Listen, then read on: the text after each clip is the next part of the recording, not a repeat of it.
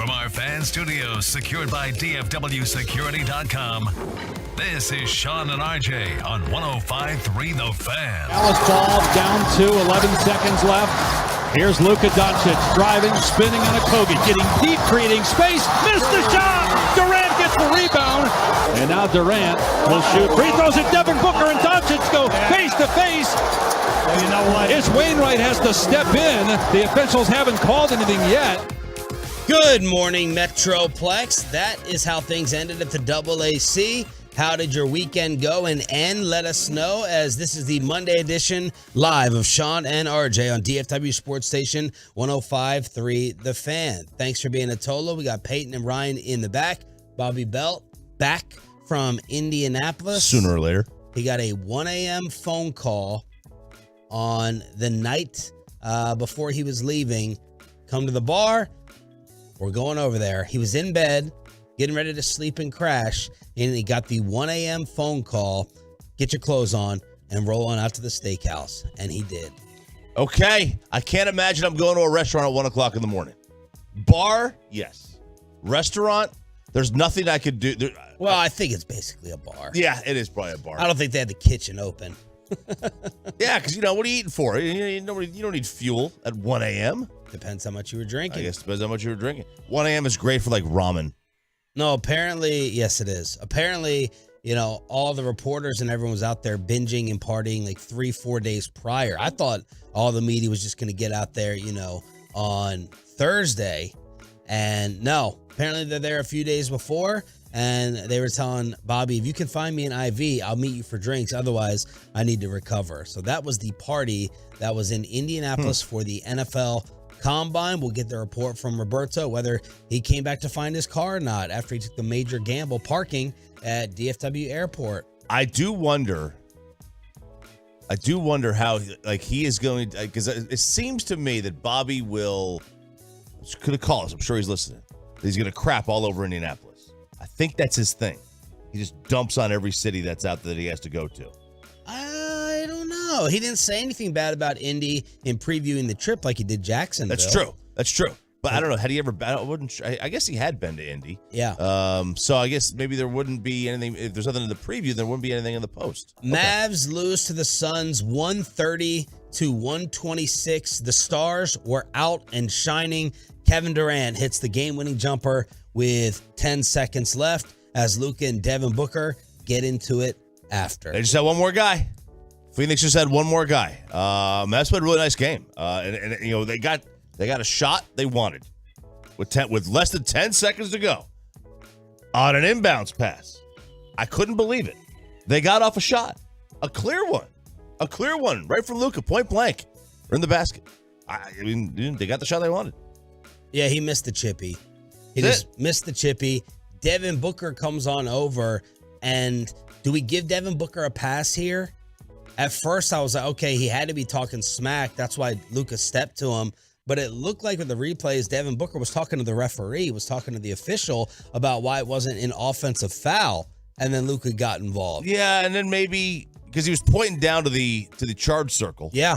Or whatever they want to call it. Yeah, so it looked like that, and then he may have said something to Luka, because Luka just kind of sprinted over to him. Yeah. It was maybe 8 feet away or 6 feet away, but he kind of sprinted over, and then they both kind of got in their face, and they were smiling, which is just psychopath behavior.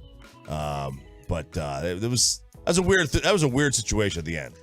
We feeling better about the Mavericks after this loss? Was this a good loss, a moral loss?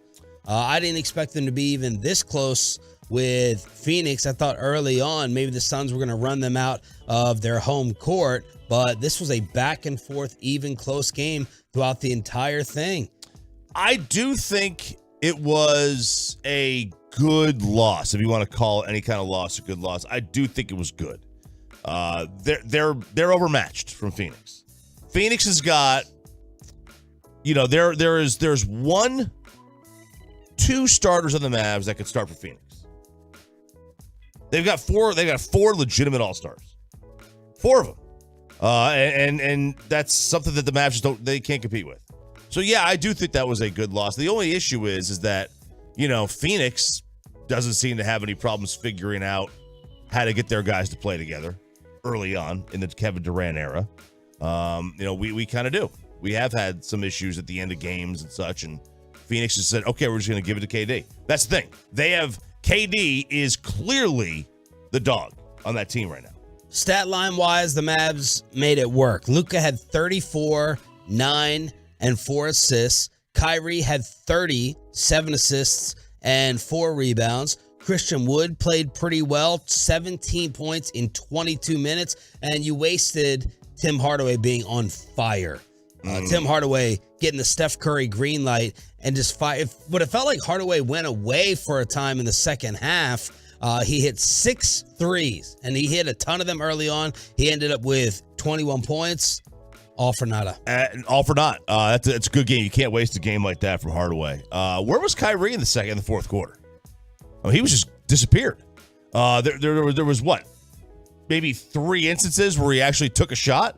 It was very odd. I mean, you don't usually see Kyrie Irving completely disappear in the fourth. Well, he scored 8. I know. 3 of them were free throws. Okay, and a technical, and then he made 2 others. So 3 of them were free throws. Then he made an 8-footer and a 3. Like, that's it. Like, he literally took like 3 shots in the entire quarter. It was very, very strange. You don't usually see somebody like him of his stature, the second best player or the best, however you want to say it, on the team, like one of the go-to guys, get 3 shots in the fourth quarter, none of which were the final 2.5 minutes. Now, they did score 31 in the fourth down the stretch, so that was my first thought. Was everyone else scoring? Mm-hmm. Were they still okay offensively? And towards the end, Ayton had the putback, Luka with the Dwight Powell lob, and then KD with the pull-up. Then Luka gets into it with Devin Booker, 77. What happened with the skirmish? I mean, based on the Warriors, I don't think so, but it's fine. It's just a competitive game, man. It's all good. Just next time, don't wait till it's 3 seconds left to top. That talk earlier, huh? This is the second time. Did he say this about Phoenix the first time when he said it's easy to talk when you're up? Or was that Golden State? I can't remember whether that was Phoenix, because I think they were up 2-0, I think, at the time in the series. Yeah. And he goes, it's easy to talk when you're up. So I love it. It's fantastic. I always root for rivalries, any type of pure sports hatred between these two. And that's what Devin Booker said. He said, y'all wanted some smoke.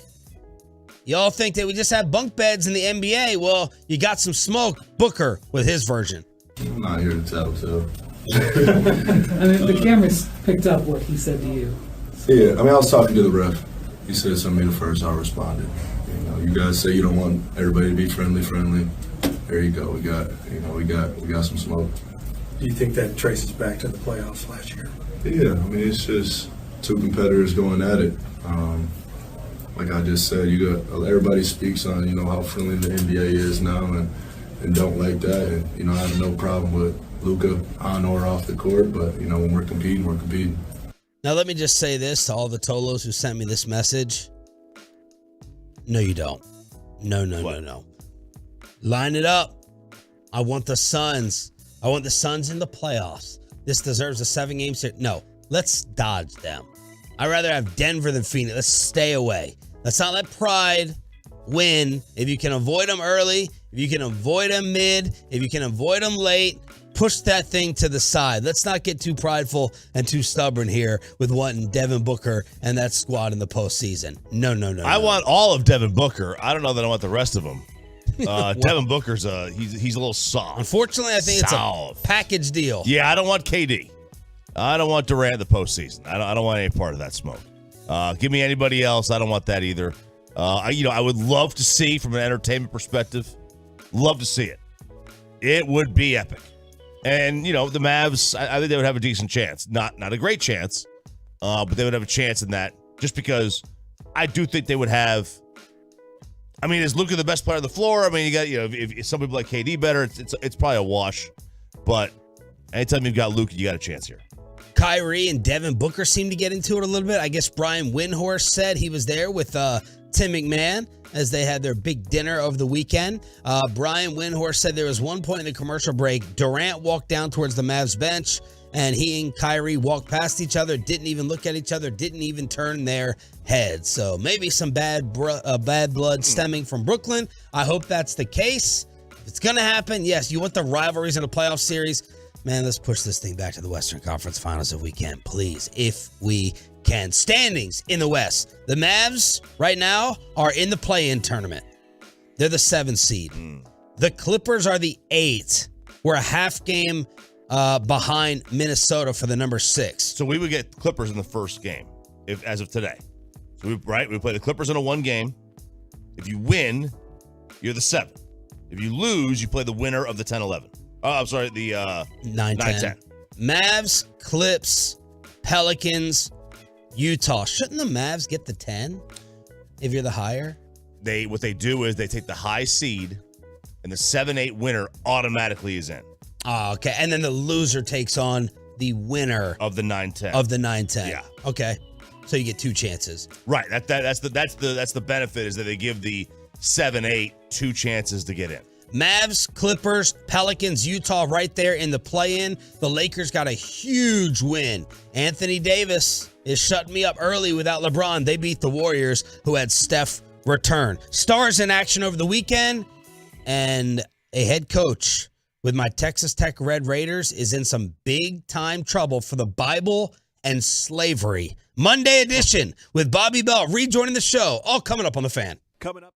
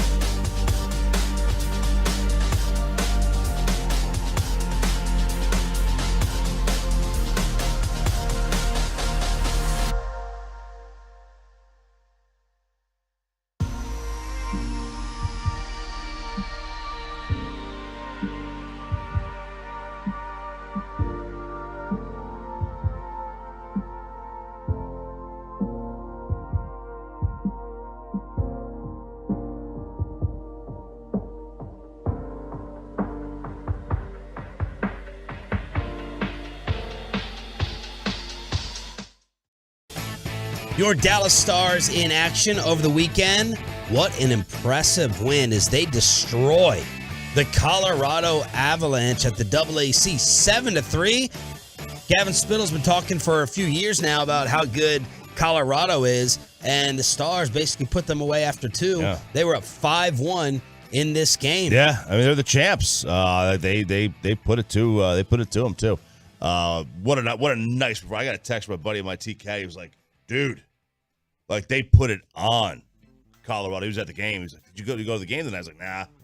They put it on him, man. What a performance by the Stars over the weekend. 3 straight wins now, 4 of 5 after the losing. They had lost 5 straight and 6 of 7. Now 3 straight and 4 of 5. And they got another one tonight. Calgary in town. So let's go see what they can do against the Flames, who kind of blew things up over the offseason. Got rid of a few guys. They changed it up. Not a complete rebuild, but not a complete teardown, but a little bit kind of like one. So let's see what they got against the Flames. Meanwhile, Mark Wahlberg was in the Metroplex this weekend, he was. pushing his new tequila, going to this brand new Mexican restaurant that I went to a couple weeks ago. It was fantastic. And here's Mark Wahlberg loving the Dallas Stars' new trade acquisition. These guys got Max Domi here in Dallas. We're in f***ing trouble. This kid's on fire. My bro. That's my little brother, Max. I'm so proud of you, brother. Wow, Dallas, you guys inherited a warrior, a beast. So that's Wahlberg back behind the bar pouring out his tequila. A little late in the tequila game, but everybody has one. Everyone's in on it. I mean, might as well get in on it while you still can. Everyone else seems to have one. George Strait, Kevin. Rank the celebrity tequilas. That's just where I was going. You're the liquor insider. All right, so I would say George Clooney's is the best. Okay, and Casamigos. Now, some would say Sincoro, the one that I got you, but I have not had their Reposado. I've only had the Casa. Yeah. So I'll say that's what. That's MJ's. MJ's is Sincoro. So since I haven't had that one, I'll leave that off. But I mean, most people would say it's the best. It's the most expensive of the bunch of the celebrity ones. MJ's? Oh yeah, it's more expensive than Casamigos. Now, Don Julio 1942, that's not a celebrity one. I'm just doing celebrities. Right, we're just going celebrity. So let's do it. MJ's is the best. Then Clooney's. And then, honestly, I think Kendall Jenner has one. Kylie Kendall, one of them. I think one of the Kardashians has one. I don't know. I'm not a fan of George Strait's. What is it? Codigo? Not a fan of it. Kevin Hart's. Kevin Hart has one. Kevin Hart has one. Oh, dang it. Kendall Jenner's is 818. Have you ever had that? I have not had 818. Kevin Hart's is Coromino. It's pretty good. So I would say that's probably third or fourth. All right. And then the Rocks is okay, Terramana. I'm trying to think if there's any others. There's got to be others. That's a lot. That's a lot. Everyone's getting in on it, though, man. And people are already on their bourbons and stuff. I mean, the Mannings have got a bourbon. I mean, just for crying out loud, everyone's gotten. McConaughey has got a bourbon. I mean, the McConaughey's got it's mesquite. It's made with like mesquite barrels or whatever. All right, let's get to what's happening in Lubbock. Texas Tech men's basketball coach Mark Adams has been put on suspension for racially insensitive comments towards a player. The school said he was trying to encourage a student athlete who needed to be more receptive to coaching. Texas Tech said that Adams referenced Bible verses about workers, teachers, parents, and slaves serving their masters. Texas Tech said inappropriate, unacceptable, racially insensitive. You got to go ahead and take a seat. So that's something you can't say. Can't say that. Yeah. I haven't gotten to this part in the Bible, guys. I have no idea what verse he's talking about. Yeah. Not a clue. Second half, probably. Second half. Second half? They're a second half Bible team. Right. This was probably a first half Bible, honest. This is probably Old Testament stuff. Old Testament. I don't think, this is probably the Old Testament. I have no idea what he's talking about, what the context of the verses. I have no idea.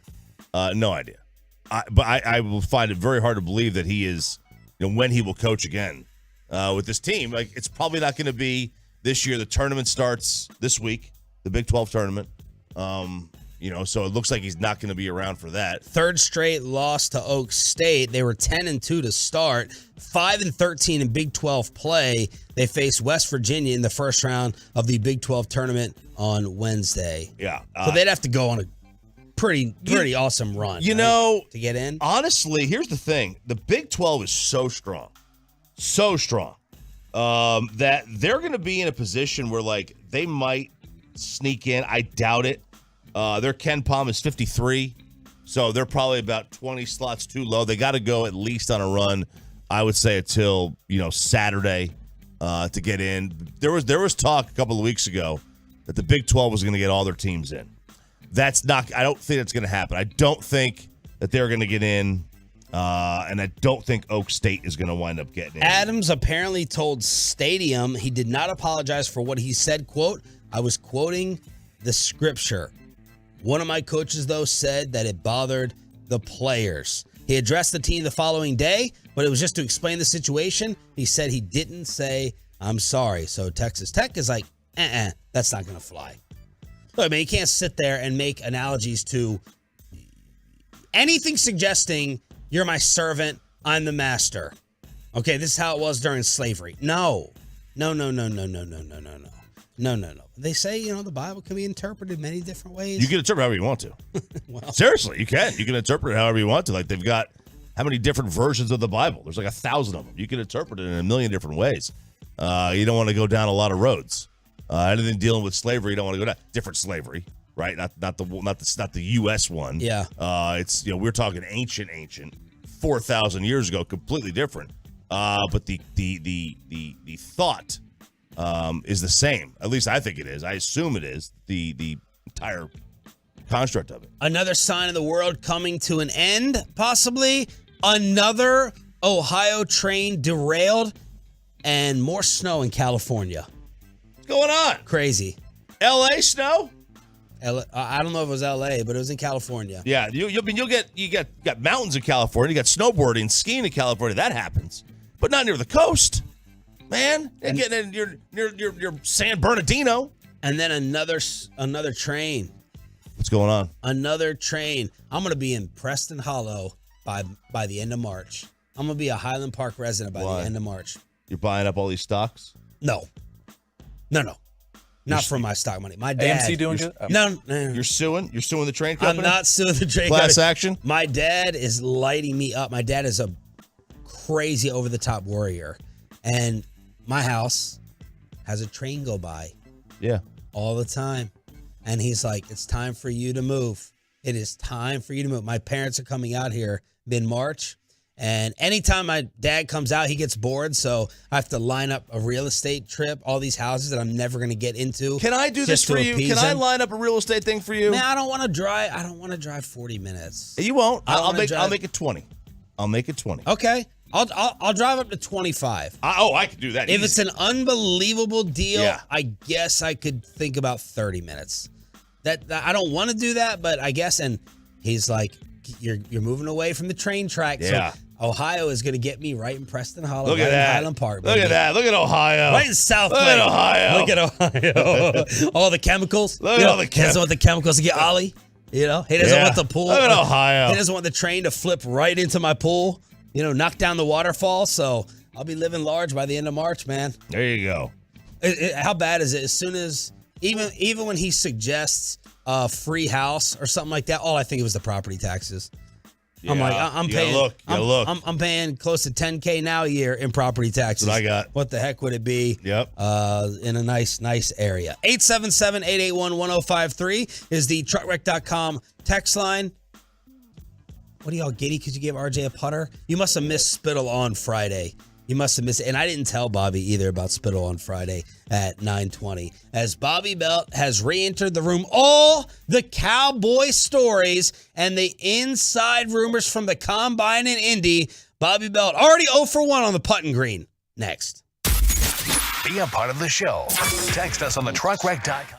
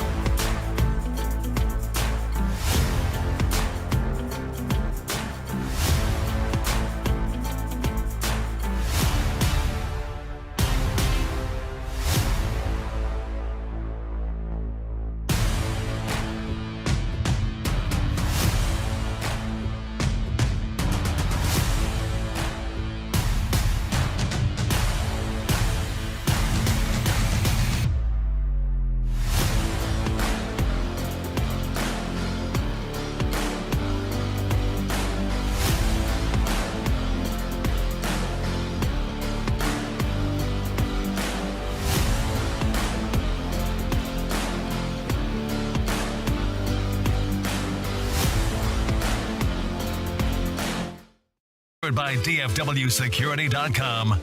This is Sean and RJ on 105.3 The Fan. From news and notes to the coaches and players for America's team, let us go inside the stars on 105.3 The Fan. And the morning show is whole again with the return of Bobby Belt here on Sean and RJ. Thanks for waking up with us, y'all. Shout out to the 6 a.m. Oh, yeah, the AM. 6 a.m. club. Tunga Vailoa. Exactly, Tunga Vailoa. Bobby, how was the trip to Indy? It was great. Coming in here prepared. I made sure to go back and rewind the 9:20 segment from Friday during the break. So I'm happy to come in here prepared, ready to go. When's your contract up? November, okay. Sean. So right there in the middle of Cowboys season. No, it was a great trip. I think I learned. I was listening to you guys talk on the way in here about how I was getting the note from a lot of people that was like, been going 5 days in a row, dude, can't go out tonight. So that was one of the things I did learn that was of value is can't just drop in here on Friday and Saturday and expect to link up with everybody that you normally would. So when do the others like usually get out there? Monday for what? Monday Steven usually talks Tuesday. Mike's the first day, so they get in there Monday the day before to get settled, and everybody's entering town. And what a dream! Yeah, because you got nothing to do Monday, Tuesday, Wednesday, basically, except to go to Jerry, Mike, or sit on the bus with Steven and the ownership, and then they actually get on the field Thursday. A lot of people who do their free agent deals when they are coming into town to talk to the Cowboys, if they don't have guys there, or even if they have guys there performing at the combine, if they're just coming in for free agency, a lot of them leave Wednesday or Thursday. So is this like the baseball winter meetings then? This is where everything gets done? Mm-hmm. All the free agent moves get done here, even though free agency hasn't started? All the groundwork is done, yeah. Here. So the drinking, the partying, what was the latest you stayed out one night? What was the biggest bill you racked up? What was the fanciest thing, most expensivest thing that you ate or drank? So it wasn't, so I was only there 2 days. The first day got ruined because of the weather.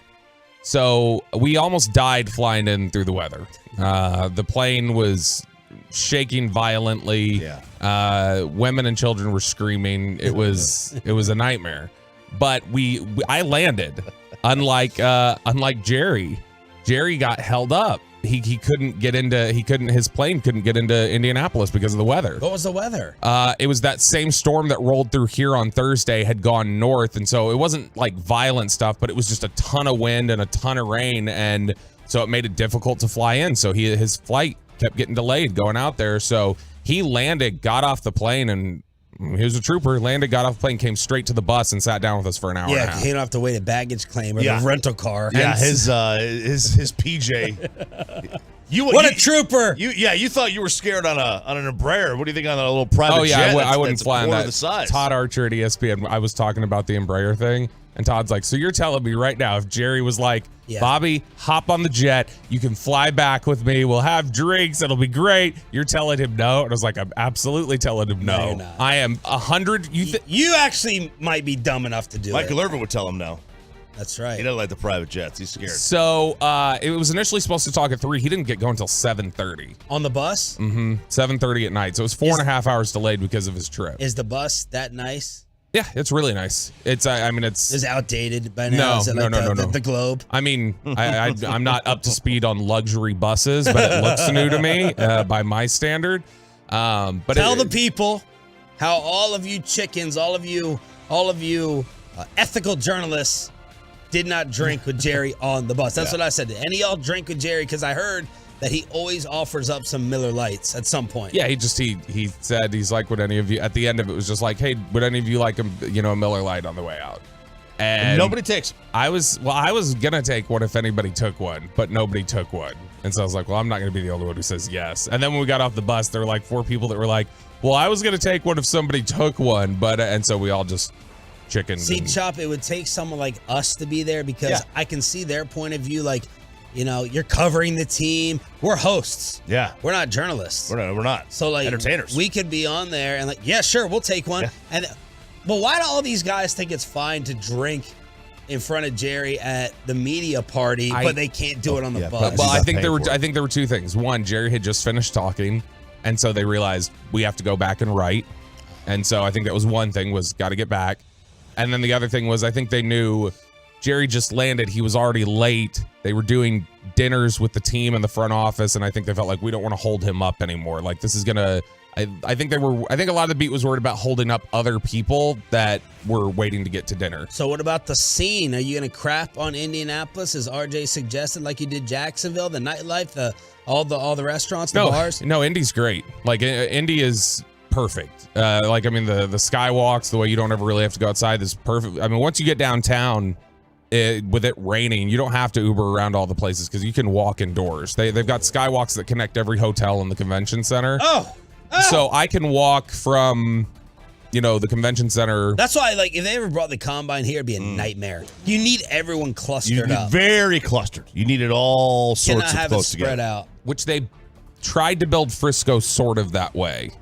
It's somewhat similar. It was built with that at least partially in mind, the star area. But no, I like Indy a lot. Indy's great. The thing about Indy is, the only thing I've noted there that's like a negative, and I told you guys this last year while I was there, is that has to be one of the highest percentage of citizens that smoke cities in the country. Really? Every street corner you're on, there's 5 people huddled together just freezing smoking. And so it's just like, wow, this is like, you don't typically see this anymore. I mean, if you smoke, that's fine. If you would do it, it's stunning to see. And so, but it's nice that first night though, because Jerry went as late as he did. He didn't start till 7:30, stayed on the bus till 9. Everybody else gets out, and John Machota was going to go out with me. And John was like, I got to write, dude. He's like, at first when it was 3 o'clock, we'd get done. I'd be done writing by 7. He's like, but now, like, I got to stay in and write. Ask a couple other people. I got to write, man. It's like, geez, okay.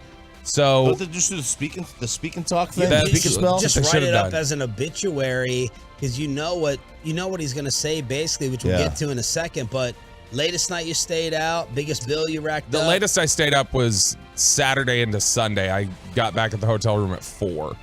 And I actually I was prepared. Like, I went in there. So they keep these places open? 3, yeah. 4? So I know Chop said there's no way he'd go out to a steakhouse or a restaurant that late. So Prime closes at 10, typically. Prime 47 does.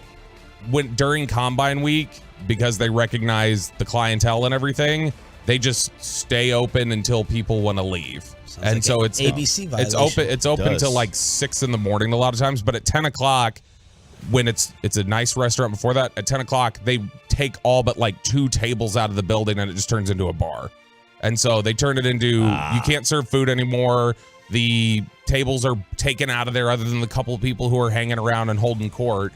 And then it's just all alcohol. But that was the night I stayed at the list. I didn't run up a big bill. Like, I mean, because the first night nobody went out. And then the second night, I didn't go out till 1, and then when I got out there, it was just people were ordering drinks and stuff. So I probably spent $100 the 2 days I was there. Really? Yeah, that was it. Stunned. I was ready to spend a lot more, but all right, let's start emptying the notebook. Take us where you want inside the Star. Bobby Bell back from the Combine. Well, the biggest thing, you broke some news too. I did. I got to break some news. The Cowboys are placing the second round tender on Terrence Steele, which is interesting because he's a restricted free agent. They have the option of the first round tender, the second round tender, the original round tender, or right of first refusal. And each of those come with cheaper salaries as you go along. First round tender, $6 million, second 4.5 or whatever it is. The idea being that if you're a restricted free agent, the round tender says if somebody signs you to an offer sheet, the team can either match it, or if they choose not to, they get draft pick compensation. So they weren't going to do the original round tender because Terrence Steele was an undrafted free agent. You get nothing back. A lot of people, I think, thought he was going to get the first round tender. With that ACL, it's the ACL that he suffered at the end of the season, I think, limits. Meaning they thought someone may give up a first round pick for Terrence Steele? Yeah, somebody would do that. No, they wouldn't. Really? Yeah. What? Yeah. Then take it. A first round pick?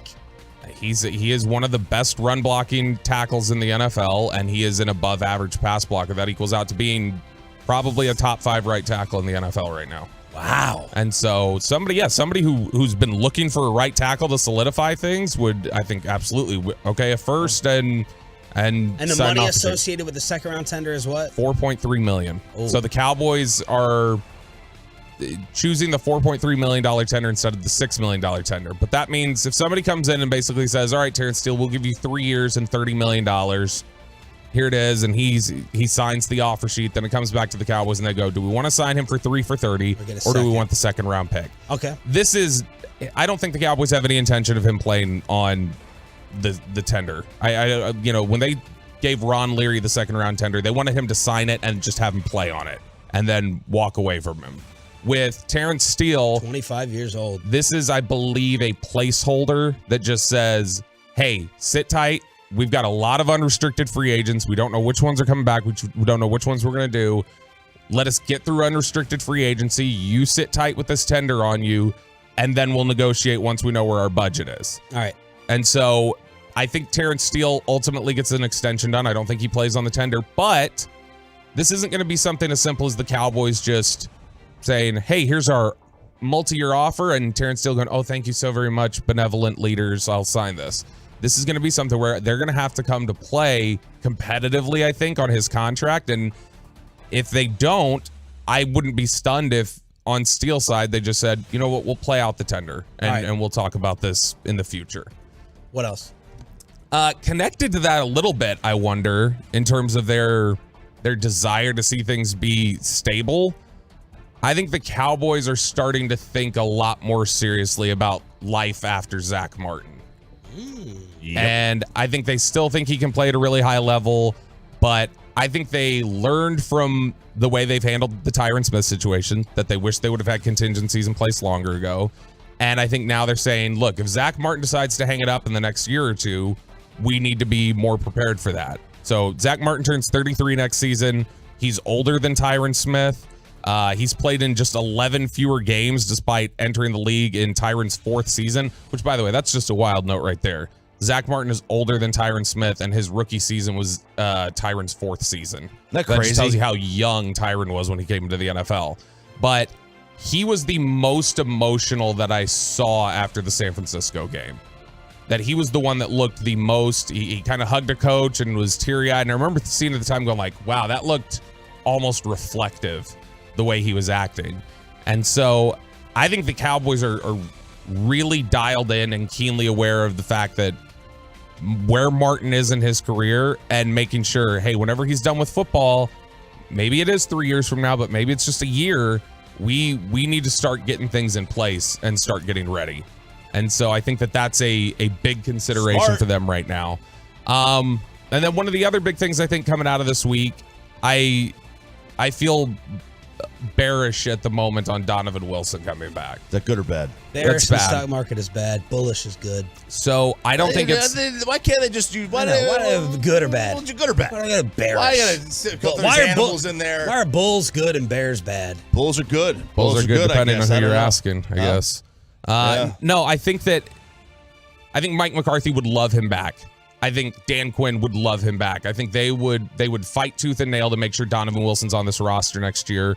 But is the money going to work out? Is the dollar figure, is the gap that's going to be there, which I think there's going to be a gap, is that gap going to close enough? This team wants him back, and I think Donovan Wilson would like to be back here, but the Cowboys place one of the lowest values in the league on the safety position. And Wilson is going to have a market on the open market, and the Cowboys are going to have to compete with that, financially. That's just some of the combine notebook being emptied by Roberto Belt back from Indianapolis. Was that a good loss for the Mavericks against the new look Suns? And Ja Morant has been suspended. Should he have been? Next on The Fan. But let's get you over to the great.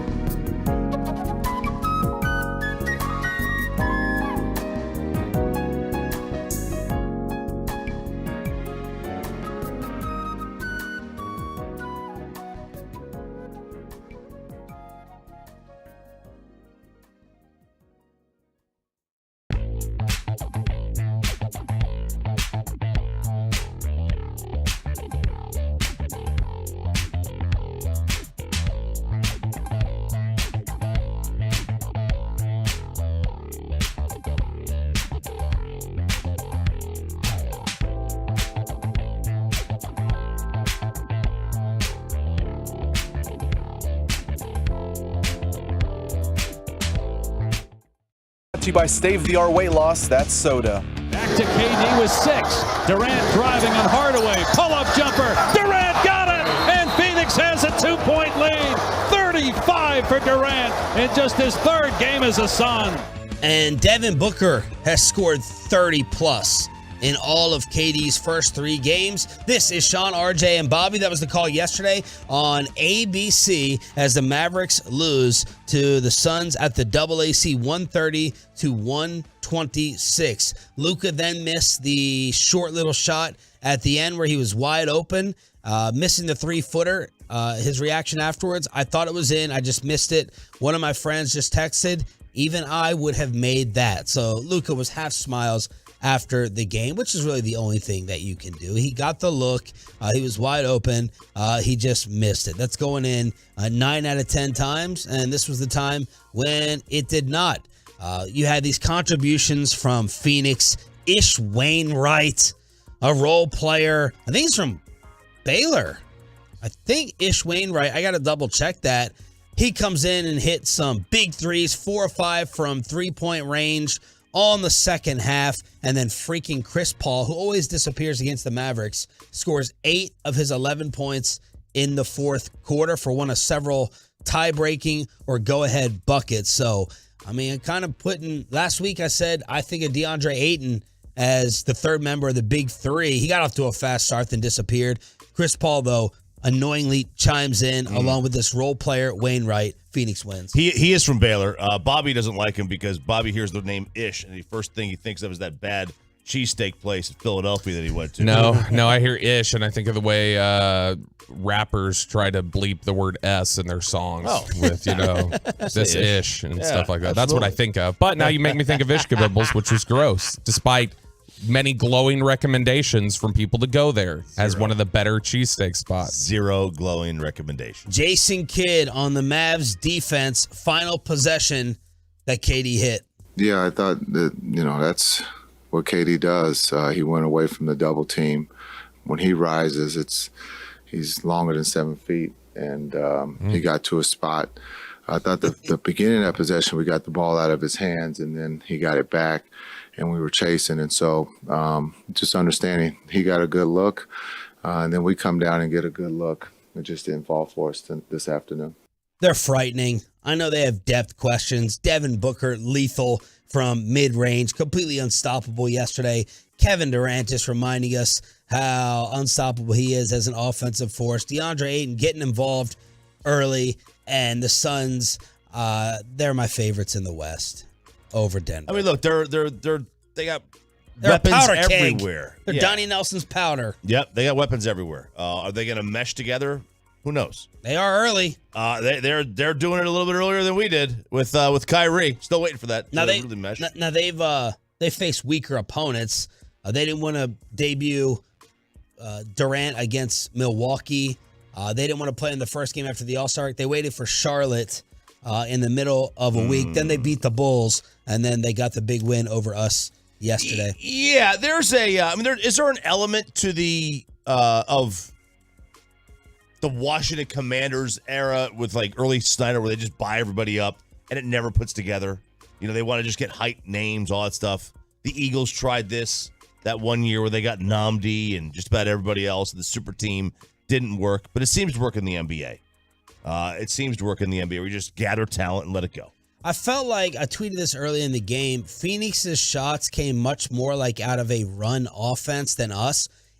With the Mavs offense, it really is, here, you go one-on-one and I'll dominate my matchup, or Kyrie, you go one-on-one and you dominate your matchup.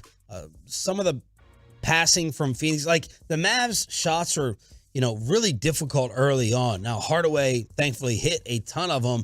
I'm just worried what happens when you go cold. You got to get some easy buckets out of your sets. You got to get them out of movement, not just here, one-on-one, create a highlight reel if you're Luka or Kyrie Irving, as both had fantastic games in the stat sheet. Bobby, you haven't talked about the Mavs for a few shows being off. Did this make you feel better about them, that they play with the Suns back and forth all game long? No. Okay, then. It does. I heard you guys earlier. I know this is a sort of moral victory in y'all's opinion, but like at some point here, we're damn near 10 games into this experiment, and at some point you guys got to start winning games. Like, I don't care that Phoenix is a better basketball team than you right now. You've matched up well against them. You're at home. The difference being in this, I mean, look, Booker and Durant took 42 shots together. Luka and Kyrie took 42 shots together. Booker and Durant shot 65%. Mavericks shot 45%. That's the game. Like, they've got to play better together. Let me spin the last 5 games. I'll try to spin this. Hit me, O'Reilly. They dropped 142 on the spin. That was a no spin zone. Good reference. They beat the Spurs, scoring 142. They should have beat the Lakers. They were up 27. Horrible loss that I was in person for against the Pacers. Stunned all of us by beating the Sixers. And then back and forth with a coin flip yesterday against Phoenix. That's not bad. That's not bad. Is that 3-2 or is it 2-3? 3-2? That's 2-3. Boy, I'll tell you. Is that Pacers, a crazy spin job I just did? I mean, I said this Pacers game was a horrible loss. I think it sounds like a lot of excuses for a team that's 2-6 in their last 8. And ultimately, you're just not finishing ball games, and that matters. Okay. Jeez. Yeah, I mean, look. What do you want me to do, Sean? I want you to look at my Look, we would have beaten Indiana if you wouldn't have been the Shanks and you wouldn't have been there. How could Philly and Phoenix back to back not make you feel better about them? That's the way I'm looking at it. First of all, I don't think Philly's very. I am out on Philadelphia.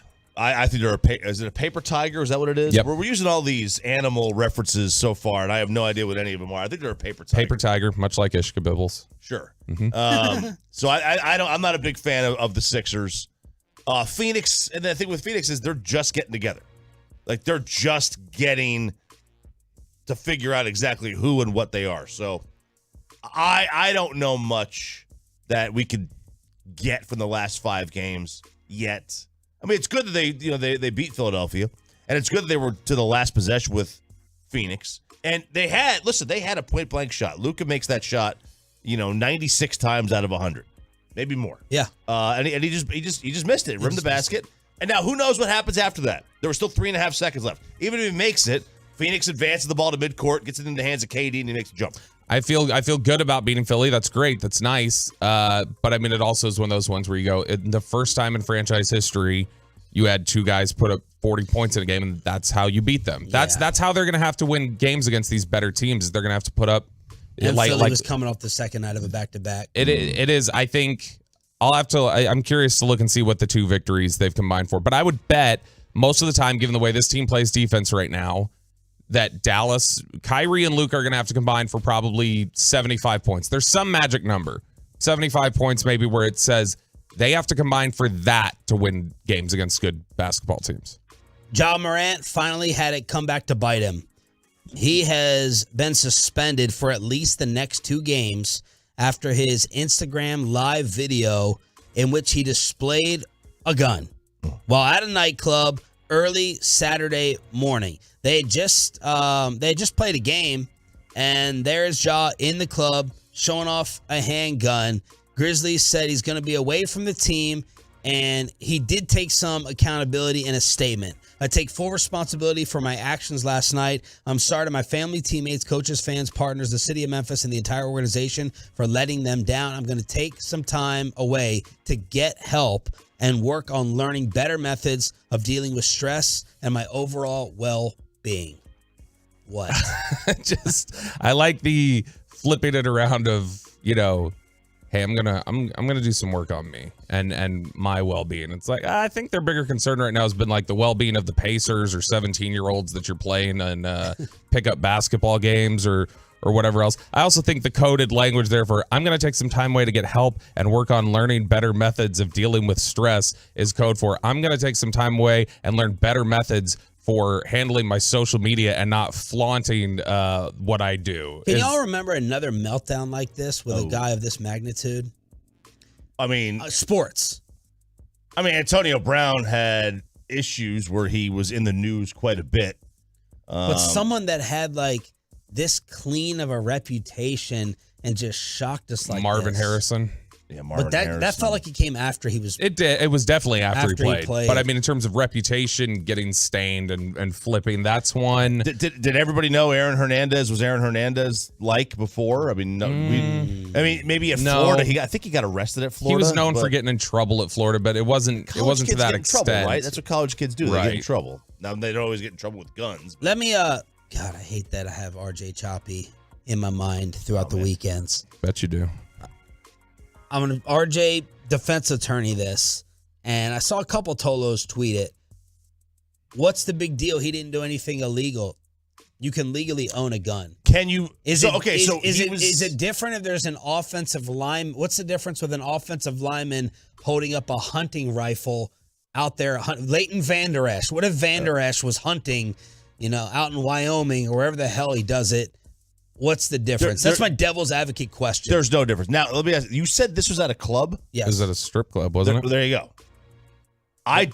There you go. What? It's illegal. You can't have guns at a bar. You can't carry a gun anywhere where alcohol is consumed. Yeah, but I feel like In let's Tennessee. be real about it.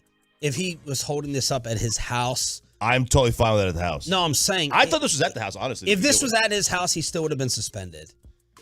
They didn't suspend him because it was illegal in the strip club. Let's be real. Bro, you not gangster. Okay, I think a lot of it also depends on, again, context. Like, so who was the player with the Raiders who tapped the gun on the phone at his Damon house? Arnett.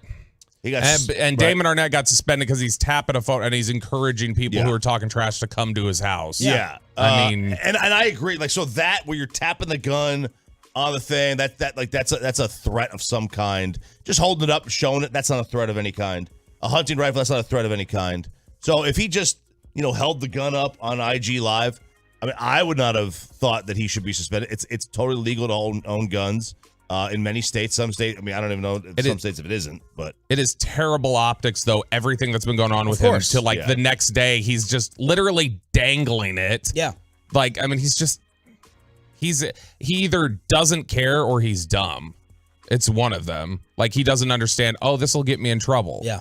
I mean, it's similar. It is similarly bad optics to me as let's do the pat down of the Alabama kid.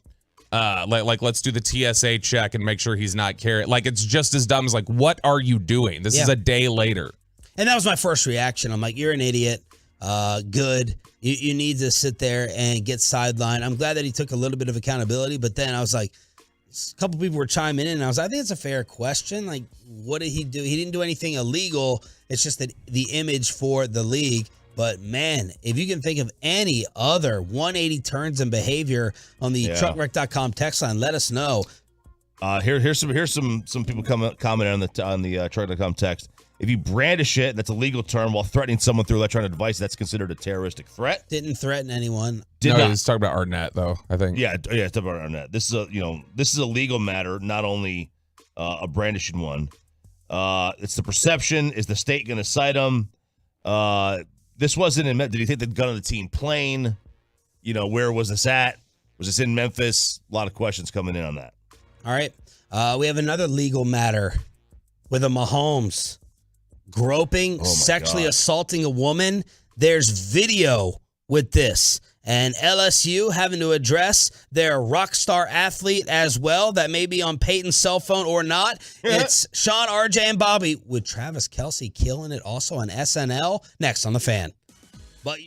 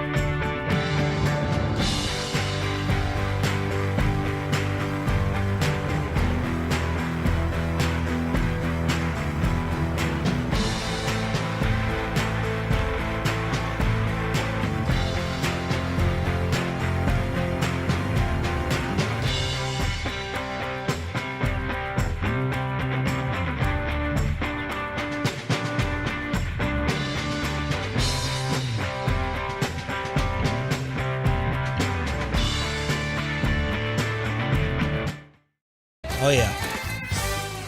I love this music. Give me the whole thing. So are they good about that show? And do Peyton as the musical guest. Introduce Choppy as the host, and Peyton as the musical guest. No, RJ Choppy with musical guest Peyton Russell, Travis Kelce. Didn't that guy get canceled? Travis Kelce? No, the guy The from intro the guy? SNL voice. One of these intro voices got canceled recently. I can't really within the last 3 years. I can't remember who it was. For what? Really? Who knows? What? I thought one of these guys got fired. Maybe I had a dream. I'm pretty sure Troy said something before he left. Maybe that's why he left. Well, Don Pardo is the guy who did it for forever, and he's dead. Maybe he's he been died. dead for 10 years. Maybe he just because died. now I guess it's Daryl Hammond does the voice.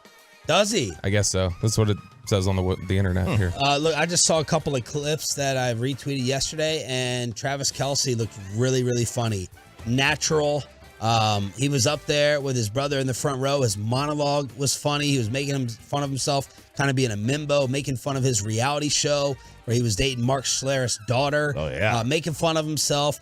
Did an amazing skit where they were helping guys pick up their girlfriends.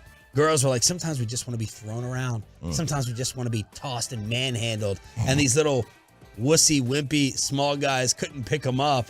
So they hire these NFL players, run a service where they come in and they pick the girls up and put them over their shoulder. He brought in a couple of his, offensive line teammates, had his brother Jason as well. It was hilarious. So the reviews sound very good for Travis Kelce Saturday Night Live. I have not watched this show in forever. Yeah. The viral clips that come out is occasionally you get a monologue, like a Chappelle or a Bill Burr that creates kind of news. Mulaney, somebody like that.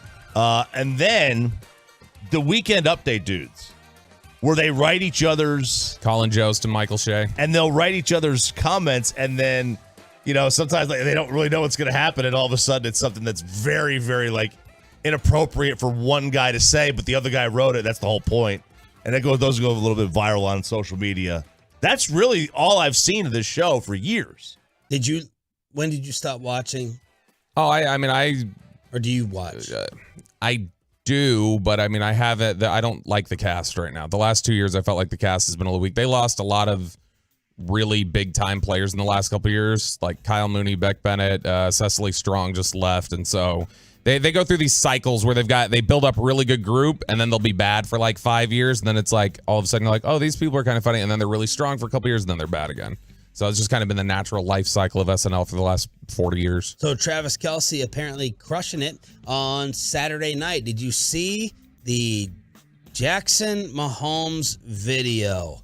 It felt like Patrick had silenced the two thorns in his side socially throughout the season. We didn't hear from his wife very much. We didn't hear very much from his brother, who everyone just views as an all-time annoying character. Well, according to the Kansas City Star, police are looking into claims made by a restaurant owner in Kansas who alleges Jackson both sexually and physically assaulted her and her staff at her restaurant.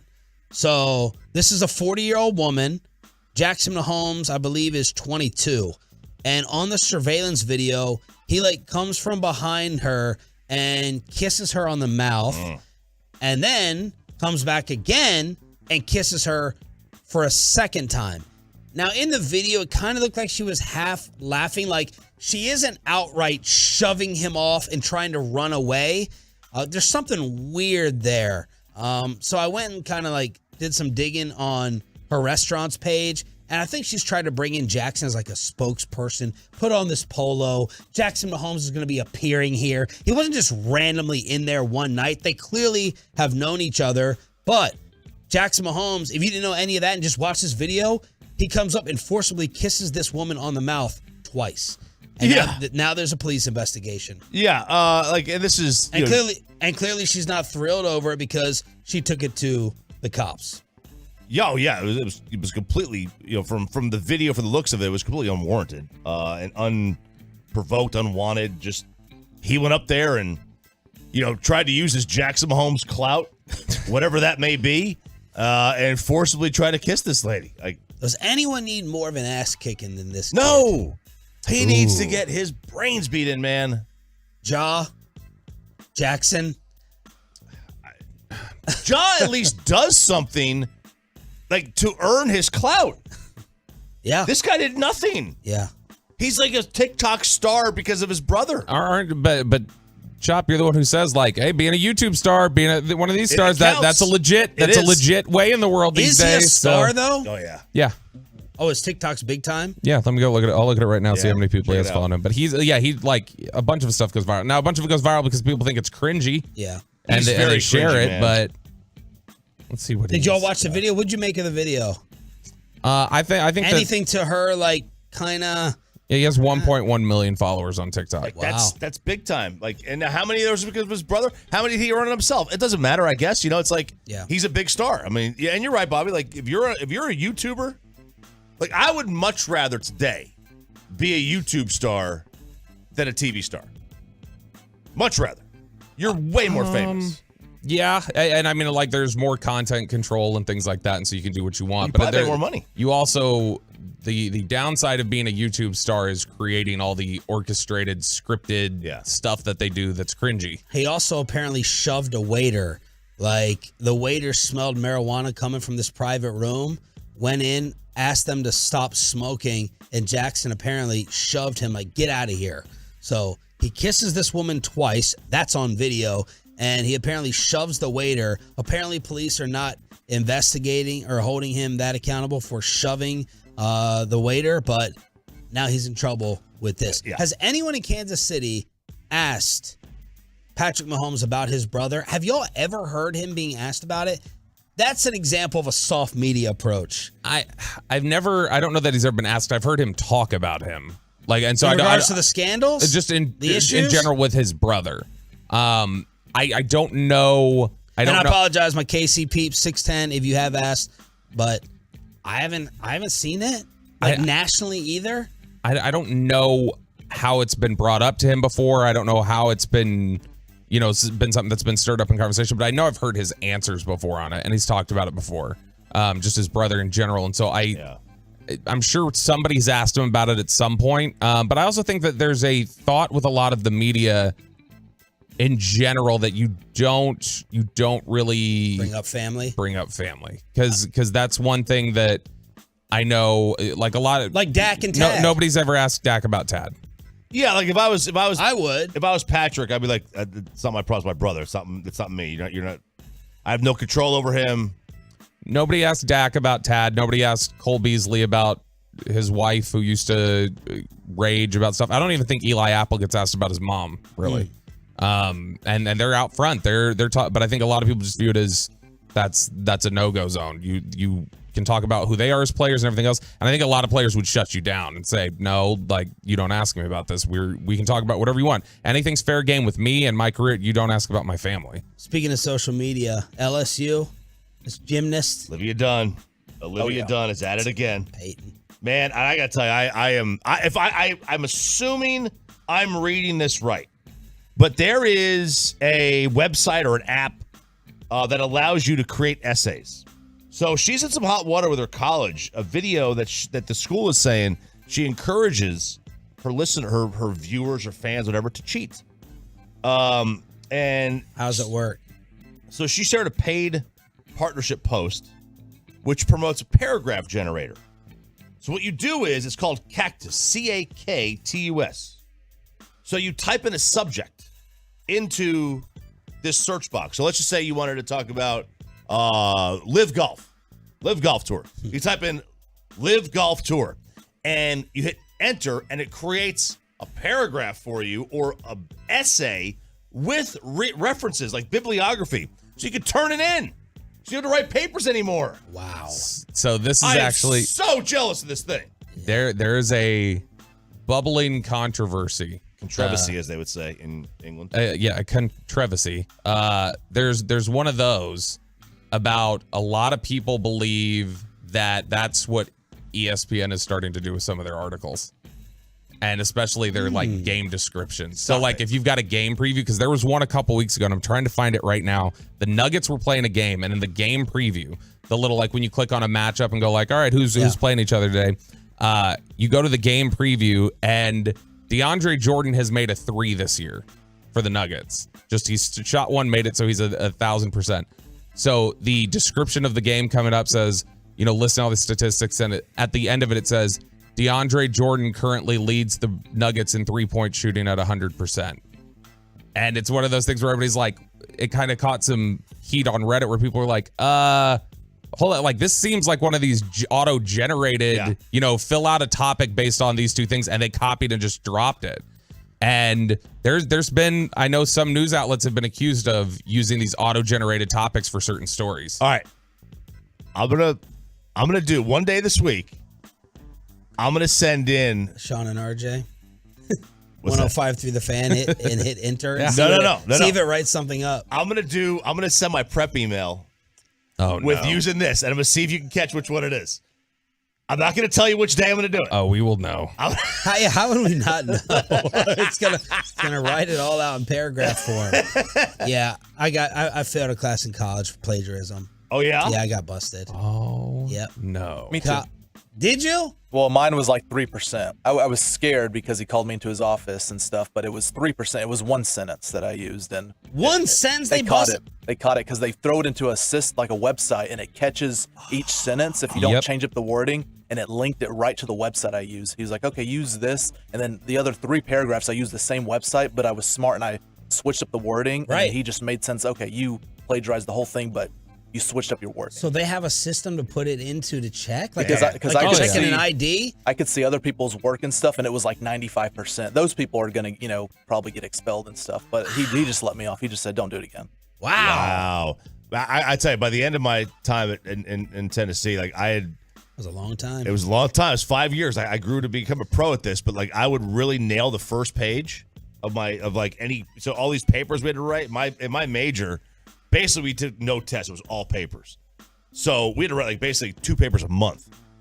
I would nail the first page, and I would basically spend the next 5 to 6 pages repeating everything I said in the first page because I knew they weren't going to read beyond the first page. In different, like you would just word it differently? And I would word it differently, and then I would go to the library. I would get like 5 books or 8 books.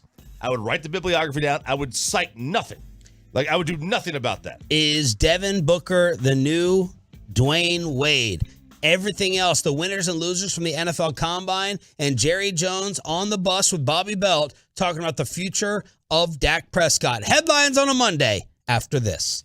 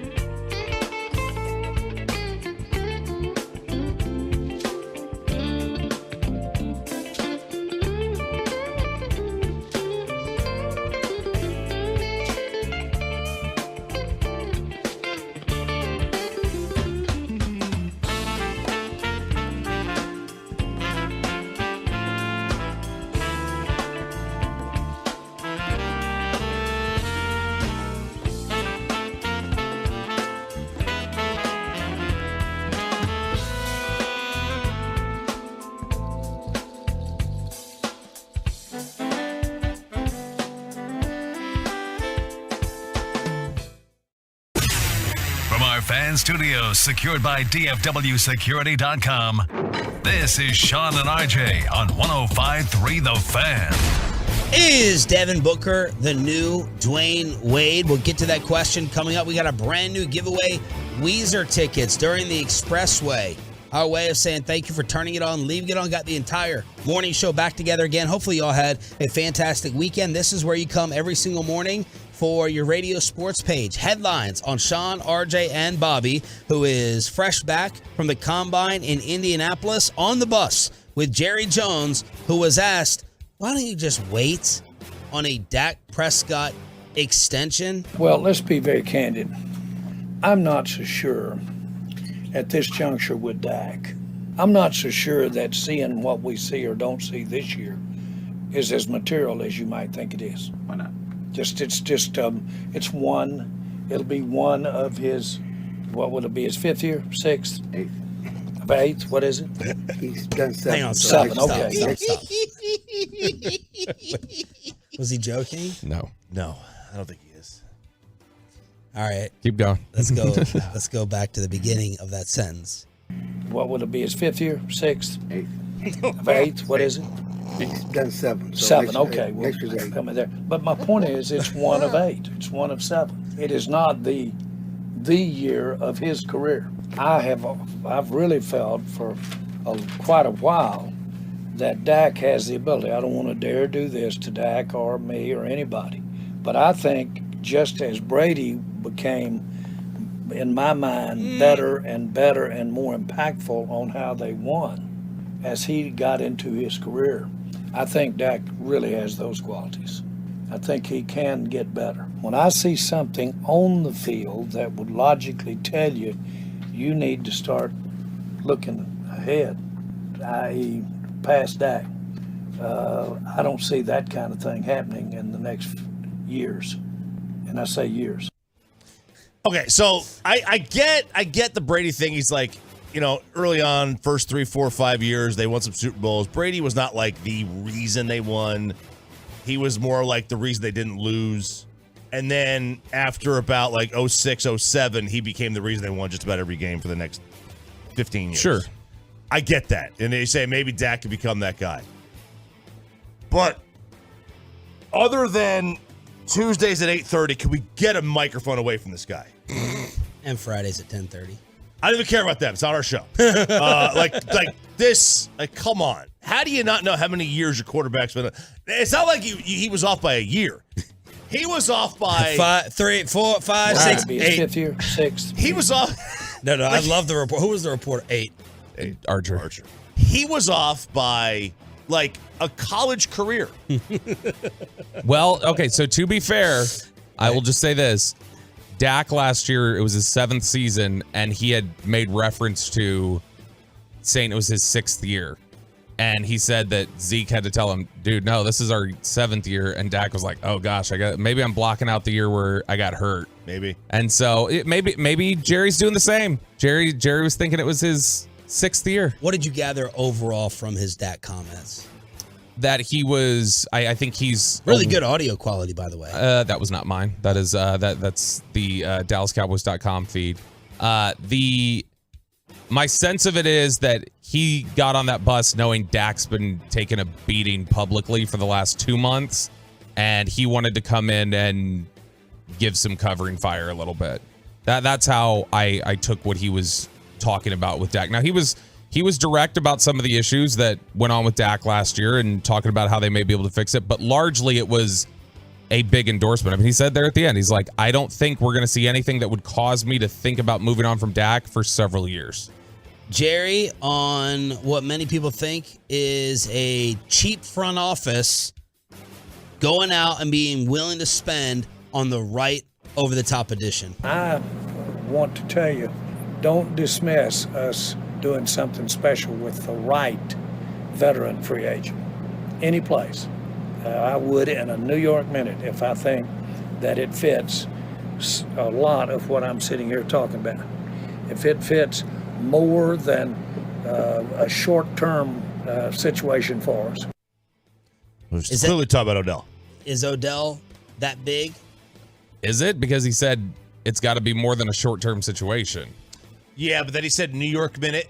He did say New York minute, but I just took that as a Toby Keith reference to should have been a Cowboy. She just said yes in a New York minute. I think they would view Odell as a rock star addition. They would. I think they would. They would, but I think he was saying, when he's saying don't discount, I think he's playing both sides to the middle, right? Like he's trying to say, do not discount. I absolutely will go out and spend on the right person, blah, blah, blah, with the caveat of, but it's got to be short term. Okay, so you're talking about finding the right free agent who you would be willing to sign for like a 5-6 year deal. That guy's not out there, so you're covering yourself because that person isn't there that you would sign. You can't sign a vet for 5-6 years. Anyway. The Cowboys are NBA players when it comes to fighting. That's all they are.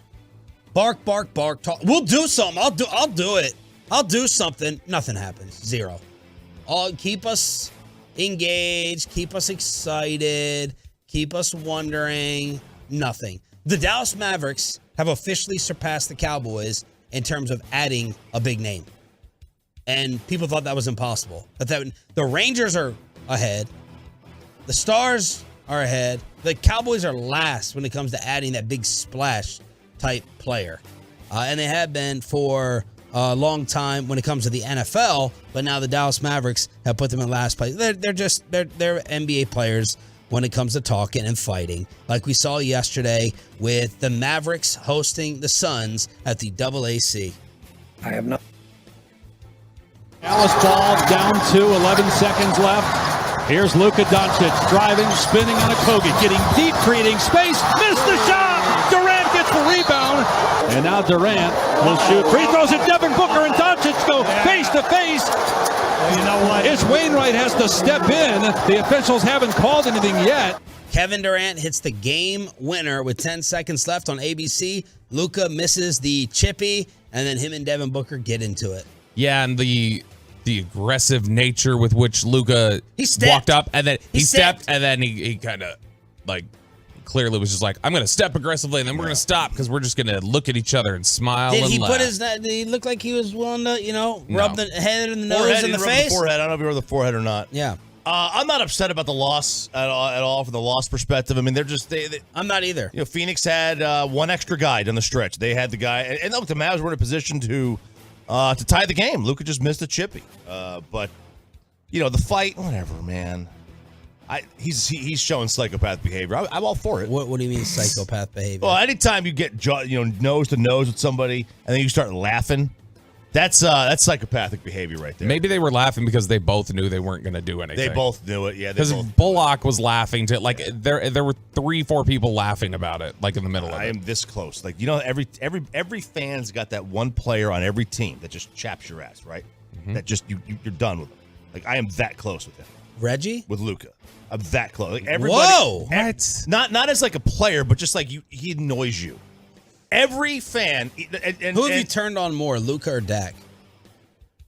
Well, I still root for him because as you discovered both, and now you've just been sharpening the knife in the background. Look, you still love them because it's like they're yours, right? They're on your team. It's like my oldest kid, my oldest son. He just annoys you. He just annoys me, right? He's a teenager, but I still love him. But is that what you meant when you said Luka annoys you?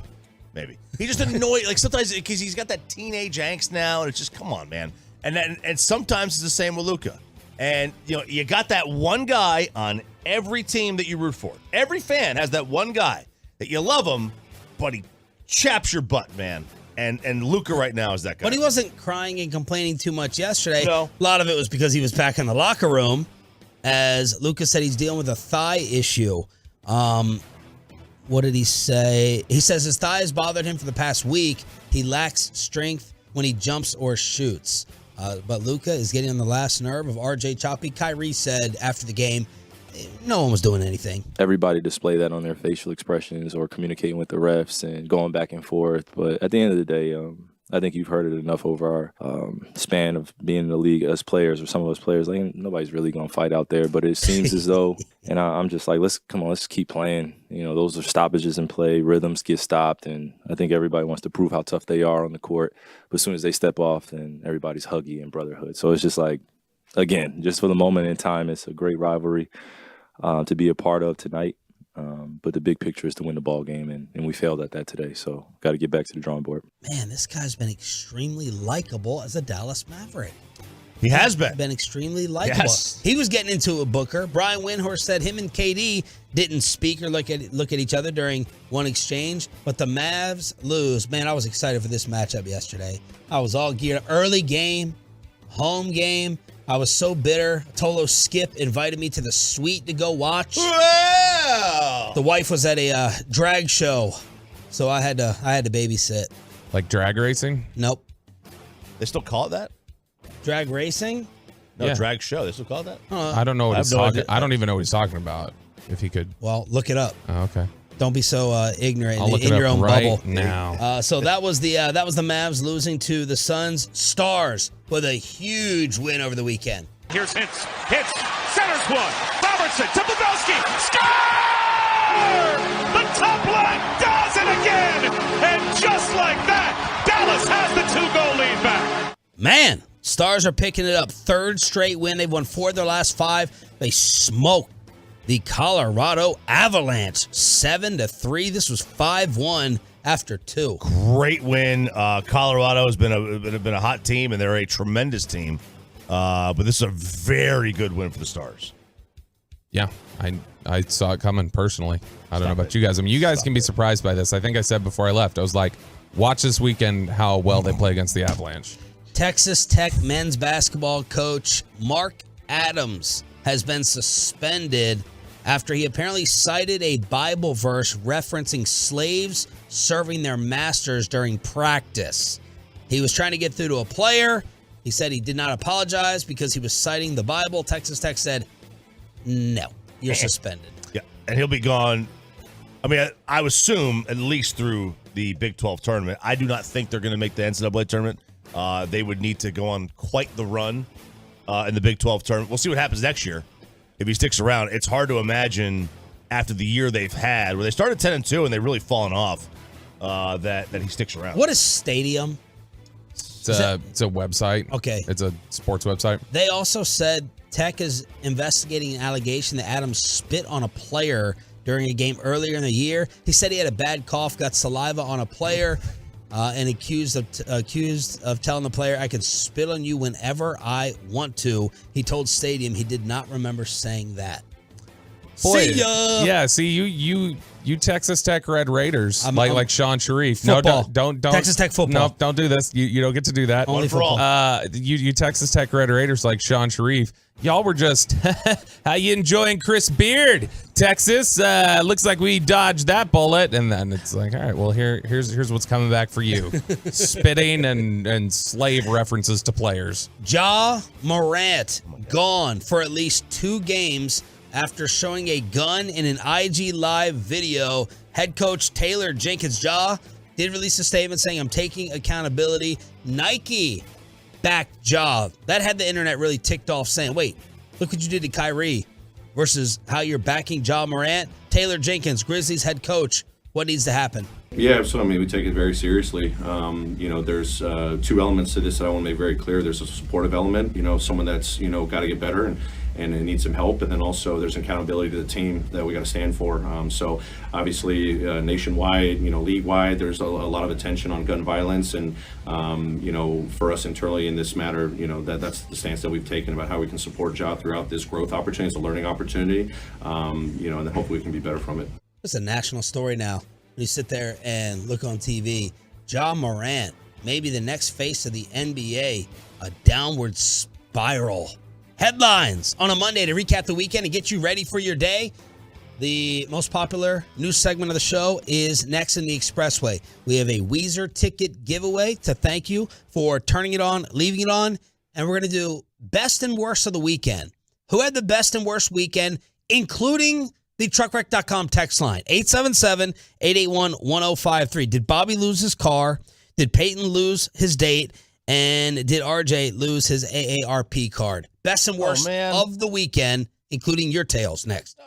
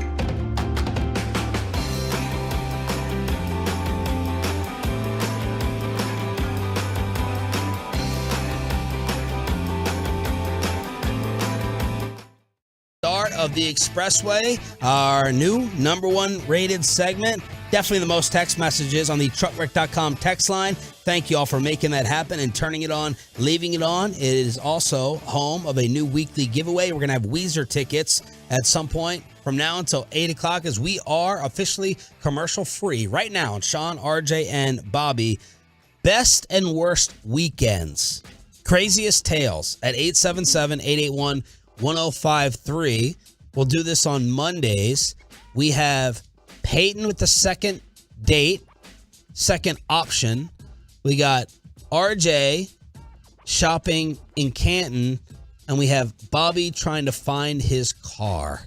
Ask Ryan who he wants to start with. Who's he the most interested in? If he heard anything that I just said right there. What do you say? He elected mine, so I guess right. we'll start it off. All right, Pepe. 0 for 1 with Jane Doe. She said, get back to me in 2 months. And you had the Friday night date initially set up with someone on one of the dating apps. Well, I think Jane Doe is just trying to get her money right. You know, she's trying to build up that bank account and stuff. Even though I told her, hey, I got you. I got money. I got you. You don't have to worry about it. You don't have to worry about it. These dates are all on me. But, hey, she said wait 2 months. So I think we're now, 51 days away. Stop the countdown. You gonna tell her? Hey, are you gonna tell her? Say like, I'll check back in 2 months. If you're still giving me the push off, we're saying your name on the air. Oh. Yeah, and threats. That's why I don't talk about you on Friday. Any correspondence whatsoever with her? I mean, she followed me back on Twitter. So. Oh, about time. No, follow back. That means you followed her first. Well, that's why I said followed back. When did you follow her? Last week. After the segments. After the segments? Yes. Oh, yeah. No, this was like Thursday or Friday last week. But it was like 35 minutes after I followed her, so no big deal. But no messages? Oh, no. Okay.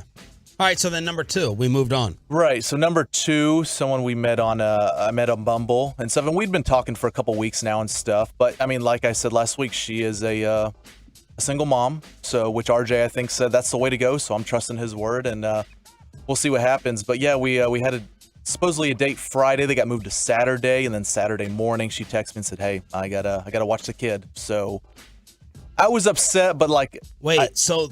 The date was first supposed to happen on Friday. On Friday. She pushed that back to Saturday. Right. And then Saturday morning. Came, yeah. And she canceled.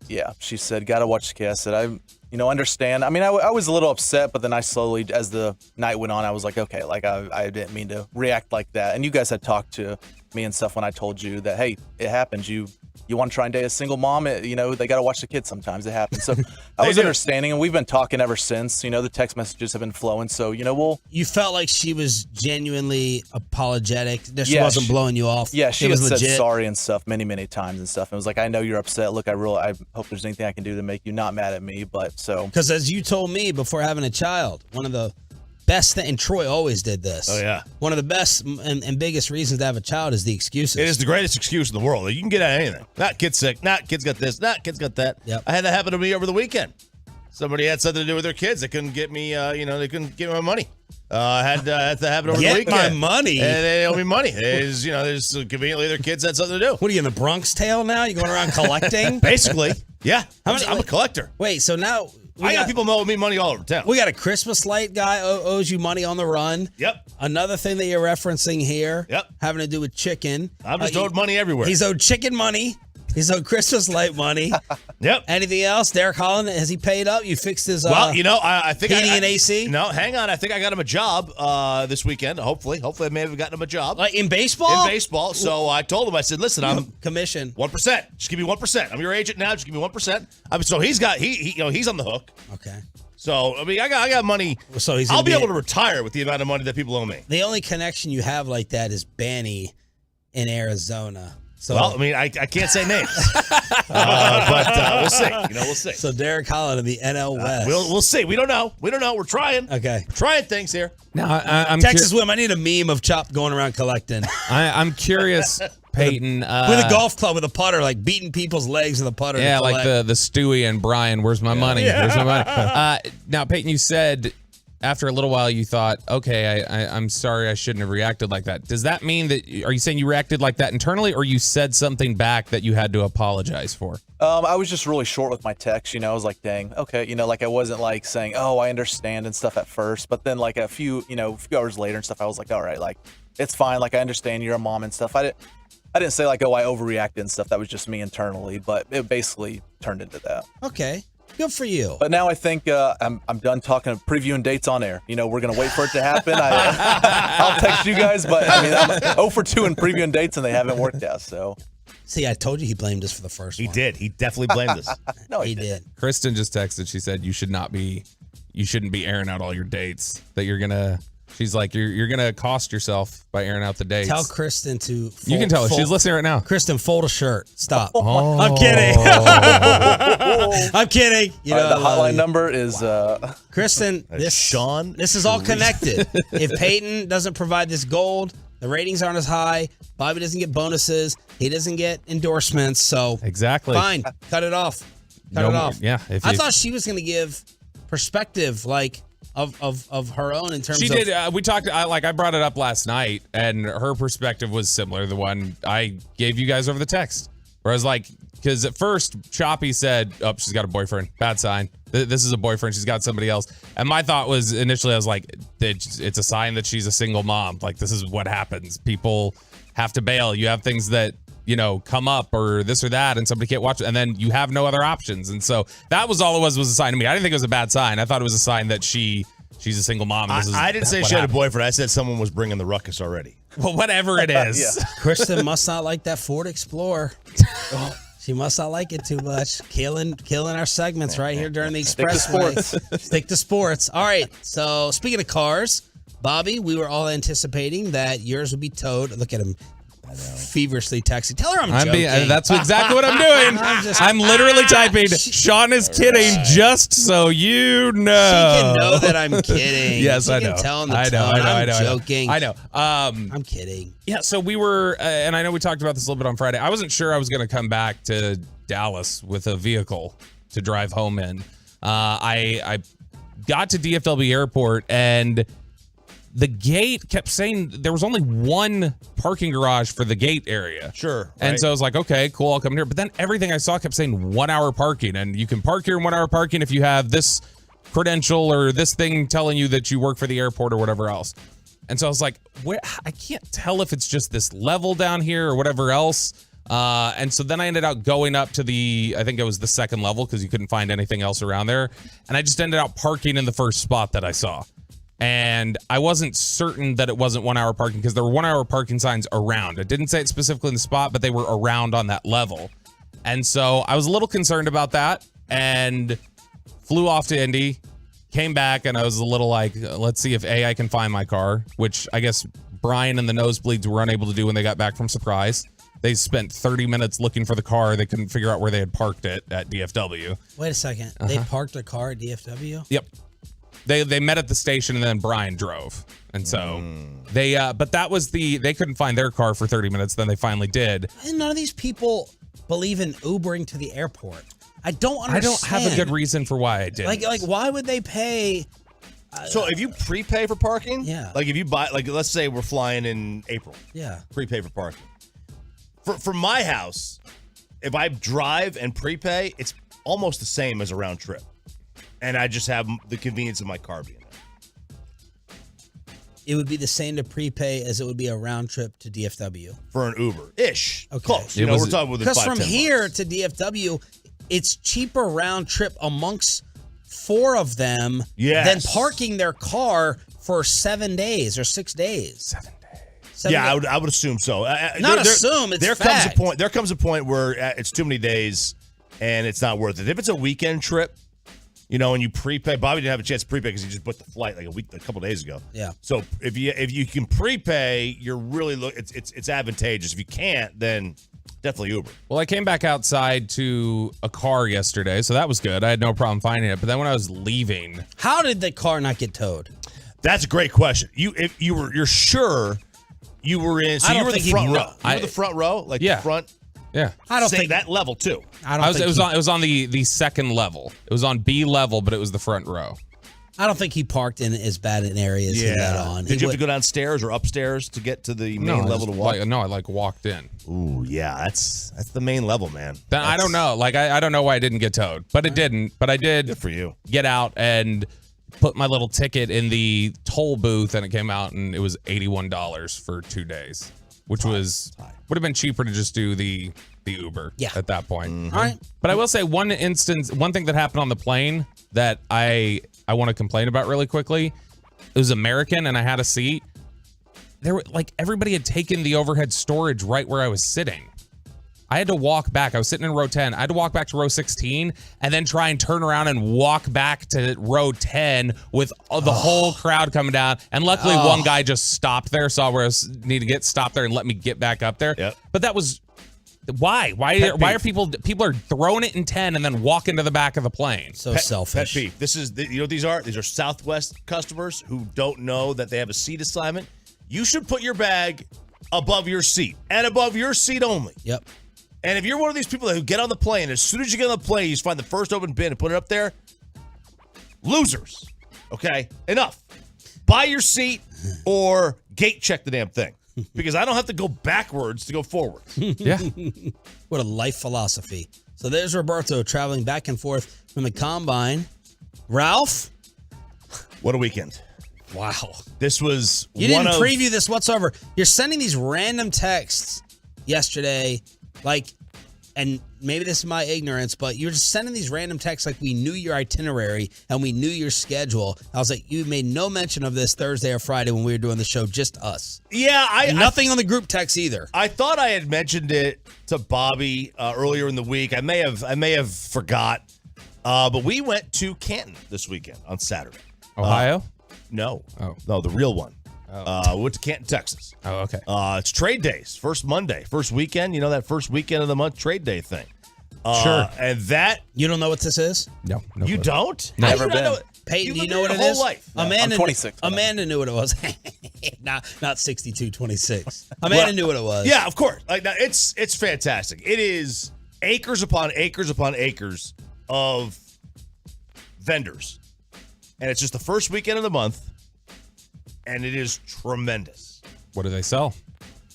Name it. Whatever you want, it's there. Now, some of it's junk. Okay? There's a lot of antiques. There's a lot of junk in there. You get some of these guys out there who've got these trailers hooked up, and you're just going there, you're just picking things. I wanted some outdoor signs for the, I wanted some bar signs. Wanted to get some of those. We got a front door mat. It said, "Hold on, we might now be wearing pants." For whose front door? Mine. Well, ours. Okay. Ours, because she's moving in. We got some other sign. I know, right? Some other signage. We wanted to look for furniture. Wanted bar stools. Didn't really find what we wanted there. Didn't really find it that. But I got a major problem with some of the people out there. They're old? No, there was quite Tolos galore. What? Yes. Stunned. We had free parking. Tolo was the parking guy. He let us. I don't want to name names. They were gonna wait. This place. Wish he was working DFW. This place has paid parking. Yeah. Usually. And I don't want to name names. I don't want to get him in trouble. Okay, but he knows who he is. And he's very. It is thankful. So he recognized your face. He recognized the beard when you pulled in. We pulled in. Now I wasn't driving, and I don't usually not drive. She drove. She took her car. And I am usually the driver, no matter where I go, because I have no personality in the passenger seat. That's very considerate of you, actually. What? To recognize you're not a passenger seat personality. I have no personality in the passenger seat, but we pulled up, and he was on the passenger side, and I rolled the window down. I was going to pay him, and it was only $5 to park in this lot. And he recognized it right away, said, "You guys are good." So I appreciate that. I don't want to name names. I don't want to get him in trouble. But the people that are out there, and we knew this. She had researched this. You need to rent a scooter, and you need to reserve it. The people that are out, able-bodied people, 30 years old, driving around on these little scooters, you should be ashamed of yourself. Like the Lime scooters? Like the ones, the sit-down ones that grandma has the shopping carts. There are old people that need these things. All right? And you guys are out there, you're 30 years old, you're carrying your stupid dog, leave your dog at home and walk. So when you say it's all these different vendors, is it Is it like small businesses, or is this like, hey, Marge from Myrtle Springs has a booth here? No, these are like very like, mom and pop stuff. They're trying to sell their essential oils or their fire pits or their grill stuff. You got ammo guys out there. You got, hey, look at these knives. You got knife guy. I mean, everything you could possibly want is out there. Everything. It was fantastic. Except I was scooters. Dead tired. I was so tired at the end of the night. But I did find one thing, Sean. The most comfortable seat I ever sat on. It's like a little padded cushion. Mm-hmm. Never go. I can't. How far is Canton from here? From here, probably 50 minutes to an hour east. Okay. But my house is like an hour 30, hour 40. All right. It was fun. So I this would is go like again. a poor man's Waco, where everyone goes to shop. Oh no, way bigger than Waco. Blows Waco out of the water.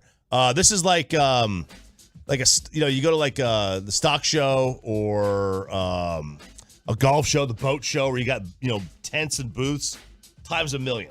Just goes on for days. What was the seat? It's like a seat that you would have for like you go to a ball game, your kid's game, you put the seat down. A lot of truckers buy this thing. Like those like 90s like padded seats. The things you'd see at the Super Bowl and like bleachers and stuff like that. But they're made of some kind of weird gel material that never kind of compresses, so it always maintains its seat consistency. You bought it. No, I was not spending that kind of money. It was how much? It was like $100. I was not gonna. Most comfortable seat ever? It's just like a little pad. It's a little pad. Easily the most comfortable seat I ever sat in. But you would put it like on a chair, on a couch, like you would put it on like a bleacher. Okay, that's it. Yeah, that's really it. Really. If I was a truck driver, I would totally get it. Okay. Because I'm in my car the whole time. But for me, didn't really need it. Let's hear from the Tolos. 877-881-1053. Anything crazy as we have the missing girlfriend, the missing car, and RJ with the missing seat. Best and worst of the weekend. Mondays here at 877-881-1053. Anything jumping out before we move on? Let's see. They're basically saying it's known as the world's biggest flea market. Okay. That's kind of what it is. But they're all kinds of Canton stuff. All kinds of Canton stuff. People loving it. We did have somebody was celebrating the fact that they hit a 6-team parlay on XFL games.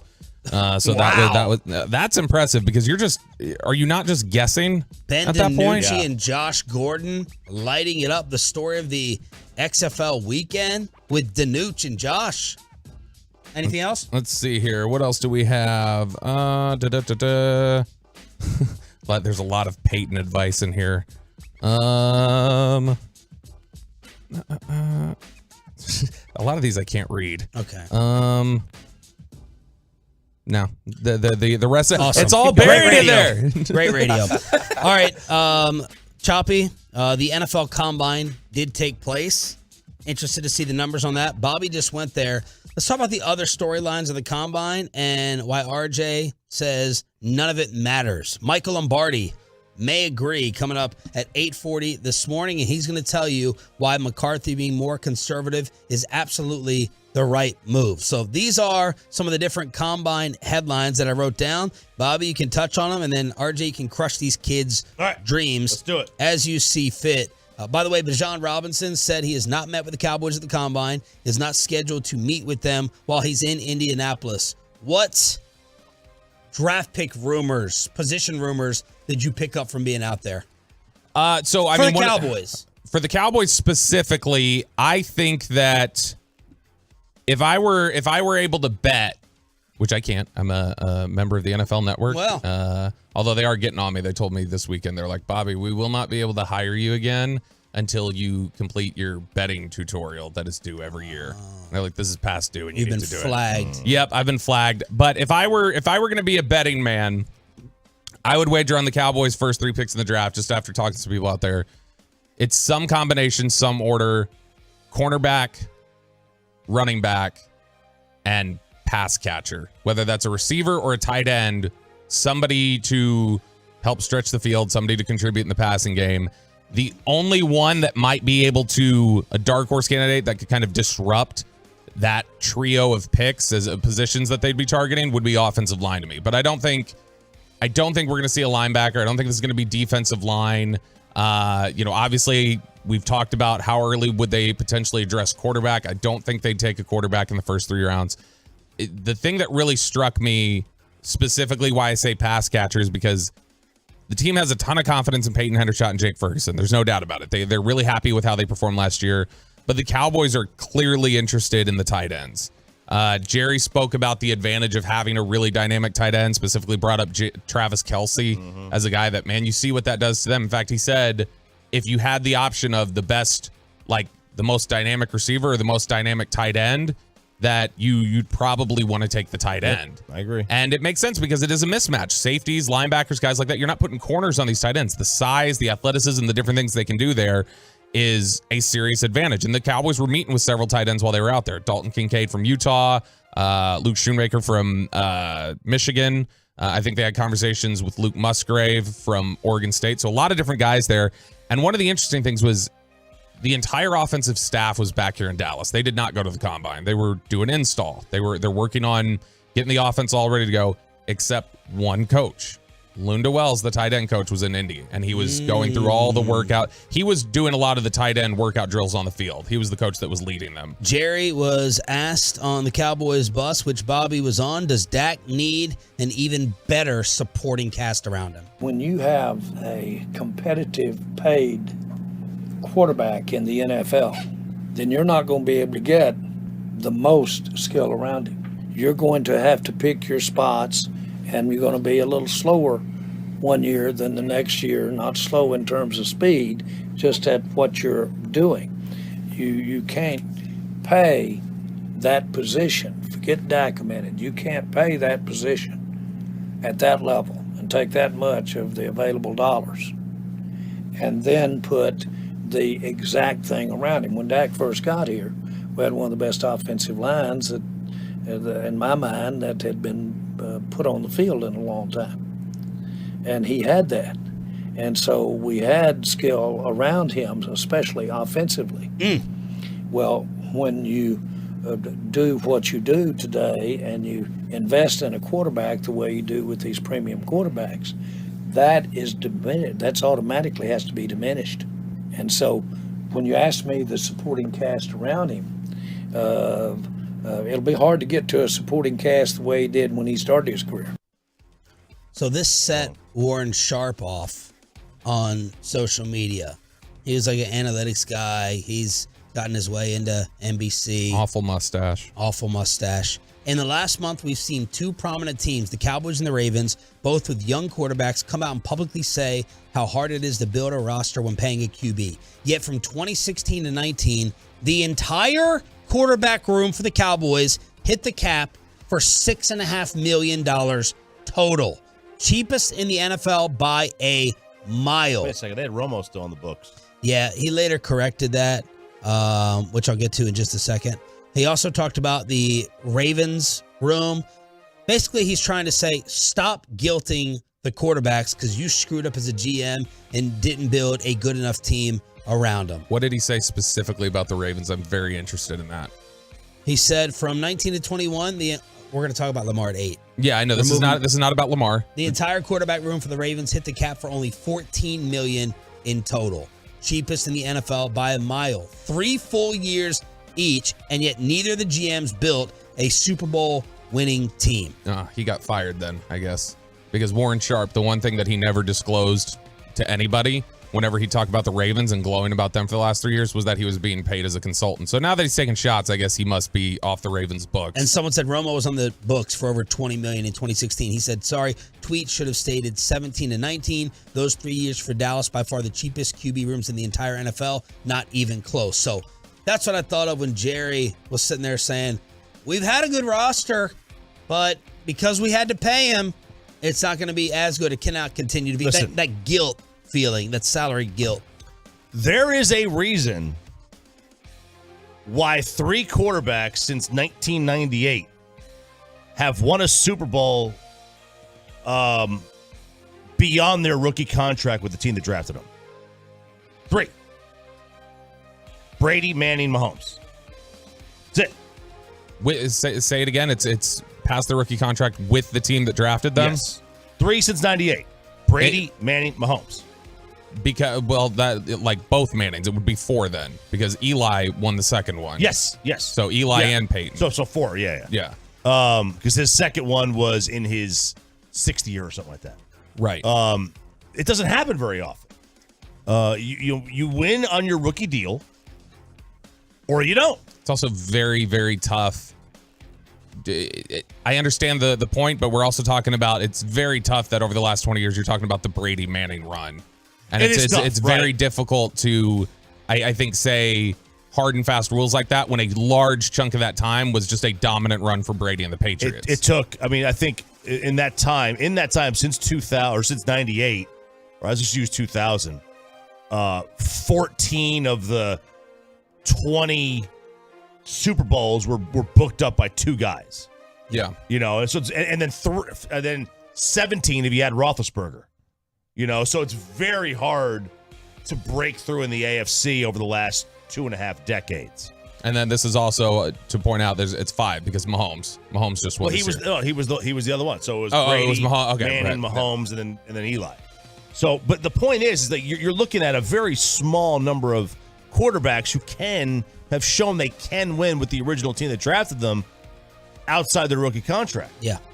The star of the combine may very well have been Florida quarterback Anthony Richardson, refers to himself as Cam Jackson because he liked Cam Newton and Lamar Jackson. So 6'4", 244, monster, set records for a QB vertical jump, 40.5, broad jump, 10 feet, 9 inches.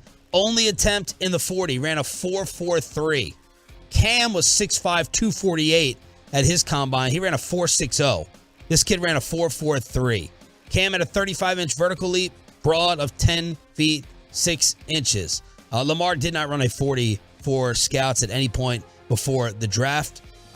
So Richardson's time tied for 4th fastest among quarterbacks since 2006. By far the heaviest player in that QB group. Was he the buzz? Yeah, he was one of them. DJ Turner, the corner from Michigan, they were getting some buzz. Just how fast Devon Achane, the running back from Texas A&M, ran. That was of interest. But yeah, I mean, I think Anthony Richardson was probably the star of the combine. He was one that's obviously one that's not going to be in play for Dallas. But that was one name that was really interesting to just kind of hear chatter about when you were... Because he's going to be drafted too high? So, well, that's the thing. The opinions vary. So I heard a couple different things. I heard some people say the dude could go as high as 1, potentially. I heard some other stuff where it's like, teams are going to chill on him. There's a lot that you have to work with there, a lot that you got to change. He may slide out of the top 10. Kuiper has him number 12 on his overall board. I had varying opinions. Here's one of the things that I know is that he has to get better. From talking to a lot of people, he has to get better in the classroom, like his study, his work and stuff like that.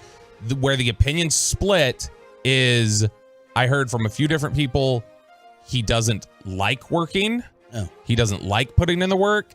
And then I heard from a few other people, it is not that he doesn't like putting in the work, it's that he doesn't know how to work. He's still learning to put in the work of a quarterback, and he's overwhelmed, and he just needs the guidance of learning how to be that study.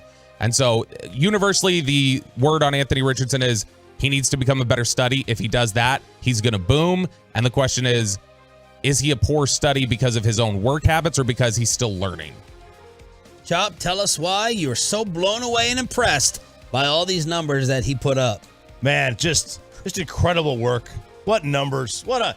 I just can't wait to see my quarterback out there leaping over people with a vertical jump. That's just tremendous. Or outright, how many bench press reps did he have? Oh, I can't wait to see. Like, what kind of decision maker is he? It's all I care about. What kind of decision maker is he? I don't care if Will Levis is scared of milk. Okay? Is he? Apparently, he screams bloody murder when there's milk in front of him. He also puts mayo in his coffee. I don't care about that. He also eats bananas without peeling it. Is that key? Are you serious? Yep, that was another thing that he does. He's weird. a weird dude, and apparently, this is freaking out. His milk thing is freaking out NFL GMs because it's going to be a problem in the cafeteria. Like, guys have milk in the NFL. But if he's good enough, you get it banned. Now, like, he led everyone in velocity, by the way. Dude, 59 miles per hour. He's got a tattoo like on the bicep too. Dude, he is Stoked. 59 miles per hour. Mahomes threw 55. Herbert threw 55. Lamar threw 49. Only Josh Allen and Baker have thrown faster than Levis since 2016. Yeah, Josh was 62. So like he's got a cannon for an arm. I mean, he's gonna do himself well. He's got to get over his milk fear. I don't know if it's whole milk, moo cow milk, 2%. I don't know which one it is. I don't care about Anthony Richardson's vertical. I don't care about Will Levis's inability to have milk. I care about can you make decisions. It's odd though. Those two guys, Will Levis, Anthony Richardson. How much did you watch Anthony Richardson? That's all you should care about. Florida. Here's the issue. Okay. Name me the quarterbacks who were unsuccessful in college from a win-loss standpoint that made it.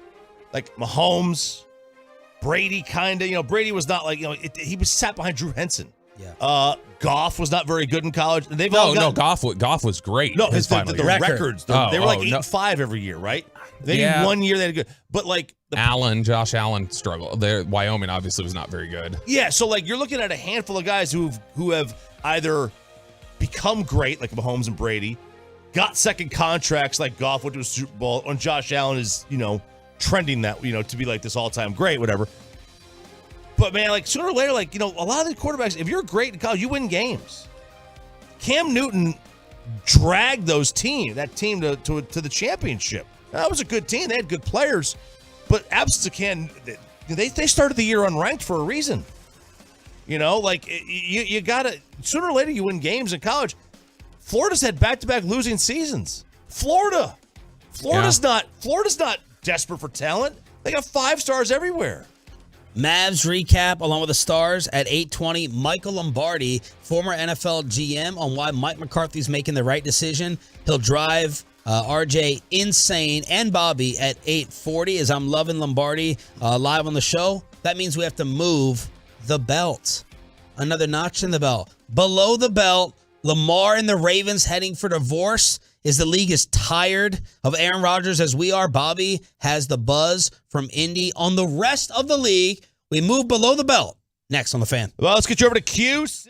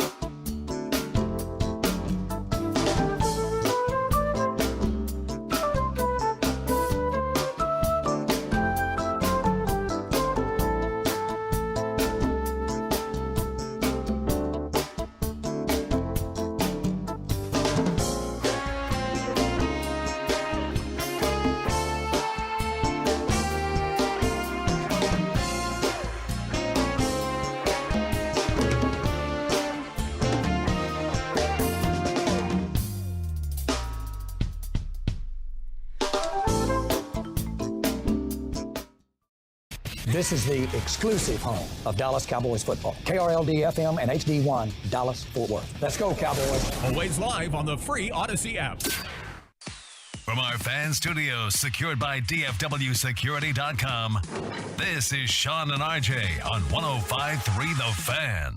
Don't make me take off my belt. Howdy, fellas.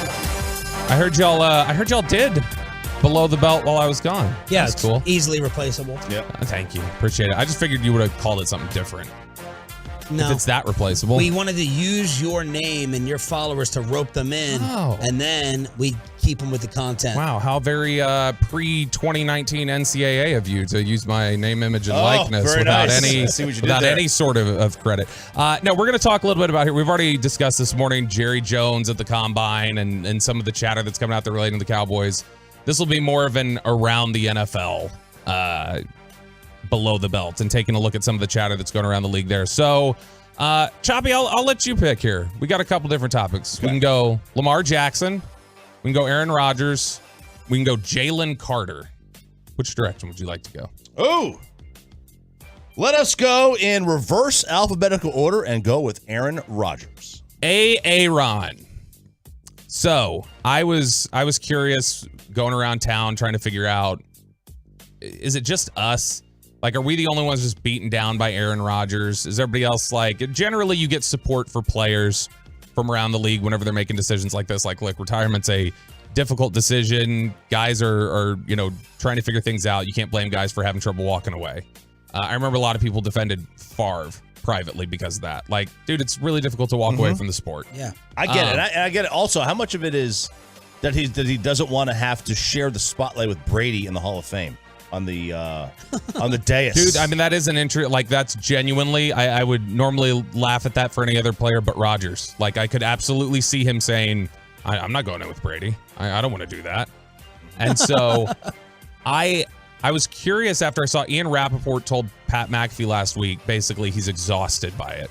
He's like, I'm so tired of Aaron Rodgers. And that's unusual. Who said that? Ian Rappaport. It's unusual for somebody a national reporter to say something like that. Yeah. But he was just a little like, come on, dude, just make up your mind. So I was like, oh, that's interesting. I'm going to ask around then. So meeting with people this weekend, talking about Aaron Rodgers, trying to figure out like, hey, what do you think about everything that's going on there? Nobody has a good idea of what's going to happen. Everybody is, and I think the reason nobody has a good idea of what's going to happen is because nobody has the energy to ask about it. They are all tired of Aaron Rodgers across the league. Like the imagine what McCarthy dealt with him. Oh yeah. Imagine. Yeah. Imagine what a pain in the ass. Yeah. LaFleur McCarthy, the GM. Yeah, it's got to be a massive pain. And so I had. It's why people like that. It sucks that they have such supreme talent. Otherwise, they need to get what they deserve in terms of being so annoying when you get all the passes in the world because of your talent. He's about to get what he deserves. Kyrie, before he got here, he's perfect here. These guys they'll get it when they retire. Is that they'll be irrelevant? Oh, there is. I won't identify the player. I won't identify the media member, but I know there's one former prominent player who was very difficult during their playing days with the media. Really, really difficult. And in retirement, wanted more attention for the Hall of Fame than they've been given, and started trying to buddy up to voters and do like, hey, let's be. And those voters have essentially been like, no, you didn't want to play ball with us when we had a job to do back then. Now you want to leverage us? No, not do it. And so this guy has had trouble getting any sort of traction on his case because the Hall of Fame voters are essentially just not willing to get to know him at this point. Because it's similar to who was the guy who was very difficult in the Albert Bell. Yeah. Albert Bell was a guy who he has trouble gaining traction because so many media members and Hall of Fame voters were like, that guy was a jerk. Which is stupid. It is dumb. It's not supposed to, it shouldn't factor in whatsoever. He is, if you go look, he 100% should be in the Hall of Fame. Yes. If you go look at his This haunts Jeff Kent. Jeff Kent is criminally haunted by this. I mean, Jeff Kent was a power-hitting second baseman in an era where second baseman hit 3 home runs a year-ish. Like, he was tremendous. He absolutely deserves to be in the Hall of Fame. but he can't even. I mean, he gets no traction. Albert Bell. Go look at Albert Bell. Look at his average. Go look at his average per year stats. They are 295. He slashed 295, 369, 564 for his career. Yeah, that's a 933 OPS. How many years did he play? He played 12. Okay, but essentially 10. Yeah, so 10 years. He averaged 38 home runs a year. Yeah, and 120 RBIs a year. Wow. Like, how is that not in the Hall of Fame? I mean, in his prime, which was like 91 to 98, his 160. Let's not go down a whole anyway, Albert he's Bell great. Yeah, sorry, I got excited. So So back to Aaron Rodgers. Aaron, it's funny because it wasn't just the sense I got from people was not just I'm tired of the story, I want a resolution. It was they all wanted a very specific resolution, is they want him to go away. Because it's just one of those things where it's like, we'll get a resolution this year, but then it's a question again next year, and we're tired of it. So, like, I think everybody just feels like not just, blank or get off the pot. It's no, just get off the pot. Like, leave. Like, we're tired of dealing with it. We're tired of the drama it creates, not just in this organization, but other organizations around the league. I had one person tell me, like, the drama it just created last year internally within the league, within teams, about was Rodgers going to retire or could he get traded to the Raiders? Why does it create drama for the other teams? Why are they so annoyed by it? Because they don't have to cover it. Because no.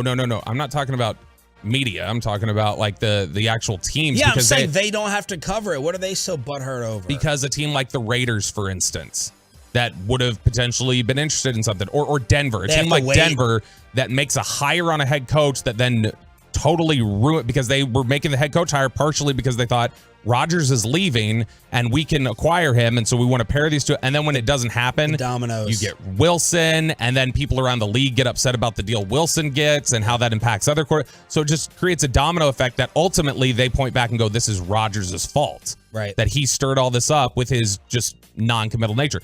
Devontae Adams getting traded partially was due to Rodgers. Not because he didn't like Aaron Rodgers, he did. But the issue was, I don't have certainty at quarterback here because Aaron can't make up his mind. I need to know what's happening. Now, it's funny because his certainty at quarterback became Derek Carr, who got benched before the end of the year. So the league hates A-Rod. They're just tired of it. Note number one. Lamar Jackson. By the way, franchise tag deadline is tomorrow at 3 our time. Tag deadline. No more other NFL notes coming out. Allen Robinson, the Rams have given him permission to seek a trade. Vikings are releasing Eric Kendricks, first team All-Pro back in 2019. He's now heading to free agency. Couple NFL notes. Lamar. Boy, if George Edwards was still here, I bet they'd be interested in Kendricks. Like they were Anthony Barr. Yeah, and Everson Griffin and J-Ron Kearse and all the other Minnesota castoffs that George Edwards brought here. So Lamar Jackson, it's interesting. There's a report from Sean's favorite reporter, Dan Graziano, at ESPN. Yeah. And he just threw out like 9 different things yesterday. The Raiders are interested in every quarterback. I was getting ready to give him credit. The Raiders are interested in Garoppolo. And then I saw someone else. And then I saw a nice report. And throw everything against the wall. And of course, the report from who Choppy believes is the most prominent Fowler in sports media, Jeremy Fowler. So they had their notes from the combine. And Jeremy Fowler had said several people around the league believe the Baltimore Ravens have strongly considered using the non-exclusive franchise tag on quarterback Lamar Jackson, which would deepen the intrigue on his future in a major way. So talking to people about Lamar Jackson around the combine, there's a sense that... And non-exclusive would be what exactly? Non-exclusive would be a lower cap figure. I don't know what the number is. I think it's like 32 or something. It'd be a lower dollar amount, but it means teams can negotiate. And so if teams can negotiate, then Lamar Jackson, the Ravens could be for business. They could be focused on, do we want to match this contract or do we want to let it go and get 2 first-round picks? So there's clearly just some uneasiness about Lamar Jackson, despite all the rhetoric and everything else that's come out of Baltimore. I heard from several people this week, Lamar Jackson already has a new deal if he just has an agent.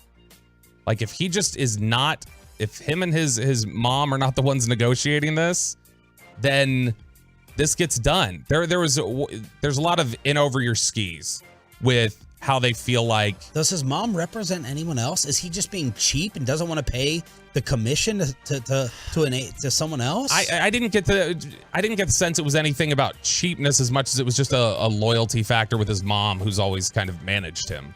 But the sense I got was, look, if he just had an agent, they would have ironed out these issues here that they have. You know, they would have been able to communicate to Lamar more accurately what the market is, what the league thinks, what's a reasonable expectation, what's not. It's been a tough negotiation from everything that you hear in terms of whenever the Ravens send something over, there's immediate recoiling from Lamar's side, and whenever Lamar sends something back, the Ravens are like, what are you even sending us? Some of these little details in this contract proposal or some of these listed demands are wild. And so just some general negotiate. But the sense I got was, look, if he doesn't have an agent, this is not because he doesn't have an agent. That's why he doesn't have a new deal. Did you get the sense that the rest of the league would be jumping in head first to try to get him? Yes. Now that would obviously not every team, but the sense was, oh yeah, teams that need a quarterback, there'd be a lot of them that would go, okay, we'll go get him. We'll deal with whatever. It's the same thing as the Deshaun Watson. Did you tell those people that they would be making a stupid mistake since you call Lamar running back? Yeah, I was like, why would you reset I told them, I said, why would you reset the market on running back for running back? You're like tripling what Ezekiel Elliott got. And Zeke's a better passer. And so I don't even know what you're paying for. But general sense was there's genuine confusion, I think, for people in terms of I didn't find anybody who felt confident he was going back to Baltimore. They thought there were a lot of people who thought, yeah, I think eventually it gets done, but there wasn't anybody who said they'd, be willing to say this is definitely happening, that he's going back to Baltimore. So a slow schism developing between those two. Final note here, and you guys get to spike the football, you two. Because I know you asked me on Friday, does Jalen Carter get dinged any? Does he fall down draft boards or anything else for what happened? And you guys said no, you didn't think it would. And I couldn't find anybody this week who thought he was going to slide. Yes. Now, high five. What I did hear was this completely surprised NFL teams, which they don't like getting surprised in terms of they didn't get any forewarning that this was coming. Oh, they wanted like the agent to call and tell them? It's normal. That two people died in a car accident. The Cowboys are what lots of teams operate this way. It's true with the Cowboys. We will deal with anything that comes our way. Like, we can handle anything. You've got to give us time to handle it, though. Like, you've got to give us time to be able to get all the facts together so we're not surprised and looking like we have no clue what's going on. NFL teams don't like that. They don't like being blindsided by, man, if you knew this was something that could legitimately happen, this is a problem. But as we talked about, Jalen Carter was considered long before this kind of immature, needs to grow up. Kind of, he's the young, dumb, full of boop, guy. I said boop. I didn't say it. He's that guy. Like more or less than Thibodeau coming out. More. Worse? Yeah, Thibodeau's issue was arrogance. People thought he was the smartest guy in the room kind of thing. That's what people didn't like. I hate smart people. No, not that. Just the smartest guy in the room, doesn't think he can learn anything. But Jalen Carter, I was told by most people that this is in line, even as bad as this is in line with what they already knew about him. So it just is more evidence of what they already thought. Love it. Emptying the belt, all the NFL gossip from Roberto back from the Combine in Indianapolis here on Sean and RJ and feeding the home of the Cowboys, 105.3 The Fan. Someone says that Kevin Durant would be even better if he got married. Does everyone agree with that? Mavs Suns recap, and Chris Rock finally unleashes on Will Smith. The audio everyone's talking about. We'll play it for you next. Well, let's get you over to my good friend, Dr. Mark Bishar.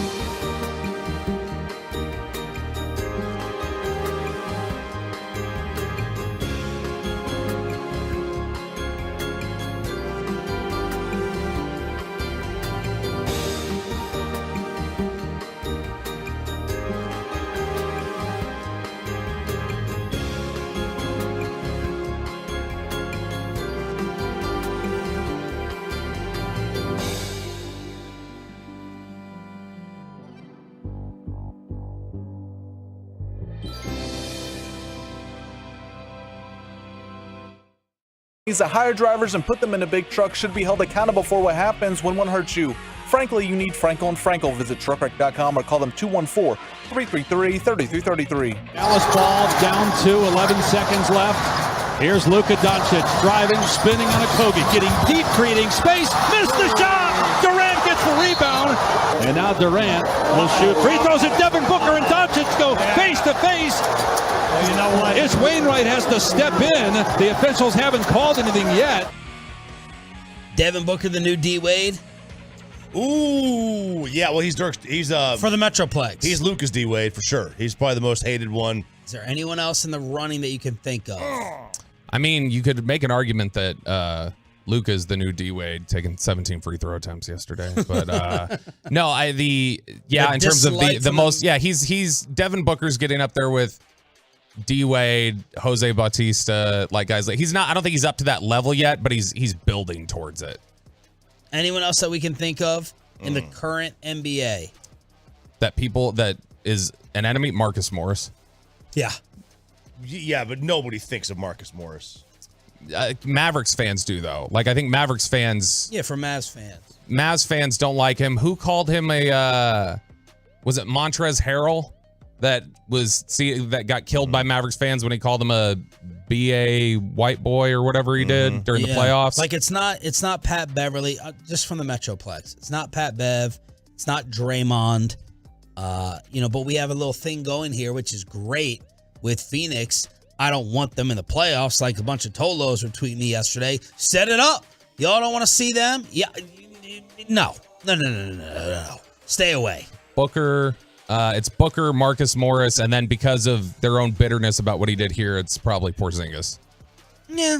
I think Devin Booker is the 1 seed right now. Yes. And hopefully it gets that much worse as him and Luka got into it after Durant hit the game-winning jumper, 10 seconds left. Luka missed the chippy. Devin Booker was asked what happened between the two afterwards. I'm not here to tell. The cameras picked up what he said to you.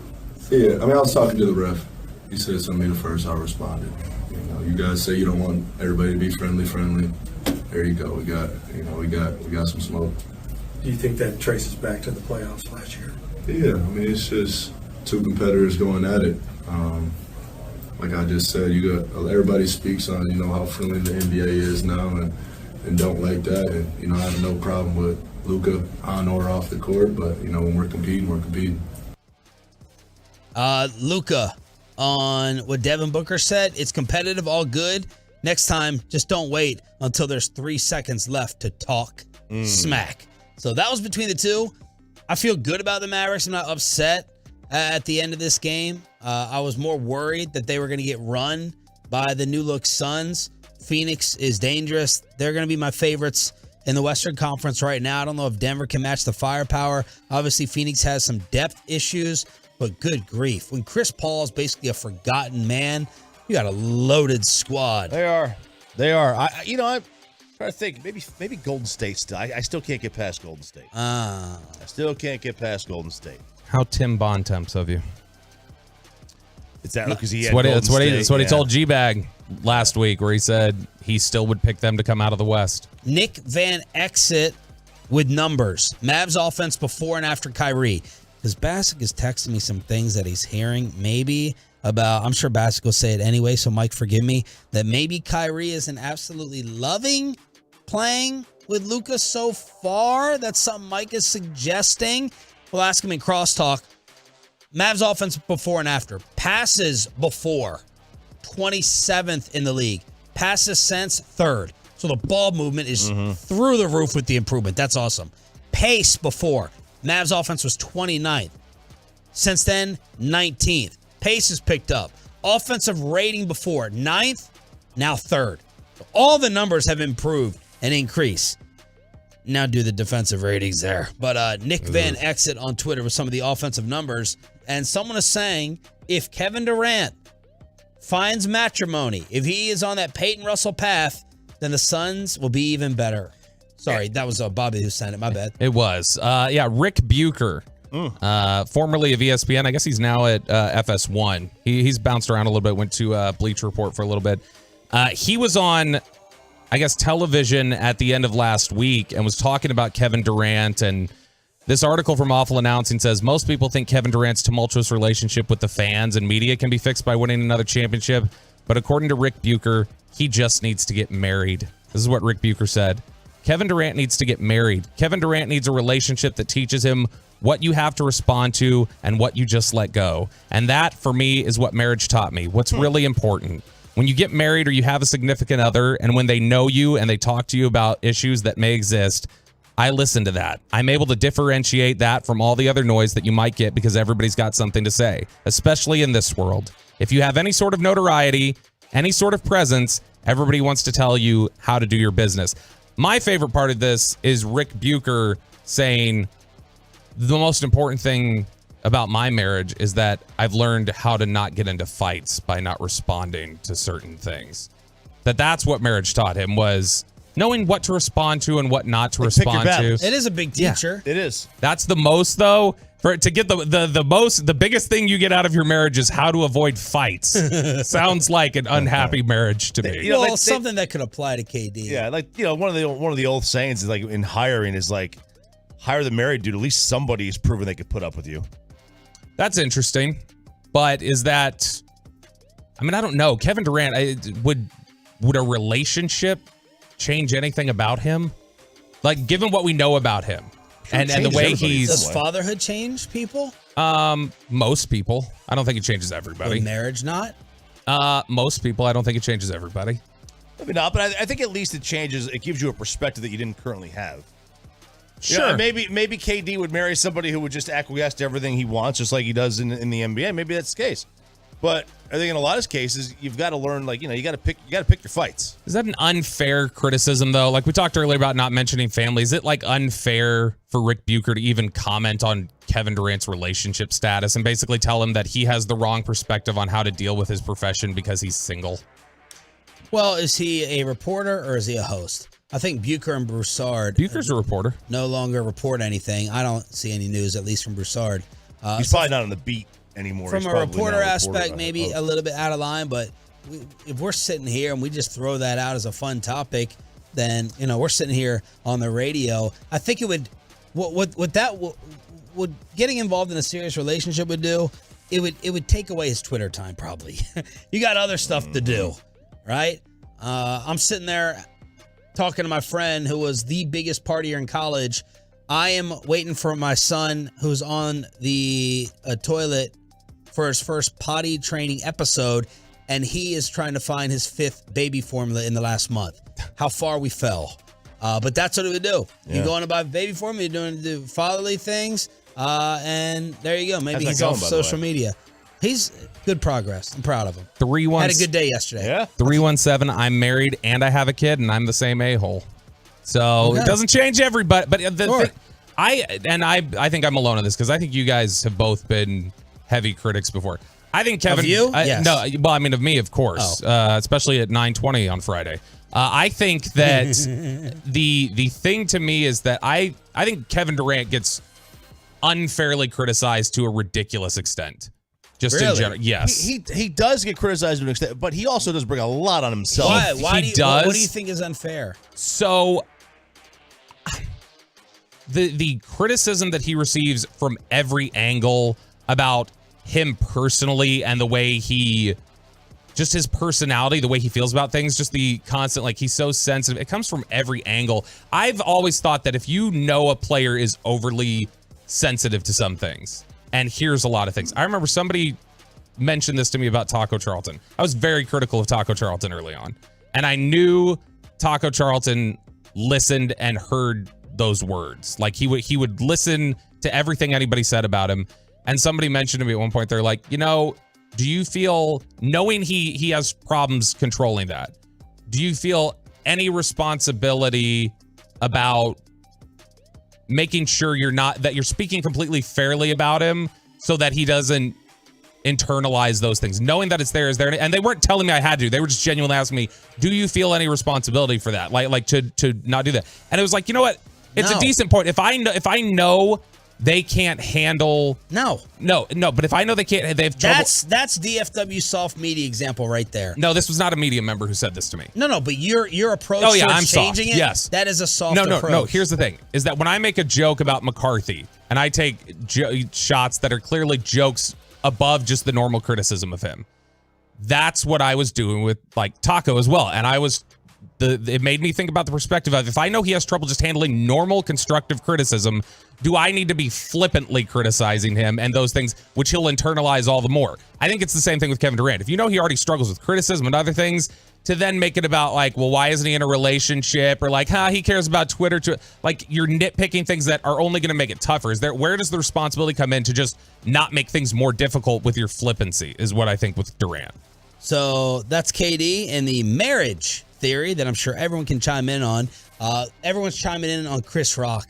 Finally, right before he's got some type of new special out, he apparently went hardcore with his retaliation towards Will Smith. I didn't even think we could play this. Too many bleeps, but Peyton was able to do it. This is Chris Rock and the viral video from the weekend. Y'all know what happened to me. Getting smacked by Suge Smith. Everybody knows.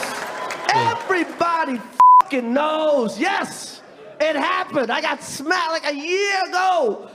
Last week, I got smacked in the Oscars by this motherfucker. And people like, did it hurt? It still hurts. But I'm not a victim, baby. You will never see me on Oprah or Gayle crying.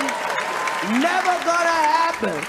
I couldn't believe it. And I love Men in Black. I love Will Smith. My whole life, I love this. I saw him open up for Run DMC. He made some great movies. I have rooted for Will Smith my whole life. I root for this motherfucker, okay? And now, I watch Emancipation just to see him get whooped. That's why. Because I was raised. And you know what my parents taught me? Don't fight in front of white people. So that's just a bit of it. It's solid. I still respect the restraint Chris Rock showed at the Oscars when he got slapped or whatever, and then you remember he went, that was the greatest moment in television. He goes, boy, I could do, I guess.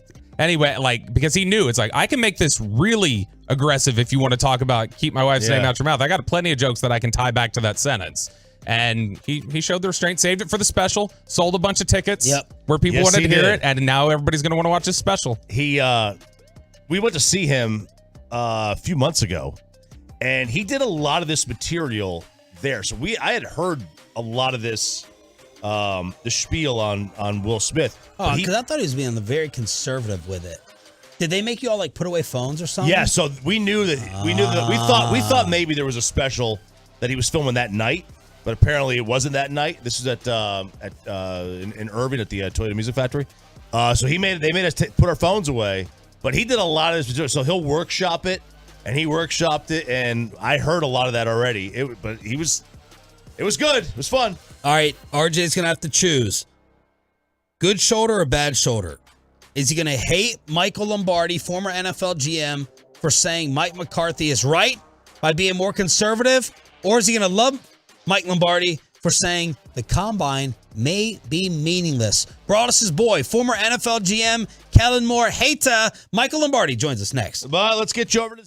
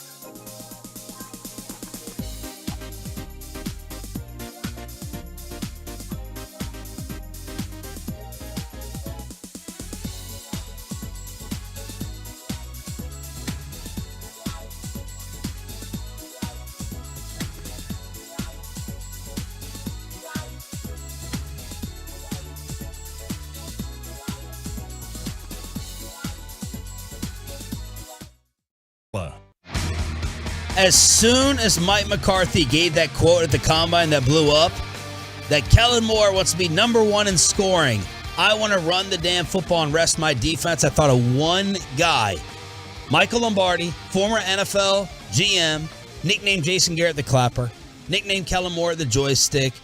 Brian brought us his guy joining us here. Charles Barkley said Utah was boring, and Michael Lombardi went out to a vacation there. You said you were jealous. Well, I mean, I assume Michael went out there for some skiing, snowboarding, which as a snowboarder, I would love to go to Utah, but I haven't been. Heard it's fantastic. Michael, you didn't follow Charles Barkley's advice on boring Utah for All-Star break? You know, I love Charles to death, and, you know, the first time I saw Charles was 1984.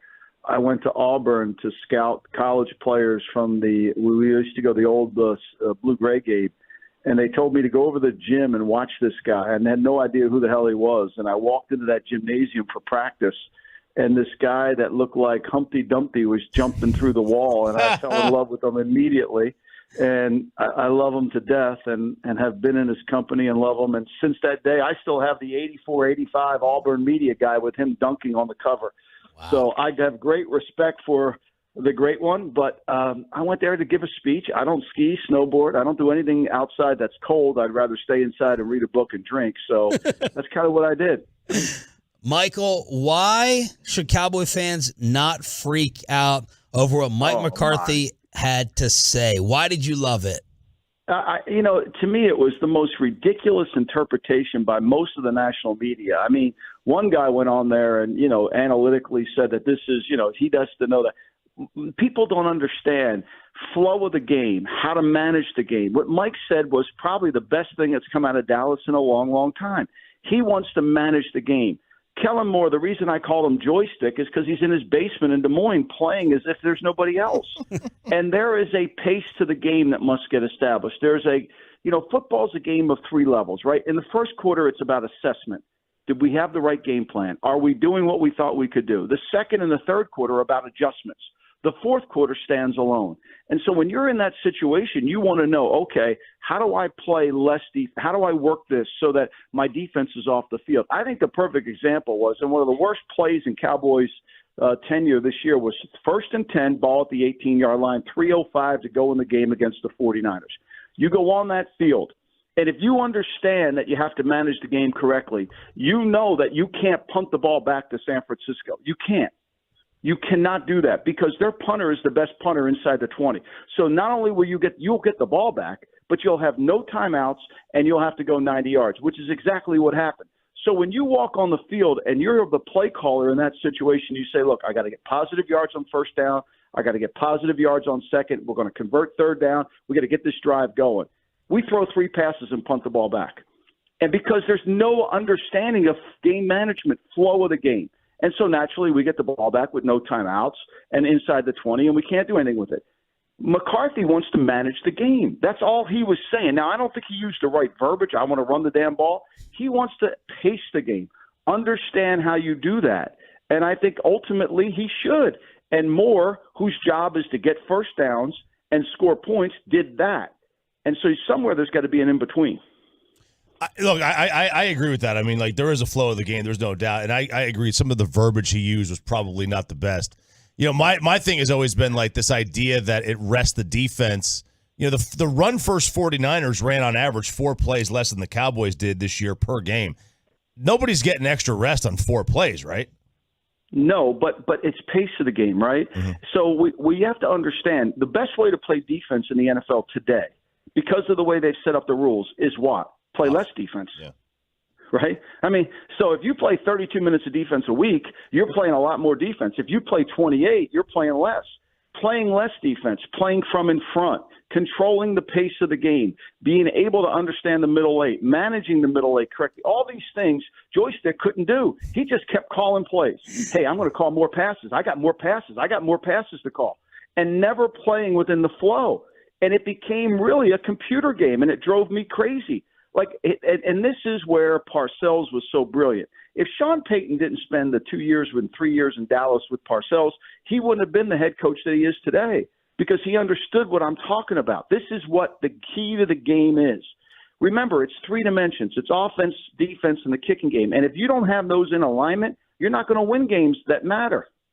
Do you think any of this is an indictment on Dak Prescott? You know, they're not saying this in Buffalo. They're not saying this in Kansas City. Is this an indictment on Dak? Hey, we need to take the ball out of your hands a little bit. We need to run it maybe a little bit more. I didn't take that. I took that this is about pace of the game and game management. Look, we know this. You know, every quarterback has to be managed. It's not a sin to say that, right? You know, they all have to be managed. They all have to do what they do best. And you're going to have to run. I mean, you don't want Dak Prescott throwing it more than 35 times. Now, you might have to do that in some games, but no quarterback's good at doing that. I mean, especially when you're getting hit, the protection breaks down. I mean, let's go back to the 49er game. The 2-minute warning comes, okay? Here's another perfect example of pace of the game. The 2-minute warning, we've got them stopped. Pollard just got hurt, okay? Now, what do we want to accomplish here? We want to score points, but we also don't want to give San Francisco a chance to get the drive to start to come back and score points at the end of the half. So what do? We throw a pass on first down naturally because that's what we do. We're in the basement. We're in Des Moines. We're calling pass plays. We're playing Madden. But if we run the ball there and we milk the clock and take that 40-second clock all the way down, we're reducing the game. We're reducing the game to set up our situation so that we're like a pool player. We're going to make this shot, and we're going to set the cue ball up for another shot. But naturally, we don't do that. We throw the interception. We blame Dak. I blame the play call. That should have been a run, a screen, some control pass so that the clock works for us. Do you understand what I'm saying? The clock needs to work for us. Yes. Do you agree overall that shortening a game, just overall, gives the lesser team more of a chance? No, I don't. I'm not talking about shortening the game. I'm not talking about playing pen basketball in the 70s and running four corners and dribbling around until the 45-second clock got invented. I'm not talking about that. I'm talking about pacing the game. I'm talking about understanding that your opponent – football is a unique sport because not only do you have the opponent across the field, the clock is also your opponent, and it can be your friend or your ally. And if you don't incorporate that into your thinking, then you end up being really short. And I'm not talking about playing slow. I'm talking about pacing the game. We're talking here with former NFL GM Michael Lombardi, host of the GM Shuffle podcast. Michael, when you look at McCarthy taking over this offense, and you know we've heard estimates of 30 to 35% is going to change. Given what you know about Mike McCarthy, your thoughts on Kellen Moore, what would be your biggest concern for Cowboys fans in this transition to McCarthy? Like, what's the biggest thing the Cowboys fans might have to worry about McCarthy running the offense? You know, I don't. I mean, look, McCarthy's won a Super Bowl with Green Bay. I missed Kellen Moore's Super Bowl win. I must have missed that. I don't know. Where was I? Was out. I must have been in Utah. I mean, like, I missed this, right? Like, you guys talk like you're talking about replacing Sid Gilman or Clark Shaughnessy. I mean, what he's going to do is pace the game. He's going to run more of what he wants to run. I never understood why he went to Dallas to not call plays. He won a Super Bowl calling plays. You can say he's not a great play caller. Well, he won a Super Bowl doing it. So he's going to manage the game. The head coach has to have a connection to the quarterback. He's got to be able to demonstrate the game through the quarterback. I think it's going to be critical. I don't see it as a downfall. I see them, they have to be physically offense. I mean, they're going to re-sign Pollard. You know that. I've been screaming for 3 years. Zeke Elliott, everybody complained about Linehan. Zeke Elliott was averaging 10 yards a catch when Linehan was there. When the joystick got in town, he's down to 5. You know, we're not throwing the ball to the back. He was a really good receiver coming out of the backfield. Now, that has changed because he's no longer the same athlete that he once was, and maybe he can get that back. But the reality of it is they've got to incorporate their weapons within everything they do. Pollard's a weapon. He's not a running back. He's a weapon. Michael, what else do you see as an offseason team need? Cowboy fans, they call Stephen Jones Cat Boy. They're mad that he's cheap. They don't go out with a big splash. Jerry was talking about Odell the other day. We got Jalen Ramsey trade rumors. We got another crack maybe at Bobby Wagner. Who is a big name fit that you would like to see the Cowboys sign, if any?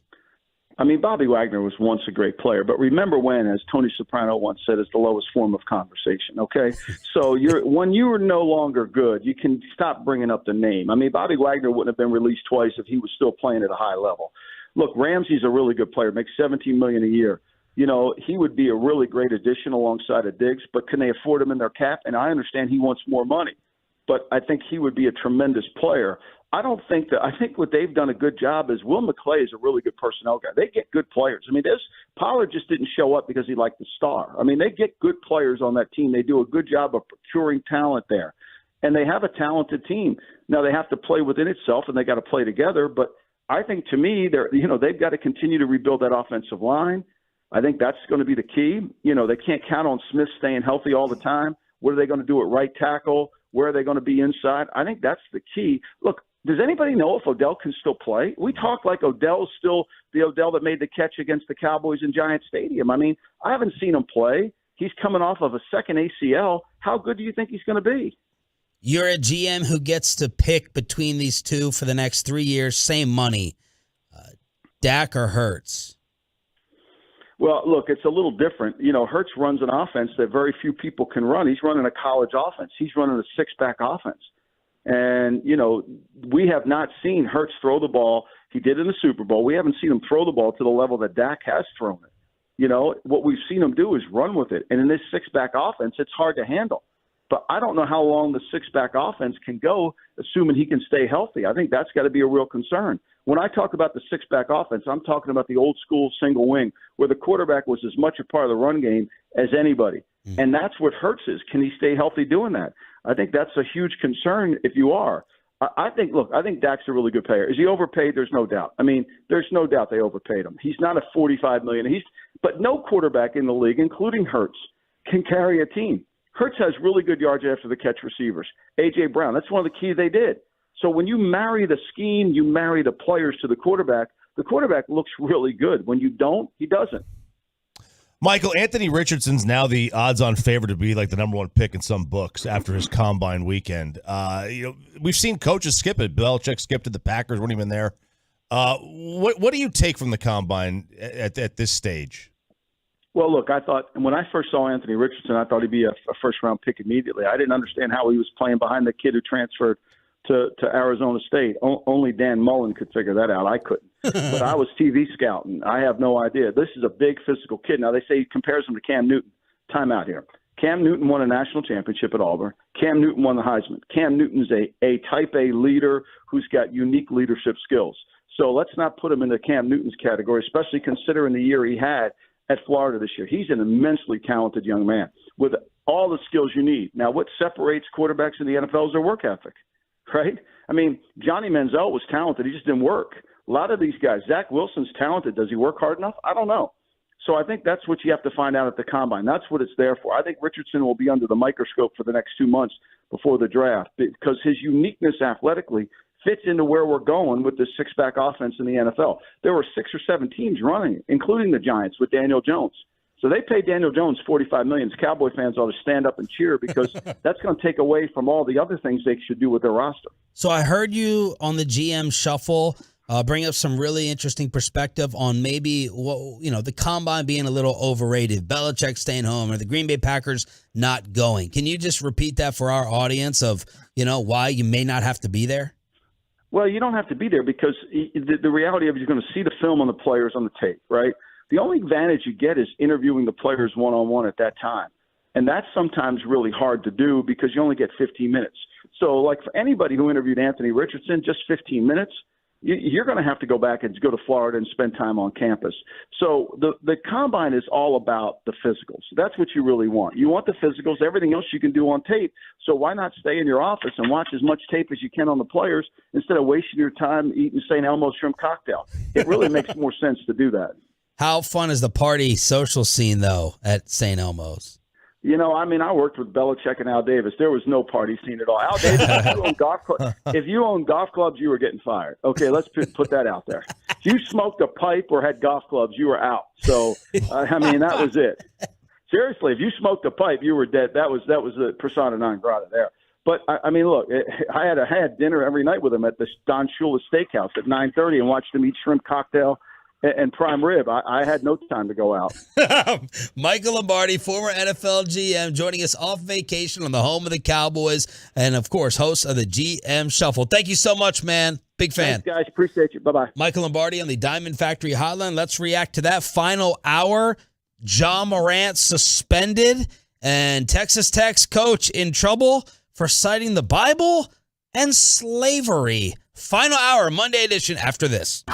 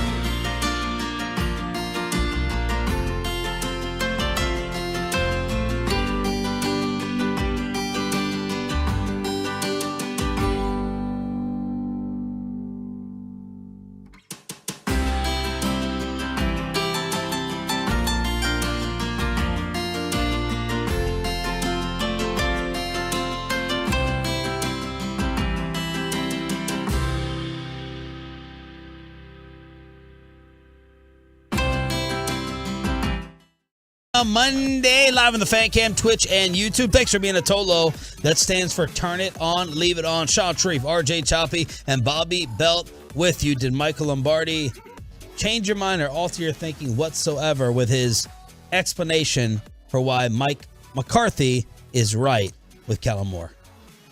No, I mean, like, look, he's right. There's a flow to the game. Just the entire idea and the concept that, running the ball more, rest your defense.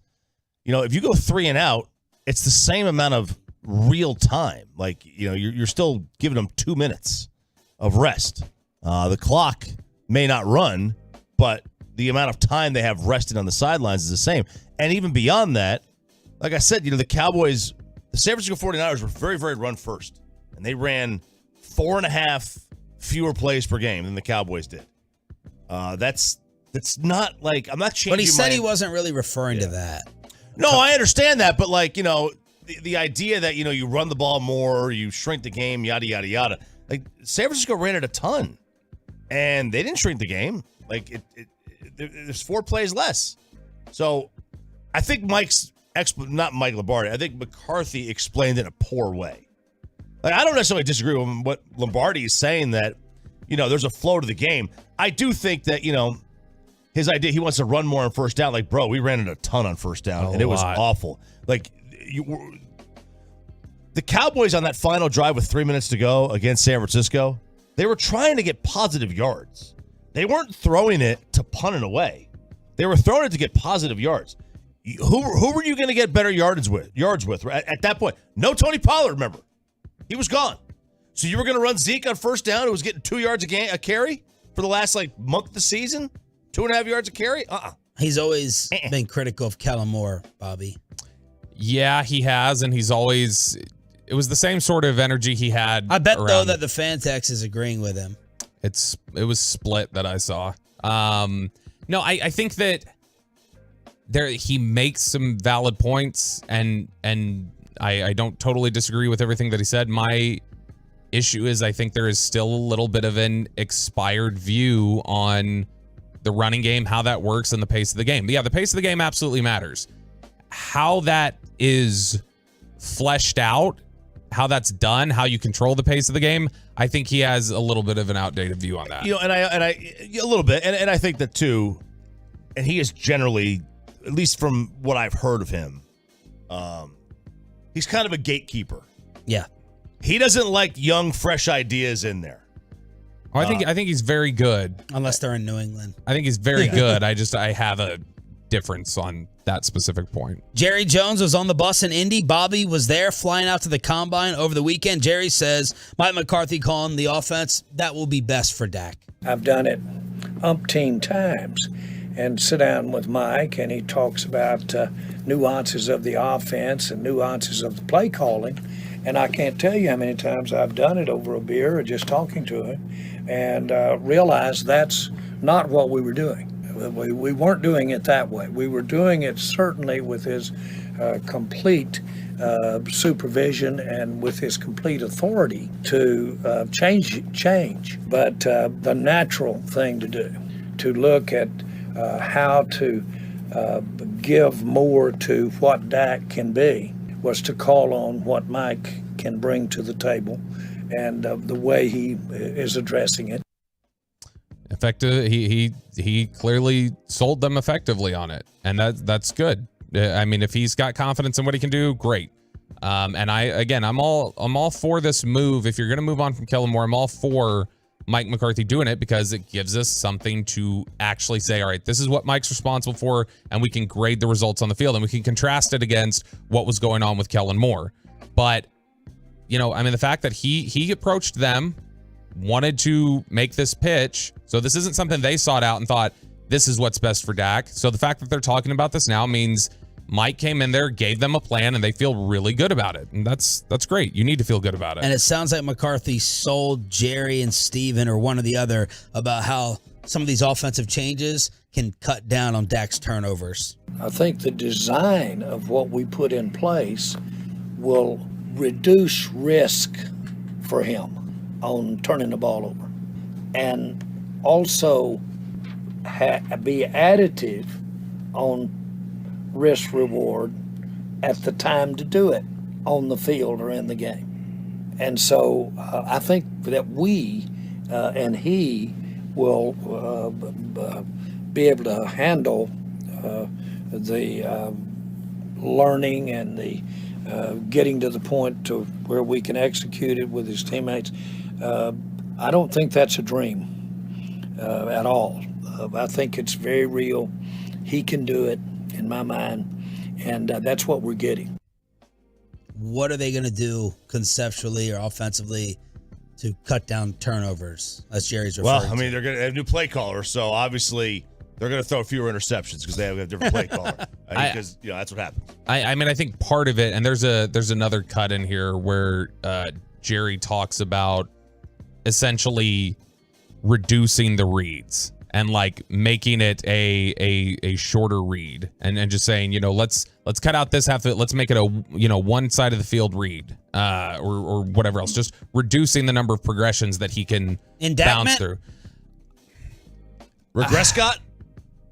I think this is the way Mike views quarterback play in general, so I don't know in terms of that's the way he's set up his offenses before. You think he cut Aaron Rodgers' field in half?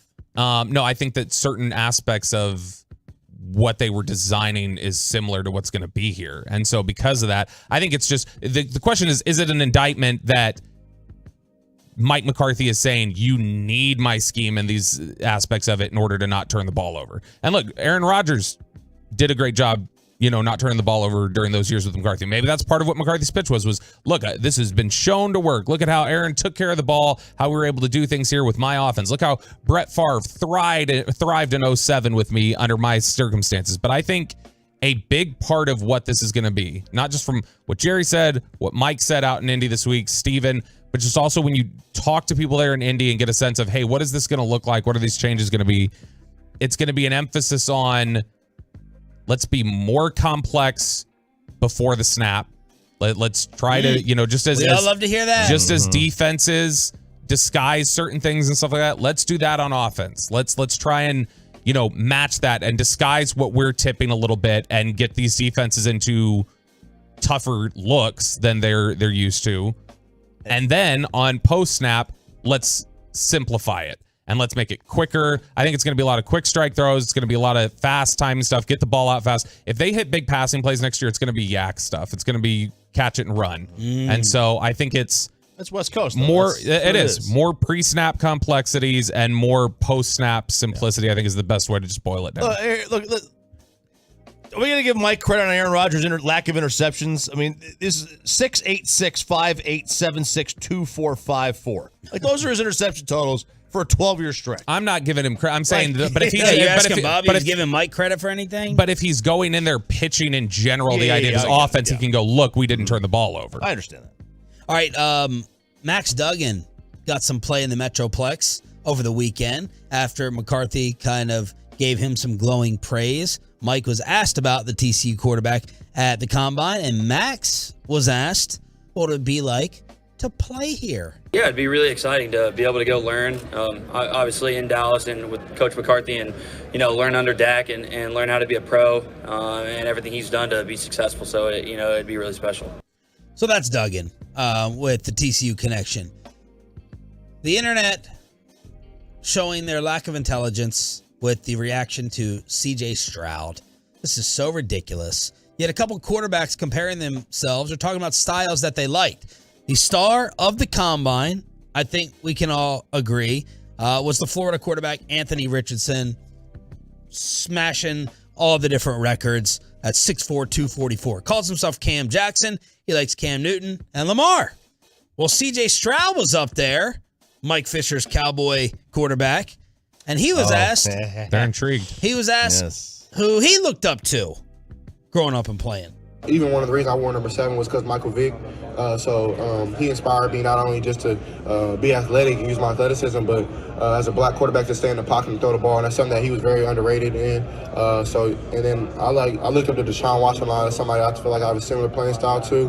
And then Joe Burrow, being able to create, not being the fastest guy ever, be able to kind of extend plays, throw guys off of you, just be tough. And that's something that I feel like I do in this game. Done. Oh, no. Done. How could he have done that? C.J. Stroud's agent, right?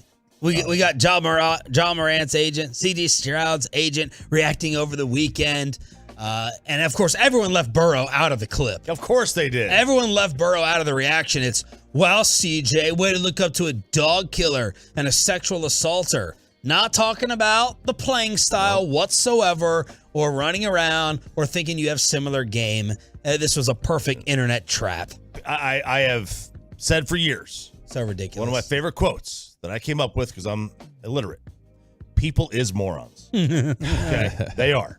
You can like Michael Vick, the player, and think that what he did with dogs is absolutely despicable. And you can like Deshaun Watson, the player, and think that he is a dirtbag. And model your game after that. And model your game after them. Now, listen, I wouldn't put Joe Burrow on there. I don't want to be associated with anybody who wears a turtleneck. All right? I don't want to be associated with that. But it has nothing to do with Michael Vick, the dog fighter, or Deshaun Watson, the massage predator, or whatever. It has nothing to do with that. Why can we not separate the two in this world? I don't know why we can't. So this happened last year, too. You remember Jalen Weidermeyer, the A&M tight end? Twice said Aaron Hernandez was the guy who... Now, there were a lot of questions about... We were texting each other back and forth. I think you were there. There were a lot of questions about Weidermeyer's character coming out, and so you want to avoid that when you've already got character questions. But I think it's important to note not just he's talking about them as players, but you said the agent came out this weekend and was having to play defense for Stroud and everything. The agent is David Mulugeta. I didn't see if the agent. Oh, I thought you were just saying. No, that the internet does those memes. I got so-and-so's agent panicking. He was panic. But again, David Mulugeta is representing C.J. Stroud. David Mulugeta is Deshaun Watson's agent. They all run as Mulugeta's clients all have these family retreats where they go down and take stuff during the offseason. So Stroud knows Deshaun Watson personally, and I'm sure has felt like, hey, he's helped me a lot during this process. All right, we got a special Kyrie story that the Tolos have sent us. Mavs lose to the Suns. Stars get the win over the Avalanche. Is the Texas Tech coach getting fired? And Jalen Rose with some awesome advice for Ja Morant after he was suspended by the NBA. That's all next with Sean and RJ. But let's get you over to K-Post Roofing and Waterproofing, the official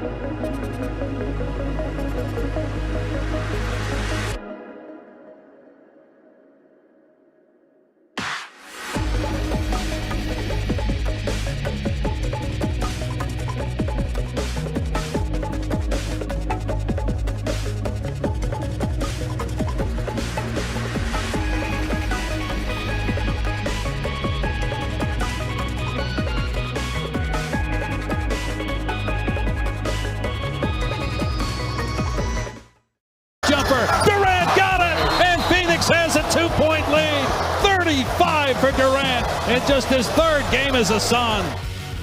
And Devin Booker has scored 30 or more in all 3 games, teaming up with the Durantula.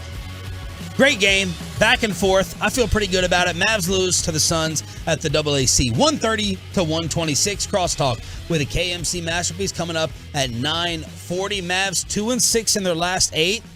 5 of the 6 losses were decided in the last 10 seconds or overtime. So you can either look at that as, man, this team, they can't close, Jason Kidd's a problem, or they're in all these games, it's just a little tinkering at the end. That's the way I'm going to choose to view it. I viewed yesterday as a positive. I was worried about Phoenix beating them by double digits. But Tim Hardaway was on fire. Luka and Kyrie had big games in the stat line. And Phoenix is my favorite in the Western Conference. Who would you put as the favorite? You go order Denver, Golden State, and Phoenix. Or the Clippers are forgotten. It's been very impressive how Phoenix looks early on, but give me a couple more weeks and I may be passing, but right now I still would say Denver. Ooh. Have you even watched Denver play? I'm not doing this to call you out. No, I know. I heard you guys talking about it earlier. No, I've seen Denver play this year. I mean, Jokic is, and I know you guys were having this discussion earlier about 3 MVPs in a row. I don't think they wanted to give it to him or want to give it to him, but he's playing so above even where he was at the last 2 years that it's really hard to keep it away from him. Whoa. Go ahead, Chop, and then I'll get to the Derek Carr news. It's not Denver for me yet. I just typically, when the best player doesn't have the ball in their hands all the time, isn't control the pace of the game, I'm generally out on them in the postseason in today's NBA. Give me Golden State. And then Phoenix, then Denver. Adam Schefter, thanks to all the Tolos sending it to us. TR, D, everyone else as usual. Saints have emerged as the front runners to sign Derek Carr, and an agreement could be reached as early as today. Now, what a perfect city fit for the old Hallmark card. Derek Carr, he'll be in the streets. And the fans will love his passion. What is he going to do for the team? If I were Derek Carr, I would take less money to go anywhere else. Like that. That's not a team I'm going to. Their running back may not be available to play all year because of a suspension. Mm-hmm. Their wide receiving core is what? I mean, there are better options out there than the Saints. I can't imagine why he would go there. They have to be just throwing so much money at him. This put the Jets back in play with Aaron Rodgers after we thought the market was drying up. It does. I think it does. Did the Jets not offer Carr anything? Like, what was is the concern really? Is he really going to torpedo the rest of his career by going to New Orleans to stay away from Zach Wilson? Yeah, I mean, there's no way. I mean, look, you're right. There's a lot of questions about New Orleans. There are issues there, but I mean, this is still, depending on what they do with Michael Thomas, there's also still Chris Olave, who is really impressive this year. There are weapons there. It's a organization that could probably stand to use a stable presence like him, and is something that they could then build around a little bit. But I was always of the opinion, and I know this was never a team that was kicked around, I was always of the opinion that the one that made the most sense to me was Washington. Yeah. If he would have gone to Washington, I think that elevates them in a way that other quarterbacks available to them do not. I think he's a fit for helping to bring stability to a franchise that desperately needs it. And so I was always interested that was never one that was talked about more. I thought it fit for both of them, but this is where he almost went in a trade before they released him. So I will say this. His best chance of making the playoffs is probably this year. The division. Because of the division. Like, he's easily the best quarterback in the NFC South if he goes to the Saints. Yes. It's not even close. Name the others. Trask. Kyle Trask. Desmond Ridder. And then Darnold or somebody. I don't know. Yeah, whoever's in Carolina. So he's easily the best quarterback in the division. So that generally would mean that he's going to make the playoffs. If he goes to the Jets, you're fighting with Allen and Tua and Mac. It's like, no, that'd be a brutal division to go to, and he just came from that. So I get it. Like, if he wants to make the playoffs, then maybe New Orleans is the place to go. I just think it's a bad fit. So it looks like the Hallmark Carr is going to the Saints. Biggest story in all of sports, Ja Morant suspended by the NBA after he was on his Instagram Live waving around a gun. This is after a mall accusation. This is after a Red Laser Pacers accusation. This is after the Washington Post story where he beat this kid up at his house. Also went inside to get a gun. Ja released a statement. I'm sorry to my family, teammates, coaches, partners. I'm going to take some time away to get help and work on learning better methods of dealing with stress and my overall well-being. And Jalen Rose on ESPN had some advice. The one thing that young people have to understand, and in Ja Morant's case, when you first get drafted, you go from being a member of the family, a member of the crew, to being the leader, to being the breadwinner. And first and foremost, I hear a lot of people talking about like his family and his crew. When you the leader, it's on you, because you end up searching that lifestyle. You end up wanting to be down. And what I had to learn is that people come into your life for 4 reasons: to add, subtract, multiply, or divide. You have to choose wisely. He has way too much to lose. Trust me, I've been that young player carrying a gun. And Will Bond alluded to this. When you start waving it, that could get you killed. So that went crazy in terms of millions of views. Look, man, there has to be such a very, very, very hard decision for a lot of these kids once you make it and you have to change your profile because you're the face of an organization. Mike Vick, go watch the documentaries on him, to not be viewed as a sellout by your boys. Oh, you're too good for us now? Oh, Mr. Wall Street. Oh, Mr. Fifth Avenue. You're a punk. You're a sellout. You don't take care of your boys. You're not real. And it seems like Ja Morant, he's either a real life gangster or he's having a hard time breaking away and leaving those influences behind. I think that was kind of Jalen Rose's point. It is. I get it. I get it. It's got to be a difficult thing to do. These are the guys who stuck with you in high school while you were a star. Well, while you were a nobody. Right? Well, while you were a nobody. They were high school stars. Yeah. They're the most popular kid in school, too. Monetarily, they were a nobody. Right. And now he's a somebody. And it's hard. I mean, maybe you trim the group down a bit. Instead of having 10 guys that are with you, you find the ones that truly have your best interest at heart. It's times like these that I like to quote the great poet and philosopher Snoop Dogg, where it's actually a really interesting clip. Snoop was given an interview a couple years ago, and he was talking about this factor of guys who bring their friends with them once they get famous and have their little entourage. And he said there's this natural effect called closing the gap, where somebody's got to close the gap. If you're rising up and they're staying down here, somebody's got to close the gap. Either they got to come up, and if they don't, you naturally go back down to them and you start harming yourself. He's like, because you guys have to close it and be on the same level. And he's like, so if you got guys who aren't willing to come up with you and to grow up and to better you, then you have to cut them off, no matter if they're your homeboys or not, because it's just for your own self-preservation. Yeah. So that's Ja Morant. What a crazy, crazy turn of events as he is suspended for waving that gun around on IG. Did anyone defend him when I brought up the devil's advocate of he didn't do anything illegal? He showed a gun. He could be well within his legal rights to have a gun. Why is he suspended? Yeah, it depends on where he is. If he's at home, there's nothing illegal about showing the gun. If he's in a bar. No, I think if he showed it at home, let's be real. If he showed it in his living room, he's still in the same amount of trouble. He's in trouble with the team probably the same way. He's the exact same thing that we're talking about right now today happens if he's showing it in his home. Yes. Same thing. But we are talking about, in this instance, regardless of whether he's in the same position or not with the team, like the optics of it, he is in trouble legally in a way now that he wouldn't be at home. Because you're not allowed to take a gun into anywhere where I think it's 51% of their revenue comes from alcohol.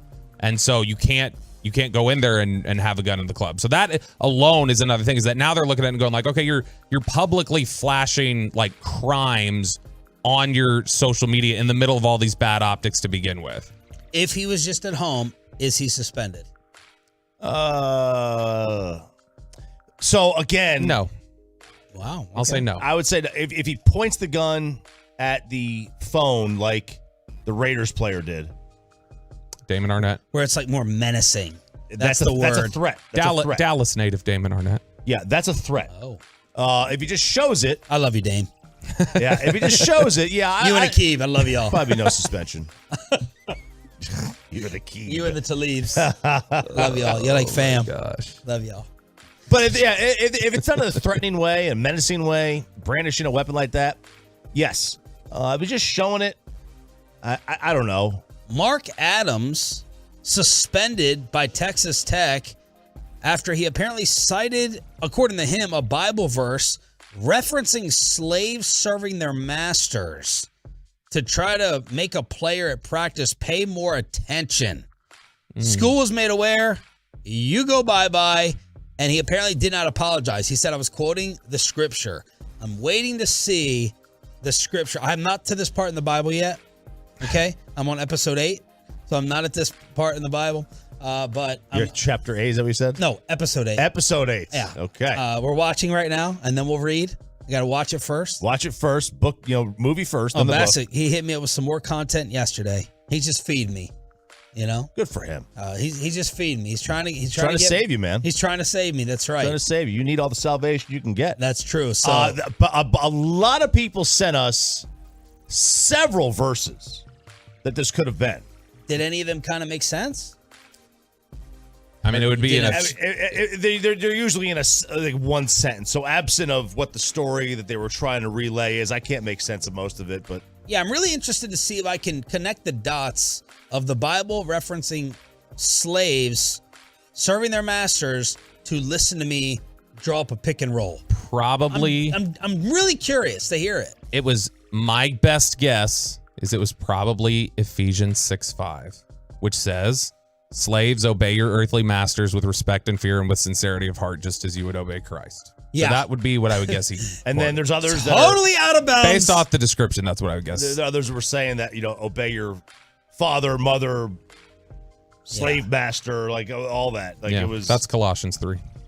Is it really? Yeah, it is. And then people are saying those Bobby Knight 12. I have the general I have no 30. idea.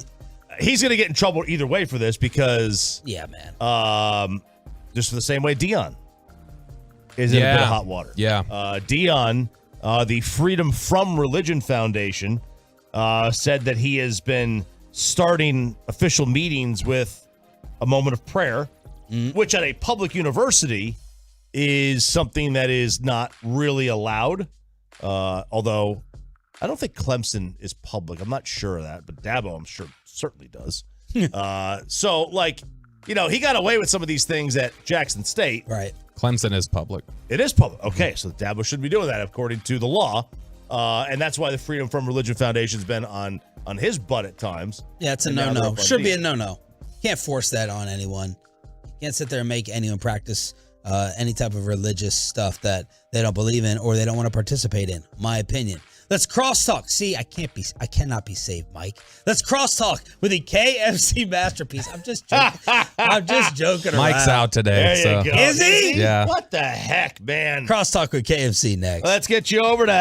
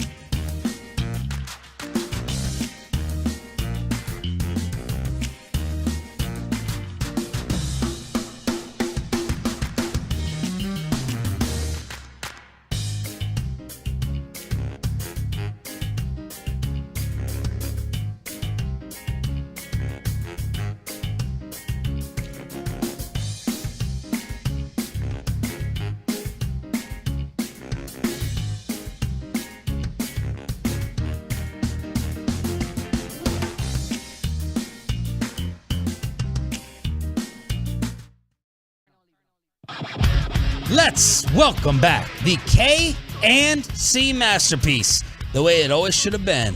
Oh my gosh! Back from surprise. Mike is sick. That's so rude. Oh yeah. Is he sick? Yeah. What do you mean? Because of the Durant shot? No. Or because Luka almost got his ass beat? No. I'm kidding. This is let's all send well wishes to Mike. I'll put it that way. Like, this is a very serious. Like, let's all send well wishes to Mike. Not until I hear what's actually going on. If it helps, I knew he was going to be out sick before the game. Yeah. If that helps at all. Did you know he was going to be out sick Friday when he was already talking about flying back solo when you were in Arizona? No. I did not know until Saturday. No, we didn't know until I don't know if Saturday. that makes an impact. Also, do you think Devin Booker could take Luka in a fight?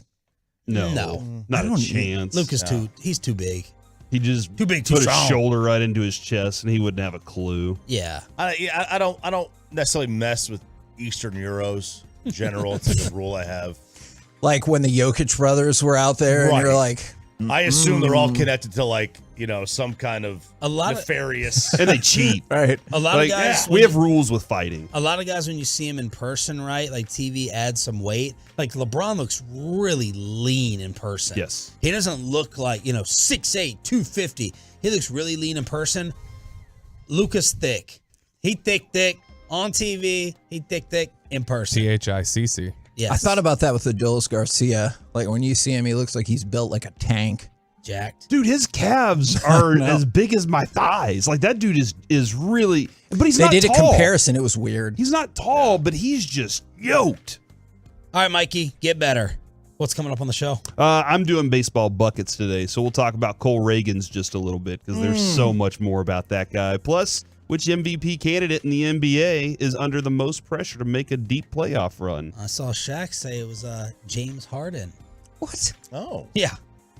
Shaq. James Harden? How much time does James Harden have left to do anything? Oh, I thought you were going to say how much time does Shaq actually spend watching basketball. Oh, yeah. I think we all understand he's there just to kind of run into Christmas trees whenever Barkley does his thing. So, yeah. Did you ever watch that Shaq HBO Max documentary or HBO documentary? I watched a little bit of it, but I feel like I've heard almost everything. Did you watch it? Yeah, I thought it was okay. Okay. Sorry, I don't have a more glowing glowing you brought review. up the documentary that you barely liked. No, yeah, that's a fair point. Okay. Well, I wanted to love to the topic. Okay, but this actually brings up a topic I'm curious about. Okay. Whenever they go through like biographies of people, whether it's their book or you're watching like a biopic or whatever, do you wish they would skip to the parts that you care about? Like, do you care about their childhood and stuff? It's like I don't either. So Saturday night we could not find anything to watch, and I thought that I texted the guys. I was like, "You guys were talking about a comedian that was like blowing up, and no one." Chris Rock. That's it. Who? Nate Bargatze. I should have texted Corey. Corey was in here for it.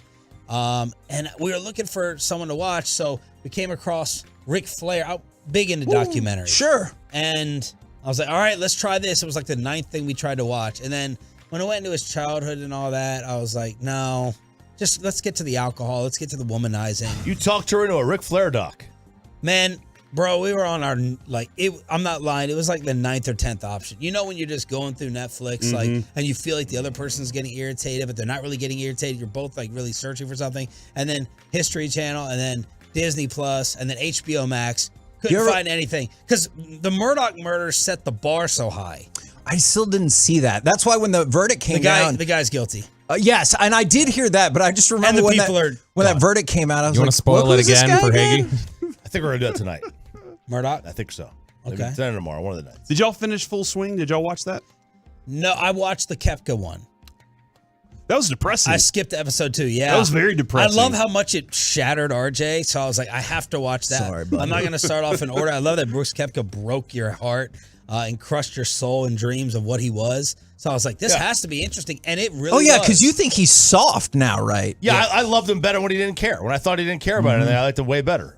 When it was just he would just go out there and playing. And now, he's acting like a normal person again. He's being affected by things. He's not compartmentalizing like a sociopath would.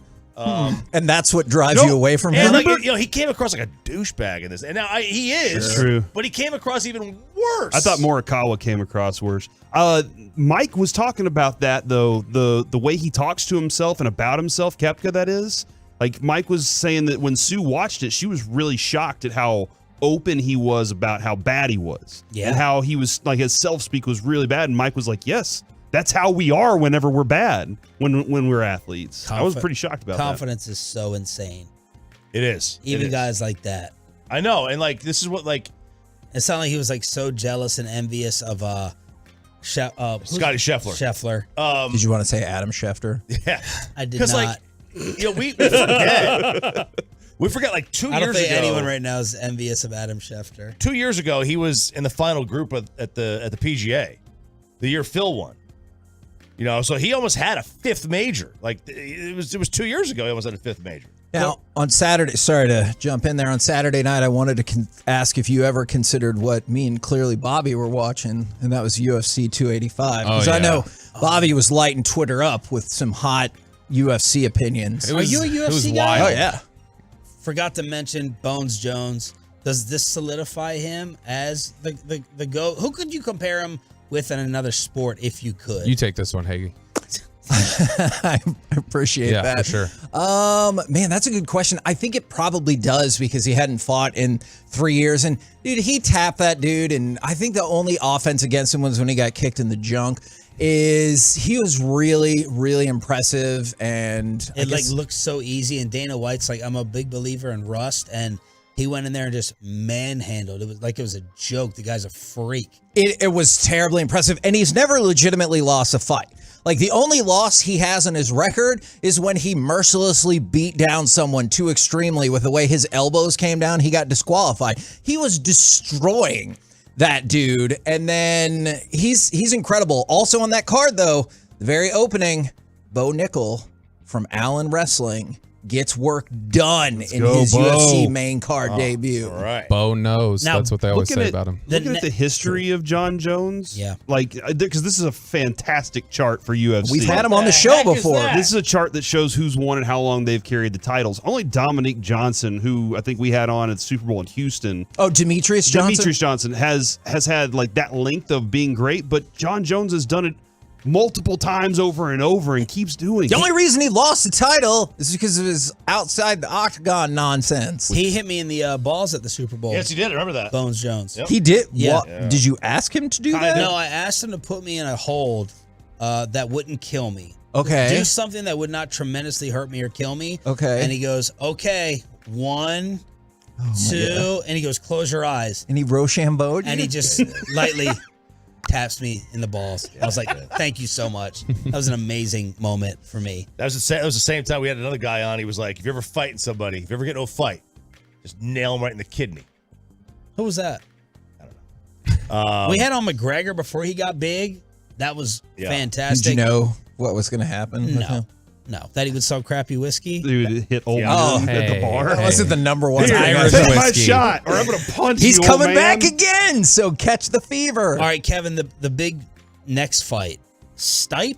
Stipe. What? Miocic? Michael Miocic. Stipe. Yes, Michael Stipe. Can we that had be him a on? great fight? Yes. Or Yeah. So I talked with him at one of the UFCs that was in Dallas.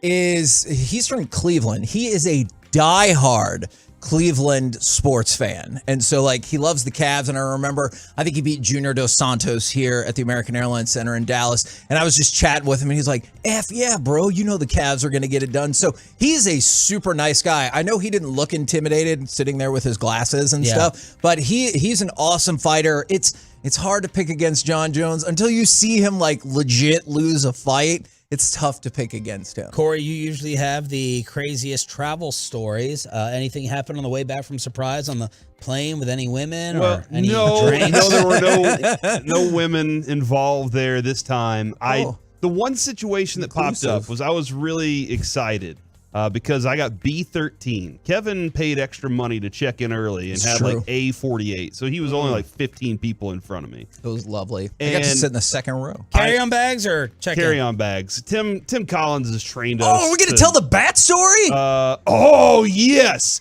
Now I'm mad. Oh, no. Screw that. TSA and Phoenix. There was a bat on the plane. So we got presents for the kids, and I got a mini bat, the little wooden mini bat for Lucy. All right, for my sweet daughter Lucy, who great results by the way this week. Good deal. Nice. And Kevin we put our bags through to check in, and we walk through the thing, and the guy goes, "Got to check your bag, sir." Grabs Kevin's bag, pulls out his bat, and goes, "You can either go check this, go back out and go check it, or just toss it." So we'd already paid $65 for this bat. We're gonna have to charge that to the company. And then, oh my God. and then I was like, "Well, I got one in there too." And the guy was like, "We're gonna have to toss that one too, then." And I was like, "What are you kidding me right now?" How big was the bat? It was a mini bat. Yeah. So just because it's a weapon? Yeah. And I was like, I got a baseball in there. I could use that to knock somebody out if I wanted to. Not with Did your you tell arm. them that? I got a great arm. They determined it was the material that made the difference because I also had a same size, but it was technically a foam bat for Noah. And they're like, that's fine. You should go right ahead. Foam. But Foam is what was really infuriating When you tried to go steal them back? I was definitely going to do that. So I watched where they took the bats in the bucket and everything. And I was like, if they just leave it, I'm taking it back and putting it in my bag. But that's not what happened. Instead, they had a debate. And one of the guys goes, I took 4 of these yesterday. What the heck's going on? And I thought you could just read the bat or like, I don't know, it feels like you would know that spring training's going on in your state. And then they had a discussion. When does this spring training end? The very first answer was, I think about the middle of April. End of spring. At which point I was like, come on, y'all. Like, come on. And we had to help them out with that a little bit. And they go, oh, so we're going to be dealing this for weeks and weeks? I was hoping by giving them information, they would give me the bat back. They did not see it that way. See, something always happens with Corey on the flight back. Mikey Bassick is out. We're back tomorrow morning. It is the return of the KNC masterpiece next on The Fan. Coming up at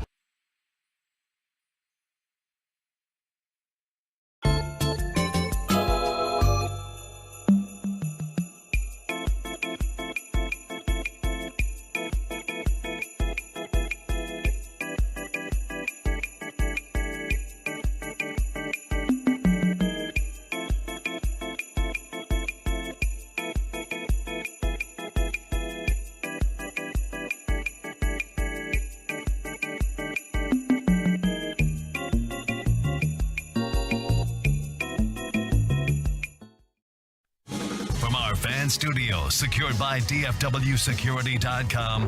It's the KNC Masterpiece on 105.3 The Fan.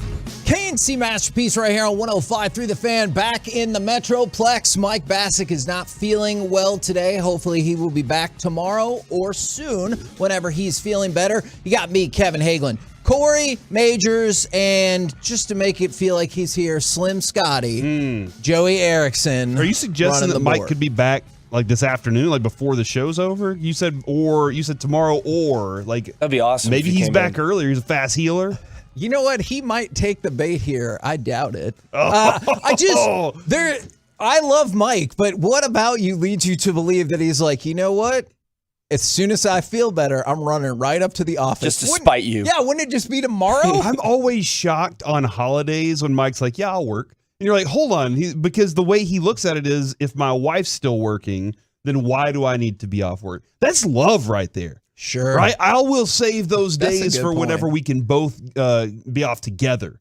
And instead of me being off, having my own time to go do something. That's nice of Mike, man. So we have a few options here. I was going to start the show with Mavs Suns, or you could talk about Derek Carr, but I think what Corey really wants to talk about is Joe Pesci. Do I have that correct? Is fascinating to me. What the hell brought this up? The up? reason this was brought up is because I said something was funny. Oh, you said I was funny, and I was like, oh, what do you mean funny? I think you said something like, that's funny, and I said, you're funny. And you said, thank you. And funny then you how? started doing the funny how, like a I'm clown. a clown. And I was like, oh my gosh, Joe Pesci. Better resume than people give him credit for. He won an Academy Award? He won for My Cousin Vinny, right? No, for Goodfellas. Who won it for My Cousin Vinny? Was it Marissa Tomei? Oh my gosh, I love Marissa Tomei. That dude was in, I don't know if you ever saw Gone Fishing with Danny Glover, I do believe. not believe I have seen that God, movie. that was good. Is it when they're older? Is it older people doing crusty old things? Yeah, he was in Raging Bull. Yes, that movie sucks. What do you mean that All right, movie? look, hear me out real quick. 877-881-1053. Hear me out real quick. And you know what? You say that I fall in line with the critics. Usually you're right. Master and Commander is a great exception. But Raging Bull is not good. It has amazing cinematography, and the way it's shot, I'll give that to you. It is a movie filled with very unlikable characters doing unlikable thing after unlikable thing to one another, and it's a little boring. I know. Wow. AFI will tell you it's like one of the best movies of all time. I've seen it. It's not great. I cannot believe I you. know. I've never seen it. Lethal Weapon 2. He was in that, and that was where I really think he was on fire, dude. Was the Lethal Weapon movies. Okay. He was really good. Obviously, Home Alone. Yeah, that's right. Goodfellas. Did you know that him and Daniel Stern like really didn't want to be in Home Alone 2, but they were like, what if we give you all the money? And they're like, well, what can you do? Goodfellas was good, I guess. Goodfellas is great. My Cousin Vinny, JFK. He was in a movie in 91 called The Super. So like 90. That movie sucks, by the way. Through 92. This dude was just on fire. Lethal Weapon 3. Home Alone 2, which maybe not the best. A Bronx Tale. Oh, that's pretty good too. Casino, 8 Heads in a Duffel Bag, Lethal Weapon 4. I mean, like the dude, it's wild how good his career actually was. You know what? I anticipated this on the fan text. It's not going great for me. From the 571, Kevin, you're completely wrong. Raging Bull is incredible. Another 571. What? You're totally wrong. And then somebody slides in with the Gone Fishing is a masterpiece. It is a masterpiece. I don't disagree with that. From the 214, Raging Bull is excellent. Kevin, you're insane. From the 254, so Raging Bull sucks and I don't need car insurance. Got it. I never said that you don't need car insurance. I can't remember exactly how you went about it. Car insurance. But I think you did. He was in Casino too, right? Yeah, so that he was in a movie called Man on Fire. Is it the Denzel movie? Denzel. Oh. So it was a remake, the one Denzel did, which I thought was awesome. But same characters, creasy and everything. That was a good movie, dude. So far, there's only one person who's with me about Raging Bull. I appreciate it. And from the 972, Kevin would have let Raging Bull get shoplifted from Blockbuster. Did it matter to you? Do you remember the movies that were taken whenever you kicked that person's window out? Yes. One of them was two can play that game. Nobody knows what that is. That was at the time. Why did they steal that? Dude, at the time, that movie was hot, especially at our Blockbuster. Oh, yeah. I want to say the other one was What's the Worst That Can Happen? Maybe. That's Vivica Fox. I remember that Yes, now. see, Yeah. that movie was super hot at the time. And, man, I didn't know that this many people would have this many opinions. That's fine. You can love Raging Bull. I'm just telling you, I don't care for it. From the 469, the Super was funny with 2 exclamation points. I don't think I've ever seen that either. Go watch. I tell you what. Go watch the Super, and if you can come in tonight, do it tonight. If you can come home or hold on, let's try that again. If you can come back to the show tomorrow and tell me with a straight face that you thought that was a really good movie, I'll just concede to all your opinions all day. Okay.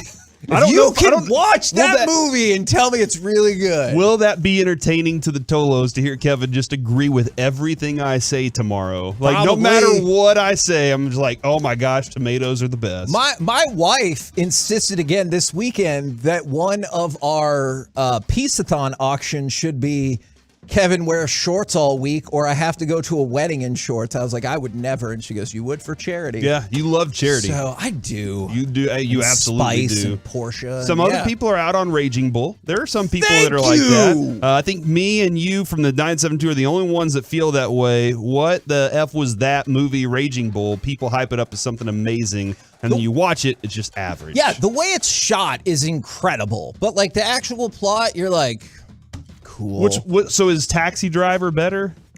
Yeah, I think Taxi Driver is better. I like Robert De Niro's performance better in that. The whole weird thing about Jodie Foster and then that guy who went to go shoot President, I think it was President Reagan at the time. Did you know that, right? Because he was trying to impress, I think I got my timeline right. This dude, John Hinckley, watched Raging Bull and he's like, you know what? I'm going to impress Jodie Foster by shooting the president. They ended up shooting James Brady. It's a whole weird thing. I feel pretty confident about. I'm like 98% about that. I like Taxi Driver better, but that is another movie that's probably not for everybody, except for John Hinckley. I think Joe Pesci is Jack Black.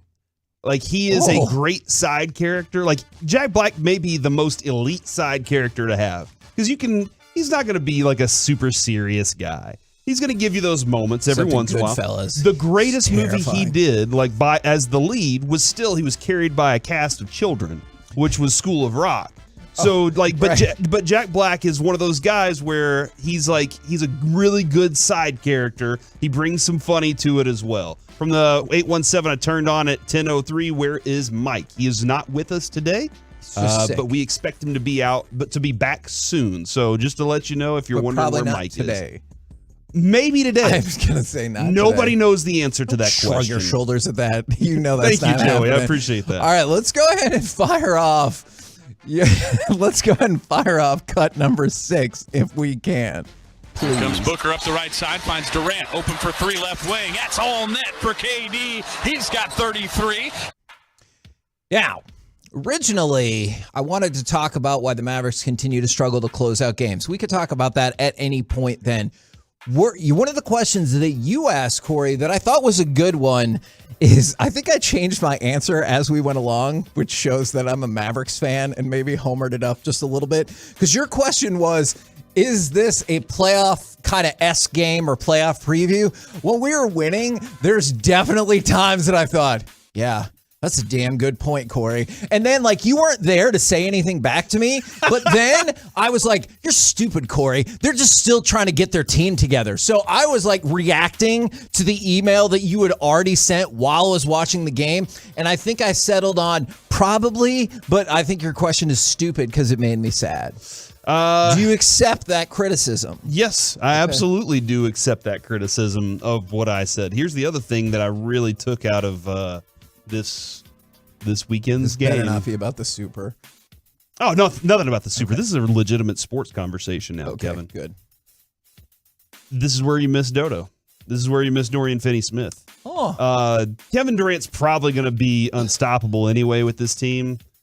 But Kevin Durant, you had nobody that could really guard him whenever he wanted to make a shot. Although that was something to see a couple times when they had Hardaway matched up on him. I was like, maybe. Yeah, Josh Green just out there putting his hands anywhere he can, just like, up, down, side. Oh, he looked like he was doing jazzercise out there. But that's where this thing kind of turns, man. Like Kevin Durant, they are the favorite. They are definitely the favorite because of Kevin Durant and what they can do. Just think about this. It opened up Chris Paul for 2 3-pointers because everybody has to focus so much on the other 2 scorers, and DeAndre Ayton goes missing. So that's a very difficult team to deal with, man. I don't know if you want to use the exact verbiage, and that's fine if you don't. Do you have Chris Paul thoughts?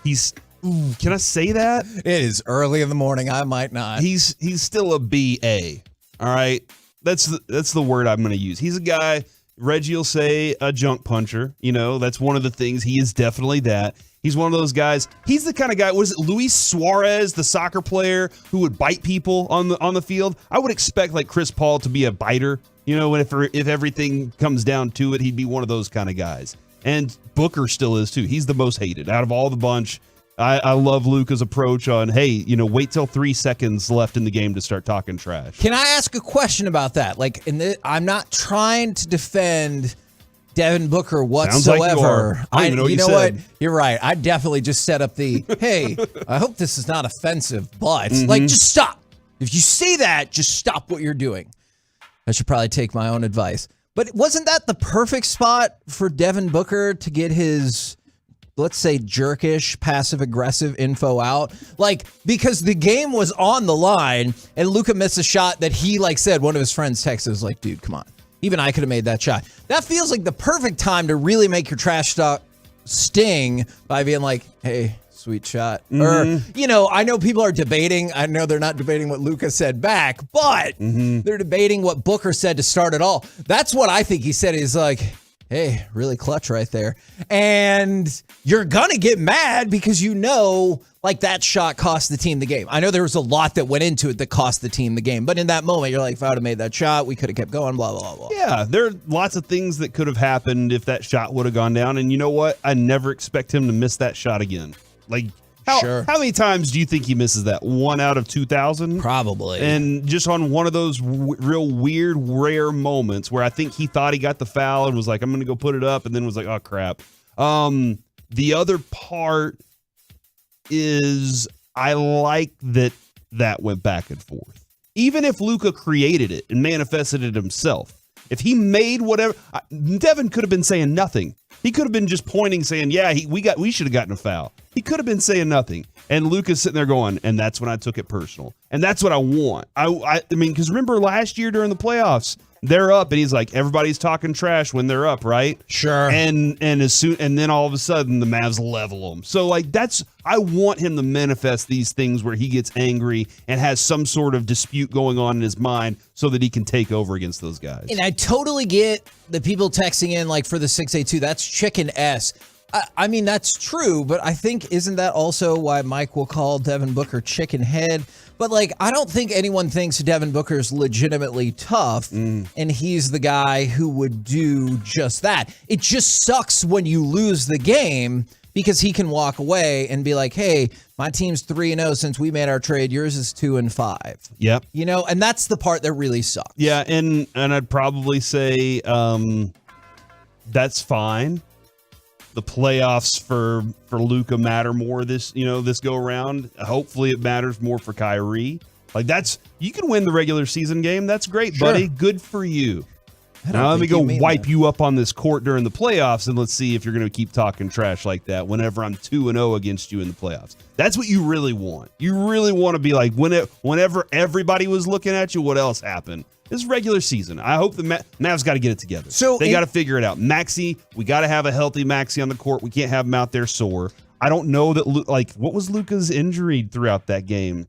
He was running like Mo from The Office early in the game, and then later in the game, he looked fine. Yeah. Yeah. Oh, my gosh. So your response, instead of what the F did you say, would have been like, yeah, just like you in Game 7? Yeah, something like Okay. that. Yeah. Okay. Let's get to the playoffs, man. This is a regular season game, and we're not completely healthy right now. And I think it's from the 4-6-9. He missed that shot earlier in the game too. When I say that shot, I'm talking about that much and the time pressure. left. Those kind of situations, I expect him to make those. Yeah, and it was tough. I don't know if this is the right word. I remain encouraged that Dallas is in there with the team that is the second leading favorite to win the NBA title. But I know other people will bring up like, hey, this is the game that you have to win. Like, you tell me the playoff scores, I think I can tell you if they win or lose. And if you tell me 130-126, that's a game you have to win because it was an out offense game, right? And you're like, all right, defense is dumb.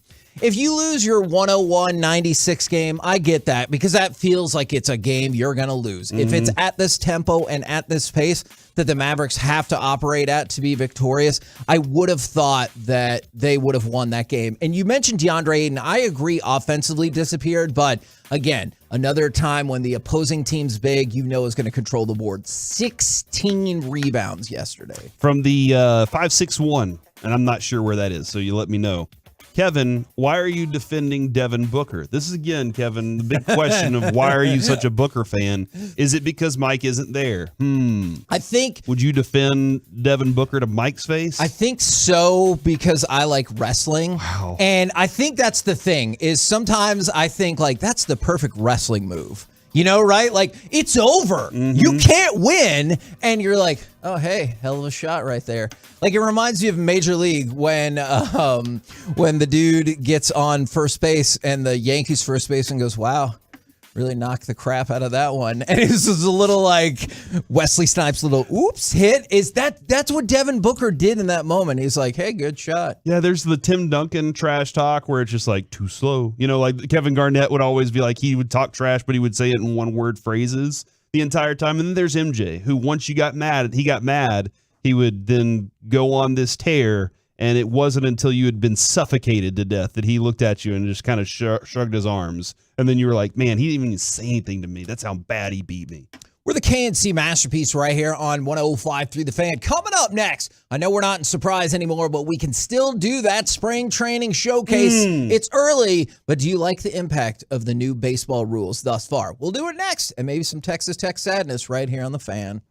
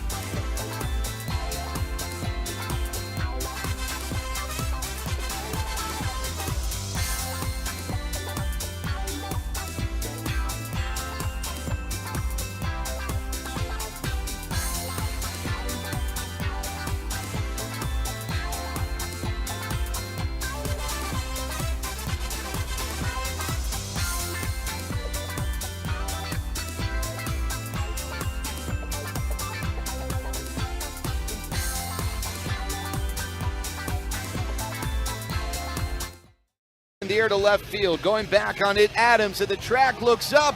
That ball's out of here. Deep onto the berm, just to the right of the Angels bullpen in left field. Adolis Garcia with a solo home run. KNC Masterpiece back here on 105.3 The Fan. That is Jared Sandler on the call right there. I know that guy. I was going to ask you guys, I know it's early, but do you like the impact the new baseball rules have had thus far? I can give you some more context there if you would like. Or do you want to mention what happened at Texas Tech? Did the Stars win on Saturday? Hell yeah, they whooped Colorado's ass. Yeah. Yeah, man. You mean they whooped Colorado's abs? That's not bad. Okay. That is not bad at all. Yeah, man. That's awesome, dude. The Stars are back doing their things. They just had some recalls from the Stars to the Texas Stars, that is. So we got that rolling with us. So yeah, man. Are they back to their winning ways? Who knows? That's the question that remains to be seen. Everyone's like, oh, just wait till Colorado. All right, maybe. But in the meantime, stomp them down. But yeah, they did it during the regular season, which I said doesn't matter. I know. Just moments ago, so I guess I can't be too excited about it. Yeah, you can. Be excited in the moment. All right? Live your now. Okay, I will. And live your truth? I mean, live your now is all I really needed right Okay. there. But Kevin, the Texas Tech sadness, I know you want to get this in. The coach didn't know what he was doing. I don't understand. I just don't know. Like, I can see how he thought, like, it might have been a good idea to start, but then, like, there was no other thought. And he was like, you know what? I'll give a Bible verse. That could inspire people. But, like, at some point, you had to be like, This is the basketball coach, correct? Yeah. This is the guy who replaced Chris Beard. That Chris Beard is Texas. I know, but Beard was once at Texas Tech, correct? I could see how you'd be like, I can do all things through Christ who strengthens me. But instead, he used a Bible verse that, oh my goodness, if you haven't heard already, it referenced slaves serving their master, among other things. I know before people get mad, it's like, well, it said other things too. Okay, fine. But if in the scripture you're quoting, you say, and slaves serving their master, that is never going to be a good idea. No. I don't know why nobody... Was this a planned speech? Surely Or he got in only the middle by of himself, He right? was like, you know what? I was in Bible school this morning, and I ran across this one. I just got to put this one into the conversation today. I think that maybe he should run those speeches past the other coaches first and be like, what are y'all's thoughts? And then they're like, nah, don't do that, man. I'm really curious about the religious makeup of his team. Like, I can see how personally, it doesn't bother me whatsoever when people quote, let's just say, other parts of scripture to me. But I could see how it's not for everybody. Like, if you're there to play basketball and somebody's like, you know, it says in the Bible, I can see how to people that would be off-putting to them, you know? And so I don't know if I thought that was a great strategy to begin with, but most certainly not this way. Yeah, I would say avoid that if possible. Yeah, so he is currently on suspension. Oh, man, all the coaches. All the basketball coaches in the state are just in so much trouble. Yeah, that's a good point. The Big 12 tournament starts for them against West Virginia on Wednesday. I am not entirely sure how that's going to work out for him. There are some questions on the fan text, Kevin, that I'll let you answer in your own time when you want to text those people back. But I will. Not all texts that come in get read on air or responses. Yes, I actually have, I really want to have a conversation with one of those fan texters because I actually have lots of thoughts about what they texted in about specific Bible verses, but that's neither here nor there. Where can they have a conversation with you, Kevin? Ooh, you know what? If you ever email us and want to come out, hang out in the studio, we can do that. We have amazing remotes and stuff all the time. Card show, Dallas Card Show this weekend. I'm around. You're going to be at the Dallas Card Show? That's right. We're going to have a Lou Ferrigno on Friday. That is amazing. All right. No chance Joey knows who that is. In the meantime, Hulk. He's the Incredible Hulk Hogan. That is different people. Actually, kind of. Okay. All right. Do you like the early changes that these rule shifts have brought about in baseball. I can when give you say shifts, it is interesting because that points to that one first. Right.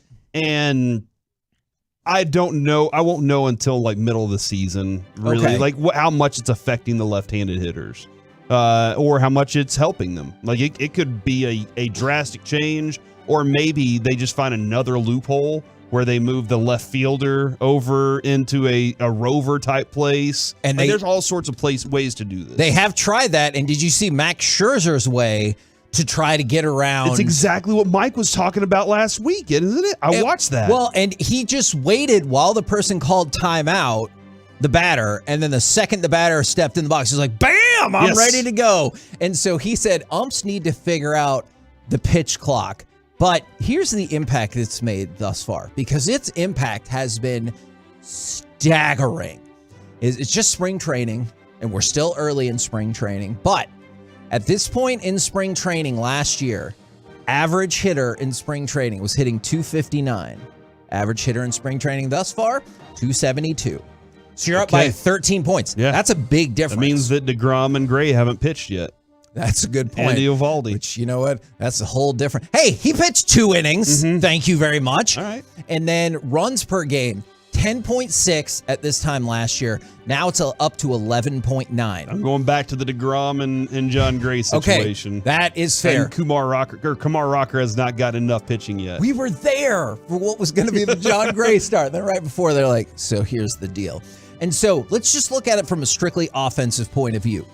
Batting average is up 13 points and runs per game up 1.3. Those seem like sizable impacts, but why did baseball really do all of this? I know offense is like, part of the deal and everything. Speed the game up.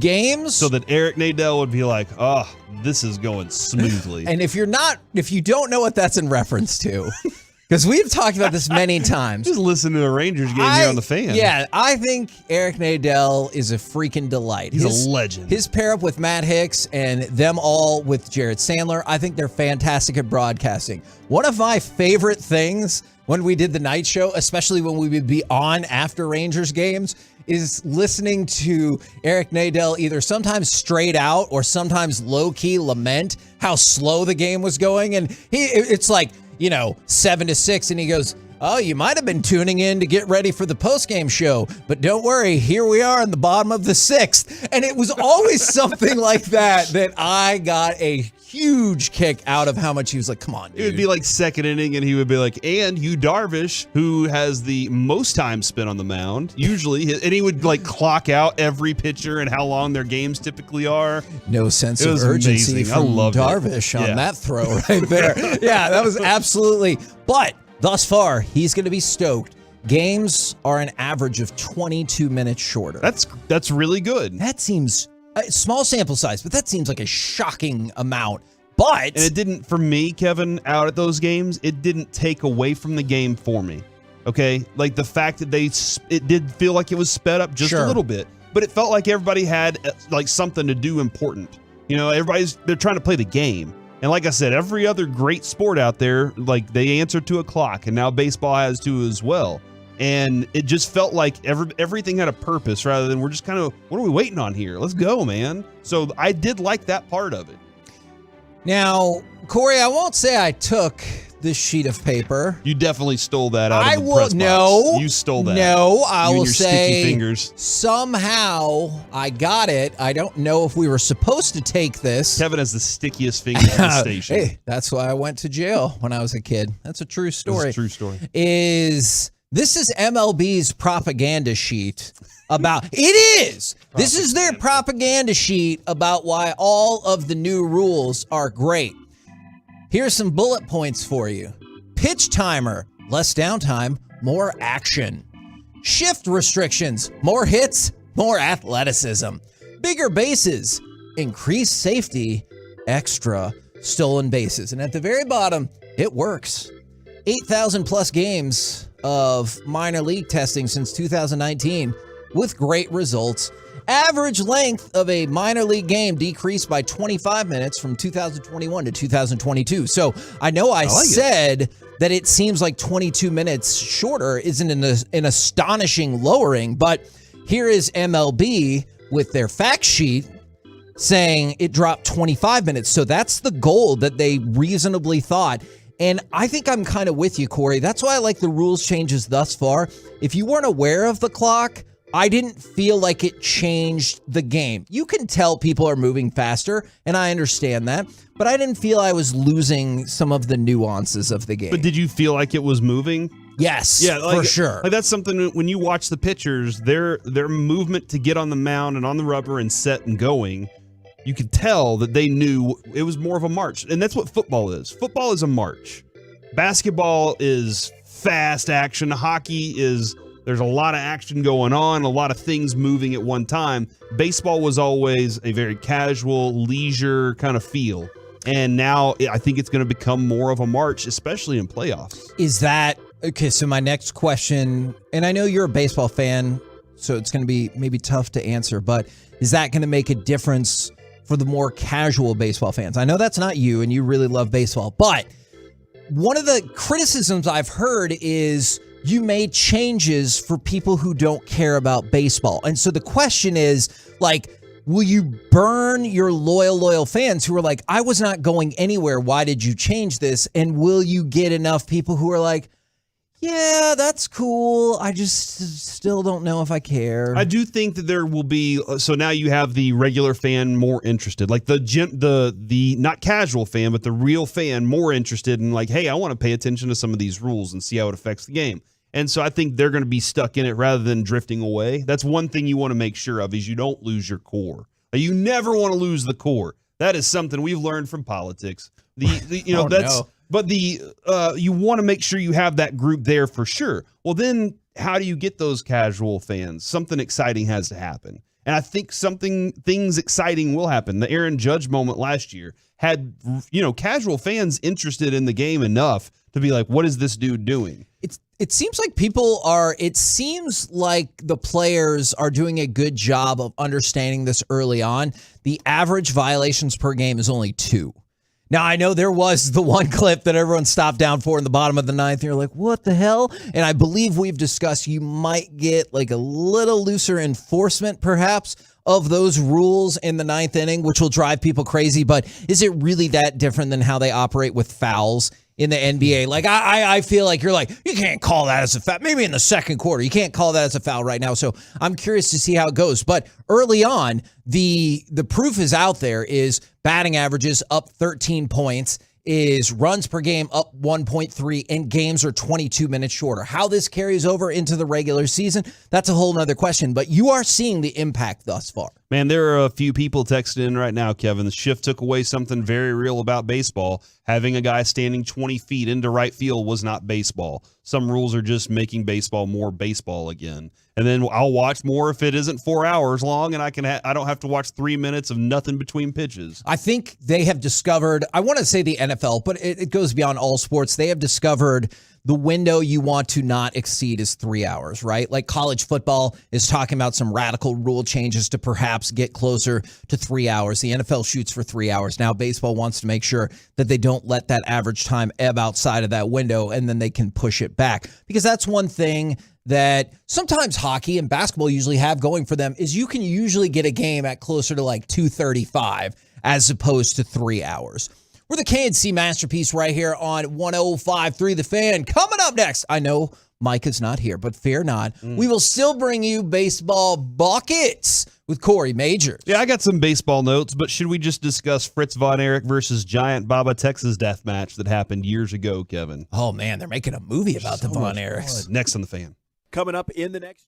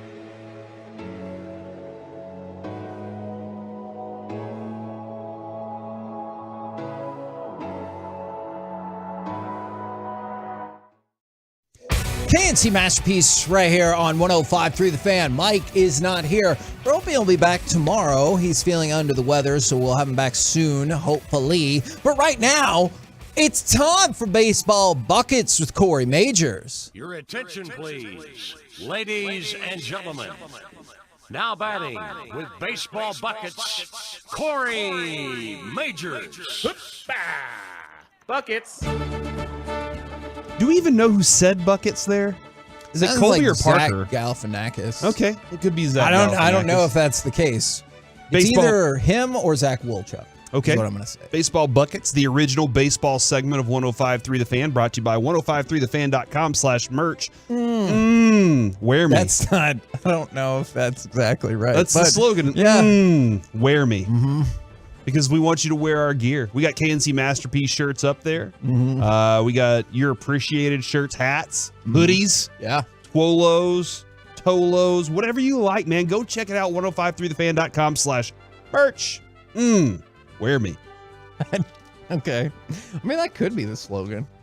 Now, Kevin, we can either hit some of these baseball notes or we can talk about the dentist versus the mechanic. 877-881-1053. You text in and let us know if you want dentist versus mechanic or baseball notes. Okay, I definitely want baseball notes, but I'm intrigued by the other one because Corey has a dentist appointment coming up, and then It's supposed to be today. I know, we had to shift it, and you go, man, they said they would let me know if they had a sooner appointment. I think they're full of crap. And then I started to think, like, who do you think is more full of crap that you can't do anything about, the dentist or the mechanic? And I hear you. Like, if you know how to fix cars, props to you. We probably need to talk more. Yes. But the dentist is like, ooh, you see that patch on your third left incisor? We got to do something about that. You don't know. You're still trying to figure out which incisor that is. Yeah. I was like, is that one of the pointy teeth or not? And it feels like it. Yeah. And then we have to do this nonsense where your dentist looks at you. They're already disappointed because they know the answer.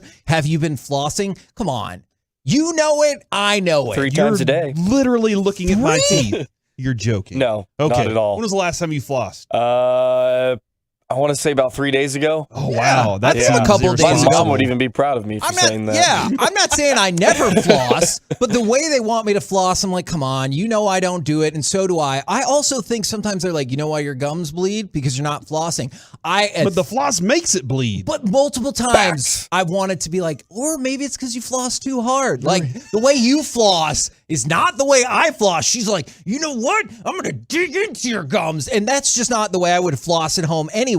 But come on. Like, you know why I'm here. Is your floss made of handsaws? What are you doing in there right now? She's tough. Yeah, man. No, I try to keep up with it. I usually floss when stuff is stuck, and I probably should floss more often. So they're probably right about that. And they know they got you. They're like, ha, caught you in a lie, sucker. Don't act like you. Even if you flossed every day but one, they'd be like, did you floss every day between the last time you got here? And then the look you get from your mechanic or whoever. You go in for an oil change. You tell them you're not changing your air filter. It's like you just punched their dog. Your car's going to blow up whenever you drive off the lot.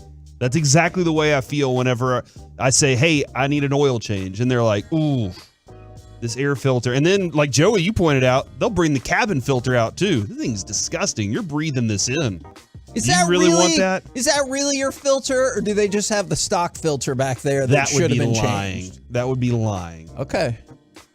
That's the thing. I don't know. The mechanic is like, hey, your Flugenheim valve, and you're like, that's a tough one. Mm-hmm. And like, what am I going to do? I'm going to take my phone out and Google it right there, just like my dentist goes, ooh, do you see that bite pattern? You're like, how?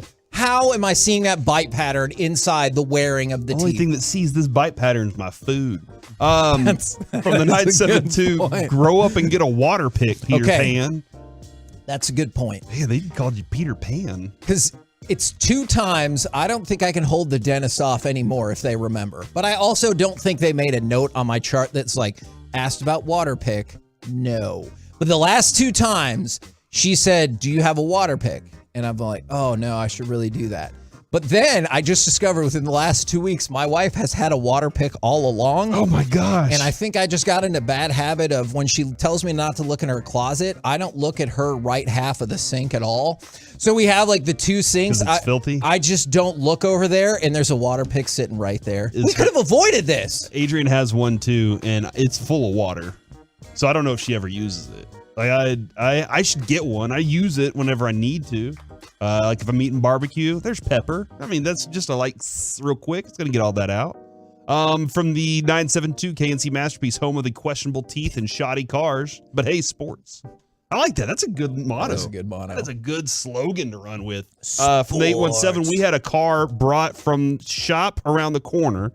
Had low oil pressure, according to the indicator on the dash. The shop around the corner told them it needed an engine. We put a $20 oil pressure sensor in it, and it fixed it in less than a half hour. Oh, good news. You didn't need a new engine. Yeah. Hey, you got to replace the whole thing. That's usually the way that it goes. Kevin, Cole Reagans looked pretty good while we were out there. We'll let the text come in. When's the last time you checked your timing belt? I don't know. It hasn't. No, it's been a while. Do you know what your MAF sensor's doing right now? What is a MAF sensor? I don't know. Massive airflow. Cole Reagans is awesome. He can throw the ball way harder than he used to. He is maybe the 8th or 9th pitcher down on the list, right? I can see that. In that world, because when the Rangers went out and purchased pitchers this year, they purchased pitchers with a bunch of young, questionable pitchers in place. So would you say Odorizzi, who, by the way, has his own name tattooed on his back? He does. It's a fun fact if you wanted to know that. Why didn't we get a chance to ask him about that? Remember, he was kind of hurt. Is it like the jersey on the back? It's across the shoulder blades? It's like in old... yes, but it's in like the old English font, kind of. So would it go Odorizzi, Dunning, Otto, and then that's when you say like Reagan start moves mixing into in the some mix? of these guys. Okay, They kind of get in there. I got you. And it was a smart move for the Rangers to be competitive. You need professional pitchers, not minor league pitchers. And most of what the Rangers had, aside from Martin Perez and an unhealthy frequently John Gray, they had a bunch of minor league pitchers. Dane Dunning, fingers crossed. Hopefully the dude can do all sorts of things.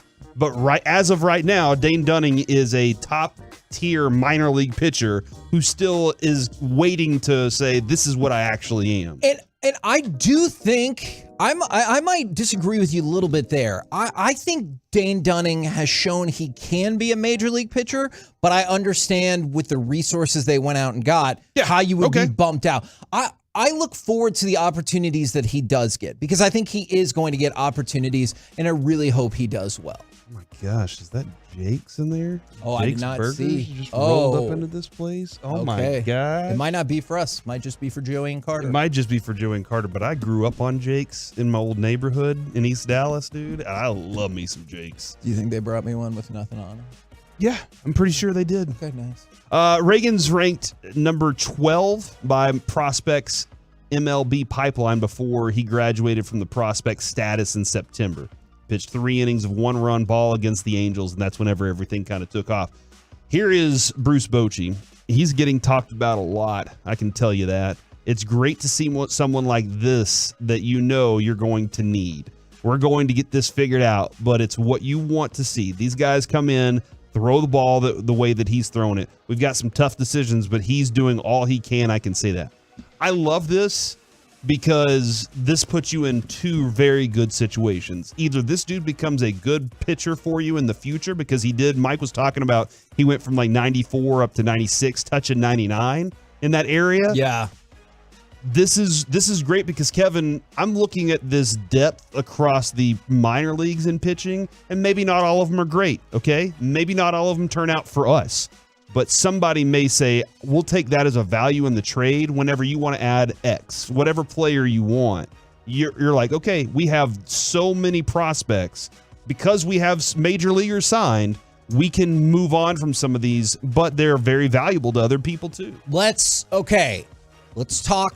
Well, we're going to talk, even make a deeper dive in this tomorrow. But I'm so glad that you brought that up, because I think for longtime Rangers fans, or let's even say you're a Rangers fan of the last decade, right? Is you get kind of beat down by hearing that all your best prospects are in rookie ball or like low A ball. So it's cool to see that some of the prospects you're most excited about could theoretically be in the big leagues like sooner rather than later. Like Bruce Bochy, for example, another thing he said is, well, but Evan Carter's not going to make the opening day roster. And he goes, I don't know if I could say that 100%, but like, I love it. That's crazy. Clean slates across the board. Yeah, even the thought, and we had conversations with multiple people who absolutely think he could be in the lineup on opening day. Not that he would be, but that he would fit in just fine. That's crazy for a lot of Rangers fans. People like you, people like me, because we've been used to like, oh man, this guy down in rookie ball, you wait in 5 years, he's going to be something. Well, and that was the other thing too, Kevin. Not only that, with the DVDs and the Gallows and the Profars and all those things, you know, the other thing was that once you had made the World Series run and then you continued to chase it, JD did, and he'll admit it. Sure. He wanted it. Sure. And everybody did. We were like, go get it. Yeah, go get us Matt Garza. And that cost you. Go get us this pitcher, and that cost you. And then the next thing you know, you're depleted in your minor league system. Rangers are in the prime position of they are going to be competitive. They have things they can trade if they want to, but they also have an upcoming group of guys that are going to be, in maybe 3 or 4 years, this could be a very good young squad, and you may not have to go out and buy pitchers the way that they had to. And then to circle back around to where we started, going to the dentist on Thursday to get 2 chipped teeth filled, almost $1,000 out of pocket, but it beats looking like a hobo. Is hobo, like, is that an offensive term now? Can't say that, Kevin. You can't? Did it again. Yeah. The line was here, jumped right over it. What are you this is one of those moments. I don't know. Let me help you out. Is that really offensive? According to Dove Kleiman, there is a report that the Titans are shopping Derrick Henry. They are? They've already moved on from multiple veterans, Kevin. Lord knows we'll probably want him. We can make Zeke work. We can make this work. Let's take Derrick Henry as well. We're the K&C Masterpiece right here on 105.3 The Fan. Coming up next, let's go back to Mavs Suns and which NBA MVP candidate is under the most pressure to make a deep playoff run. We'll do that next right here on The Fan.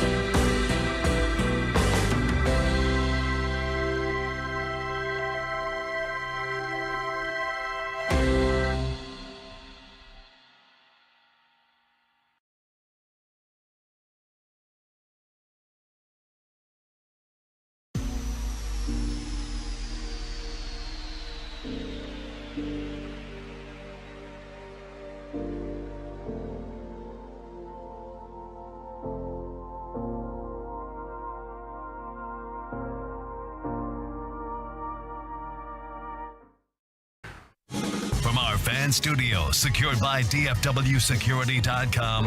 It's the KNC Masterpiece on 105.3 The Fan.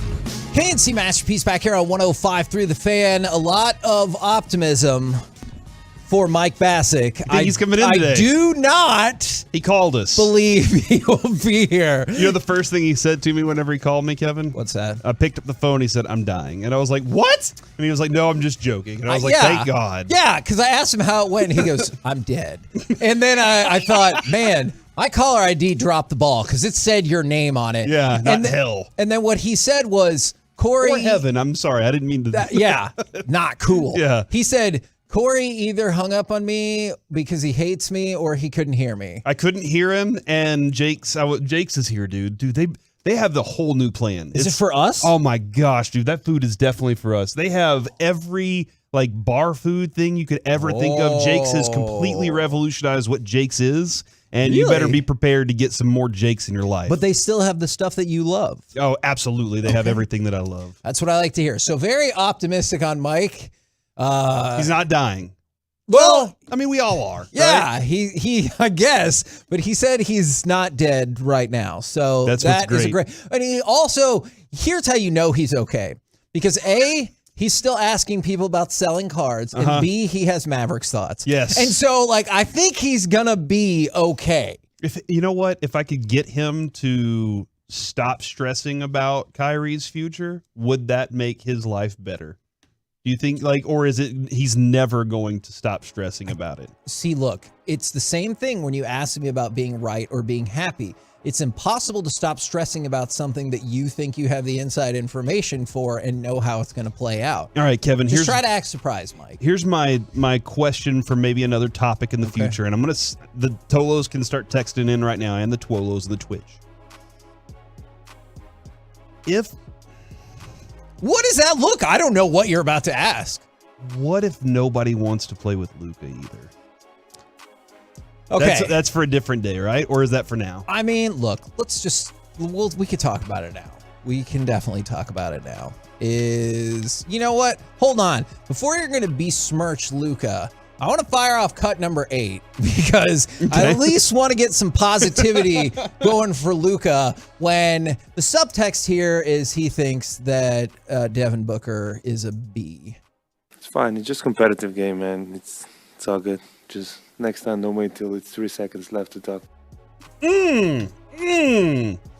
I like the idea that you didn't cut it off after he said talk. It's because he said talk S, and maybe that is why. I don't know that to be the case. Kidding, Joey? Did you edit that out? Here's the issue that I think people wondered about all along is Luka is uber ball dominant. Okay. And so hear me out for just a second. I'm not trying to run afoul of people's notions. I know there are people who think Jalen Brunson was always going to leave since the beginning of time, and that's okay, fine. Maybe you're right, and you could be right. But I also think it wasn't just the contract thing that was problematic. I wondered if Jalen Brunson looked at it and be like, I can be good here, but I will never be able to maximize my ability as a basketball player unless I go somewhere where I can be the dude, which is totally fair because he's never going to be the dude when Luka's here, right? Right. And so we have heard that about why do you think we focus so much on bigs? It's not just because of the problematic interior defense with the Mavericks. It's a big is not going to want, unless you're Jokic, a big is not going to want the ball in their hand all the time. They're not going to need the offense run through them on one side of the court. Now, on the other side of the court, that could be a different deal. Unless you find a Shaq, yes. And then you're like, well, good luck guarding Luka and Shaq 2.0. And guess what happened with that? Going back to, I did not think this would come up again, but going back to the Shaq documentary that I watched that I didn't think was great, but it was solid, is eventually the schism between him and Kobe is, well, Kobe's like, well, we can run the offense this way, and Shaq's like, we should run the offense this way. And so you could eventually get to that. Great problem to have. If we get a dominant big who's always healthy out there, and we get to the point where I don't know, fine, I'll accept that problem when it pops up. But the issue that you're going to run into that we were just talking about is how many players are going to want to come here knowing that they'll never be anything close to, not even ball dominant, but best case scenario, pseudo ball secondary. Yes, that is for me one major factor in this discussion. The other major factor in this discussion, and I know we've talked about it at length for a long time, is that Luka cares about Luka. He doesn't care about the team a lot of times. Do you think that? I do, because if he did, man. he would sacrifice the discussion with the referees, and he would say, Okay. "I care about my team more than I care about winning this." And I don't know, dude. It's always like this one moment that he just the switch flips, and he is focused on this. And Kevin, I'm watching Kyrie. Kyrie will go and he'll be upset about something, and then he'll go try and make a play on defense. And I've seen a couple times, Kevin, where Kyrie's having to make up for what Luka's lacking because Luka's just standing around arguing, okay? And that's where I think that like the mindset of Kyrie and the mindset of Luka are different. And there are a lot of other players that might look at the way that he approaches things and they're like, man, this is a team game and we need you focused all the time on what the team's trying to do. All right.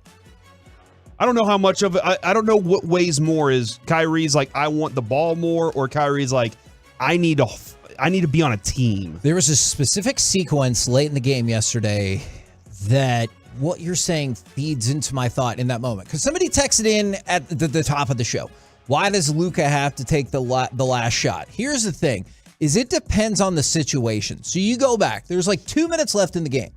Wainwright makes a 3-pointer to give the Suns the 2-point lead. Over who? Was it over Luka? I think so. Okay. So Luka comes back, and this is the sequence that I focused on.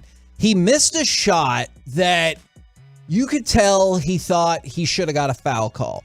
I was proud of him because it looked like he might have said one thing, but then ran back on defense. It didn't look like he stalled out on the wrong side of the court to go back on defense.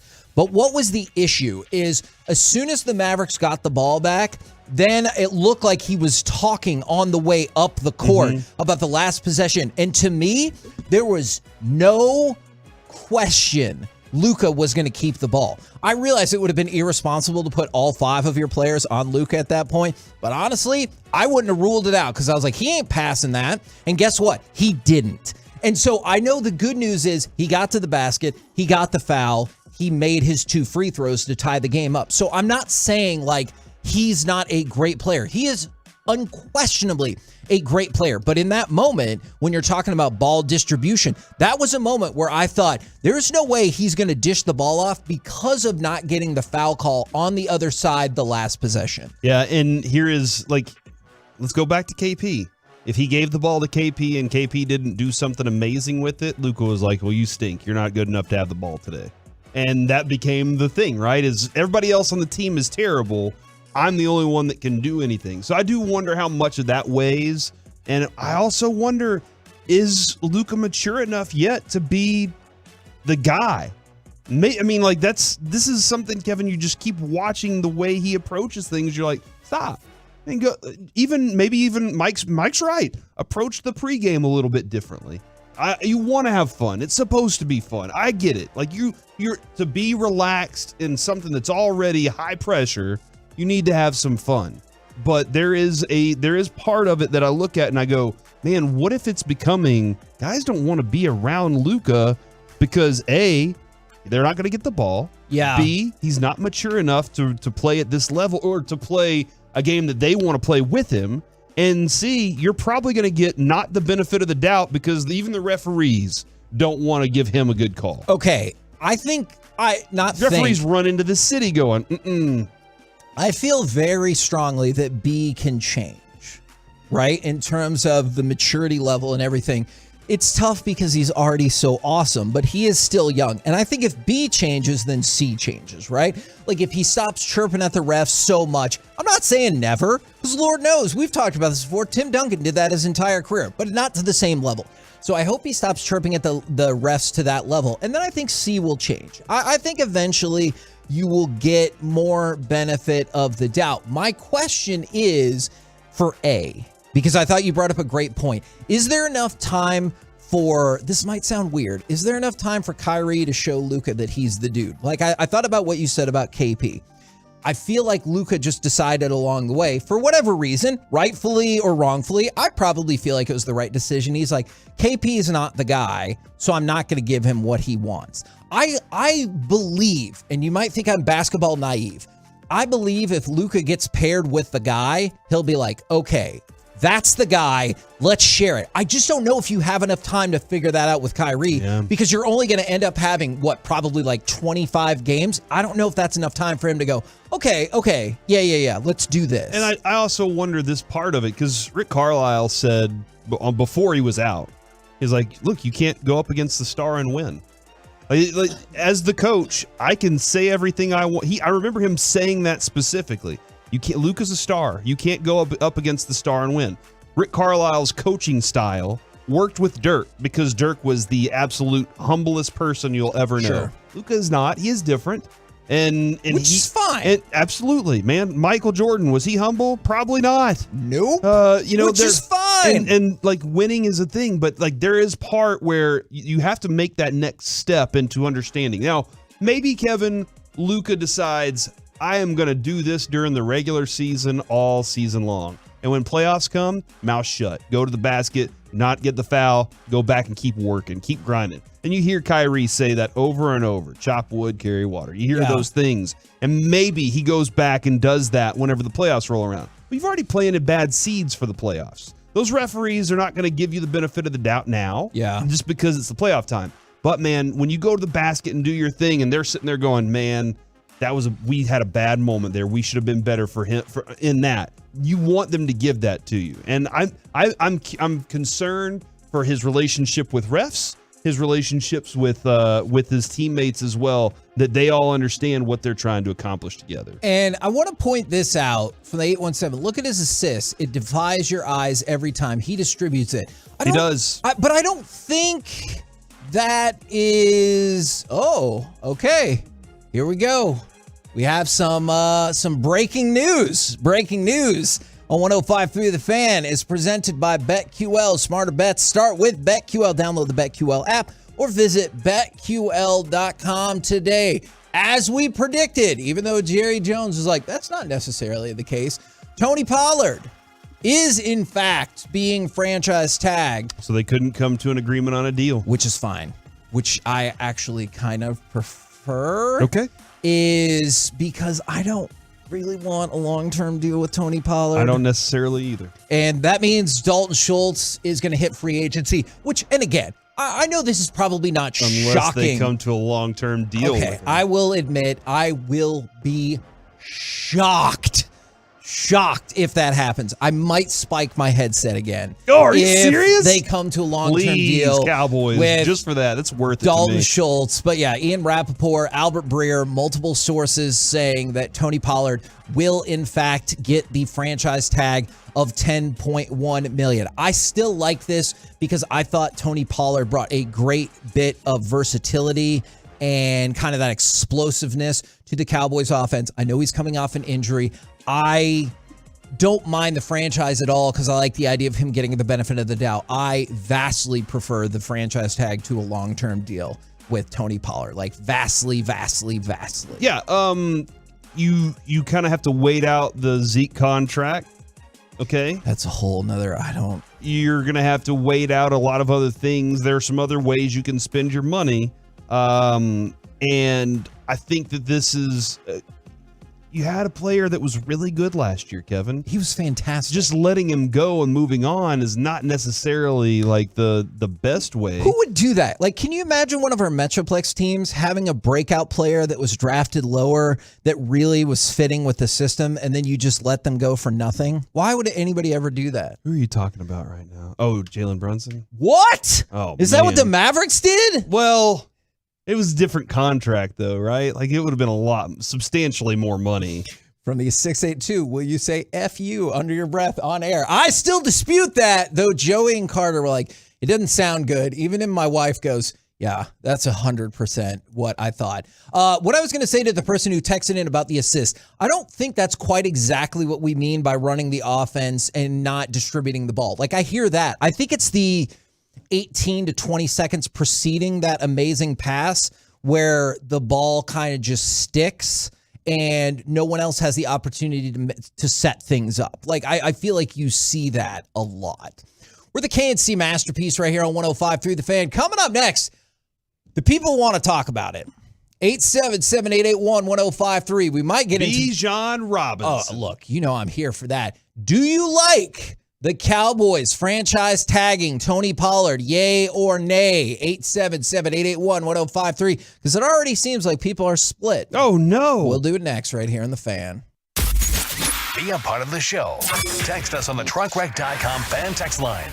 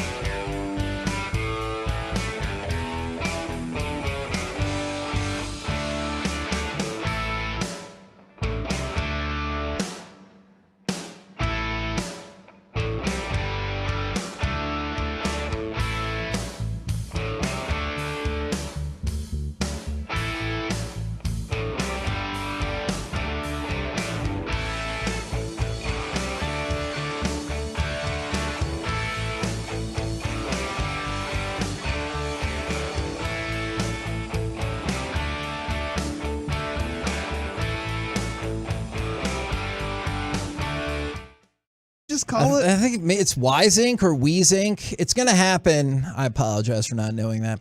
October 10th. So Mavericks and Luka against their former team, but probably the far, far more pressing breaking news is that the Cowboys will, in fact, put the franchise tag on Tony Pollard. Franchise tag is at $10.09 million for running backs in 2023. And I can't say I'm surprised by this. I know Steven last week, I want to say, goes, look, we're not afraid of the franchise tag. We'll probably use the franchise tag again. And everyone's like, okay, that's about Tony Pollard. And then Jerry came out and goes, oh, you never know. Maybe it's not for Tony Pollard. Maybe we're going to do something else. But when it comes down to it, they are franchise tagging Tony Pollard, and people are already split about it.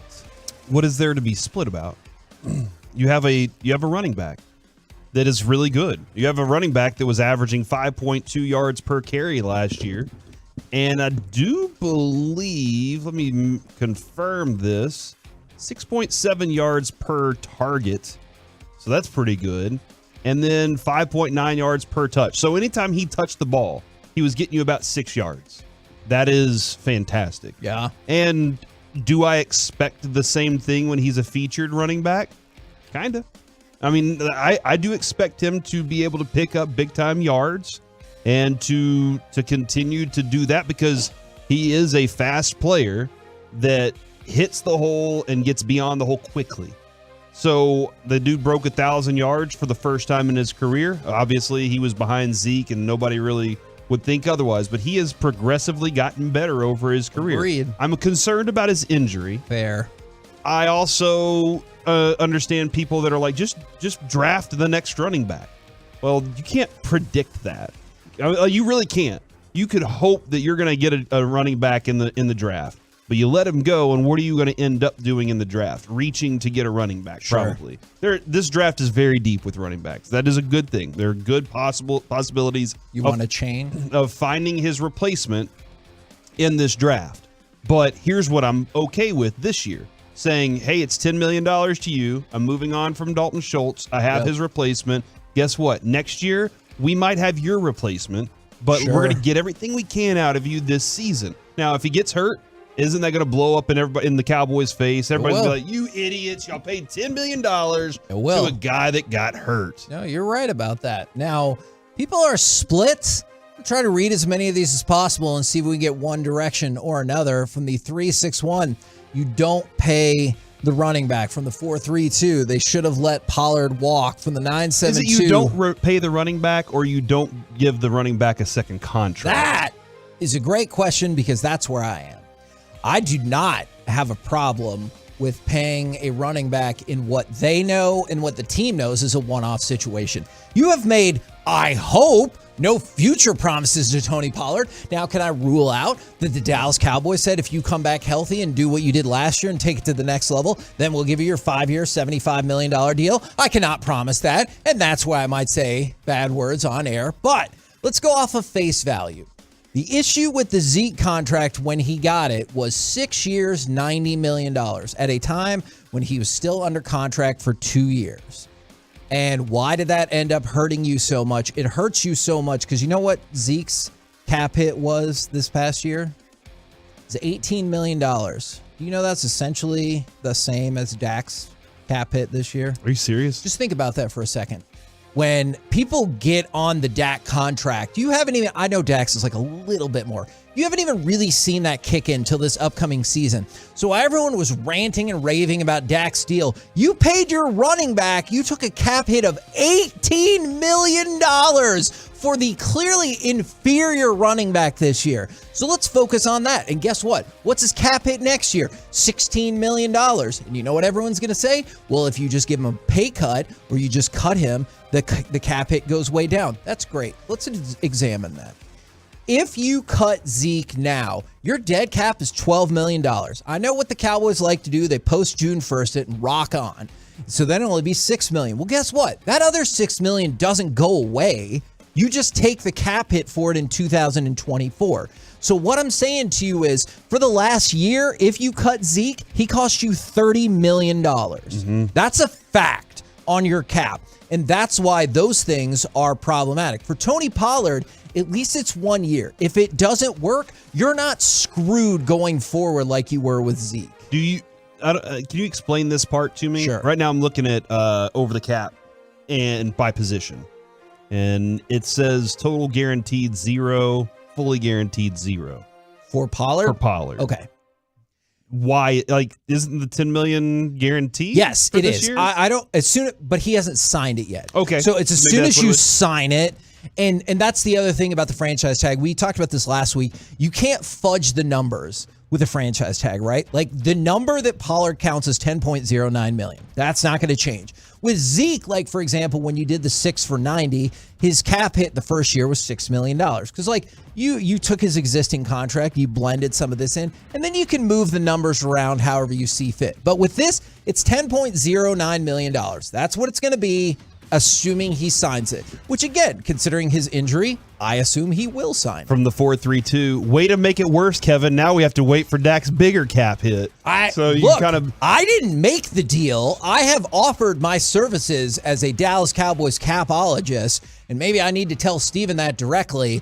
I think I could do a good job for them. So there are a couple of things I would like to lay into here, Kevin. One, you had 2 playmakers on this offense last year. Sure. And it was CeeDee Lamb and it was Tony Pollard. I agree. And when Tony Pollard got injured in that game specifically, you were done. The Niners had you. They were like, all right, we can take care of this. Dak isn't good enough to beat us in the air. They need both of these things to balance out. Otherwise, they're not good enough. That's a reality. The Cowboys understand that. Their reality is that Dak is not good enough to be the guy that just says, we're going to air it out, and that's how we're going to win this football. He's not Mahomes. He's not what Aaron Rodgers used to be. They know that. So they're trying to build a good team around him. When you look at the contracts, Christian McCaffrey, he's in the $16 million range. But it's $64 million on the entirety of his contract. Alvin Kamara, $75 million on his contract. And that looks like it's going to be tough. Yeah, that's looking worse than the Now, McCaffrey. unfortunately, Ezekiel Elliott's at that $90 million, but it's $15 a year. Dalvin Cook, $63, $12 a year. Derrick Henry, $50, $12 a year. So and they're shopping him, that's apparently. like the going rate. And you got your running back, who's probably going to be your lead back for $10 million for this 1 year. Now, where are the other monies spent, Kevin? The other monies are spent on wide receivers. Yeah. Tyreek Hill's averaging $30 million a year. DeAndre Hopkins, 28. Cooper Kupp, 26. DeAndre Hopkins, 27 too. Devontae Adams, 28. I'm working down to the $10 million range, Kevin. Tyler Boyd, Devontae Parker, Marquez Valdez-Scantling, Russell Gage. Y'all would all agree that you would rather have Tony Pollard as your second playmaker than one of those guys. 1,000,000%. I would take Tony Pollard over at least one of those running backs as well, because I get like the money is different for the running backs. I hope everyone can agree this is better than the long-term deal, because I saw some. There can be some bad things. Yes, but it's for 1 year. And so here we go. I read you a few ones that were not super positive. From the 940, we need Pollard. From the 214, yay. From the 469, let him go. Never pay a running back. From the 940, like it better than being stuck long term. From the 214, nay, cut Zeke, pay Pollard. And from the 940, give Pollard a 3-year deal. Now, the issue with that is I saw somebody say Pollard should have taken a 3-year, $15 million deal. Wow. That makes literally no sense for Tony Pollard, because what's the outcome of that? You can get the franchise tag. You know you can get the franchise tag, and that's 1 year, $10 million. I know it's 10.09, but for the sake of this, let's just say $10 million. That means you're signing 2 additional years of like what's pretty much going to be left of your prime for $5 million. That is a bad idea for Tony Pollard. And for people saying, well, he's coming off injury, well, that's why he's going to sign this franchise tag. I know normally running backs don't love the franchise tag. Maybe people in general don't love it, but running backs especially don't love the franchise tag. Well, if you're Tony Pollard, you take this $10 million, more than you've made in the rest of your career combined, show that you're back from injury, and then you can go to the pay window. I am perfectly fine with the franchise tag the guy for 1 year and draft potential replacement. That way you get the opportunity to work that guy in. I don't know where Zeke's. I don't know what's going to go on with Zeke. Well, actually, that is going to pop up here coming in one of the at 12:20 probably. But I'm not sure exactly what's going to happen there. But you want to continue to add young players to your team anyway. But do I want to go into this season with a third, fourth round running back as my starter? I don't know yet, and I can't guarantee that I'm not going to find a player in the third or fourth round that I'm going to like more and say, man, I have to take this player, but I can't because I let my running back go. Look, as much as I love Devon A-Chain, but like that might not be the guy that's going to be your bellwether back, and neither is Malik Davis, and quite frankly, neither is Ezekiel Elliott to an effective point of view. I don't have an issue with it. I do want to point out, I understand everybody who does, because the Cowboys have gotten burned by paying a running back, because Tony Pollard is coming off an injury, or quite frankly, I see people who are like, Zeke's still the guy.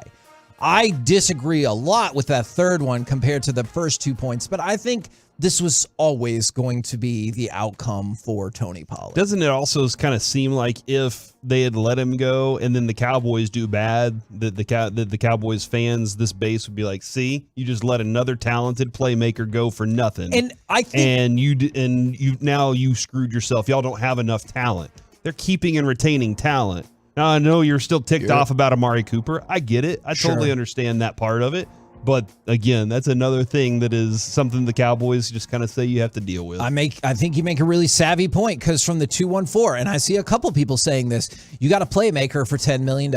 And from the 504, Michael Lombardi said, you're not signing a running back, you sign a weapon. And if you're telling me you get an offensive weapon for $10 million, then I'm stoked about that. And from the 972, I just don't think you can say this. Malik Davis is literally Pollard with better evasion. That could be the case. I will point out that could absolutely be the case. I don't want to put a ceiling on Malik Davis, but you don't know that. Like, you have nothing in an NFL game to base that on. And everybody who I see, A-Chain, I hear you there. I do. I just wonder if he's going to end up being a complimentary back in his NFL career. And I know there's probably still some people who think that about Tony Pollard. So maybe that's why they don't like the number either. Me, I'm fine with it. Yeah, this is part of the move that gets you to the next place. I don't think this is the thing that says you're going to the Super Bowl. And that's what everybody's like, well, we need guarantees that we're going to the Super Bowl here. Hopefully you're building a winner. That's all you're trying to do is build a winner, and the Cowboys kept one. How do they do in the draft? I will judge all of these things whenever they get ready to start. We'll look at their roster and go, okay, did we have a good offseason? And then we'll go from there. Right now, I'm fine with this move. I don't love it. But you're fine with it? Because of the Zeke contract that you're still having to deal with. I don't love it, but I'm fine with this move, especially considering what you're doing in the draft. The Cowboys like to fill holes on their roster. That way they aren't forced to draft a certain way. That's what Will McClay likes to do. I want to make sure my roster's pretty good. That way I can draft the best player available according to need. And then Mike told us that we're going to trade for DeAndre Hopkins and sign Bobby Wagner. So this is just part of that's Super Bowl right there. Then I think I'll be with you. We're the KNC Masterpiece right here on 105.3 The Fan. Coming up next, it's time for Gridiron Gravy. Amazing notes from the Combine, plus Derek Carr on the move. We'll do it next right here on The Fan. At some point.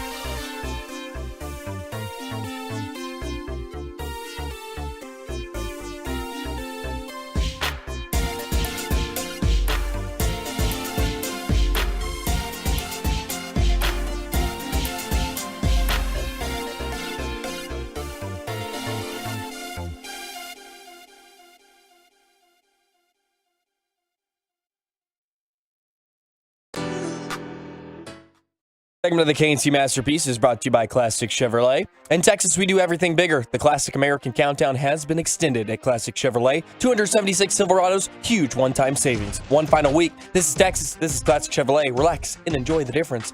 Find new roads. KNC Masterpiece back here on 105 through the fan right now. It's time to go around the entire NFL and dip into some gridiron gravy. Jakes. Yes.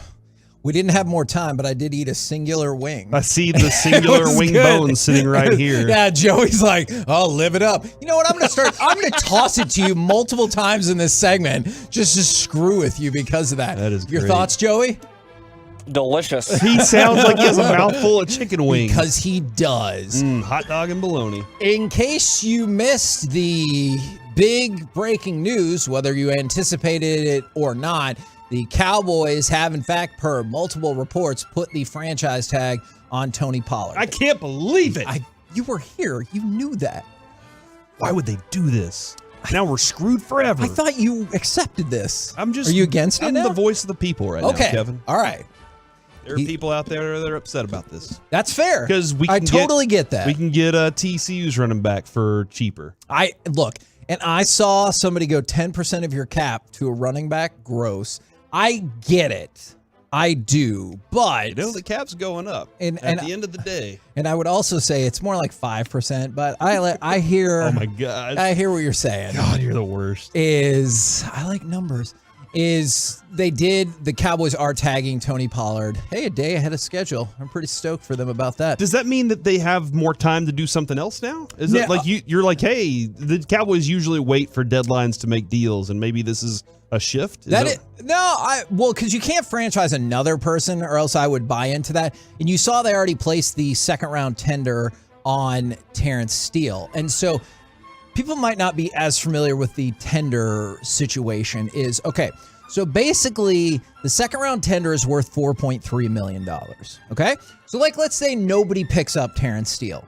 He will get a deal, assuming he signs it, which I believe he will, because then that would open up unrestricted free agency for him.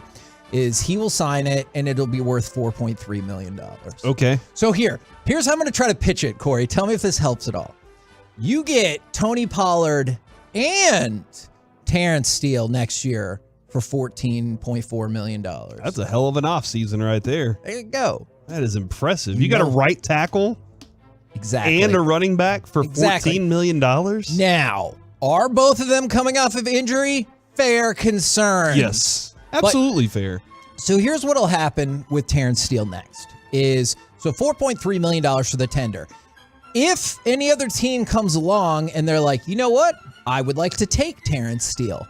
You can, but you have to give up your second round pick. From the 469 second round tender, is that like a backup girl? Oh, for sure. Text in right now. Just a simple yes or no if you've had to go with the second round tender. Hold on. So on Tinder, there is you're sitting there going, all right, not my first round pick, but definitely my second. They don't need to know that, but you got Janet starred just in case your first gal doesn't come through and you're like, you know what? Janet looks like she'll say yes. And so you swipe right and she's like, let's go out. See, you know what I'm talking about. If your name's Janet, I'm very sorry. I don't know why. Kevin, I don't know why. You can I email picked you out. Do we email the boss or just you directly? Yeah, how do you want email me this? directly so I can try to bring the pitch down before it goes any further. But yeah, so Kevin.Hagelin@odyssey.com. Yeah. I apologize in advance. I guess this is too late. Janet. To all the Janets all right. So if somebody else wants Terrence Steele, you can have him, but it will cost you your second round pick. Okay. On the flip side, as a restricted free agent, the Cowboys have until April 21st to match a contract. So let's say the Jets come along and they're like, you know what? I will give Terrence Steele a 5-year, $50 million deal. The Cowboys can be like, all right, second round pick, please. Or they can match it. Are there Janets texting in? I can't get over this, Kevin. So are second round tenders more valuable then, if that's the situation, like in negotiations for You mean future? in football or in the world? On Tinder. Okay. The second round Tinder, Janet, is she more valuable? Yeah, because Janet is your safety school, okay? That is your, as long as we're at it, that's your Arizona State. All right? Look, as long as I'm getting emails and making people mad, Janet is your Arizona State. Gotcha. They can do good work and educate you and everything like that, but that's maybe not your first choice. Mm-hmm. Like you saw somebody else, whatever your first choice is of school or of person. Gotcha. From the A17, I think at some point everyone has to go with the second rounder at some point. Okay, you know what? And I'm glad that you brought that up, Corey, because I got lots more football stuff for you. But go ahead and text in. Who's the second round man? Like I said, Janet, but that's not inclusive. Well, maybe all right? here. So who's the second round Tinder man? From the 817, Janet here. I'm going to tell my husband, Steve Stevenson, who works for the recycling factory, to get you. Steve Stevenson loves our show. He does. Maybe Terrence a lot. can be your second round Tinder as opposed to Tinder with Terrence Steele. All right. So the big Cowboys moves of the day. We'll get back to nonsense. Yeah. Okay. All right. The Cowboys moves of the day that matter is they put the franchise tag on Tony Pollard. That is $10.09 million for 2023. And they put a second round tender on Terrence Steele, which means if another team just flat out takes him, you get a second round pick. But the Cowboys still have the option to match any contract offers up until April 21st. That's awesome. That is great to know. That really is a very significant note in that conversation. And if nobody comes along, this might be the biggest deal. If nobody comes along and offers him a deal, that means Terrence Steele counts $4.3 million against your cap next year. That is a tremendous value for what he did this past season. Although I know the concern is he is coming off Does he injury deserve as well. more? He deserves way more. Then why aren't they paying him what he deserves, Kevin? Because that's what we used to do, and that's a stupid way to get yourself in cap trouble. You're a great person. Here's what you deserve. Nonsense. All right. Up until they are contractually obligated to give them what they deserve. All right. So basically, you get one more year of cheap Terrence Steele, and then probably you're going to have to give him your 5-year, $70 million deal. And I bet by that point, he's earned it. If you don't, then he might make you pay. Yes. Like in a bad way. Absolutely. By beating you in like an NFC championship game or something like that. Yeah. That'd stink. And you might be like, Lyle Collins didn't do this to us. Well, this is a new person, okay? By the way, speaking of people who want all of the money, Daniel Jones, the team, I get it. The team offered him a deal worth $35 to $39 million per year. The Giants did. And he said, you know what? I'm a big fat pass on that. Yeah, he did. Of course he did. Because what? This is brilliant. Is it? Yes. So he still wants $45 million. Sure. And they're like, okay, the franchise tag is $32 million. I guess they sort of met in the middle, $35 to $39 per year. He said pass. Yeah. Go ahead and franchise tag me. And you know what? If you don't draft my backup or your future, I'm going to win just enough games for you next year. Yeah. That you're going to have to keep me. And do you want to franchise tag me again? Because double that. Is he going? It's not quite double, but is he going the Kirk Cousins Triple route? it. Yeah. Where he's going to Yes. go, no, I'll go ahead and take my guaranteed $70 million over the next 2 years. And keep working with your coaches in your offense. We go to the playoffs next year, and we're back in I just took you to the playoffs. In a year y'all didn't think I could get y'all there. Right. And guess what? Won a playoff game. What's up with that? Right. So, yeah, I think there are a lot of positives. This is smart for his agent to say, let's keep pushing this thing as far as it'll go. Just collect as much money as you can get out of these guys right now until they say we have to give you a bigger contract. This is what Dak did, right? Like Dak did kind of the same thing. I'm never going to be as valuable as I am right now. I might as well take advantage of it. And then, he got hurt. People in the fan text are very clever. In the 214, I've taken out a Janet. She was a 4th-round pick at best. And Kevin is a 2nd-round Tinder name. That's fair. I accept. I'm not going to pretend like I've never been somebody's second choice. I absolutely get that. All right, let's talk about combine running back times. Bijan Robinson, the person that we've talked about quite a bit, perhaps being linked up with the Dallas Cowboys, ran a 4.46. Alabama's Jahmyr Gibbs, 4.36, thought to be the second running back. The third running back, Devon Achane from Texas A&M, ran a 4.32. Is that real? Yes. He is ridiculously fast. Like, I cannot envision a breakout play in which he gets caught. Like, I just don't think that's going to happen. Now, the whole point, though, is you have to be able to block for him to get a breakout play. Well, and then, if you can't do that, that speeds nothing, you know? I know some people want to bring up, I don't know if it's a Kamara comp or whoever, but there are questions about A-Chain's ability to be your bellwether running back. But then again, I felt like those same questions existed for Tony Pollard. Maybe they still do exist. Pollard was always Pollard. looked at as a playmaker that you could put in lots of different places. This year, they said, put him in the backfield and watch him run. And they could block it. And when they couldn't block it, he wasn't as effective. I am intrigued by people that say you take Devon in the 3rd round. Sure. I'm here for it. I wonder if the Pollard stuff changes, if they're going Pollard and Malik, or they still really do think they're going to bring Zeke back into it. I'm not Maybe more sure. McGovern, out of the backfield in the fullback spot. I don't want to rule that out as well because I don't want to hurt Corey's feelings. I know you're excited to know where Derek Carr went. Remember, David Carr last week said, this is going to take a long time. But it didn't. And so Derek Carr, he did. The way Joey, tell me this. The way he says it just sounds rude, right? Yeah. But it didn't. Not a fan of David Carr, I guess. That's the way it sounds. I told you that's where I get into trouble. And I was like, oh yeah, no, I totally think you're smart. They're like, okay, ass. And I'm like, no, I meant it. It's just, that is just the syntax in which I talk. My older son at times, Brandon, has that problem as well. Is Derek Carr, 4-year deal with the Saints. I still haven't seen the final number yet. He tweeted out who dat this morning. Carr did. And so Derek Carr is going there, and it improved their Super Bowl odds from 40-1 to 25-1, and their NFC odds from 20-1 to 14-1. I don't know if they've seen him play recently. Yeah, they watched it. I'm sure that. You know what, Kevin? Okay. Every football team is like that. That one person out there that's like, I can fix him. Sure. Every football team, when it point. comes to quarterbacks, they're always like, I can fix that guy. So that's what's going on here. They think just a change of scenery is all he needs. Not to be in that place that is chaos in Las Vegas. They need to be in New Orleans, where it's a lot tamer. A couple more notes. It's not tamer there. I'm not sure about some of that. But I got a couple more notes for you from the Combine. The rest of the world caught up to what we were telling people about the betting odds with Anthony Richardson as he sets records for quarterbacks in vertical jump, broad jump, continuing to move up the possibilities. I'm sorry, Carter. I'm not telling you it should happen. I'm just telling you what people are saying. They're catching Anthony Richardson fever. Let's talk a little more about that in the C block today, because I watched C.J. Stroud, Kevin. That's my guy.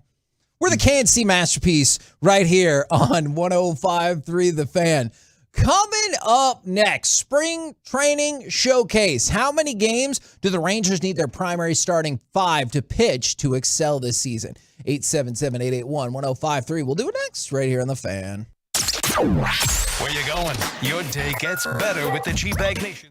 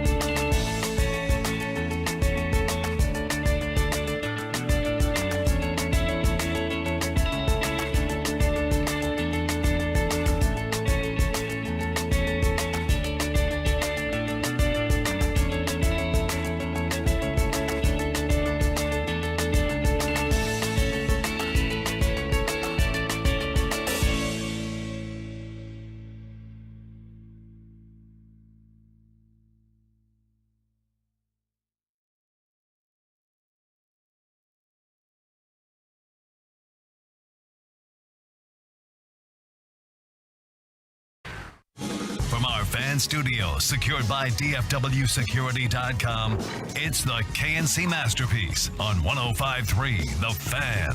KNC Masterpiece right here on 105.3 The Fan. So our question is going to be, how many games do the Rangers need their primary starting 5 pitchers to start to excel this season? 877-881-1053. And if you missed the big news of the last hour, Derek Carr, no, I'm just kidding. Derek Carr is going to the Saints. Who cares?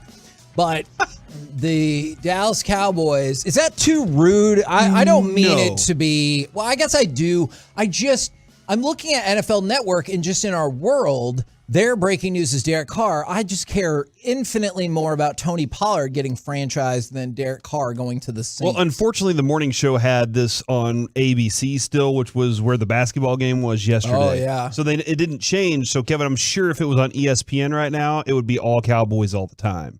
That's how they rock that thing. So there is a mixture going on with NFL Network because they have to appease. They don't have to get ratings. They just have to appease all their groups. Sure. I did like the Ross Tucker question, though.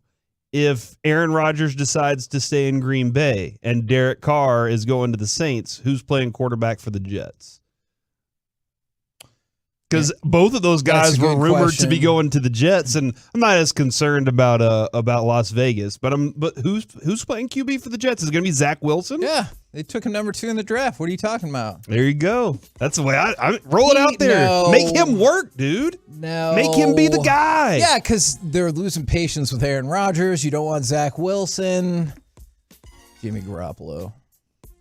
Oh my gosh. Well, he's better than Zach Wilson. You know what? Your coach knows him well enough to say no. That's what I would say. Your coach was the defensive coordinator on a team that went to the Super Bowl with him, and he would probably go, "Hey, he let us down. We had a great defense, and he lost that Super Bowl." Maybe, I don't know. Maybe they'll just say Pat Mahomes is really good. I mean, sure. I think that would be easy to concede.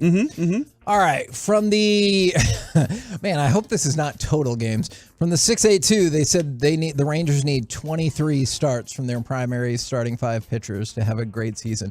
That will be, I predict, 23 starts from each of them, or they just total? said 23. Because total's not going to be good enough. I predict that will be a disastrous run to the season.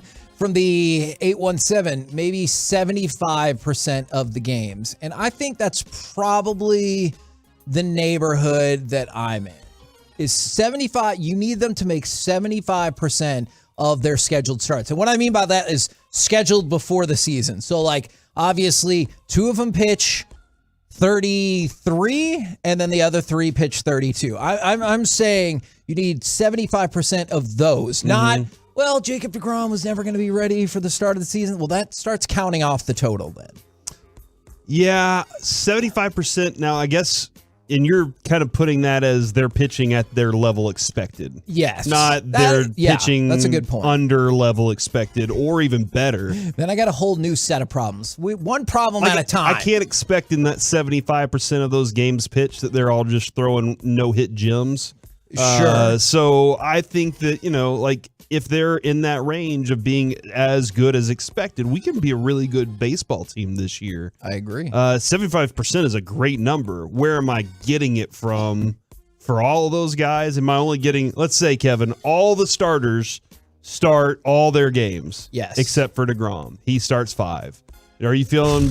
that's where the... Because that's still 100 and... What are we talking? 135? Yeah. That's where...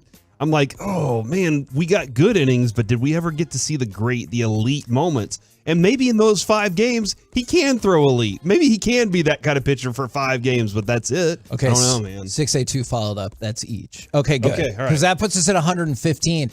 See, I was a little higher. In my magical world, it was 125, which is like 77%. Okay. But I know, Corey, I know. Squeezing percentages here. I know it won't work like this, but in my mind, they all started 25 games in this scenario. So that puts them at 125, but each one of them started 25 games, which I realize that is very unlikely that they would all miss the same amount of games and all make the same amount of starts. So obviously the lower down in the rotation you get, the more I would prefer those people missing their starts to get to 125. And that's what you need, because this bullpen, I really like Taylor Hearn. Oh, you do? But I love Taylor Hearn. I asked him about maybe the bullpen's not the strength of this team, and he said the people who say that didn't watch this team last year. We might not be on this. I'm not on the same page with him about that. So you say 77%. That's right. And that's going to get you think, maybe into the World Series? That's tough to say, because then will your pitchers all be healthy in the playoffs? That gets you in the playoffs. You know, Michael Jordan won 6 championships, but if he didn't have this guy, Pippen played all the games. then he would have had no championships, I think. So, Kevin, we need them to play all the games, just like Mike said about Pippen at the time. Well, then I will concede that the Rangers will not win the World Series. If the prerequisite is for all of these pitchers to start every game this year, then I will say we're not going to win the World Series. From the 214, what if Rocker and Leiter come up and fill those starts in that second scenario? Okay. If that happens, something has gone horribly wrong. Trade all the pitchers. Well, no. Yes. Yes, it has. Yes, something has gone horribly wrong, but also something went incredibly great. It's not going to happen. Leiter is, as much as we want him to pitch today, he's not ready yet. He still has some polishing to do. He needs to prove that he can dominate Double-A. And agreed. Rocker, or even be mediocre in Double-A. Dominate Double-A, and then I'm going to start considering you're ready for Triple-A. Okay. All right?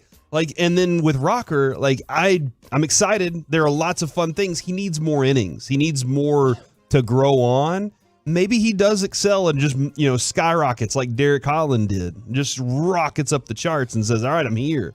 But these guys really, that's one of the reasons the Rangers said, we're going to draft pitching and add pitching so that in the future we'll have pitching. But for the right now, we have pitching too. And these guys, they're good. They're good. They're going to be good, hopefully. But there's a lot more work for like Kevin said, if that happens, either something went amazingly good and they were throwing zeros up on the board every time, or everything fell apart and we traded everybody. Look, I love the scenario where they both come in and dominate this year. I just don't know how we really got to that point. This is the statement from Chris Young that on the one hand makes sense. On the other hand, it makes me a little weary. I only have 2 hands. He said, that's a good point. We're not going to make guys push through minor things right now when we're looking at the big picture. There are certain points when guys are more vulnerable or exposed to injury, and spring training is one of them. We're just making sure we tread lightly. We're just being smart. We want to be diligent with our buildup. So I get it. They haven't pitched a lot so far, so a minor tweak now is different than maybe a minor tweak in August when you're like, no, I'm fine. It hurts, but I'll be okay. Whereas now, if it hurts and you still haven't built all the way up, but the counterpoint that I know makes people nervous is you have a lot of people in this rotation who have dealt with injury problems, whether it was Gray last year, whether it's Eovaldi, whether it's DeGrom. Like, you have people in this rotation that you're like, it could be awesome, but it could also be concerning. And so when Gray gets scratched, when DeGrom still hasn't pitched, when Eovaldi gets scratched, that makes me nervous. I was going to say it makes people nervous. It makes me nervous because I love the Rangers. How do you think Ray Davis feels? I wonder, what are Boch and Chris Young telling Ray Davis when Ray wakes up in the morning as the owner who said, hey, take half $1 billion and go start working on something here for me. And then they come back and they're like, hey, none of those guys that we spent that money on are ready for to go. the training camp portion of this because there's some tightness. Do you think he's going, hey, did I spend my money appropriately, or I can't trust you? I'll tell you this. I know this for a fact. Ray Davis loves Chris Young. All right. I talked to him, and I was talking to him about a couple different things, and he said, hey, I got you Chris Young. How do you feel about that right now? And I was like, dude, I'm loving it. Yeah, me too. And so I really do like that. But I understand whenever you spend something on something and all of a sudden it's not coming back and giving you returns, you're a little concerned. Luckily, right now, Kevin, it's cold in Arizona, and Boch is like, I don't want to risk anything, so let's take our time on this. I expect them to, whenever season starts, to be there for the long haul of the season, though. He also, when he was on air with us, agreed about the Sam Elliott comp. Yes, he did. Like, let's not forget that. If you missed us in surprise last week, he goes, who's that one guy? And we all knew he was talking about Sam Elliott, and it kind of felt like he could be the narrator of The Big Lebowski. Or My Life. Yeah. Come on, man. You wouldn't want Sam Elliott and or Bruce Bochy to narrate your life? I would. You get up in the morning and it's like, the sun peeks through the blinds. Okay, but can I just tell you this? If things aren't going your way, as the cowboy puts his boots on, isn't that going to make you sad? Because that's positive. Mm-hmm. But what if he said, the sun breaks through the blinds, Corey got out of bed already knowing that he would be defeated on this day? Oh, like, man. That's not going to encourage. That's not how Sam Elliott would narrate. Okay, but depending on what's going on in your life, maybe it is. Sam Elliott only narrates heroes. And that's what you know. Well, guess what? Heroes struggle sometimes too. And if Sam Elliott tells you the day is going to suck, guess what? You're probably going to walk out there and be like, you know what? That's a fact. I don't know what I'm going to do today. God, he's got such a mustache. That is a good point. So, like, here, let me give you a good Sam Elliott example. All right, you ready? Manchester United took the pitch thinking that today they might be a competent soccer team, but guess what? They weren't. They were wrong. You saw that, right? Like, I'm not even a big soccer fan, and even I saw that Liverpool beat the absolute brakes off of them. 7-0. Why would they let that happen? I don't know. Like, isn't your goal to stop them from scoring on you? Yeah, you said nah. Just let 7 of them get in there today. That's ridiculous. I like the manager. He said it was one of the best performances for a long, long time. Everyone saw what the boys can be, which is great. But that even feels like a muted reaction. You're like, are you kidding me? Have you seen how much we whip their ass? They tied the biggest beatdown in a competitive game since 1931 against them. Hell yeah! And if it's Sam Elliott, he's just going to make you want to be sad about your day. Oh, I'm telling you. Are you trying to tell me that Bruce Bochy is going to make us sad when he joins us on possibly every Tuesday to talk about the Rangers? I'm telling you. I don't think so. I think you're wrong. I think there is going to be a day, hopefully not a lot of days, but a day when he goes, look, guys, when you don't got pitching and we're still waiting for him to come back, you don't got a chance. 877-881-1053. Give a grade on the scale of 1 to 10 for Kevin Hagelin's Sam Elliott / Bruce Bochy impersonation. Maybe like a 4, 5. What? That's what I'm going to say. I get That to is grade. way too high. I get to grade myself. Too high? Oh, man. All right. 877-881-1053. I'm giving it a 1. We're the KNC Masterpiece right here on 105.3 The Fan. Coming up next, we jump into the lunch rush as part of the Expressway from Jerry's lips to your brain. Oh. Are these the things Cowboys fans just have to deal with? Next on The Fan. Are you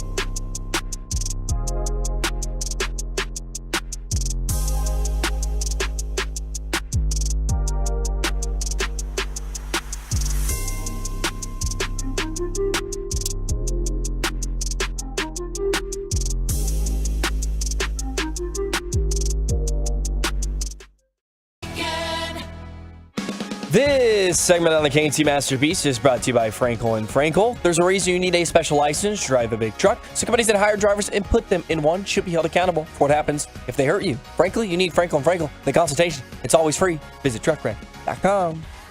KNC Masterpiece back here on 105.3 The Fan, where the votes are in and it did not go well for me. So one of our segments as part of the lunch rush here is going to be From Jerry's Lips to Your Brain. Are these things Cowboys fans just have to deal with? Here are the votes that I hoped Corey had said on a scale of 1 to 5 for my Sam Elliott. It was 1 to 10. From the 806, that's god-awful, -3. From the 469 to 2, -5, -3, 1. Man, I cannot even squeeze out a 2 for that. That's double hurtful. Definitely a 3, 3, 2, Ouch. 1, 3. I'm giving it a 1.053. That's hurtful. Sorry, Kevin. 2, 8.5, -6, 6.8. From the 972, Kevin sounds more like a guy that has smoked 2 packs a day than Elliot or Bruce. The issue that I run into is obviously my voice is high to begin with. You have a high-pitched voice. So For it a was man. tough. That is hurtful. Or for a woman. That is Who double knows? hurtful. I gave it my best shot, and y'all have decided not good enough. And I accept. And that part of the conversation, Kevin, I really didn't intend for you to see. You know, when I asked for them to text in, Just wanted me to close it down. I thought you would close it down and not watch. But here you are. I watched. Constantly needing to see what the people say about you. Yeah. And that's brought to you by 1053thefan.com/merch. Wear me. I still don't. I don't know if that. What do you want our people to do with the slogan. merch? That's true. Do you want people to wear the merch or not? Yeah. Those shirts are awesome. I I wore that look game. good. Yeah. I feel like we should throw just a couple Sonic things on there too, just to Wear bring me. it all together. Oh, yeah.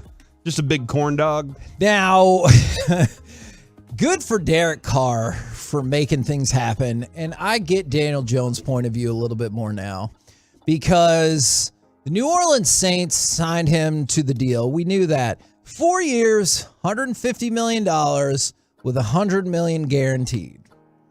So Is that? I mean, like seriously, I'm not asking this. Is that a lot of money for a quarterback right now? I mean, I know people will say it's less than maximum, but for Derek Carr, yeah, I think that's a lot. Okay, of so money. it's because of the quarterback specifically that you don't think the money's worth it. I do not. If it was Mahomes, this is a steal. Yeah, honestly, and I would even open it up to if it was for Burrow, if it was Herbert, if it was Hurts, because I see the potential there. I think you know what Derek Carr is. It is the kind of, I'm not saying they're the same person, but don't you kind of feel like most people have made up their mind and slotted where Dak goes?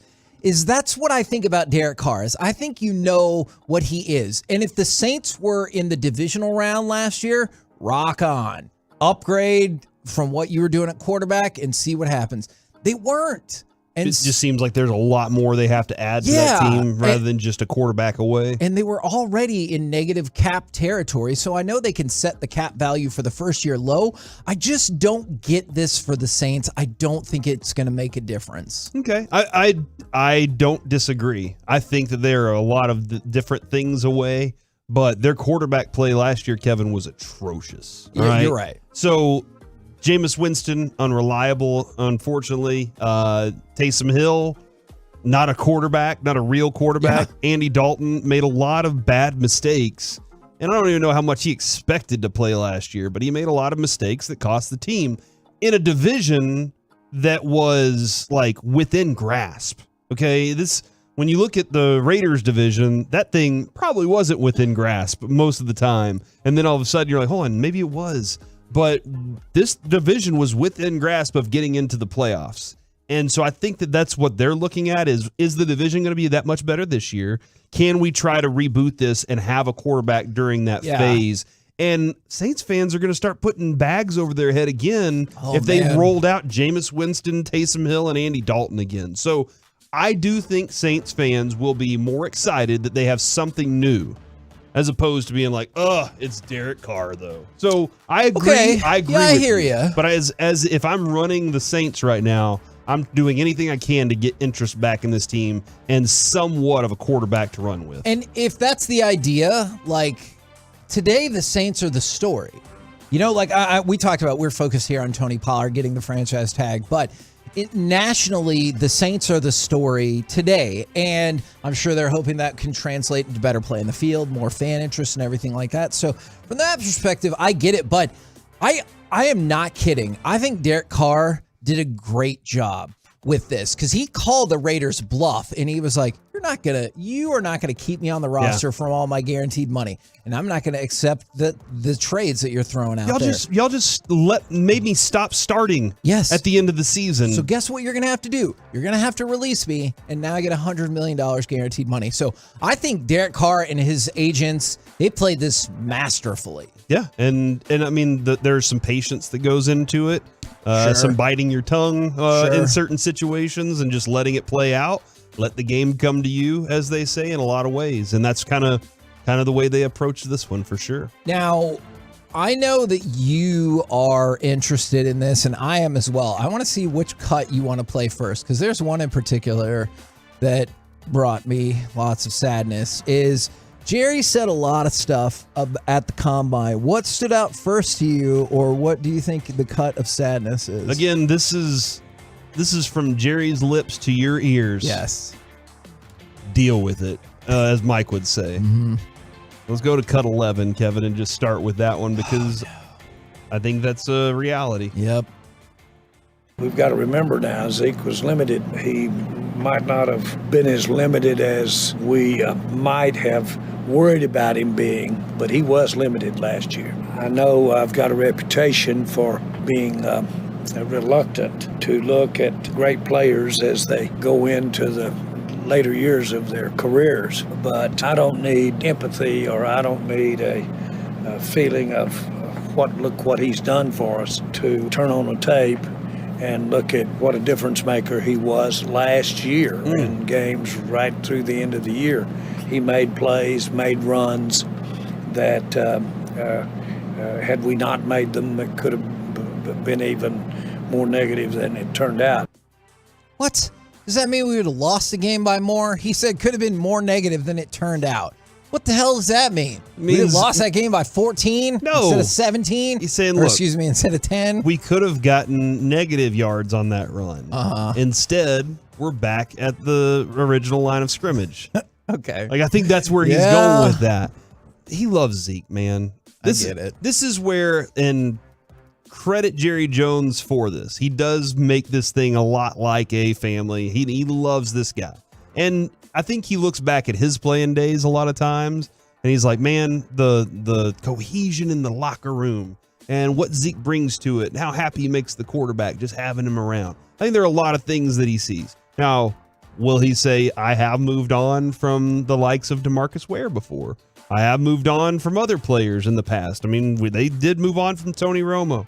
They let him read a poem, and then they said, all right, see you later. Yeah, they did. And so I think that he's still kind of holding, hey, we're going to try and reset this with Zeke. I don't know, Kevin, if they reset it, is the sole structure to try and get the cap reduced? Yes. That's the sole idea. My other concern, if that happens, because you saw this with DeMarcus Lawrence, and I think it turned out just fine to DeMarcus Lawrence this year, but you might hook yourself in to an extra year with Ezekiel Elliott. For example, this year you can cut him and you'll save almost $11 million, and then you'll have your dead cap hit of $6 million in 2024. If you cut him the next year, you're almost free and clear with very little dead cap that you really have to worry about going forward. I know it's still $3 million, but you'll be okay if you split it up. What I'm worried about is they're going to restructure. He's going to take a pay cut, and that's going to have him on the books for 24 as well. Okay. Now, Kevin, are you still you want to finish something up with Zeke here? For just a second, if we can. And I guess I sort of hear what he's saying. I guess I really don't, is because Ezekiel Elliott he said if you watch the games, we did watch the games. If you need a 3rd and 1, maybe he can do it. But that's about all you're going to... And I get it. I know people talk about the pass protection and everything like that. That's great. Don't forget about the power. That's No, he's got this power late in the game. I guess, but we wears didn't on you. ever really take advantage of that. And when he says he was limited more this year, he ended up being limited the year before. So you just have to accept at some point in the season, he's going to be limited. And this is the toughest thing when it comes to Ezekiel Elliott. Ezekiel Elliott last year, and these are just cold, hard facts, had the 10th most carries in the league. He had the 22nd most yards in the league at the 43rd best run per carry. So despite the fact that we gave him the ball like a top 10 back, he was 22nd in yards, which that's bad enough, and 43rd in yards per carry. But do you see how many carries he got? You know, that's an innings eater right there, Kevin. A lot of first downs. Yeah, a lot of first downs that he ran the ball. Or ran the ball on 4th down or 3rd down. Yeah, I guess. You don't like Zeke? No, it has nothing to do with him as a Wow. person. Do you not remember as a rookie player? year Zeke? I don't want Zeke here anymore. Do you remember rookie year Zeke? He was awesome. Are you trying to say he's not that guy anymore? No, not even close. It's like this one from the 214 would have won a championship in 16 with Romo and that O-line. If Romo could stay standing. That's that's the thing is Romo had 3 years in a row where he was injured. It felt like Romo couldn't have won that year. I feel like if he'd have gone back out on the field, I know he had one good drive against the Eagles that season, but I feel like if he'd have gone back out on that field in a playoff scenario, it would have maybe even made it worse for his body now. And people are talking about, like when we talked about Tony Pollard earlier, people brought up Malik Davis. I would 100% rather see Malik Davis on this team than Ezekiel Elliott. I don't care what the cost is. I think you know what he does, and I think he's a progress stopper. I don't think he has a spot on this team anymore. But guess what? I don't get to make those decisions. Yeah, you do. And it sure does sound like Jerry's made that decision. All you got to do is stay in Jerry's ear. And plus, that number is going to be higher than you think. When it comes out that his cap hit is $6 million or whatever, watch. I'm going to be mad. They also asked him this question that I think is the most important question of the offseason. Are you still interested in OBJ? I have not communicated directly. I haven't talked to him directly, but indirectly 2 or 3 times. But I did have a very impressive visit, the most impressive at all, with the most important one in this whole proposition. That's his mother. And we had a great visit there at the Honors. Okay. And it was real easy for me to see why Odell's got a lot of his pluses. She was very impressive, and of course she was a great athlete, but she's, you can see where he gets a lot of the thing. I really felt like I got to know him. So he's a free agent. In our conversation, we had a lot of lengthy talks. So he is He is a free agent, and certainly he's somebody that I have the same kind of interest that I had in during the season. Then why hasn't he been signed yet? He is gonna be because he's waiting for what? The market. His mom. He knows. He knows that Jerry will restir the market. And if anything else, Jerry is the market for it. Like once the interest starts there, he knows that he'll create, hey, it's this team, all kind of looking for a receiver. I might have that opportunity. That's what he's waiting for. The rest of the league is kind of looking at this. I think the Cowboys probably still are like the interest level there, Kevin. God, did you hear him? I can see where he gets all these traits just by talking to his mom. And that's like rock on if that's your thing. The follow-up question should have been, but since he's a free agent, why haven't you signed him yet then? No, don't worry about that. Because I know last year they didn't sign him because they're like, I need you to be ready for the playoffs. Okay, fair enough. That actually makes a lot of sense to me. But we think he'll be ready for the start of the season, right? Let's sign him right now. Well, there are lots of things you can do, Kevin. We still have to worry about, are we going to trade this second rounder for DeAndre Hopkins right now? Like that's where Jerry's mind really is, right? Obviously, not on spring break yet. Yeah, I think in another week. Cut 17, Kevin. Are some kids on spring break right now? My kids. Very cool. My kids are on spring break, and I'm working. Look at me. Instead of spending time with them. No days off. I was working last week. You could never run the Cowboys. Yeah. Yeah, I totally could, dude. Oh my God. Now, if you're going to be working on spring break, you I would run can't. them so hard, too. God, give me a chance. Cut 17. Does Dak need a better supporting cast?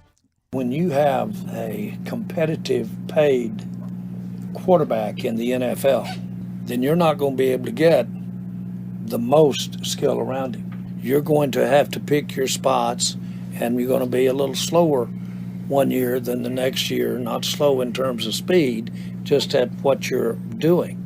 You can't pay that position. Forget Dak a minute. You can't pay that position at that level and take that much of the available dollars and then put the exact thing around him. When Dak first got here, we had one of the best offensive lines that, in my mind, that had been put on the field in a long time. And he had that. And so we had skill around him, especially offensively. Well, when you do what you do today and you invest in a quarterback the way you do with these premium quarterbacks, that is diminished. That's automatically has to be diminished. And so when you ask me the supporting cast around him, it'll be hard to get to a supporting cast the way he did when he started his career. Okay, there are a couple things there. A, do you agree that it's difficult to build that kind of team whenever you pay your quarterback a lot of money? Yes. Okay. You think it's impossible? No. Okay. The other thing I want to add to this is I wanted to hear the line, and that's where we have to go do a fantastic job of making sure we get the right pieces around our quarterback. I don't need everything, but you're the one that paid the quarterback. So you can't just blame the quarterback for having the money now. The Colts did this a while ago to Andrew Luck, where they were like, look, we just paid the quarterback all the money. I mean, he's supposed to save the team now. No, your job is to make sure you build a team. But I will say this. This goes along with what I told you all year last year and from training camp on. They know what situation they're in. I don't want them out there trying to blame the quarterback, though, whenever they agreed to the terms of the contract. You didn't agree to the terms of the contract and be like, we have no other option. You have plenty of options at the time. So don't try to blame the quarterback now for what you lack whenever you're trying to put a team together. You have to hustle harder. You have to be better at your job, too. I don't even know what they're talking about. Hold on, what it was? Not you. I know what you're talking about.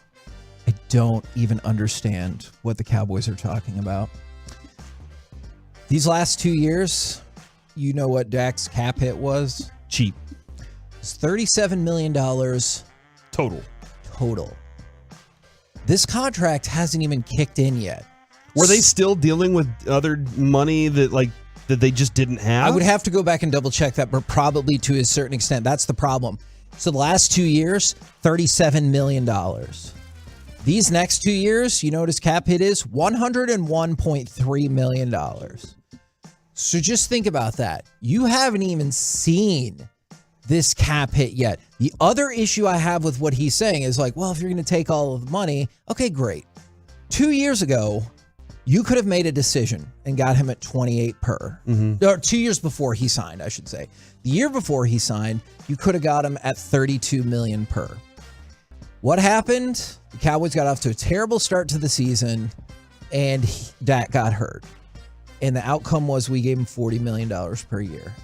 So I hear what he's saying about if you take more money, you're going to have a lesser team around you. But part of that is the Cowboys' fault. They could have gotten him for $28 million per year 2 years before. They could have gotten him for $32 million the year before. They folded because, again, like we talk about all the time, I do not think that they're good at negotiations. And when I tell you I think that the Cowboys are going to re-sign Dak or give him an extension, this is absolutely why. The last 2 years when this quote-unquote crippling contract was on the books, $37 million total cap hit. The next 2 years, $101.3. And guess what? The 2 years after that, when he's not even under contract anymore, $25 million. Wow. You still have a hit for. Those are all things. I don't even understand what he's saying, and I fundamentally disagree with him about like 3 different things in that statement. Sorry, Corey, that really bothers me. So, but the situation now is goes back to the Mavericks. The Mavericks, we can gripe and complain about everything they don't have right now. Sure. They don't have a rim protector. They don't have, a legitimate big that can get rebounds. They're limited in some areas. They need better players in certain areas. But at this point, there is nothing else they can do other than say, we got to be better at what we're doing. And the Cowboys, they've made this bed. Yep. Now they have to say, well, we have to be better at it. We have to be better at making sure the talent hits. Whenever we sign guys, we got to hit with them because we are there. But not blaming the quarterback at the same time. When you agree to that deal, that's you and him, not just him saying I was greedy and I walked in with the little white gloves and I walked out of your building with those bags of money with dollar signs on them. That's not the way this is working. You can't. This is very similar to when the baseball owners try and say, "Oh, the baseball players are greedy. We don't have any money, and look at them. They're just trying to take all of our money. They don't want to play for you." That sounds like they're setting up for, look, Dak is the reason we can't put a better team out there. That's not true. That's not the reality. No, I absolutely agree with that. And it goes back to one of the things that we've talked about before is, and Reggie talks about this, is why are you going to take less money if you don't believe that the team knows what to do with the extra money that you're saving? I have no idea. Hold on. Go ahead. This is, if 2 years prior they got him for $28 million a year, they would owe him a new contract last year. Genius. To which I say, or they look at the money and go, we could move on from this quarterback. Yes, exactly. He would have just finished his contract. Hear me out here. And then you could have franchised him again if you saw fit. But it's weird that they're like, hey, dummy, if we would have got him for cheaper then, what are we going to do now? Well, hopefully we would have figured it out by now. But, that's fine. Kevin, if that makes you feel good, I want one more quote I want to hear from Jerry Jones. Okay, go ahead. Let's hear this quote. Let me put it like this. Dak is a born mistake eliminator. Born mistake eliminator. If I were going to pick somebody that I'd say, now go out there and correct your mistakes, improve or do that, I'd rather start with him as raw material than anybody I've been around. That position. Okay. I hope so. I do too. I just love that quote. I've never heard that exact phrasing before. Like totally get what he's saying. I know where he's right? trying to go with it. I just have never heard that specific phrasing before. And that's why I wanted to play it, because I like it. Just sounds. I think we're going to need to keep that one around for a while. And he's a born mistake eliminator. And I hope he's right, because I do like Dak, and I know Dak is polarizing to people. My agitation is with the Cowboys and the way they negotiate and handle their business more than it is Dak. If Dak sees the quarterback market go up and he says, I would also like that amount of money, well, why the hell not? That just makes common sense. Born mistake eliminated. Yeah, man. So my aggravation is not for the guy who is the born mistake eliminator. You were going to say porn. It's the guy who says born mistake eliminator. I want us to negotiate better. I really, really do. So at this point, then, if he was born as an eliminator, he should be in the negatives on mistakes. That makes like sense. He's got negative mistakes in his life because he's a born mistake. So those 14 interceptions or whatever, not really interceptions at all. Because guess what? They're negative eliminated already. Does that make sense to you? As much sense as the rest of some of that stuff I heard. It really, really does. But going back to how this all started, my basic answer is yes. Okay. This is just what you have to accept and deal with. The Joneses run the way the Joneses want to. Yes. And we're going to gripe and complain about it. I don't know how much difference it makes. Jerry listens to a lot of things. And there have been times where Jerry's been like, I was listening to you. That's why I made this decision. The Jason Garrett decision, there was a lot of pressure on Jerry Jones to say, I got to move on from this coach and do something different. There was a lot of it there. But I mean, there's some things that it sounds like you just got to deal with. Dak, Zeke, and the potential of OBJ. I think all are things you have to deal with. We're the KNC Masterpiece right here on 105.3 The Fan. Let's transition into a little Combat Corner. If you weren't watching on Saturday night, this man, cut number 2, was getting work done. He got greatest of all time.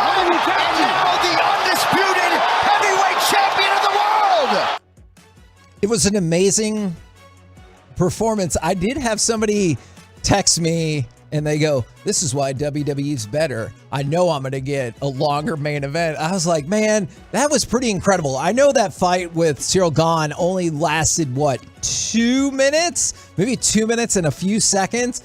But John Jones was putting in work. It seemed clear from the get-go that whether it was the range, the movement, the wrestling, whatever the case might be, is that he was the dude. And so then the question comes up, is he the greatest of all time? I know some people will say Anderson Silva. You use that word. So you use GOAT all the time. I do not. That's why. You're the GOAT of goating. Ooh, okay, that's not bad. And that's why I like this question. I don't know if it was, if yours is Anderson Silva, if it's Fedor, if it's GSP, like whoever your MMA GOAT was, do you think John Jones has now surpassed that? Because we've had John Jones on the show, and the only thing that has slowed him down at all is his outside activities and his run-in with the law. That's it. He is a physical specimen. He really is. And the mentality it takes to be a fighter, he's got that too. He was in Banshee, wasn't he? Am I wrong about that? Was he in the first season of Banshee? I don't recall. I think he was. It's been a minute since I watched that show. I think he played a character that did some bad things. Okay. In his room or whatever. But for me, my favorite fighter to watch was Silva. I think if the broken leg situation hadn't happened, you're probably looking at him as one of the longest all-time great fighters. I still think his people ability was insane. Yeah, it really was. His reach was nuts. All the things he could do. So that's my guy. But John Jones, you're looking at a guy that you walk into the octagon and you start thinking how. Most of the time you're just, how am I going to get to this? And then he knocks you out before you even know it. So, yeah, I think it's just unfortunate that you're like, you want to put the greatest up there and go, and he carries this cool shield of honesty and awesomeness that goes along with it. That's just not what the fight world is, man. And it kind of reminds me, I know these circumstances were entirely different, but you always think about how sad it was that you lost prime years of Muhammad Ali. Mm-hmm. Now, again, I know for completely different reasons, but you lost prime years of Muhammad Ali that you'll never get back. John Jones is now 35. I know after he beat Dominic Reyes, that was a fight that some people thought maybe he lost. But guess what? He still won, and he realistically doesn't have any actual defeats on his record. But now for the last 3 years, due to legal troubles, due to contractual disputes, due to him moving up to the next weight class, you lost the years 32 through 35 to see John Jones build on his record. Because if you look at his record, he has one loss and one no contest. Well, the no contest was against Daniel Cormier. He won that fight. Then he tested positive for a banned substance. And then the one that he quote unquote lost was against Matt Hamill due to illegal elbows because he was dropping them at the wrong the wrong angle. He was dominating that fight. There is no way in hell outside of DQ he would have lost that fight. So realistically, John Jones has never lost an actual fight in the octagon, and he is simply incredible. If you think he's the greatest of all time, it's tough to argue with that. Yeah. But if you went with some of the other people that we were talking about, I get it. And some of it is like when you grew up. Like if you're a big Japanese fighting fan, I can see how you would think Fedor is the best of all time. You already talked about your experience with Anderson Silva. I have always really loved George St. Pierre, but that also might be a product of like when you were the most into MMA. Somebody asked this question, and you're clearly the voice of reason on this one. For Silva, was it just before his broken leg that he started his decline? Or was that the beginning of it? So that is a great debate because he lost for the first time in forever to Chris Weidman in the fight before he broke his leg. This was the rematch. But I know Chris Weidman put Anderson Silva to sleep, and that's a fact. But also, is it Anderson Silva's own fault because he was screwing around during that fight? Like when he got knocked out, I don't think we knew it until he hit the canvas because he had already pretended in that fight that he was woozy from getting punched. Oh, no. And then he just like jumped up and bam, threw a punch because that's what he did when he thought people were below his level. Gotcha. Like whether it was, Forrest Griffin, Damian Maya, whoever, if he thought somebody was below his level, he would just kind of screw around with him in the fight. And so we all thought he was faking it again until he hit the canvas. And then everything spiraled for him after that because in the rematch against Chris Weidman, that's when he broke his leg. And it was over by that point. So he might have been about to fall. I'm not 100% if he loses that fight against Weidman, if he wasn't screwing around to begin with. From the 903, Chuck Liddell in his prime could beat John Jones. And I remember, was it Rashawn Evans at the Super Bowl that was talking about talking about fighting Liddell and how when he hits you, it was like that dude hits hard. And the tough thing about that fight was Chuck's chin was kind of gone by then. In their formative days, Chuck was great at stopping takedowns. I don't know. It's hard to argue because I saw Chuck Liddell lose some fights. Like before he was kind of washed. Like I saw him lose to Randy Couture, who took him down again and again. I've just never seen John Jones lose a fight. There's been fights where maybe you're like, I don't know, but it's tough to say. From the 806, he's definitely one of the greatest of all time, but also has some of the craziest issues. And I don't know, Kevin, there seems like there are lots of fighters that have these, like our hometown boxer. Yeah. Has a couple of things, and Errol Spence has a couple of things that you're like, hey, dude, maybe keep your foot off the pedal. Yeah. Just a little bit. And hopefully he learned. And learns, but like it seems like there's always this other story that goes along with the fight world. And not even just the fight world, just athletes in general. I wanted to people in general. Yes, that's fair. I wanted to throw this out there is Valentina Shevchenko in the co-main, she lost her title in what really was a shocking upset. Is a reporter for The Athletic, Greg Rosenstein, before the fight said, if Valentina Shevchenko loses at UFC 285, I'll get a handgun tattoo on my hip. And she lost, so is he going to get that tattoo now? He puts his handgun on his hip. When he dips. Plus, that's his foolish bet because he would have got nothing in return. Yeah. If she would have won. Why do people do this? If this happens, I will do this. What are you getting out of it? Sometimes I do that with the Cowboys, but at least then I would get the euphoria of, hey, the Cowboys won the Super Bowl. And then also, did you see that Creed 3 made all of the money? Did it really? $58.6 million in North America. That is the biggest opening for a sports movie ever. You know why? It's Michael B. Jordan. Because Jonathan Majors, Oh, DeSoto yeah, products. I could see that. Jonathan Mistake eliminator. Well, he is a mistake eliminator. That's right. And his last name's Majors. I don't fault him for Ant-Man. He was doing work in there. We're the KNC Masterpiece right here on 105.3 The Fan. Coming up next, it's time for the C Block starring Corey Majors. And I got plans. Trust me. Mayo and coffee. That's the first part. And CJ Stroud next. Get the top story.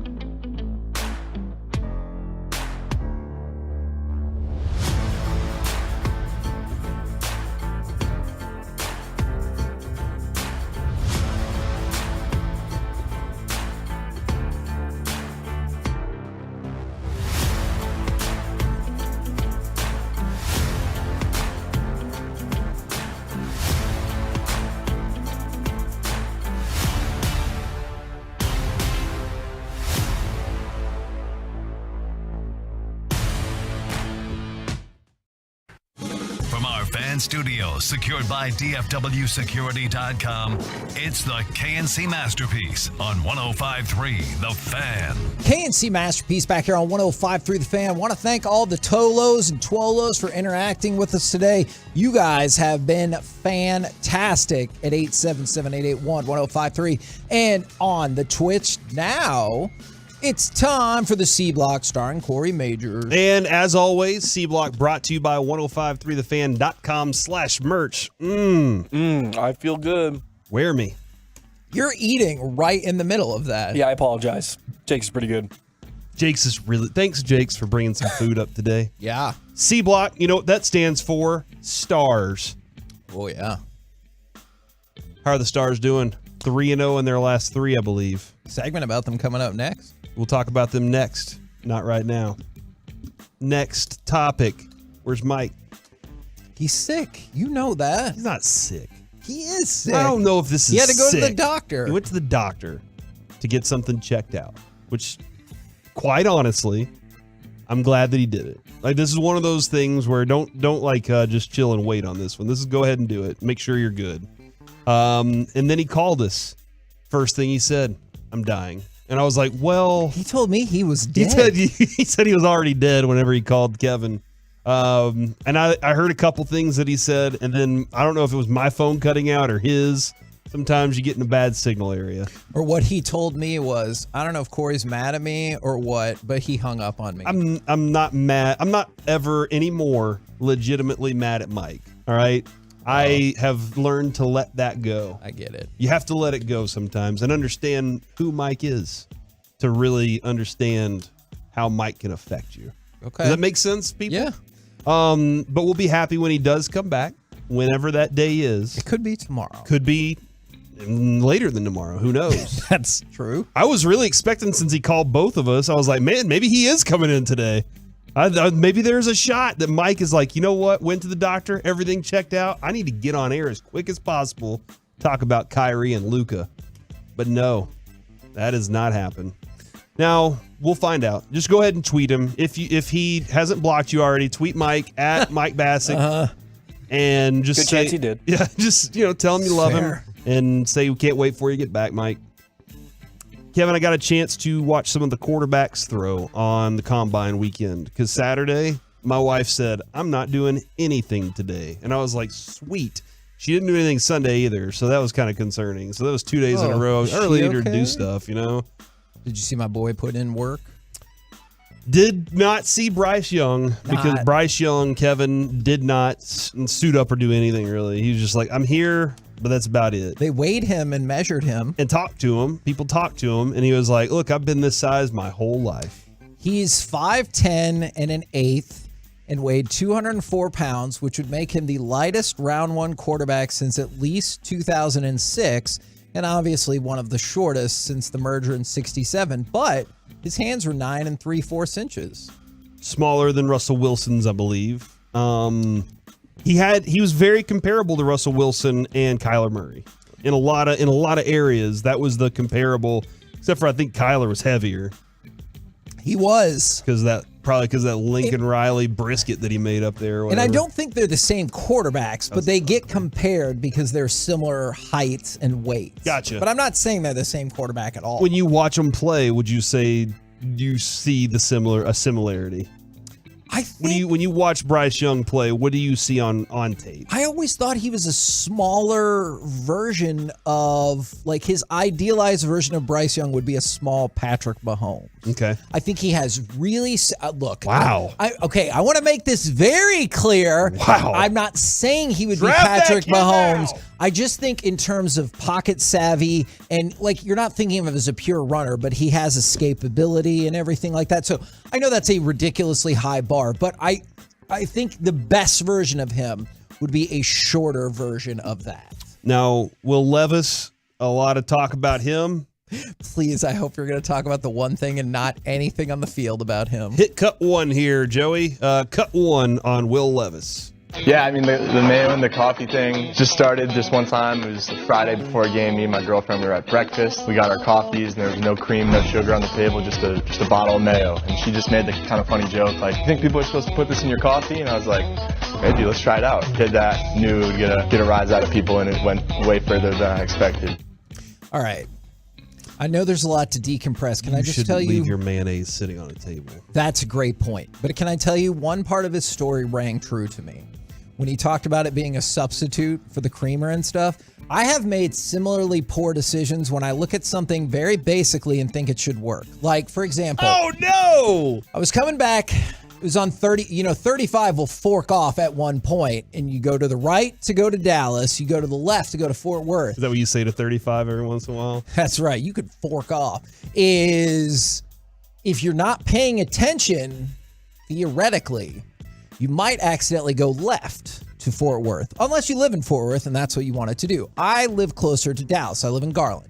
And so I meant to go to the right, but somehow I was not paying attention and I went to the left and I started seeing signs for things that were not familiar and did not seem the way I was going.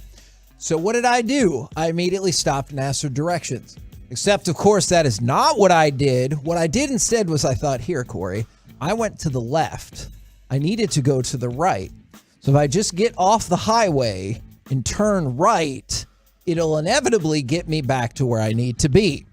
What actually happened was I ended up on this dark back road. Nice. Because it was nighttime. And I thought, if I get a flat tire, I'm definitely going to be murdered here. And luckily that didn't happen. So then I found a gas station and said, hey, I need help. And they were like, were you trying to go to Dallas? You went the wrong way. And I felt like an idiot. So in that... You're near Denton, probably, huh? Yeah. In that moment, I saw his point of like, this could maybe... It's not well thought out, but that's how you get where you were going. Couple things here. Mayo does not go in coffee.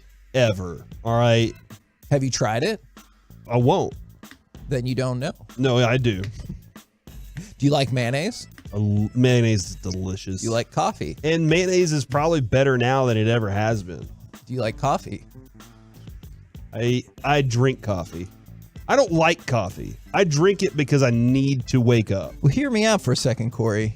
You said you accept coffee. It's fine. Yes. But you love mayonnaise. Mayonnaise so why not take the thing that you love? Yeah. Good. Okay. Merge it and see. He's not going first round for no reason.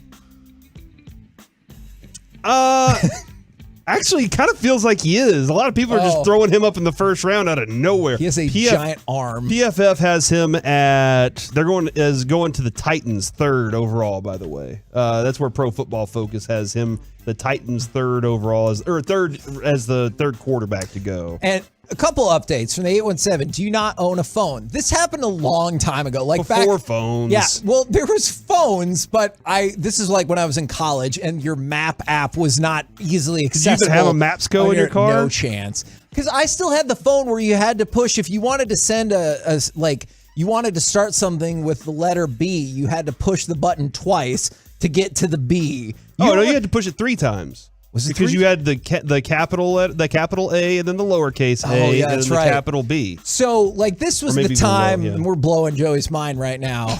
I'm really glad I said mine. We said Mapsco, and he's like, "What are these guys talking about?" Just making up words. And then from the 214, Kevin, same thing happened to me with the exact same logic. But the road I chose did get me back to the right side of 35. I'm proud of you for that. I really am. I think that's good logic, and I appreciate it. I'm glad I failed and ended up like it looked like you were on your way to like maybe the Texas Chainsaw Massacre house, and you would not stop and ask somebody for help.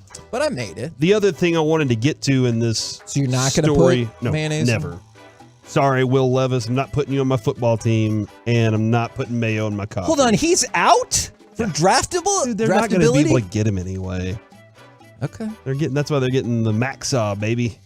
Okay. After they had their conversations with him. But Kevin, you also brought something up that I really have always wanted to know. You said you live in the city of Garland, which true. I call the land of Gar. And then I started wondering, most cities that end in land have something in front of them.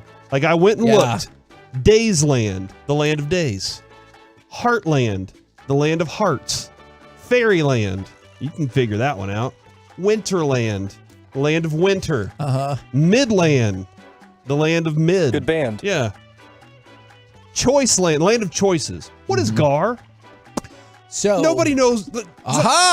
Don't they? What is Gar? Tell me what Gar is. It is named after the founder, Stephen Gar, who back in 1867. I'm just kidding. I have no freaking clue. I don't know any of that to be factual. Man, I don't know any of that to be factual. I was loving that part of the conversation. I have no idea why it's called that. I'll if look anybody into can figure it out, let me know what the land of Gar is. Because that's what I've always called it, is the land of Gar. We will look into that. From the 972, mayo is just egg and oil. So if you like egg and oil in your coffee, do it. I like putting oil in my coffee or butter. I'll put some butter in there as well. But I'm not putting mayo in it.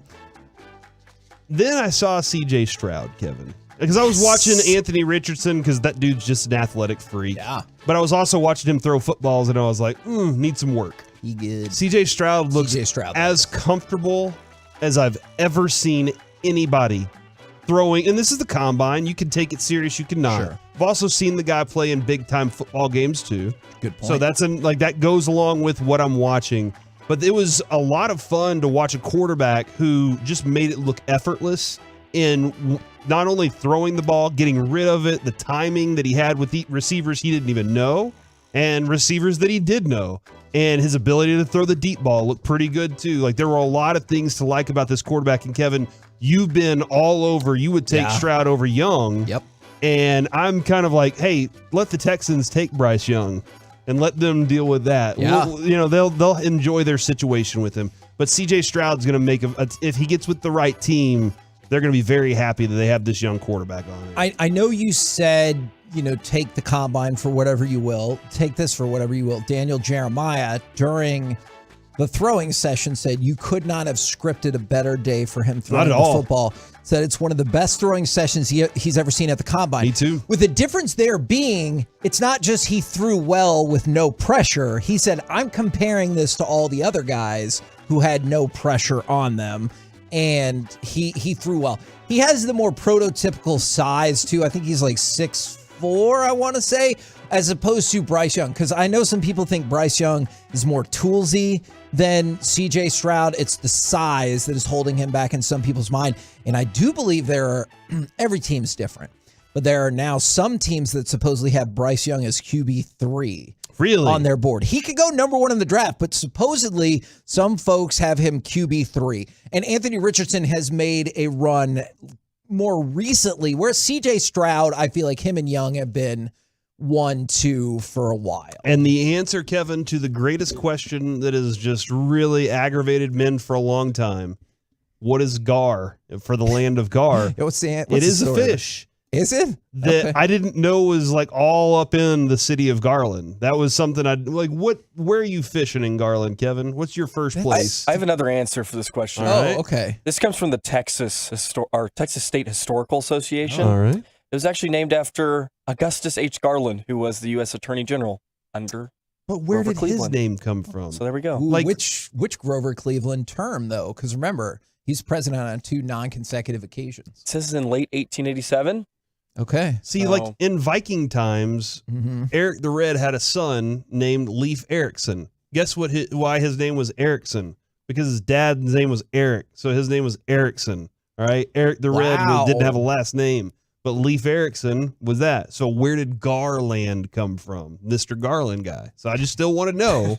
I mean, maybe somebody was like, you know what? That guy catches lots of fish. Garland man. Look, you guys have illuminated a lot of things for me today. Those fish do have teeth, by the way. They're crazy looking.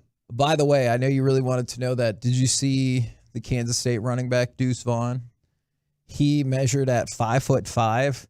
He is the shortest player ever measured at the combine since they kept the data starting in 2003. So I'm not saying no football player ever, but since they kept the data in 2003, Deuce Vaughn, who can get stuff done, is the shortest player they've ever measured at the combine. That, man. That's great. We're the KNC Masterpiece right here on 105.3 The Fan. Coming up next, what would you still like to see from the new look stars prior to the playoffs? 877-881-1053. We'll do it next right here on The Fan.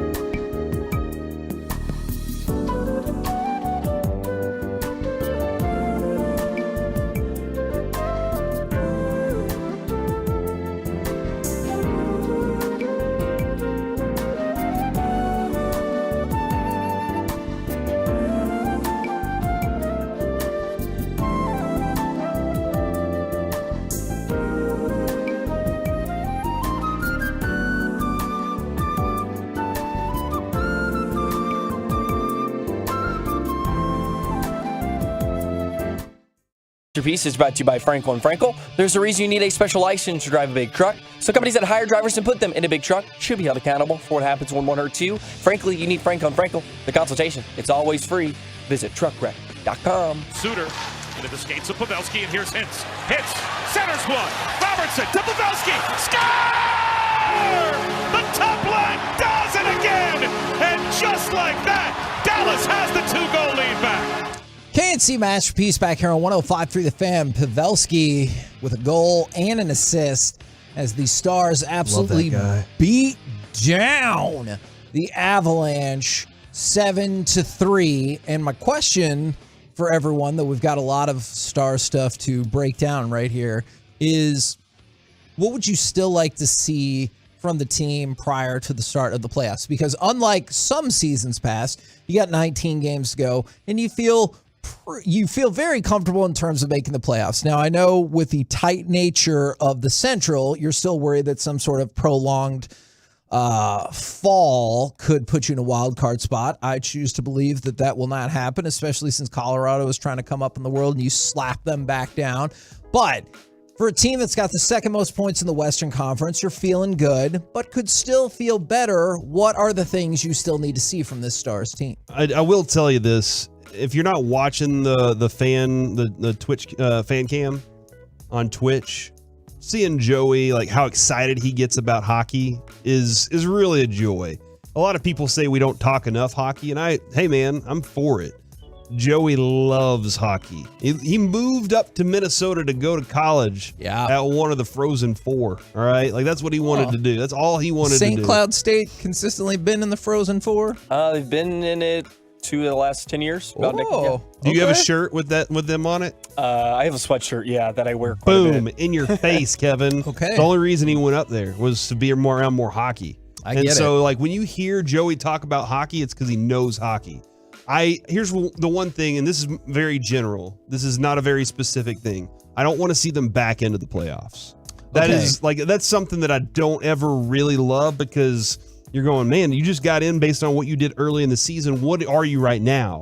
And I think I always use this line, Kevin. I stole it from Sports Night, one of my favorite shows ever. It is, where are we and where are we going? Sure. And that where are we can only start right now. And that is, you can talk about all the things that got you there, but I'll steal another line from Black Adam, the movie that I watched on the airplane, Kevin. Not good. It's moved on already. Yeah.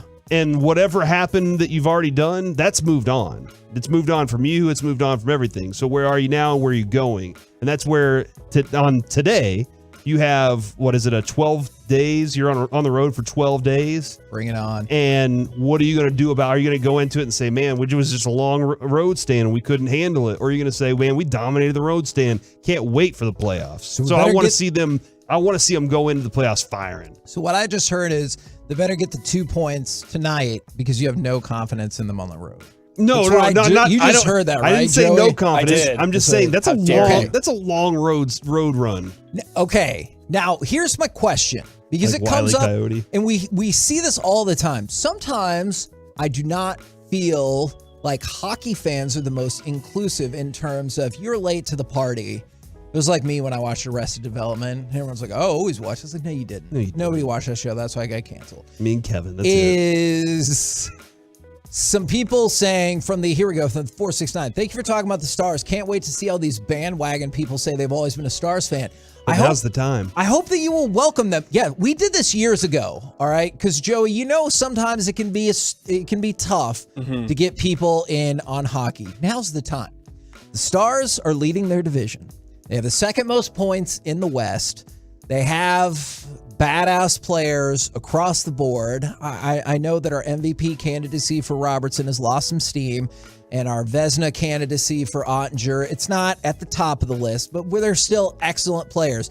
You only got to invest 19 games in the regular season, and then you can act like you knew all along what was going on. You could start talking about the trade for Domi. Like, you can act like you've been there all along, but even if you haven't, I hope hockey fans accept you nonetheless, even if you are late. Like, don't shun them when they don't understand the icing call. Like, you can just explain it to them. Icing's boring anyways. Yeah, you don't have to tell them they're a piece of trash. Get rid of icing. Yeah. So Somebody said, I want to hear Corey use more Black Adam quotes. I made it about halfway through the movie, and I was like, I just don't care. I was on an airplane, bro. What else was I going to do? It's true. You didn't have your parachute. I thought it was fun, though. You know what? It was fine. Actually, you make a great point, because on our trip before that, I think, I watched Moonfall. I didn't feel great about it. But like, the moon went out of rotation because it turns out that there were like, I can't remember if it was the aliens or robots or alien robots. With Halle Berry? Yes. All right, Halle Berry had to get the moon back in place. I didn't feel great about it, but you're right. I had nowhere else to go. And I was like, I'm watching this movie. It wasn't bad. It wasn't great. But if you have 2 hours where you can't leave where you're at, it's not bad. From the 972. As long as you have something else to do too during it. Those types of fans I don't like. Just admit you're a new fan, and that's fine too. Yeah, for the new fans that are hopping in, tell the vet Stars fan, hey, I kind of need some help on this. You mind? Most likely they're going to be like, you know what? Thank you. Don't act like you've just been here wearing your Madonna jersey your whole life. Yeah, and make sure you call it a sweater. All right. So I'm going to go to cut number 3 right here. I think you're going to like this, Corey. While I make it sound like the thrashing of the Avalanche means it's time to start planning the parade. Well, this is a direct rebuttal. Well, it's good, we're not planning any parades. I mean, it was a really good effort. Now we've got to keep building on it. So, I don't want to undersell the importance of the win, because it's an important win, but that doesn't mean all of a sudden we're the best team in the league because we beat the Stanley Cup champions 7-3 tonight. Like we've got a lot of work left to do. We know they're better than how they played, and we just got to keep building this for the next 20 games till the playoffs start.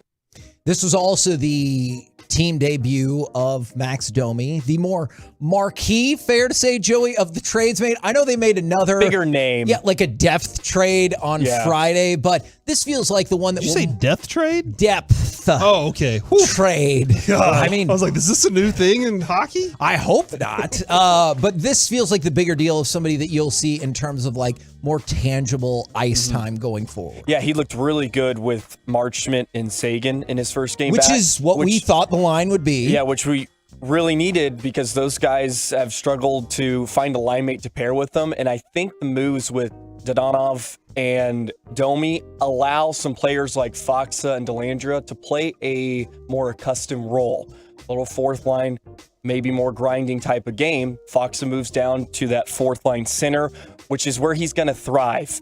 He's not someone you could really pair with Sagan and Marchment because he's not really a playmaker. Yes. He doesn't score like other guys. So Domi fits in perfectly.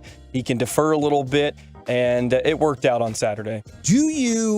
And I don't want to focus this too much on Colorado, because if you think Winnipeg's going to mow everyone down the last few weeks, or if you're like, I like Minnesota, do you think the Stars hold off the challenge, and is Colorado the most viable? I know they're not in second place, even though they got a couple games in hand on everybody else. Do you think Colorado's the most likely to overtake Dallas if the Stars don't win the Central? I think it would be Minnesota, quite frankly, just because. And what state did you go to college in again? I did go up to the great state of hockey. Shocking. But just because the Avalanche have struggled to find momentum, Carr came back for the first time. He looked a little off his rails, not quite usually what he is, Still just because he had a though. concussion. Yeah. Oh, absolutely. I mean, no debate about that. I just don't think they're going to have a rhythm to finish out the season. They're still going to be in the top 3 of the Central Division. I think with Minnesota, just the way they're playing, they seem to have a lot of confidence. They did get Klingberg into that lineup, so they have a little more offensive from the back end. I just like the way they're playing more recently to finish out the season than Colorado. And you already know what my answer is. It's been my answer. It's been our answer since the beginning of the season.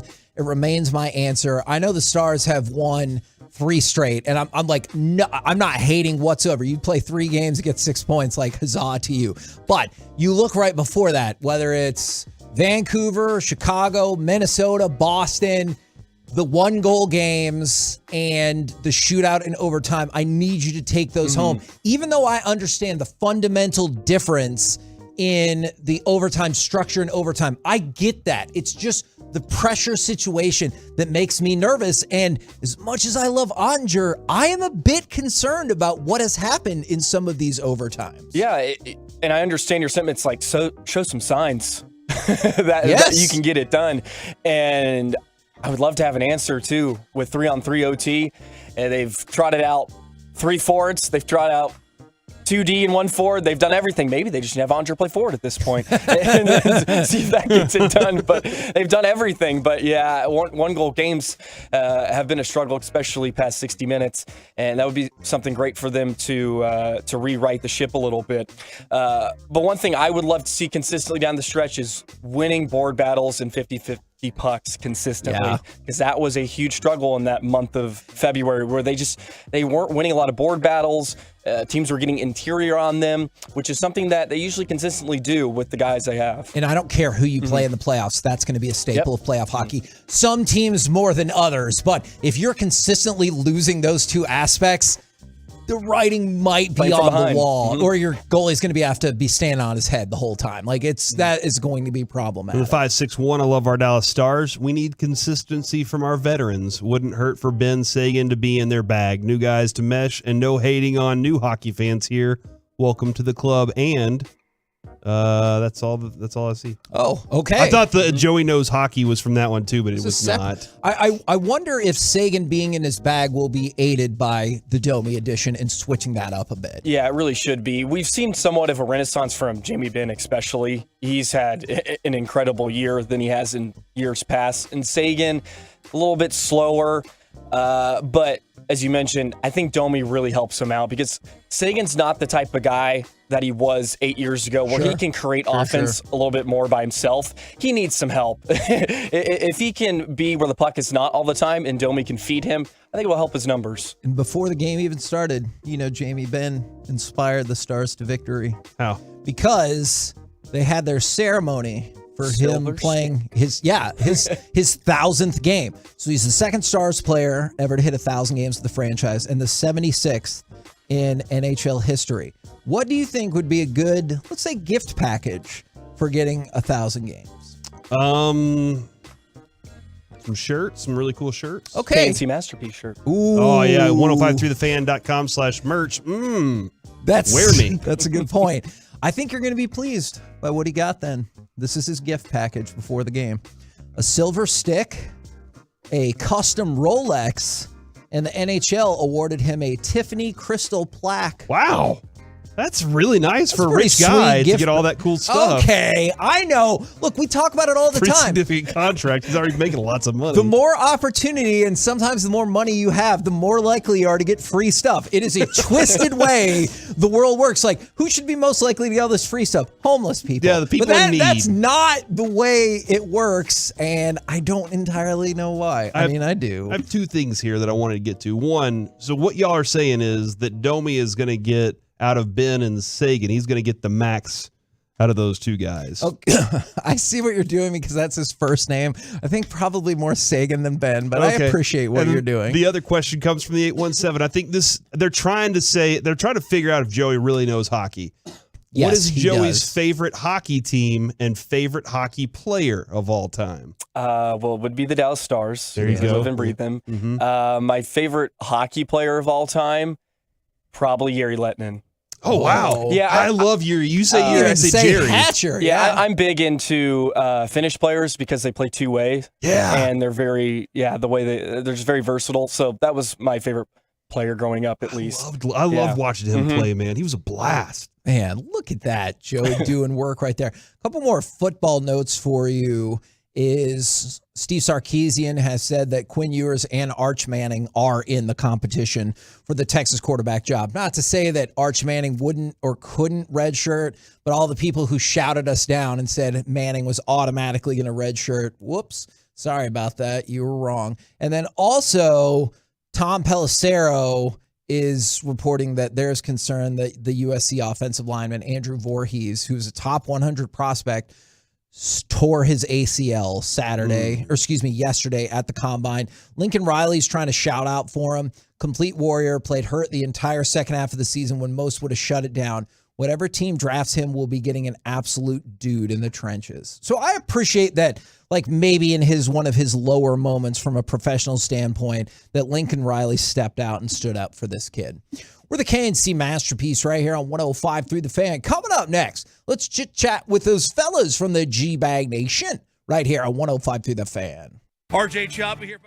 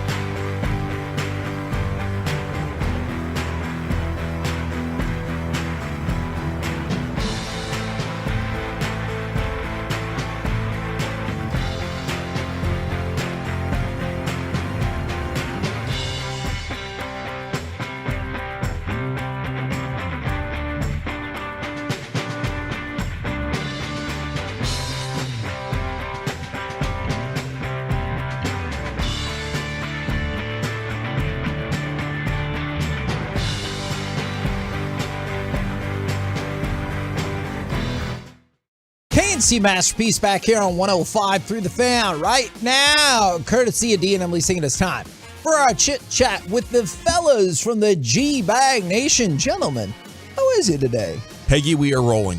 Outstanding. So I was talking with Chiafalo, and he goes, so you okay with the Pollard thing? And I might have thrown some hyperbole in there as well, but I am okay. May have. What did you say? I just greatest franchise tag signing stated ever? my preference of this over a long-term deal. Oh, okay. In probably not correct terms, but I'm fine. Certainly hope not. I'm fine with the franchising of Tony Pollard, but that is most definitely not everyone's opinion, either listening or probably at the station. Where do y'all fall on this? There's worse things you could do. It's the lesser of the evils. As opposed to the long term, yeah. Yeah, not having a running back, we've seen what that looks like, trying to go a year with Joseph Randle. So assuming that young guys are going to be good at running back is tough. There can be a huge learning curve in a lot of different things. So hopefully it's part of putting together an offense that has a lot of weapons. Yeah, it is a difficult one because I loved Pollard so much this year, and up until the injury, I could have been sold on, hey, this guy doesn't have much mileage on his body. He's not the average running back 4 years into his career. He's just been ran into the ground. But then the injury happened, and you see that this is a really, really good draft class filled with great talent at the running back position all throughout, from first round to probably the fifth round. You feel like you can get a quality player. There's some veteran free agents you can get, and you consistently see the teams that make it the furthest usually invest the least in that position financially. Now, don't get me wrong. This is an offense that really can't afford to lose talent at the skill position. So I do understand that, because I think my biggest need, it's weird, I feel like I talk out of both sides of my mouth, because the biggest need for this team is just general offensive playmaking. Yeah. But at the same time, I'm like, is that the best place to invest $10 million or whatever it ends up being? And is this just a placeholder for them to get the long-term deal done that will unfortunately do things to Kevin that most of us wouldn't want to have done with them? I say most of us. Believing annoying is you this looked is. annoyed. Yeah, Yeah, it is. sure. It's annoying. It's an organization that wants to hide behind the salary cap is the excuse maker, right? And they use this all the time. And now they finally are going to pay their quarterback a ridiculous amount. We'll play the Jerry cuts like you guys did, and I'll share my feelings there. But no, you don't pay your running back $10 million. And I love Tony Pollard. He's awesome. But it's a bad way to team build. What Super Bowl champion over the last decade has paid their running back double digits? None. In the million. None, right? So it's for a team that already says, hey, we don't have enough money to go around because we're paying our quarterback. Well, here you go. Now you're going to go ahead and inflate and pay a running back. The reason that the bad contract that really has killed them is the Zeke one. Yep. Zeke's been taking up just as much cap percentage over the last few years as Dak has. Yeah, we brought that up. Right? Yeah, you're but right. that's not the one that they bitch about. Yeah. They'll bitch about Dak. They won't complain about Zeke. That's the crap contract. And they still are going to bring him back, it sounds like. And they're going to double down on doing it with Pollard. So they still want to go ahead and maybe try and get an extension done with Pollard. You don't do this with running backs. Yeah. And it's a good draft class, and it's a good free agent class. So, hey, if you don't want to draft a guy, fine. That's okay if you're scared about, oh, man, a young guy can't come in and immediately produce, even though that's a fallacy, too, because we see rookies come in and be good. You can go ahead and sign one of these veteran free agents. You see what Jamal Williams just did with the Lions? Yeah. Just led the league in touchdowns. He's a free agent. Name a guy. Kareem Hunt, would you like him to come in, maybe be a stopgap for you? All these guys are going to cost you less than $10 million a year. Tony Pollard, awesome player. I want you to get your money. I just can't, for this team, pay a running back that amount of money for 1 year because they cut corners in so many other areas. Yeah, and if you want to cut those corners because you're a draft and developed team, you're not going to hit free agency, you're not going to hit trading, then you can't make these kind of salary cap mistakes. And they made one that was significant with Jalen Smith. They made one with Zeke, and they're about to make another one with Tony Pollard. But at least it's only the franchise tag. I think their plan is to make sure they have something this year that's a dynamic weapon and draft a guy. And if it doesn't work out, then they'll be still fine.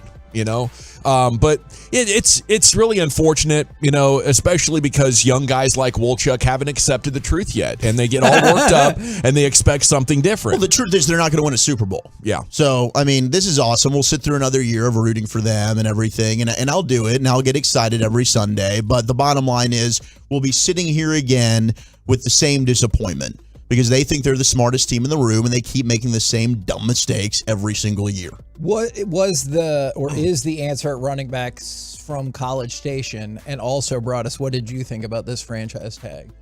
I personally would have let Pollard walk. Yeah. And I would have taken a chance that maybe I could get him back in a market where there is free agent running backs. And as Zach's talking about, it is deep throughout. I could carry this thing into the 5th round if you really want me to with quality running backs. So I would have probably let him go out there and see. It's kind of funny because they did something interesting with with the use of a tag, if you want to say, the tender that they used on Steele. Yeah, because if Steele is healthy, you probably would have tendered him a 1, but by being hurt, you would tender him a 2, thinking that nobody would probably deal with him. Yeah. So it's for $4 million too, 4.3. Yeah. So they saved some money there, but yeah, it's a gamble. They'll admit that it was a gamble on Steele, but I kind of felt like that I would have let Pollard, I would have let him test it. And if in fact he's gone, then I'm going to trust the fact that I like to draft, and I'll find me one of these guys in the draft. Now, within the last hour or so, news has started to leak out. Taylor Jenkins already said that the suspension for Ja was at least 2 games, not 2 games, at least 2 games, and said because he made, quote, difficult decisions and poor choices. And now police in Colorado are going to investigate whether Ja Morant broke any gun laws. So I'm not sure what will come of that, but it's probably not what Ja or the Grizzlies wanted to hear today. No, but I don't know what else you would expect. I mean, I can't think of a dumber thing off the top of my head than being Ja Morant and having the stories about you from the summer with the 17-year-old and with what went down at the mall and the story involving his mom. And then you have the stuff where your entourage is talking about red beams on Pacer officials and stuff like that. This is ridiculous. And then to go and have it on your Instagram live where you're just seemingly sitting in like your bedroom or something flashing that. It's like the stupidity knows no bounds, and so I don't feel bad for whatever really happens next. I did find it a little bit surprising, just a little bit, that these endorsers, like these Powerades and these Nikes, are coming out. Powerade, who put the commercial out before that stuff all came out the same day. As a huge L for biggest L, biggest dub. The timing in which they unveiled their new big endorser being Ja Morant, and then like 24 hours later, all this stuff starts happening. It was very poor timing, but they're standing by him, and Nike is apparently standing by him as well. So, I mean, the good news is it doesn't feel like nothing overly serious has actually come of this. Yeah. Right? We're not talking about like an Alabama situation. So you can get in front of this, and if things get cleared up and they're talking about a growth opportunity, cool, man. Like it could be a no harm, no foul situation when we look back in 5 years if you get yourself together. But my gosh, the stupidity here is pretty through the roof. And in the meantime, they're second in the West. Yeah. Like, I'm sure they have their own aspirations of, hey, can we beat Phoenix? Can we take down Denver? Whatever. And I imagine this complicates their discussion process. Derails the title hopes a little bit. It's really interesting when you see the kind of quotes that they're using when talking about this. Taylor Jenkins, it's about keeping accountable and being a part of his healing process. And he said, I'm going to take some time away to get back and work on learning better methods of dealing with stress and my overall well-being. Wow. That to me sounds like alcohol leading to bad decisions. I'm not reaching there, am I? I could see where you're going with that. I don't know that, but I can see this came out of left field, and it seems so idiotic. I can't imagine him not being hammered as these things are happening. Mm-hmm. And that's how you could be like, well, he's exhibited some really out of character things. Like Ja Morant through his NBA career and collegiate career has been on track as like basketball is life. And now it seems like he has this alternate world that he's stepping into where violence and flashing guns is life. And it's just so out of left field. Maybe the stress of being an athlete has gotten the best of him and things have gotten out of control, and he needs time to step away and keep his fingers crossed that he didn't violate a serious gun law in Colorado, because being in a place that serves alcohol as their main business with a concealed firearm is illegal in any state. You can't even get away with that in Texas. So I don't know. I think it's a major crossroads for John Morant's life. Does he want to continue on the path that he's been on, or go off on this side tangent where all of a sudden guns are in play and violence is happening on a somewhat regular basis? It's not good for the career. It sounds like you guys across the board are geared up and ready for this show. What do we got coming up on the program? Pure Gold as always. Thanks so much for asking. Are you buying or selling these Combine Rumorooskies coming up at 2:20 and everything that's been developing over the weekend here right out of the gates, Hagee? All right, looking forward to it. Roll home with the G-Bag Nation. We have been the KNC Masterpiece. Make your way back with us tomorrow, 10 a.m. to 2 p.m. right here on 105 through the Fan. Say happy birthday to Finley, Kevin. Happy birthday, Finley. Blasting out 100,000 watts of FM sports.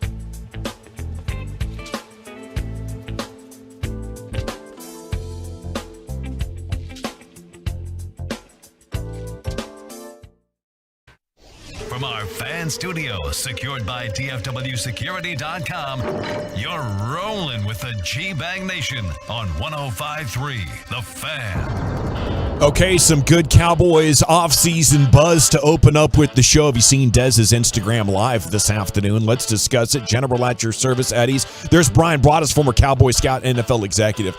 Lucius Alexander in the Pimp Cup over there at Master Control. Good afternoon to you, sir. Wolchuk and Chiafalo here in the talk booth. Carter Freeman is coordinating your video. And along with you, we are the G-Bag Nation here on 105.3 The Fan. Just saw this on Bobby Belt's socials. DeAndre Hopkins with Dez. They posted a video. DeAndre says, "What's up, Triple D? I keep hearing people saying my name. Ooh. What's up? Come talk to me." Okay, so that's exactly what we need here to get the week started. He's flirting with us, man. Yes. It's incredible. You can tell where he wants to be. Quit playing with my emotions like this. Are you kidding me? All he can do is shoot his shot, man. He needs us to reciprocate the thing. He's flirting. So. We need to flirt back. Okay, where's he going to end up other than Dallas? Where's that? Yeah, you know he's got a plan where he's going to end up? Hey, you don't think he's going to be a Cowboy? I don't know, man. This came from the wingman legend that is Bobby Belt. I think Dez Bryant is a bit of a wingman himself. We might seal the deal. Yeah. We might seal the deal. Well, we're definitely going to get some chatter going on about it. As much as I want to get excited, I got to clear this quote with you guys that Jerry Jones gave Friday night. Okay, Ooh. And you tell me if it sounds like DeAndre Hopkins is an option. We want to get all the help around Dak, but as we know, when you have a competitive paid quarterback in the NFL, you're not going to be able to get the most skill around him. You're going to have to pick your spots, and you're going to be a little slower one year than the next.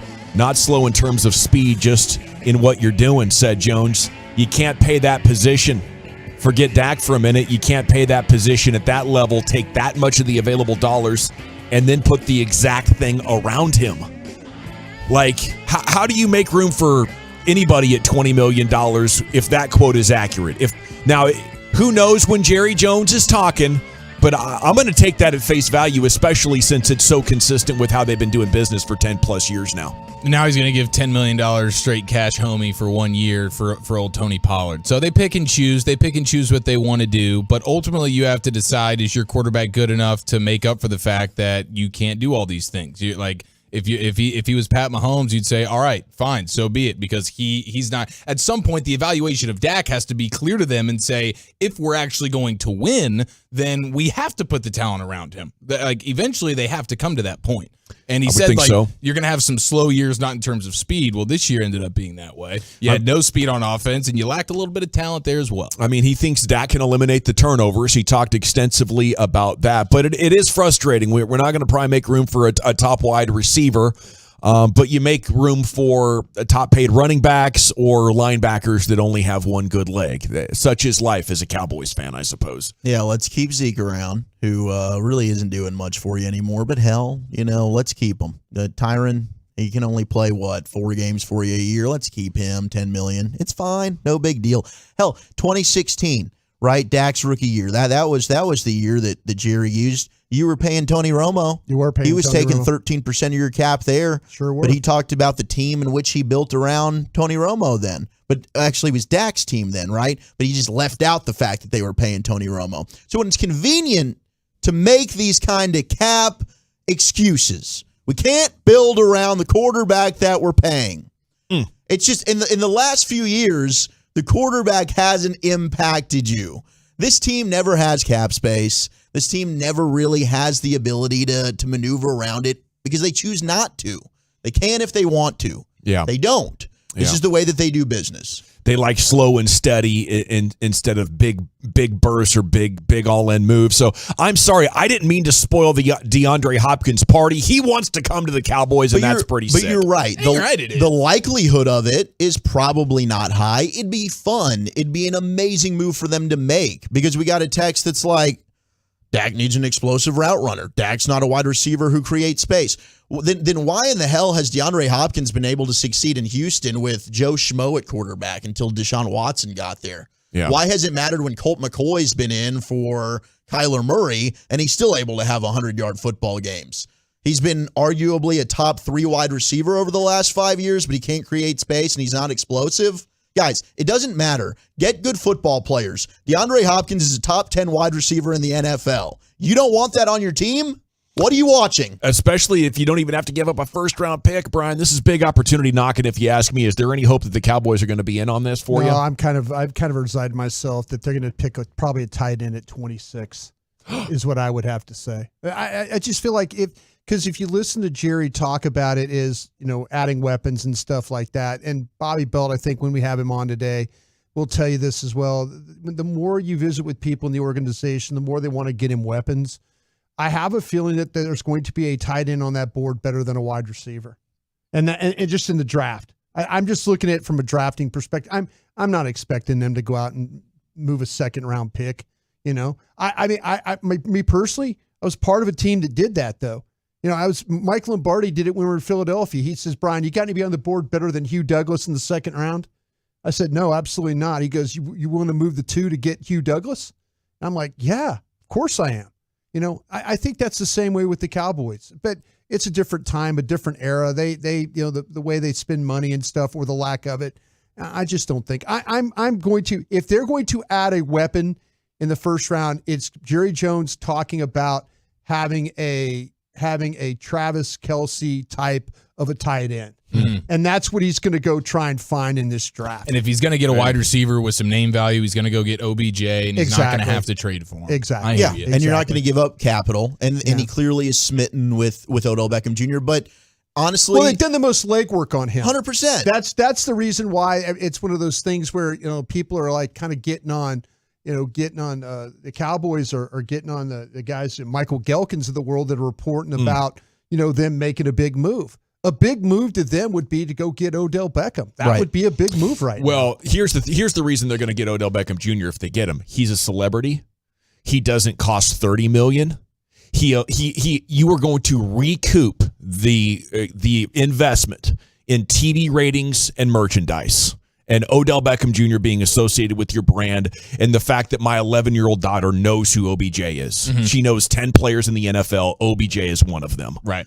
I think that's what you get, and that's maddening, because if you spend $14, $15 million, you're only a few more $1 million from having DeAndre Hopkins. Odell Beckham Jr. is going to get hurt. This is the worst thing. This is Porzingis level, and this is an actual violent game. Even in that little run with the Rams, where he only had to play half a season in playoffs, he couldn't stay healthy. He gets hurt all the damn time. If that is the move they want to make, I'm calling total BS on it. I think it is a glitz and glamour move instead of the nuts and bolts of what wins football games and what makes a front office a well-run team. Jerry said a lot of stuff as we were heading for the airport, though, Friday night, didn't he? And we're on that train. We're on that train from the little rental car drop-off spot to the airport. Wolchuk's over here dropping bombs right and left. I have not seen an F-bomb dropping in public type of display since Roy White worked here. Oh, no. That was legendary. I didn't realize it was that bad. Yeah. I get overly Grandmas emotional. were looking over like, wow, what's going on over there? So, it's just a guy talking sports. Yeah. And then like a forehead on the wall thing that he was doing for a second. And then by the end, he was just like so sad, and he was just gazing out the window, staring off into the mountains of Arizona, and he was just despondent, man. I just hope Jerry's trying to put out smoke screens. Like Dan Graziano says, he's not surprised if the Cowboys cut Ezekiel Elliott. Maybe Jerry's 2-3 steps ahead of all of us. Huh? Maybe Jerry's just there's just no point in and it's Zeke. Or it could be like when I worked for Al Davis for those 2 weeks, and we used to have meetings, and we'd plan on what we're not going to tell him, kind of a thing. Are we to that point now with Jerry? Jerry, we love you. That we're having meetings to say, all right, listen, guys, this is what we're going to tell Jerry, because we know damn good and well he's going to say everything that we're going to talk about. All right. This is like when they let him pretend that they might actually draft Johnny Manziel. Yeah, exactly. See, that's the thing about it is Jerry did everything in his power to make it to Indianapolis to be a part of that bus media scrum. It really did. I mean, he could have just blown that off and like, hey guys, gals, we're not going to do this anymore. Jerry made it a point. That thing was going to probably go 20 minutes. I think it went an hour and a half. It did. And it could have gone longer if people from the Cowboys front office wouldn't have got on the bus and said, hey, Jerry, you got to go somewhere. Yeah. It had gone longer. I just wonder, I just laugh because I just remember working with Al Davis, and we'd have these meetings like, all right, listen, we're not going to tell the old man this today. We're just not, because it's going to get all messed up. So I don't know. I mean, maybe I should give Jerry more credit than that. Well, maybe, he has an idea that they are going to get him down to league minimum or something, and he loves football and loves the Cowboys, and he's going to be excited about a minor role. But I just don't think that Zeke can help you win football games anymore. So when he's saying he wants to have Zeke back, and it sounds like he's all down for the 1-2 damn punch still, Chief. I understand. And if that does get executed, then I think that's a big reason to be skeptical about this front office. One of these years, they're going to change their stripes or their spots. I'm not sure which one it is. And we're just hoping. A leopard doesn't change its spots. Yes. But a zebra changes its stripes. Isn't that how it goes? I don't know if that's the case. But I remember my boss in Green Bay, a leopard doesn't change his spot. The stripes are on the skin. Every time I tried to argue that point, he'd look at me like, Brian, leopard doesn't change his spots. Or, that's what it is. So maybe they're trying to be as respectful to 21 as possible, and that could be a factor as well. Jerry was pretty aloof when asked about D. Ware and Des Bryant being on the way out at multiple turns. And then, it just kind of quietly died off, and maybe that's what he wants to do with a legendary player like Zeke. Short yardage kind of works. Fullback could kind of work. I think Zeke is such a tough-nosed guy.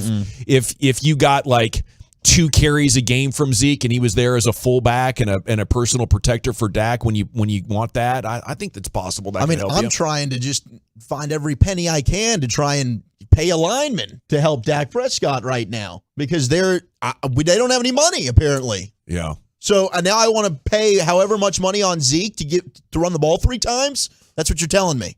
Well, you can't do that. This has been a team that's paid a fullback league minimum. You can go down to league minimum. You think Zeke's going to do that? If he wants to. I'm trying to find a way that, it's not totally insane.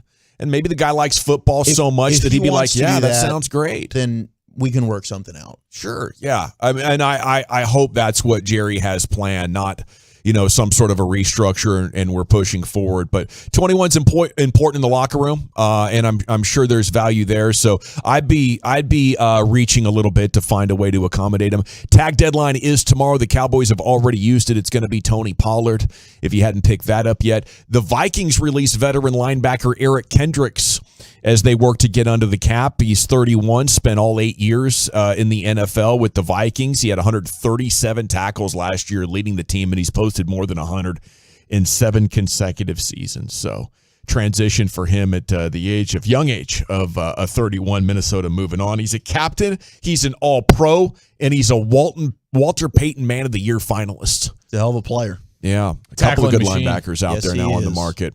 Okay, after the Longhorns' first spring practice, Sarkisian said today that all positions up for grabs, including quarterback, where Quinn Ewers and Arch Manning are competing for the starting job. How do you expect that to go?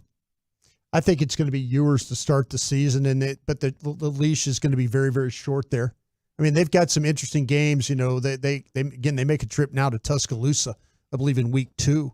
Quinn Ewers had that thing rolling the right way in Austin and then got injured, and Texas did a good job of hanging in there, but I think the leash is going to be a little bit shorter, for Quinn Ewers going forward. He, once he got hurt, he wasn't the same player. There were some games you watch where he clearly wasn't as good as he was earlier in the year. Yeah. So with Arch Manning waiting in the wings, this could be a very, very quick career for Quinn Ewers. Pretty fascinating. I mean, my conversations with Texas peeps have been Arch has been down to redshirt and sit this year.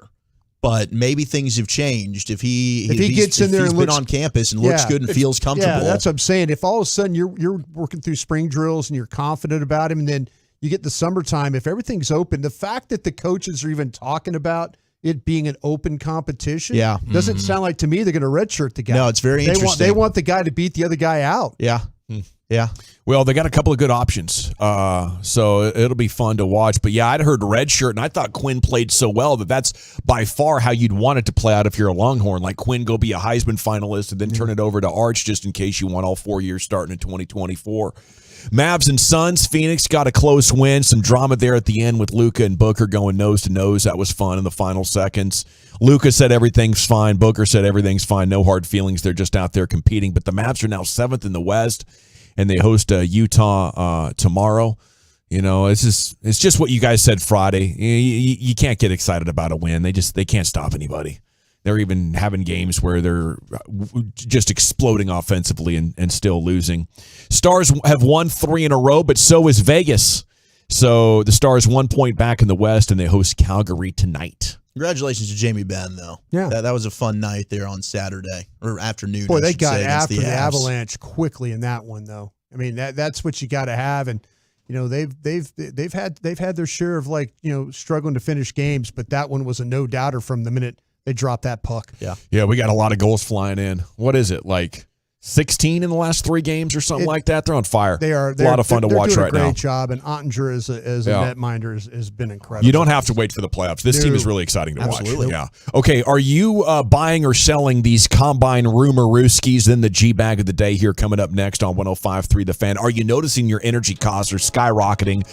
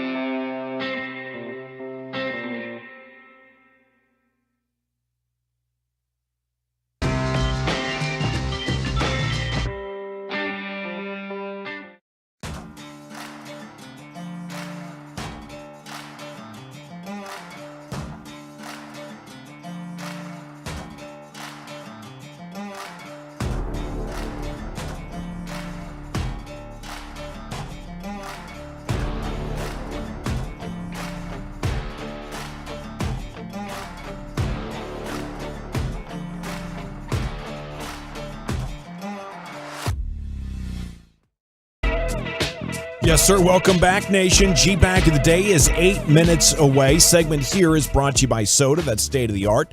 And the Frankels. There's a reason you need a special license to drive a big truck. So company that hire drivers and put them in a big truck should be held accountable for what happens when one hurts you, frankly. You need Frankel and Frankel. Consultations always free at truckwreck.com.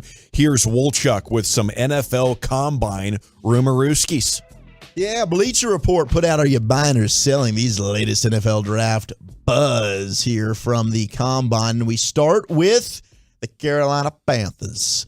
They are apparently planning to be very aggressive, according to ESPN's Dan Graziano. He called the Panthers a team to, quote, keep an eye on when it comes to trading up for a quarterback. Now, Panthers GM Scott Fitterer, he would not tip his hand, but he did admit that he plans to aggressively pursue a signal caller if there is conviction in their potential to become a franchise cornerstone. So are you buying or selling the Panthers being aggressive and going up to get a quarterback in this year's draft? Yeah, I can see it. They make a lot of sense. Frank Reich bringing in the new staff. They don't have a quarterback on that roster that you like or trust. What else are you going to do unless you want to go buy on one of these veterans or something? Wait for one of these quarterbacks to fall to you at whatever they're picking ninth. They're picking ninth or I think so. So I mean, maybe one of these quarterbacks they got 9. falls to you. But if you like one enough, you move up and get them. I still wouldn't rule them out as even being a team that could be somebody that would trade for like a Lamar Jackson. Like if Baltimore ends up, I mean, who knows how that situation plays out. Bobby had some interesting things to say about Lamar Jackson and the way that whole situation's going down with his mom being his agent and some of the rumors that he was hearing when he was out in Indy. So if Lamar Jackson is going to be on, I think Baltimore would like to put him in the NFC. Baltimore would like to immediately get a top 10 pick, right? Because that's what you would get. So I could see that happening. But, yeah, absolutely. I see the Carolina Panthers, whether it be a trade for a Lamar Jackson-type dude or moving up for one of these quarterbacks, they're a prime candidate.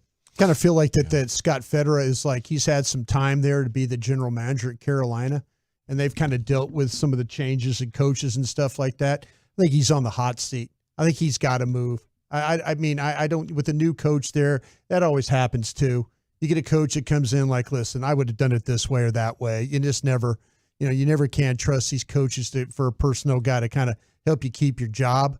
So I think if I was him, I would try and trade up and go get the quarterback I want, and that might save his job. If it doesn't work and you give up too much, you know what? You're going to get fired. It's somebody else's problem next year. And he should be fired. He's made several mistakes. I don't know why these teams mess around. If you need a quarterback, find the one in the draft that you think is special and go get him.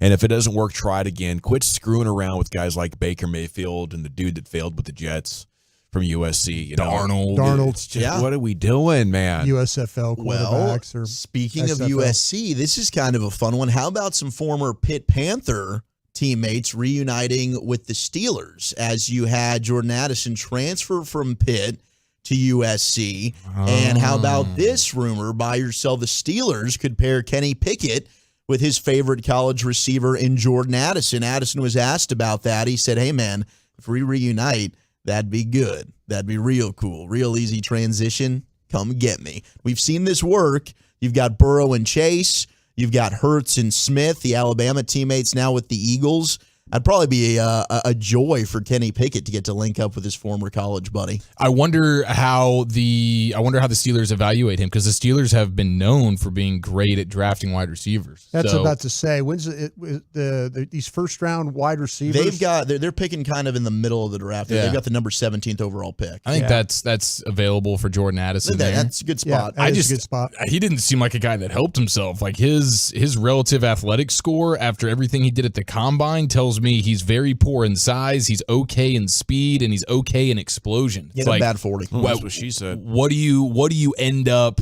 What do you do exceedingly well? If you're small, are you super quick and super fast? If you're big, or if you're slow, are you at least a big guy? Like, he doesn't seem to have anything that would say, oh, now the tape may tell you other stuff, but just athletically. I'd go back and watch the Stanford game where he kind of killed them or other teams. I think to me this whole thing with the combine. It's the whole thing with Richardson, the quarterback from Florida.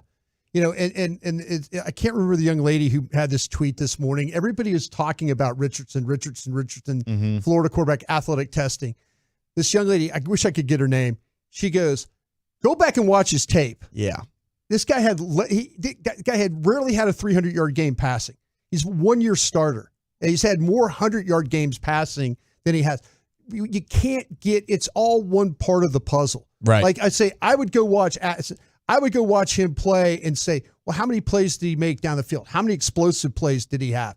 How many games did he have, double-digit receptions? Yeah. Like Utah, they were killing Utah until he got hurt. Exactly. The thing about it is the combine is only one part of this thing.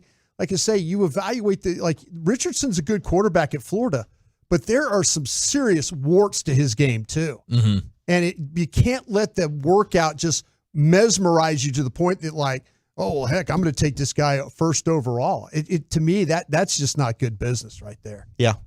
And then the other one here is when you're looking at, you just talked about Anthony Richardson, but that's another one that he's going to vault into the top 10. Sure. Because of a workout. Because of his workout. Yeah. I mean, this guy legitimately, they say this guy is Jalen Hurts with a better arm. If that's the case, great. I mean, that's people talking about this guy that way. But the problem is, though, you could go through all his games and see things that you're going, man, he's going to have to correct that. Mm-hmm. He's going to. Now, there's times when he's running in the open field and guys are bouncing off him and stuff like that. I mean, they're showing a highlight right now on TV against my school, LSU. They didn't want to tackle him. They had a 60-yard run. They didn't want to tackle him. That's what this guy could do. But there's things about him throwing the football that aren't very, very good. Final one that we'll do here is when you look at the Bears, that they are likely to trade the number 1 overall pick. Now, coming up at 3:20, I'll give you the exact quote of their general manager who kind of outed himself, but I think that this is very likely to happen. Okay, yeah, that's a fascinating one right there. If you believe in Justin Fields, you have a chance to surround him with so much talent. You talk about a team coming up for a number 1. You could get 2 1s and a mid-round pick. But if Fields isn't the guy and you don't get the number 1 pick again, you could end up regretting this decision for years. I don't know why teams aren't more comfortable taking 2.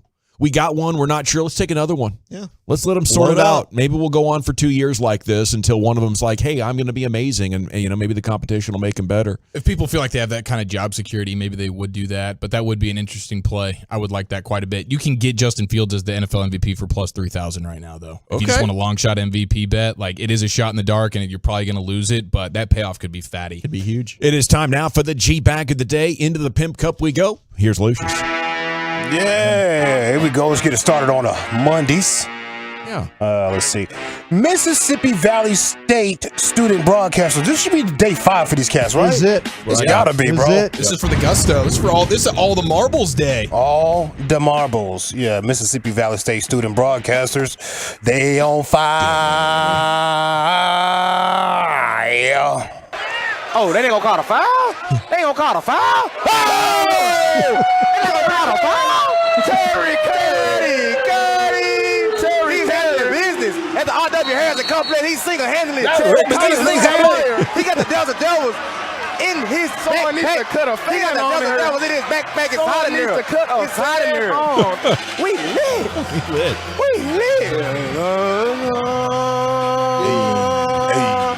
Terry, keep on hitting those threes and they fair. Singing that all weekend. I told these, I ain't never scared. He just blacked his eye. He just blacked his eye. Hey. He just blacked his eye. What? He just blacked his eye. iPad. He just blacked his eye. What they at? Yeah, we here. We in here. We lit. We in here. We lit. Yeah, we in here. We lit. Terry Collins, Terry Curry. Terry Collins, Terry Curry. Yeah, there they are, the 4-time champs looking for 5 right here. And what would be G-Bag Nation immortality in a spot in the G-Bag of the year?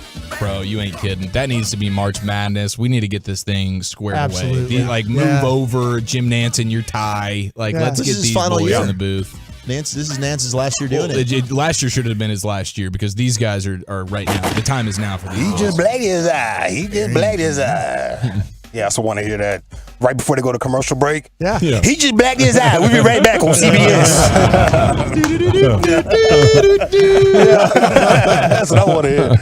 Let's see what else I got for you boys. Oh, how about the Baptist pastors get into a fight right here? Yesterday was a church day. Wish I was in church service for this situation. Fight during the installation of a new pastor. So it seems like an old pastor stepping down. There's supposed to be a new pastor coming up. Apparently, the vote didn't go all the way through with the congregation, and they just let it out. While we are still standing, we're asking the choir from Holy Rock Baptist Church if you would come share with this choir. Amen. While the choir from Holy Rock is coming, I need to make this perfectly clear. This is not our pastor-elect. This pastor was not elected by the church. One family does not elect a pastor without the church. I don't care. Listen, you can move on with this, but I'm going to ask you.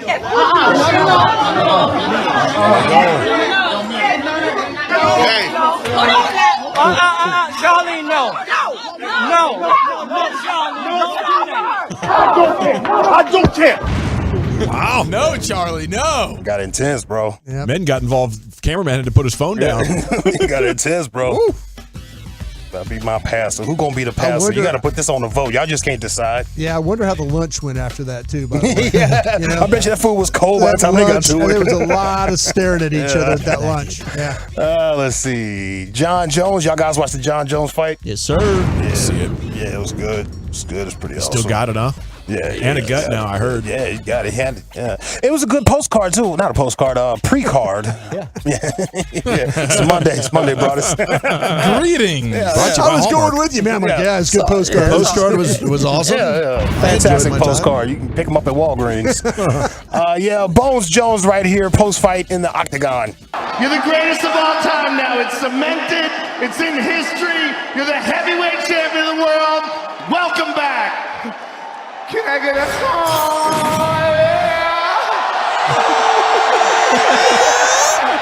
Oh, that's awesome. How does this feel? It's been 3 years since we've seen you. To come back and to have such a dominant victory. You know, first and foremost, you know what's coming. I got to give thanks to my Lord and Savior, Jesus Christ. It's been an honor to watch you become the youngest ever UFC champion. It's been an honor to watch you become the heavyweight champion, and I can't wait to see you again. Welcome back, and congratulations on achieving your goal. Last thing.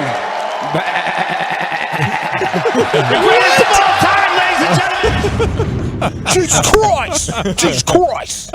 Well, congrats to John. Yeah, He did it, man. Yeah. Imagine what could have been. What was he out for this time? It was always drugs, right? Drugs. Just a party guy. PEDs, and then he got arrested. That's the thing, man. He was always like he's the best. The only buddy that beats him is himself. Like he's either kicking somebody else's ass or his own. It's just kind of the way he does that thing. But he is dominant. I've never heard a guy do the goat noises. He did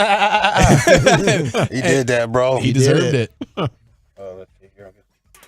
All right. You guys see that Chris Rock special?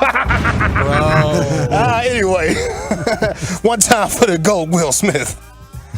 I'm playing that for you, bro. I know you need it right now. I know you need it because Chris was coming with hands, feet, and elbows on you in that last 10 minutes. Oh, my gosh. Let's see what else I got for you, boys. How about a dude dressed like he just got off the golf course going to testimony service at church? I stumbled in here randomly. I've seen all manner of people coming in and out of here. This is one of the most moving things I've ever seen in my entire life. I walked in here tonight not knowing what was happening, and I have been 100% moved. He's drunk. It has lit me up. Oh, yeah. From the bottom of my feet all the way to my head. Bring it! Bring it!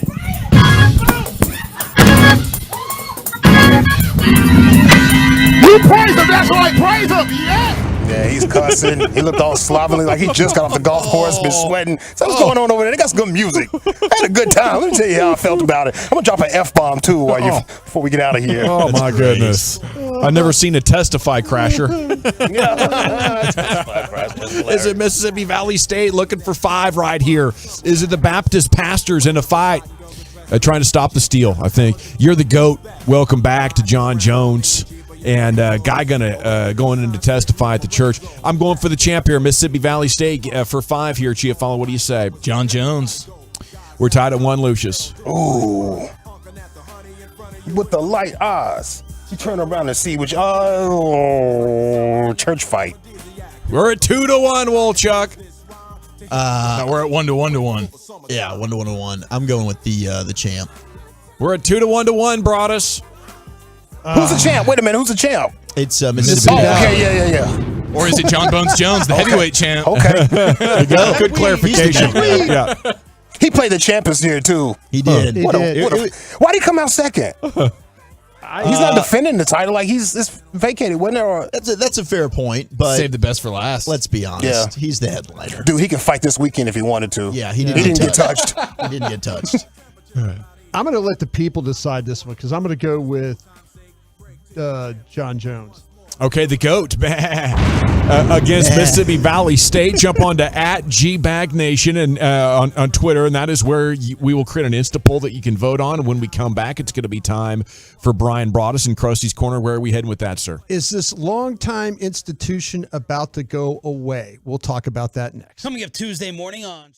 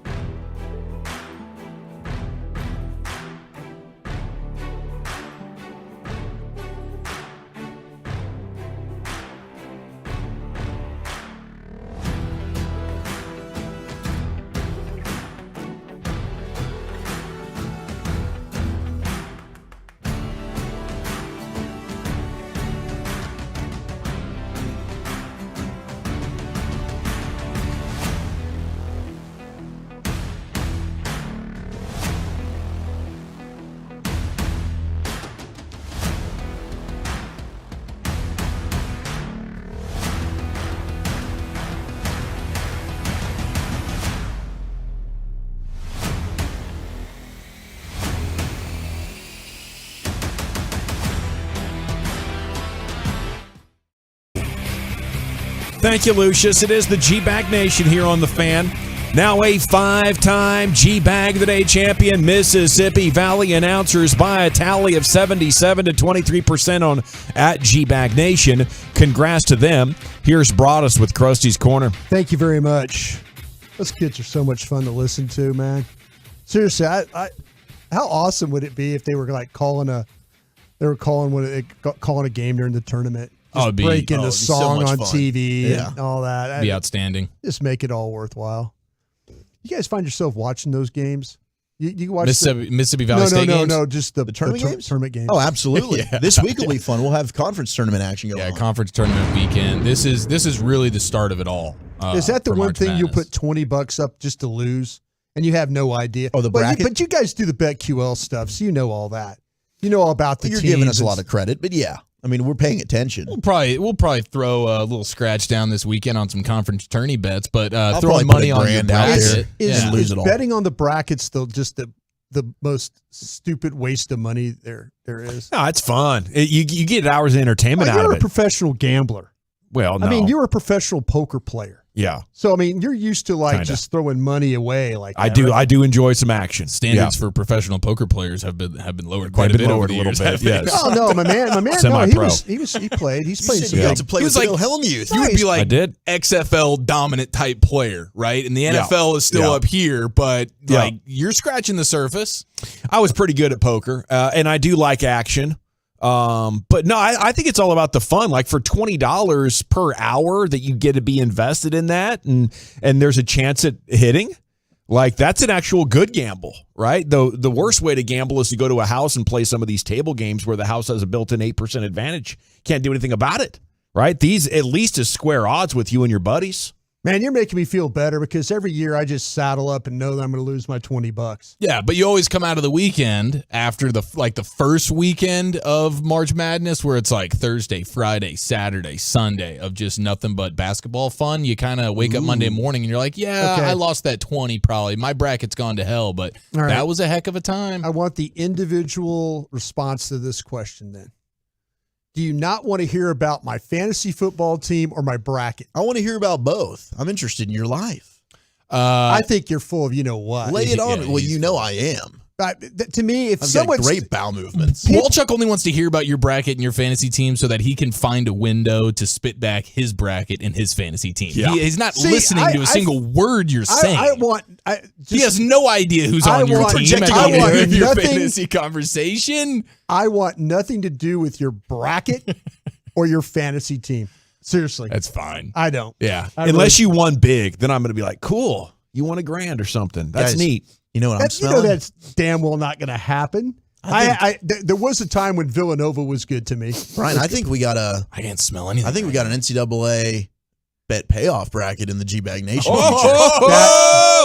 Let's go. You settle down over there, Wooly Bully. That's coming from a guy, okay, who did not have eggs smashed on his dome, little nitros swimming throughout his innards, I only had whatever. to wax my back. That was like 10 years ago, man. People don't forget. That's true. And the skin on your You know back hasn't my forgotten back that. sure the has Final Sounds Four. fun. Forgotten The that. Final Four is in Houston, right? Yeah. So what are you saying? You want to go? Road trip? I was thinking with Dawson pulled going to San Antonio that you might have to drive there and back, broadcast down there, you have to pick up a sandwich for everybody, bring it back, kind of thing.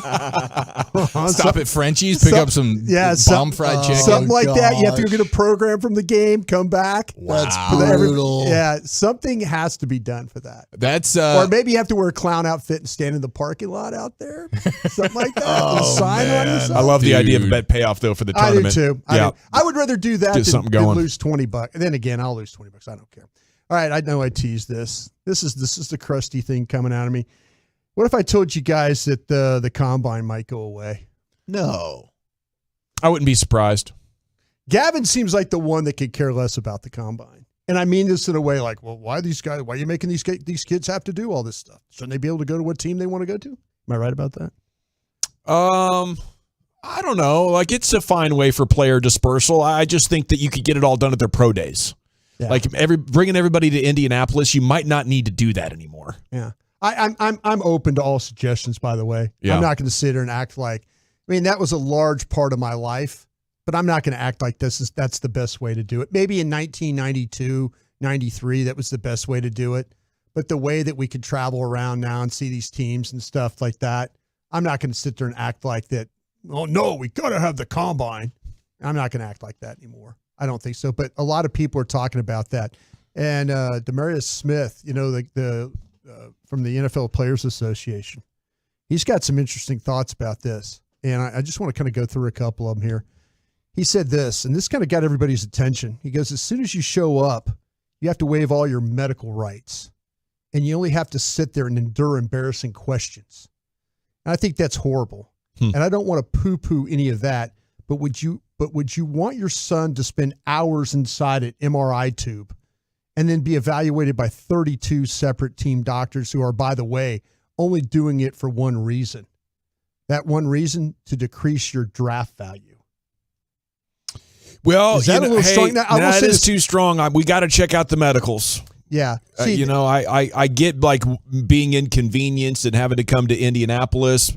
This is all optional though. And on the other side of it is a career that could be worth millions of dollars. And if nobody's making you come. Right. If I'm the if I'm the NFL, I am using the instances where how many people have we saved here? How many medical things have we done and we found out so-and-so had a heart problem? Yeah. I think you'd like to probably know that. I mean, ultimately, what is it hurting you to know exactly where you stand physically, unless, player, you're trying to hide something from me? And I think that those nefarious type of tactics, right after you get drafted, holy smokes, that'll be through the woodworks. His back and all that. Absolutely. Yeah. I mean, there's a lot of good that comes out of it. So, but I get it. He's got to go to bat for whatever the players and you'd want. think the teams are going to want to check that regardless, right?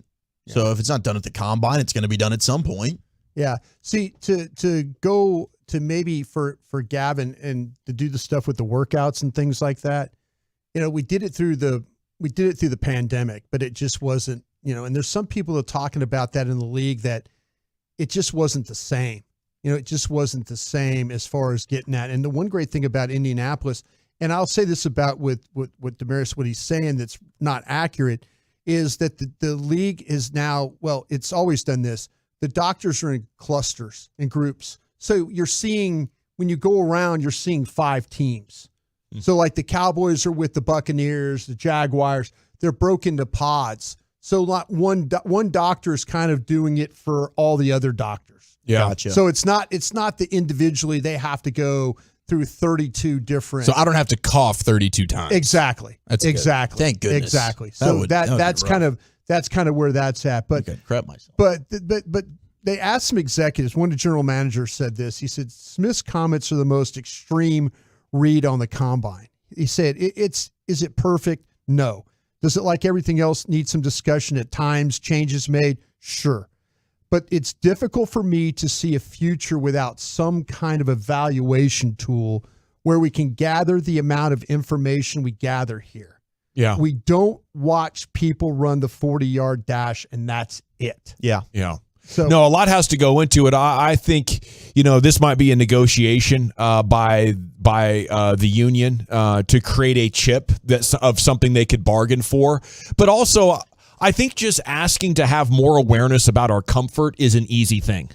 Like, let's not have it like you're going through, a horrible medical situation, like a cattle call for 8 hours. Yeah. Can we get you relaxed? Can we have couches and, all sort of a super chill environment instead of like a stressful, rigid assembly line of evaluation? And the time change has certainly impacted this because now it's like an event, right? And that's the biggest problem in my eyes. Yeah. I think the combine would be fine if television wasn't involved. And I mean this from an experience of a guy that it's already a 15-hour day for those players. Yeah. TV makes it even longer. Because now they want it to be a primetime event, but that's also why I don't see this going anywhere because now the NFL's made it a moneymaker. Fans are able to come and watch this thing. They're able to get TV revenue off of it probably as well. And maybe what Smith wants is, a guarantee that all those people are going to get significantly compensated for their day or 3 days of discomfort. They should be, now that it's been turned into such a moneymaker. Yeah, I just kind of feel like I think there are things that absolutely need to be done differently because I was talking to people that were at the combine. Aisha Morrison, who works for DallasCowboys.com on a draft show. Does a great job. She was talking about like that players, you could tell how just like emotionally spent when they were standing at the podium having to answer questions, but going through all that medical stuff. That like they were getting information that wasn't like, I didn't know that. When you're constantly stimulated and crowded, like I feel like that on Radio Row, definitely every year at the Super Bowl. This year wasn't as bad because there's so much space in Phoenix, but usually you're way cramped in. And after hours of being like, hey, you this, that, like everything just slows down to a point of like, I got nothing more. I can't react to anything else. And so I can definitely sympathize with that. And that's just after 5 or 6 hours, let alone 15. If I could finish up with this real quick, Dan Campbell was asked about it, the coach from the Lions. He said, the meetings are great. The meetings are really pivotal. All the other stuff, just tell me when to show up and I'll get it done. You know, I mean, that's kind of like to them. Teams use it for different ways. The medical really is the most important thing. And that's the thing I think that makes the players the most uncomfortable. We got about 8 things we learned from Jerry Friday night, and we have takeaways on that coming up for you next year in the G-Bag Nation. Be a part of the show.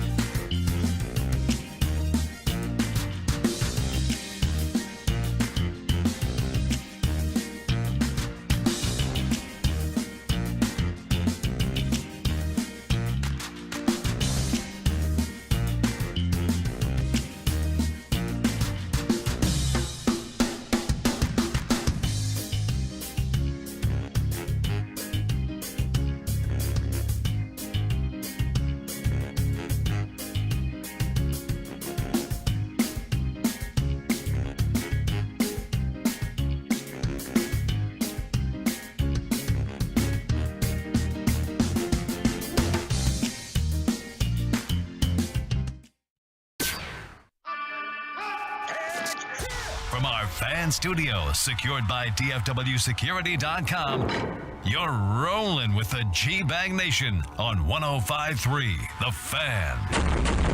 Here we go. Hour 2 of the G-Bag Nation. Got a full-on combine report.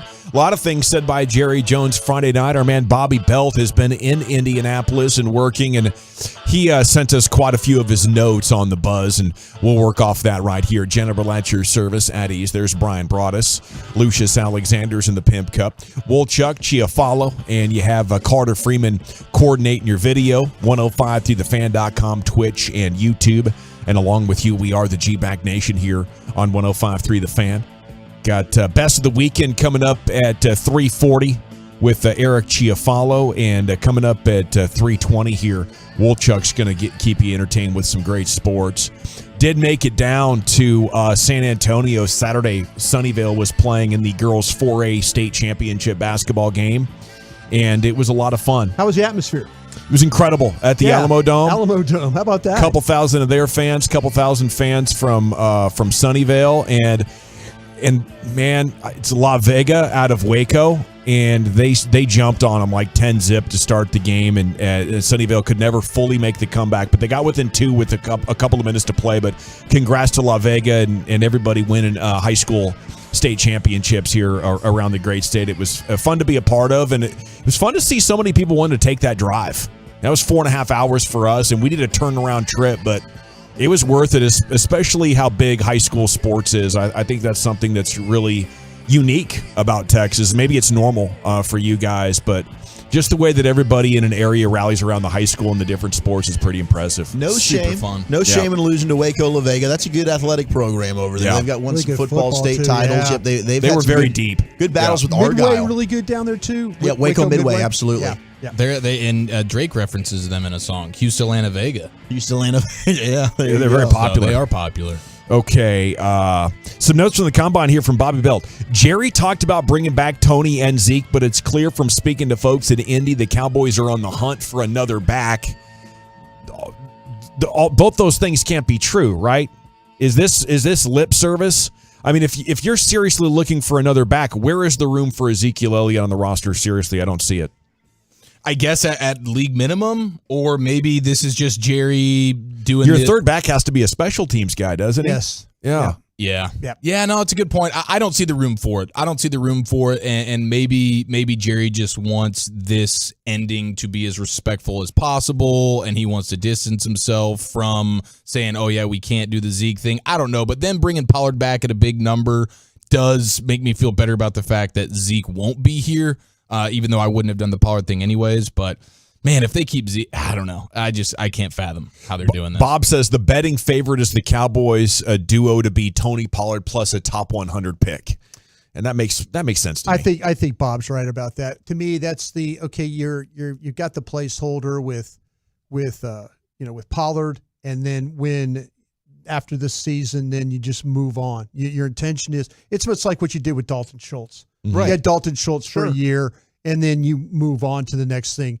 The running back, the pressure won't fall on that top 100 pick to have to carry the mail the whole time. Yeah. And you might actually hit on one to where it's like, oh wow, we got a guy that can run, block, catch, and you can keep him fresh for a year. Exactly. Yeah. And then you just plug him in and go forward from there. Maybe that ends up being like Roshan Johnson out of Texas. They really do like him. He's good. Yep. He's a good. player. I mean, he's a guy that is like a 3-down back. I saw you a great 10-yard split. He did. Very quick out of the gates there. Okay, while the team has confidence in Peyton Hendershot and Jake Ferguson, the Cowboys are clearly interested in some of these tight ends in the draft. Jerry spoke about the advantage of having a dynamic tight end. Lunda Wells was one of the only offensive coaches in Indy. Okay, that's interesting. He runs the drills.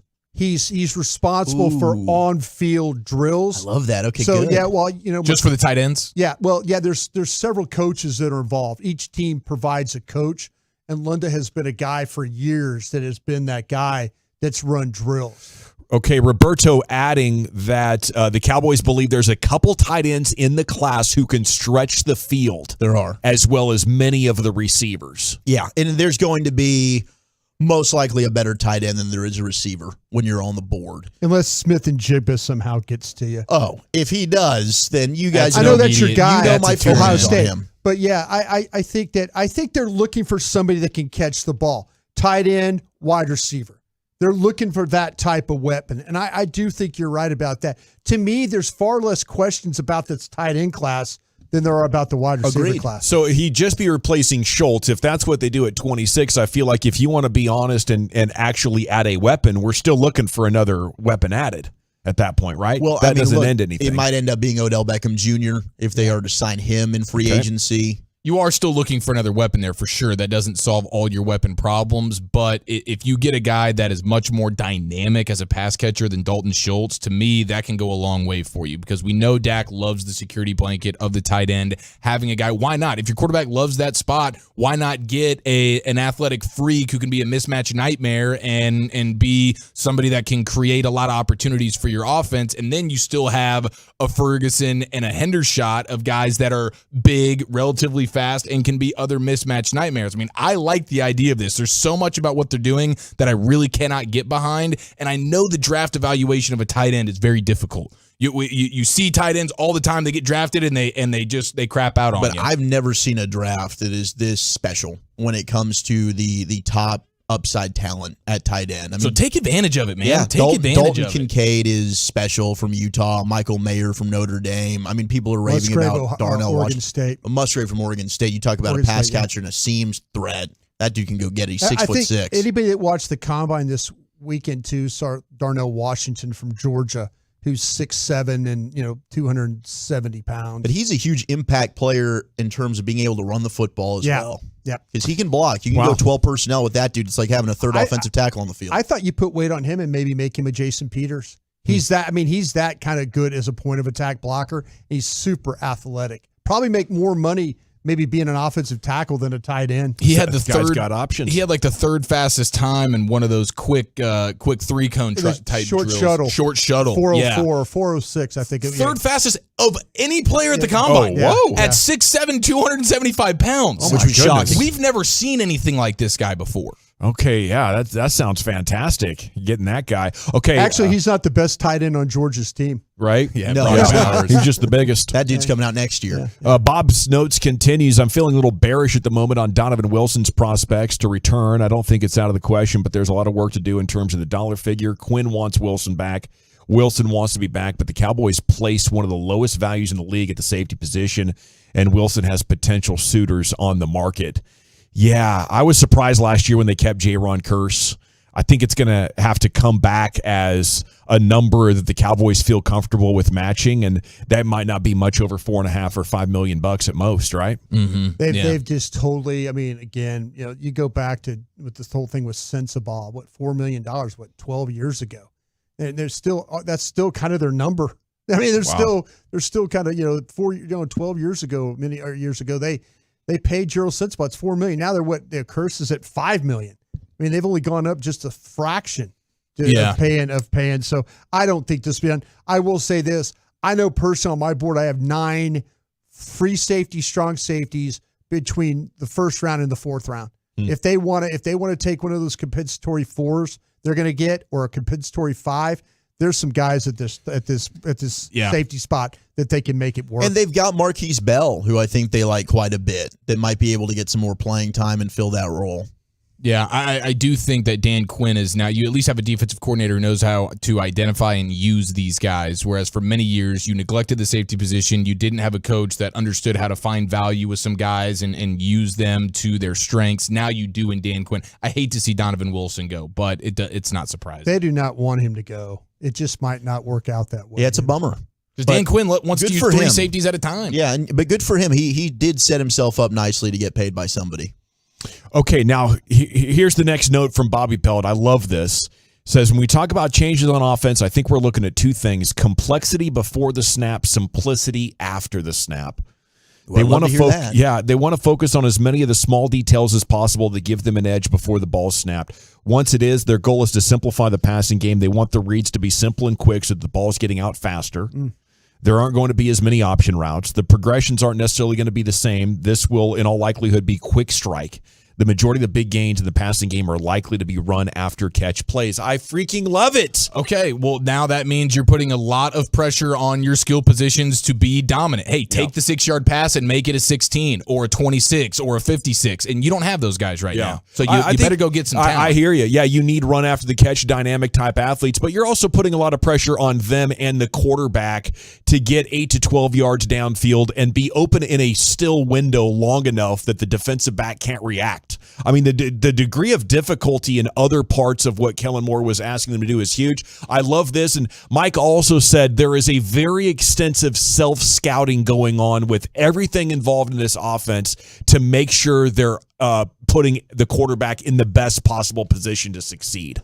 I think this is the first time that I can remember in covering this team to this extent, at least for Dak's career, where everything is being put up for evaluation in the offseason honestly and trying to objectively pick the thing that is going to be the easiest instead of just continuing on with basically what you've been doing. It's funny because what they're in a situation right now, listening to Jerry talk, sound like that $40 million quarterback has turned into Lamar Jackson and Michael Vick. Half reads, quarter reads, 2-level reads. They're trying to limit the amount of reads this guy has to make. So they're kind of like they're saying, listen, we really probably don't trust you very much to make the throws down the field that we need you to make. So we're gonna cut the field in half for you. Just listening to Jerry talk, that's what I got the impression that if I'm Dak, I'm kind of pissed. To be honest with you, yeah, that they're making such a big deal about my inability to read defenses, that they're turning it into. Well, we're going into year 8, and whenever we face good defenses, their defensive backs and their pressure is too much. You can't score like that against good defenses. I'm sorry, we've given you lots of chances. Yeah, that's what I'm saying though. It's turned into half, like 2-level reads where you have a dragger, high-low reads. Stuff like that, that's what it's turned into. They don't trust him to throw the ball down the field, and that's what this offense is going to be. Hey. Quick strikes, the slants, anything in break, and things that they could get rid of quick. The tight end's going to be a big part of this game. Yeah, if you go back, out quick. Get the ball out quick. Not trusting a quarterback can be the best thing to ever happen to your team. You go ask Daniel Jones. He's looking at $40 million right now because the team didn't trust him. Yeah, we're going to simplify things now. Look at this. He's got the 6th highest total QBR in the entire NFL. Well, that's because he's running the ball a ton. Yeah, we're just going to lean on his legs. You're not going to do that with Dak. My concern, sure, but the Patriots did the same thing with Mac Jones. There's plenty of examples where you simplify things and you become a lot more efficient. Yeah, they're turning Dak into 2016 Dak is what they're trying to do. Well, my opinion, they are.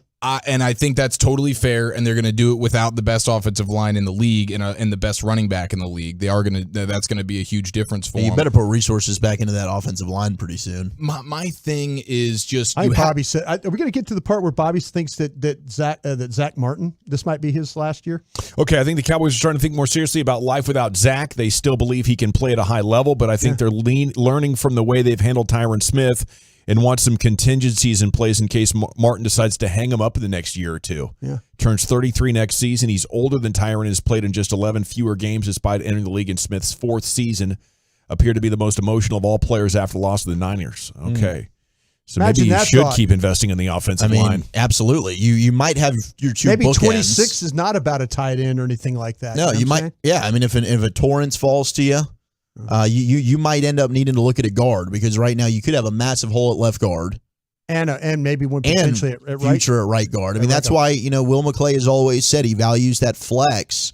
And I think you look at that guard tackle flex. Maybe you're also looking at that center guard flex. Opens it up for a John Michael Schmitz. Are we having a party? 100%. A Schmitz party? Yeah. Oh, wait, are you thinking that we are going to get Zach Martin news this offseason? Oh, but the fact that Bobby's reporting that, I don't think Bobby's just throwing that out there for his health. I think there's obviously some whispers that this guy's probably like thinking about maybe moving on. His best friend in this thing was Travis Frederick, and we know Travis moved on because of his health. Yeah.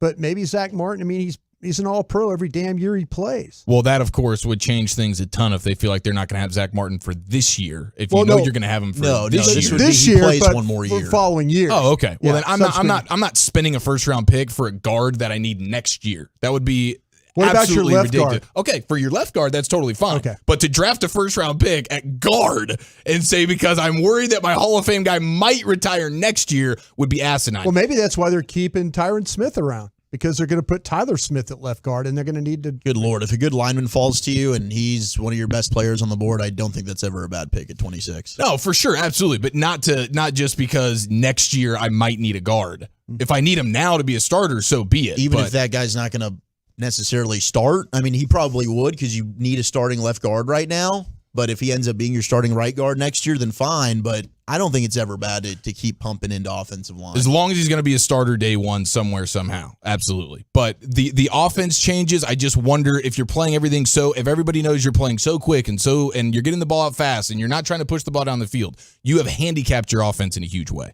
The defense has no threat for 20 yards down the field. Okay, great. You think Dak's getting picked off now. Wait till I just know that there's 4-yard slants coming every single time, and I'm a good corner, and I jump it, and I go to the house. You thinking Dan Quinn's going to be the head coach here next year?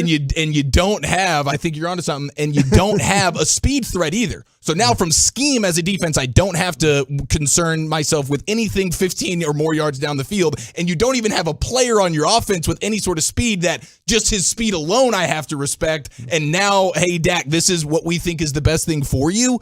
The best, like, you're handicapping your offense. You're playing in a 15-yard box, and you have no threats to push the ball down the field. Well, that's a disaster. It sounds like a very similar offense. It's the West Coast, right? It's similar to what San Francisco runs. So, I mean, look, they're not a finished product on offense right now, but we love what the 49ers do on offense, right?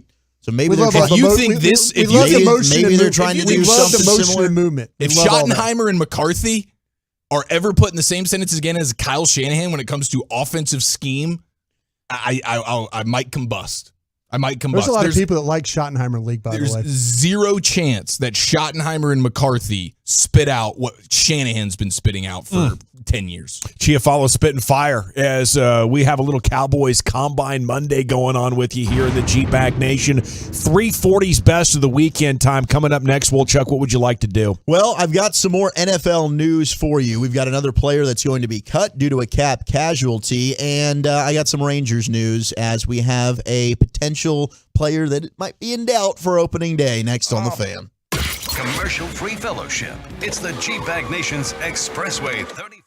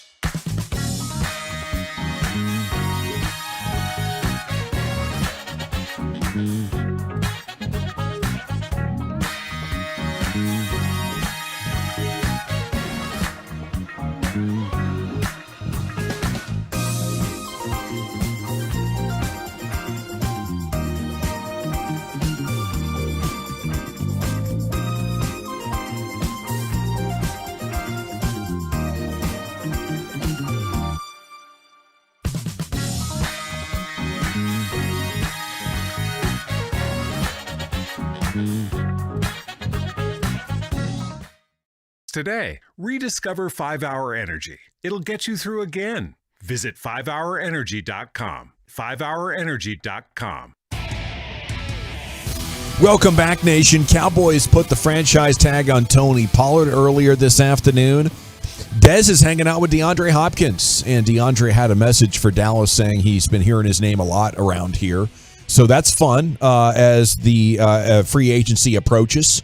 And the action continues at the Combine. It's time now for Zach Wolchuk to give you some sports. Segment's brought to you by Window Nation, and it's brought to you by the Frankels. There's a reason you need a special license to drive a big truck, so companies that hire drivers and put them in a big truck should be held accountable for what happens when one hurts you. Frankly, you need Frankel & Frankel. Consultation's always free at truckwreck.com. Here's the Woolly Bully. Thank you very much, General. Now, we do have some Rangers news to get to here on your home of the Rangers as they are playing some spring training ball right now against the Colorado Rockies. We had fun in Surprise last week. Then I'll get to a lot of NFL stuff that is going down. But we start with Leody Taveras, your projected starting center fielder for opening day. And earlier this morning, Rangers GM Chris Young said that Leody suffered a low-grain strain of his left oblique muscle during batting practice yesterday. He's going to be out at least a couple weeks, and the Rangers are going to rest him for at least a week, then reevaluate him. But obliques can be tricky, and who knows now, he could possibly be in jeopardy of being ready to go for the Rangers season opener on March 30th against the Phillies in Arlington. So you might end up having Bubba Thompson start that game, or you could possibly have to look at a Clint Frazier if he's able to make the team, or a Travis Jankowski if he's able to make the team as other options. But definitely a bummer for Leody, who I think we're all excited about is maybe breaking out this year for the Rangers at center field. Yeah, he looked good out there, didn't he? Yeah. And they got some good athletes. I'll tell you what, I was impressed with the way that he was able to hit the ball. Yeah, Clint Frazier's good offensively. Yeah, I was kind of like, I didn't notice anything really defensively, but every time he was at the plate, I kind of felt like he had good at-bats. Watching him, I'm like, all right, who's this number 77? Yeah. And then next thing you know, he's finding ways to get on base. So this team looks like it's really deep. It is. When they start transitioning, like they were taking the starters out, which there were plenty of times where we were watching like the starting lineup and we're like, oh, okay. But then the guys that were rotating in, the Foscues and the guy, the Evan Carters, and like Acuñas. they were putting in guys that you're like, okay, these are some pretty decent players they got here for some depth. I might need a backup in the dad department pretty good. I've been having some hip pain since we did all that walking last week at the airport and then to and from the game. I'm not going to lie. Do not be surprised if you see me in some sort of maybe crutches, one of those little rolly carts that Lucius had for a while, full-on wheelchair. I'm not going to rule it out. I did see you it's bad. slowly gimping to your room. Yeah. On, I think it was Thursday night. It might have been one of our last night there. Like you were struggling. What it happened? got really bad over the weekend. Is it your I back? don't know.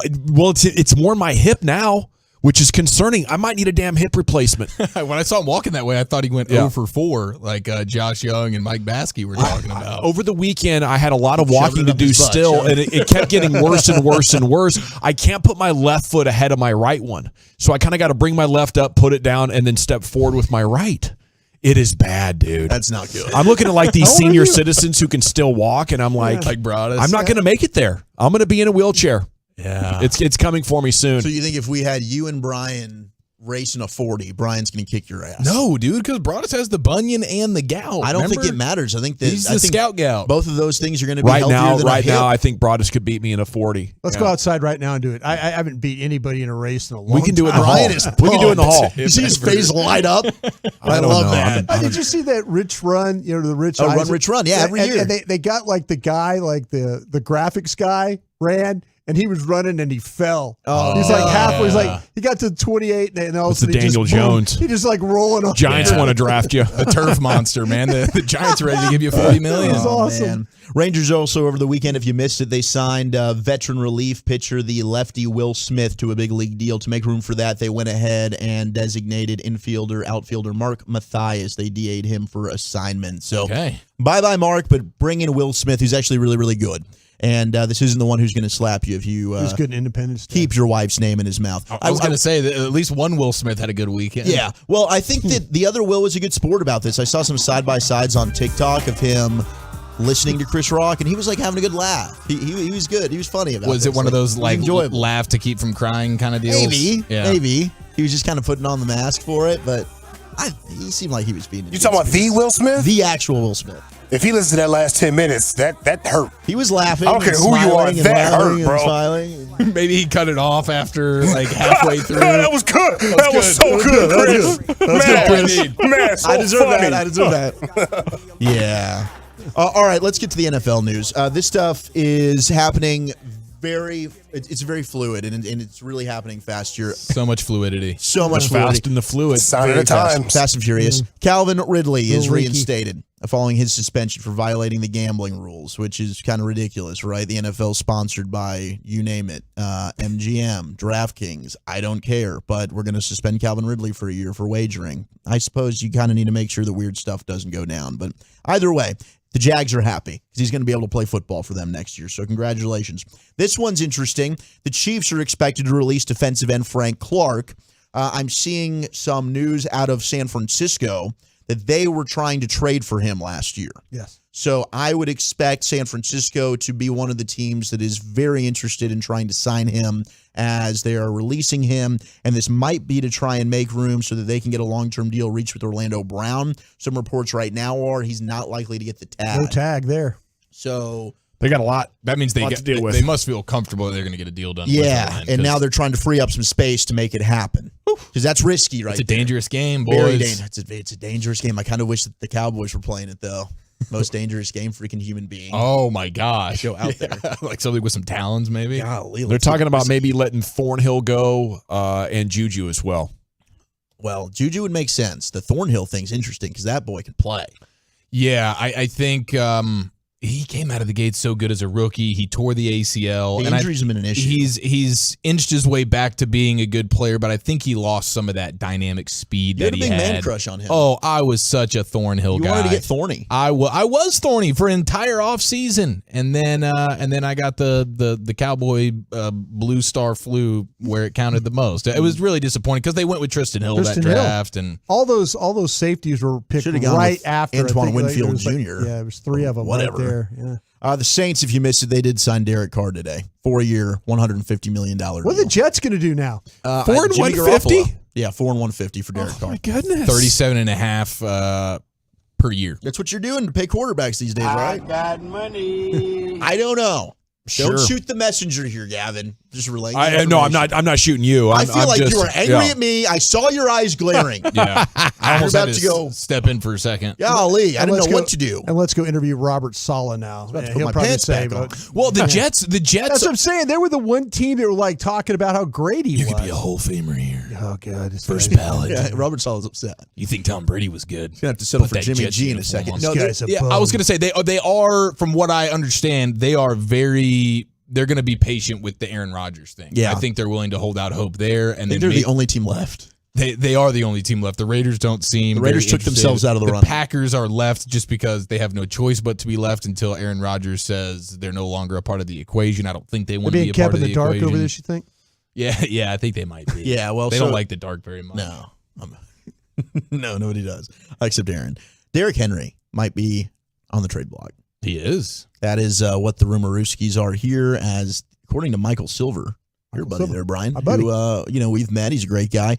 Titans running back Derrick Henry, Rams corner Jalen Ramsey, who we know, and Dez Bryant's bestie, DeAndre Hopkins, who's now here in Dallas. And he's it's amazing the players you can get nowadays. Flirting with the Cowboys. Jeez. Those are among who have been shopped in recent days. So how about Derrick Henry being shopped by the Tennessee Titans right now? Would you rather have him or Tony Pollard?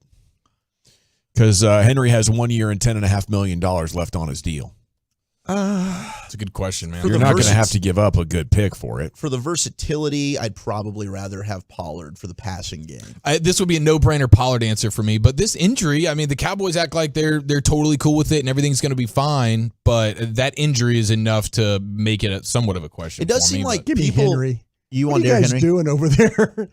No, Derrick Henry is a badass, 100%. He is, but I don't know. Henry We're talking about destroys people. Yeah, he does. The We're talking running about game- explosive plays, right? Like He's almost 30, though. But I'm just saying, though, if you had to pick one or the other, like if you were, I understand Pollard and the versatility and stuff like that you're talking about. They didn't even know how to use him here. No, they didn't, but they found a way to use him last year, right? Well, they need to And figure we're talking about getting the ball out quick, one read, check it down to Pollard. You need a guy that can go out and score from anywhere on the field. I don't know. Sound like Henry can do that too, right? Hand him the ball, he go about 60 yards just rumbling through people. Yeah, but he's not a pass catcher quite like Pollard is. Look, I love Derrick Henry, but we also know how fast the running back position, like all of a sudden you wake I'm up not one saying year the and Cowboys are going to do it. maybe he's hit that wall. I don't know. He did hit the rule of 370 in 2020, Brian, and he quickly went under 4 yards an attempt in the 2 seasons that followed.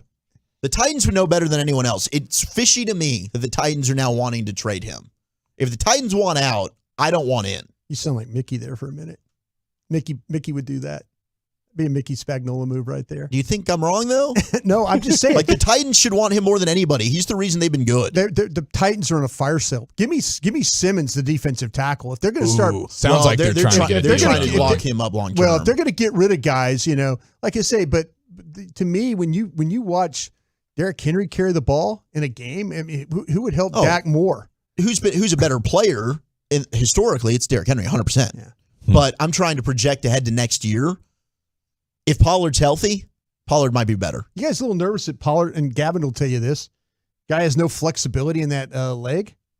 Well, yeah. They had to worry about that a little It was bit? not only broken, but they had to repair some tendons. Yeah. And the process for repairing those tendons is quite tricky. And I guess the good doctors are really good at it. But you could see from year 1 to year 2 how different athletically Dak was. Yeah. Dak was not fluid that first year back from ankle tendons being fixed. It's a really complicated process. Hey, it just speaks to the running back market again, though. You can go out and get some of these guys. You don't necessarily have to be keeping your own here. But the Rams are also a team looking to move on from Cowboys some guys. got $28 million tied up in their it's disgusting, Brian. in their running backs now. But I mean, yet, we're not paying concerned so about that, much to though, the right? quarterback. We can't do anything. Look at your running back room. The Rams are releasing Leonard Floyd if they can't trade him. So there's another name that could be out there, as well as Allen Robinson. They've given him permission to seek a trade. So there's another wide receiver that's on the block. Allen Robinson was Good. bad last year. You got options. All righty, thank you, Wolchuk. Coming up next here in the G-Bag Nation, it was a hell of a weekend. Chiafalo's going to recap it with the best of the weekend coming up next here on 105.3 The Fan. You can wait 24 hours. Or you can find out Cowboys.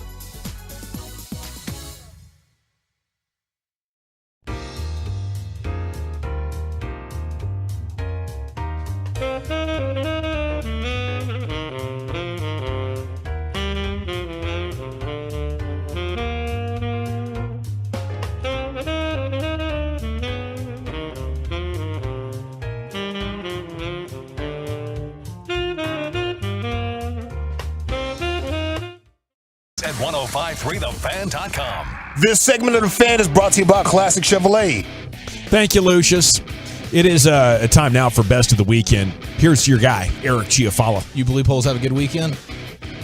Yeah, it was great. It was great. I ended up seeing Creed 3 last night with Mom and Dad. Okay, I cannot wait. I know Lucius saw it as well. We need to get the full review. I got some numbers to back up the fact that, holy smokes, maybe the most impressive first weekend for a sports movie in God knows how long. Yeah. We had record setters across the board, not only from a cinematic standpoint, but also from vocalist. We have a singer that was crushing from a streaming standpoint this weekend as well. So record setting all over the place. I didn't even tell you guys this because I was the last to pull off when we got back into the parking garage after our late flight Friday night from Surprise. Oh, it took us half an hour to find the car. Yeah, it took us which was so embarrassing. Yeah, it was embarrassing. Me, Broadus, and Walchuk are running around the parking garage of Love Field trying to find this little rental car that Broadus still has since his original car is my original car is up. about to be back. Let's okay, go. Good, man. Yeah, that's so exciting. feel free if you're in the area, just come on by, slam into my car if you want. You know, man, it'll be ready to get go. out. If you have insurance, great. If you don't, hey, no problem. I'll be there to pick up the mess for you. By the way, Brian, I did some research during the break. I'm Team Derrick Henry with you. He's over Pollard. Don't worry about that. No, I am. I am. No, don't worry about that. What was the problem with us? What was the problem with us not being able to find the car? I honestly don't know. It was. I mean, We it had was a the long level in the weekend row surprise, dude. It was a long weekend surprise. We couldn't find the car. We were at the airport for an additional half-hour minimum trying to find this Every thing. time I look back, Eric is like spitting up a lung. I don't know what was going on with you. I had something. I had some things you that okay? needed to leave. I don't know what was in my throat there, but When they we- have since When we left. went to the Super Bowl, we took the picture of the thing. Yeah, I took the picture we did again, too. but this time the picture didn't lead us to the right place. Well, we were in a I different found- garage too. It was Yeah. the short term and the long term. It was a I bad deal. found Oh, I that's found bad. the car, and what happened was, have you ever like you find the car and then you're calling your buddies and you're trying to like direct them, Yeah. and they're both idiots. Uh-huh. What you And didn't tell me was walk down the stairs. That would have helped. I did say come down to level 1. Oh, wow. Okay, well, I this did- is after you were like running around with like a chicken with its head cut off for No, 25 I- minutes, and I- then we I were used, schmucks I for another used 10. the horn thing. There you go. Yeah. So I find it. So Wolchuk calls me. I'm trying to describe where to go. Like literally, he was out on the runway hanging out. I mean, I had to drive to go find them. He did. And it's like, oh man, I'm like, I told you, lower level, just walk up the ramp. That's where we were. It wasn't that simple. It Sounds was like a that great way to simple. end the It trip. really wasn't. Well, it was just the start of my night. But we got because- our steps in, so I was okay. Well, I was the last to pull out of the garage here at the station when we finally got to our cars, and I'm hearing like this weird thing, and I get out and I realized that my back left tire was just flat, just had gone flat, just sitting there for the week. Wow.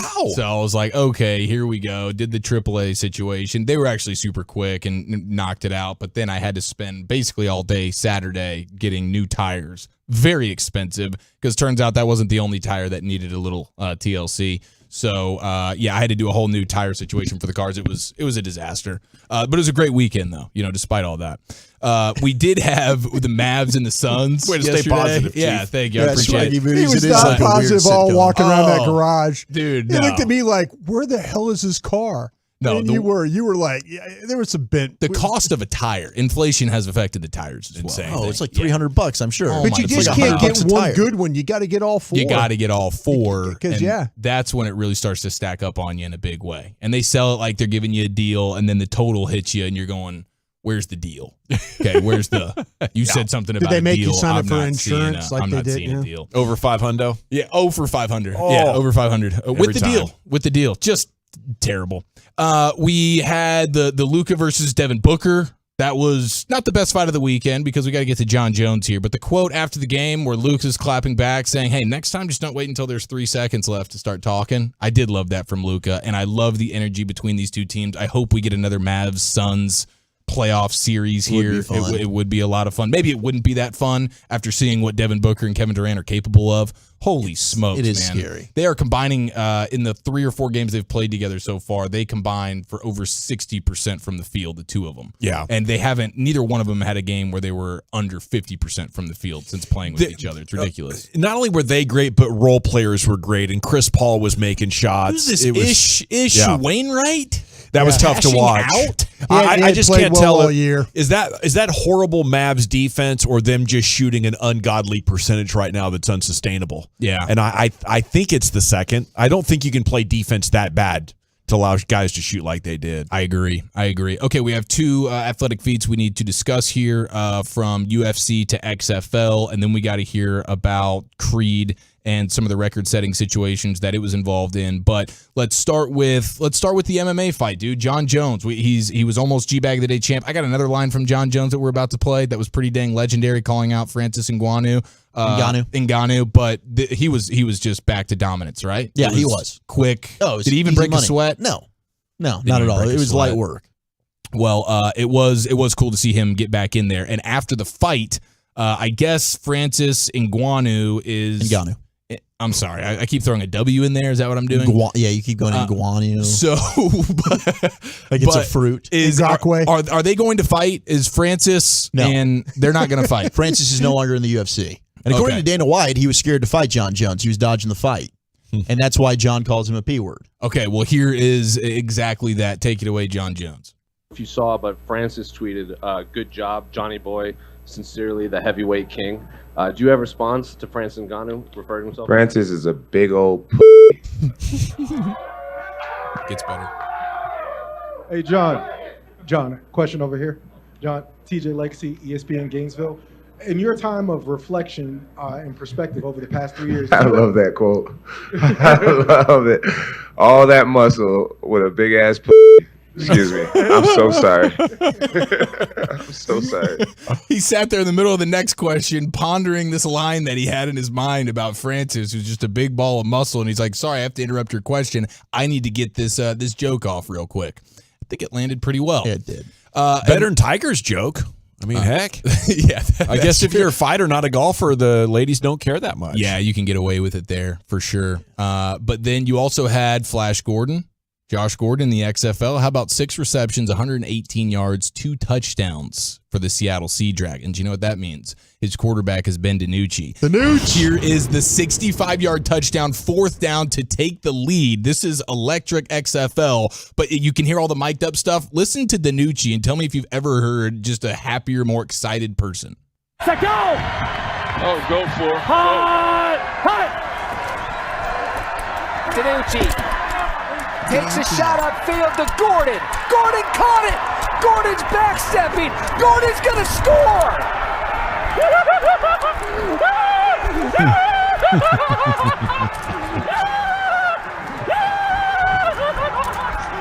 Are you serious? DiNucci was hype, bro. Is that his first touchdown this year? That might have been his first touchdown ever. I don't know. Does this mean we can book him?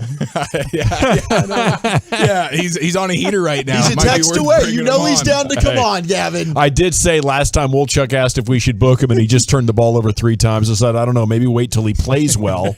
I'll have to check the box score. All right, fair enough. We definitely know he's got a couple of highlights, though, to talk about. That's for sure. I mean, a 65-yard touchdown to take the lead with just a few minutes remaining. That's pretty dang impressive, but I did enjoy that sound right there. Flash Gordon, Ben DiNucci, dynamic XFL duo. Now, Creed, the numbers on it are insane, but how was the individual reviews here from 2 gentlemen that got to watch it?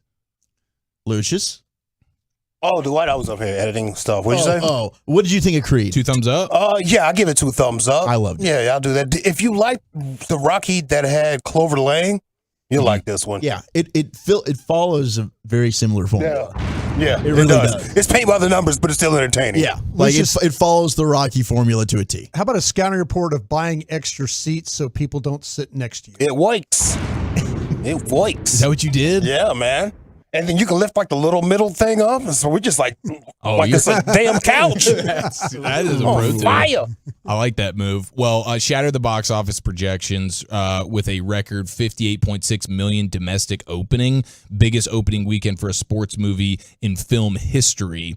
Also, the first sports movie to ever to pass 100 million at the global box office in its opening weekend. So everybody went and saw Creed this weekend. Apparently, it was pretty dang good. Very good. And shout out to Michael B. Jordan making his directorial debut. I thought he did an excellent job.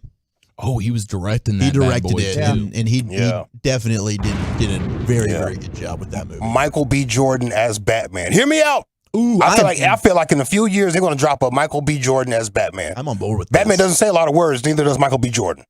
It's a fit. Is that right? Does he not talk too much throughout this? He's a corny guy, according to his classmates. Oh, that's right. It's actually gosh, you're so right on Man, that. a few words. Yeah, he doesn't. It's just a lot of facial expressions and what. But he says a lot with that. Yeah, and that's a good actor. It's a form of acting, but I don't know the name of it. Yeah. Morgan, are you guys familiar with a guy named Morgan Wallen? Yeah, he's a country singer. Yeah, he's just crushing. I mean, holy smokes. Streaming numbers are in. One Thing at a Time song or album streamed over 53 million times on Friday alone. Tear it as up. they were rocking this thing. So that's an all-time single day record for any male country artist, according to party Billboard. or something? What was going on? And it's the most streamed debut of any artist so far in 2023. So this guy's coming out of the gates hot, man. Morgan Wallen, I don't even know what songs he's singing, but people are listening in a big way. So congratulations, sir. Congrats to you, sir, indeed. Okay, we have free agent buzz from the Combine, 2 developing news stories with the Cowboys, a little bit more buzz from Bobby Beltwork in Indianapolis over the weekend for you to chew on. That's coming up next here on 105.3 The Fan. I got to chat Men's T Clinic, though, because it's time to give yourself permission to get back to being you physically, mentally, emotionally. Get that energy level up and keep it there.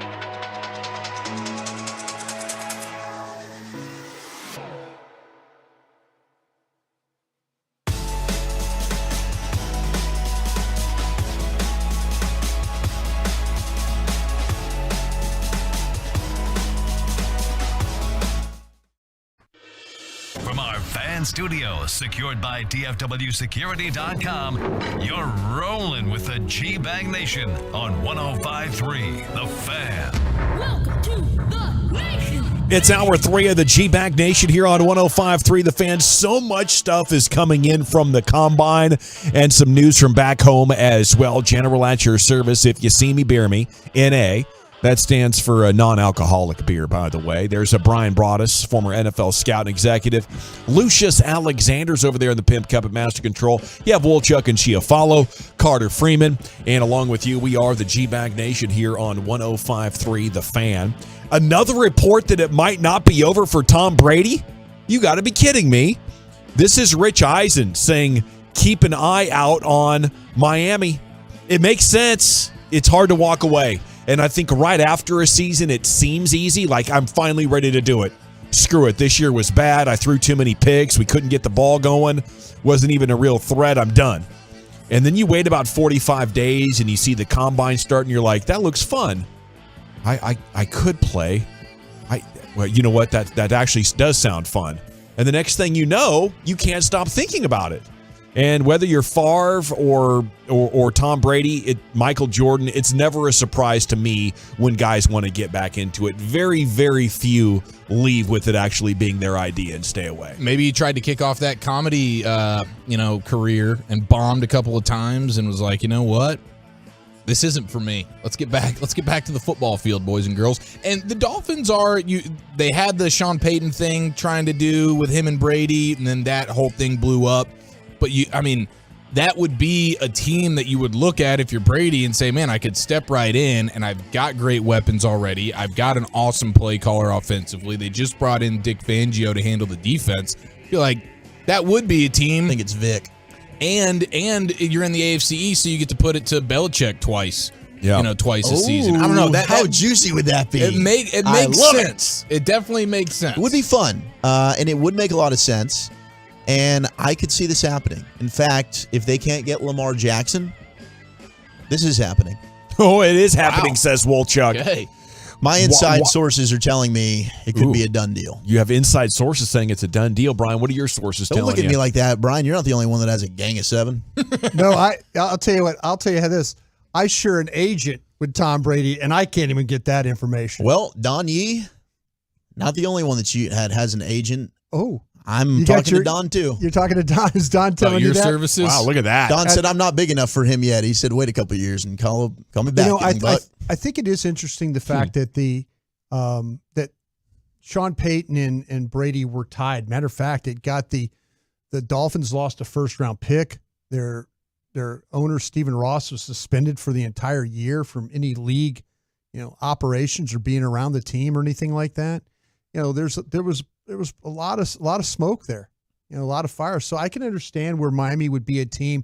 Probably a lot of groundwork has already been laid. Yeah. I don't know about Tom Brady wanting to compete against New England twice a year, though. You don't think that he'd be into that? I don't think that's the axe to grind for him.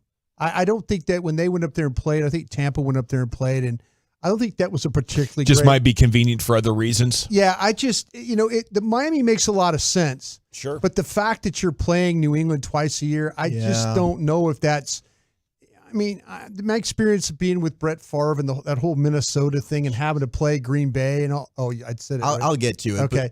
But yeah, the thing about it is I don't think that's always the driving thing of going up there and wanting to always play against your old team. Right. Like, especially somebody that is that important in your life. Well, if they were working it out last year with the Sean Payton deal, I don't know that it would be something that would stop them. It might not be a selling point for them, but I don't know if it would stop them. I just kind of that I do have a little inside information on. Yeah. That's not the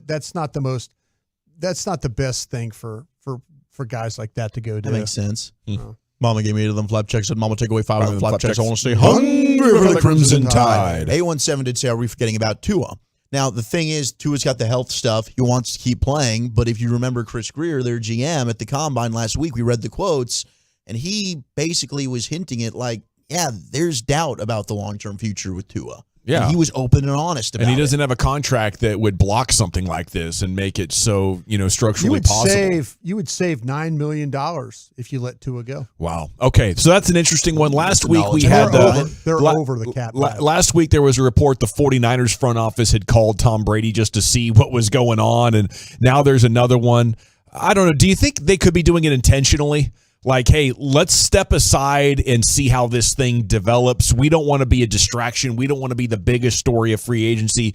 We can sort of investigate if we're doing things quietly and behind the scenes. And maybe this is the first smoke signal that it could actually happen. Rich Risen says the buzz in Miami is that Tom Brady is not necessarily done, and keep an eye on Miami. The tag was put on Tony Pollard today. So he's a player you can have on the Cowboys for this upcoming season. I suppose they're going to continue to work on a long-term deal, but here's why it doesn't make sense for Tony Pollard and the Cowboys to do a long-term deal. Tony right now is 12 months away from doing a big deal. So right now I can get the tag for almost $11 million and then do a long-term deal. If I do a long-term deal now, nobody is going to give me $10 million in 3 to 4 years. I will play that contract out, maybe get $25 or $30 million. I'll be done. Right now, this tag gives me the opportunity to extend my lifetime earnings by $10 million. And I don't know how, if you're the Cowboys, you can provide value in a long-term deal that would be bigger than that. If you're Tony Pollard and his agent right now, I'd say things are happening quite well. And you get this huge payday now to give you a generational wealth to get the party started. Yeah. It's like, oh, you've tagged me. Sweet. This actually works perfect for a running back because I'll hit free agency when I'm still young. Okay, DeAndre Hopkins and Des Bryant posted a video. The text is asking for this like every 10 or 15 minutes if we don't talk about it. DeAndre says, what's up, Triple D? I keep hearing people around here saying my name.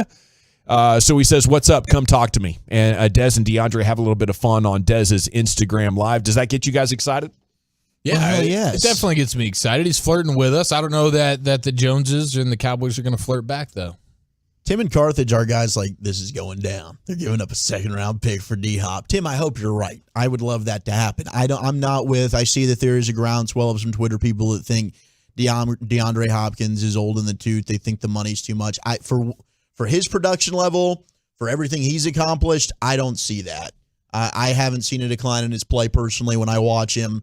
And I don't think that he's overpaid. In fact, he's underpaid, and that's the one caveat here is maybe he wants a new deal, which I don't see the Cowboys wanting to do, which is why I don't think they'd be interested in that. I think they'd be more than likely not wanting to trade a draft pick, and they'd probably sign an Odell Beckham Jr., who they've done a ton of legwork on already. But I'd rather have DeAndre Hopkins. I think he is not coming off of 2 knee surgeries, and he's extremely productive, and he's been able to be productive no matter who his quarterback is. Yeah, there's so much stuff that's good with this. I just think we haven't seen a reason to believe the Cowboys are going to go spend money. As a matter of fact, Jerry talked about Friday how, once again, when you pay the quarterback, you can't pay skill players. And that has been how they have gone about the wide receiver team building part of it for decades now. There was a small window where you had Amari Cooper, Michael Gallup, and CeeDee Lamb on the team at the same time, but they never push for like 3-name or 3-star receivers. They're going to try to add some juice to that room without spending money or, draft capital in a trade to get there. From my perspective, I think this is another player very smartly using the Cowboy star and the brand to elevate his name as we're about to enter, the real big stage couple of weeks for personnel movement in the NFL. That's what I believe is going on. It's amazing that so many of these guys want to play. But yeah, Hopkins is so much better than Odell Beckham Jr. For a couple of more millions of dollars, you get a younger player who hasn't been hurt.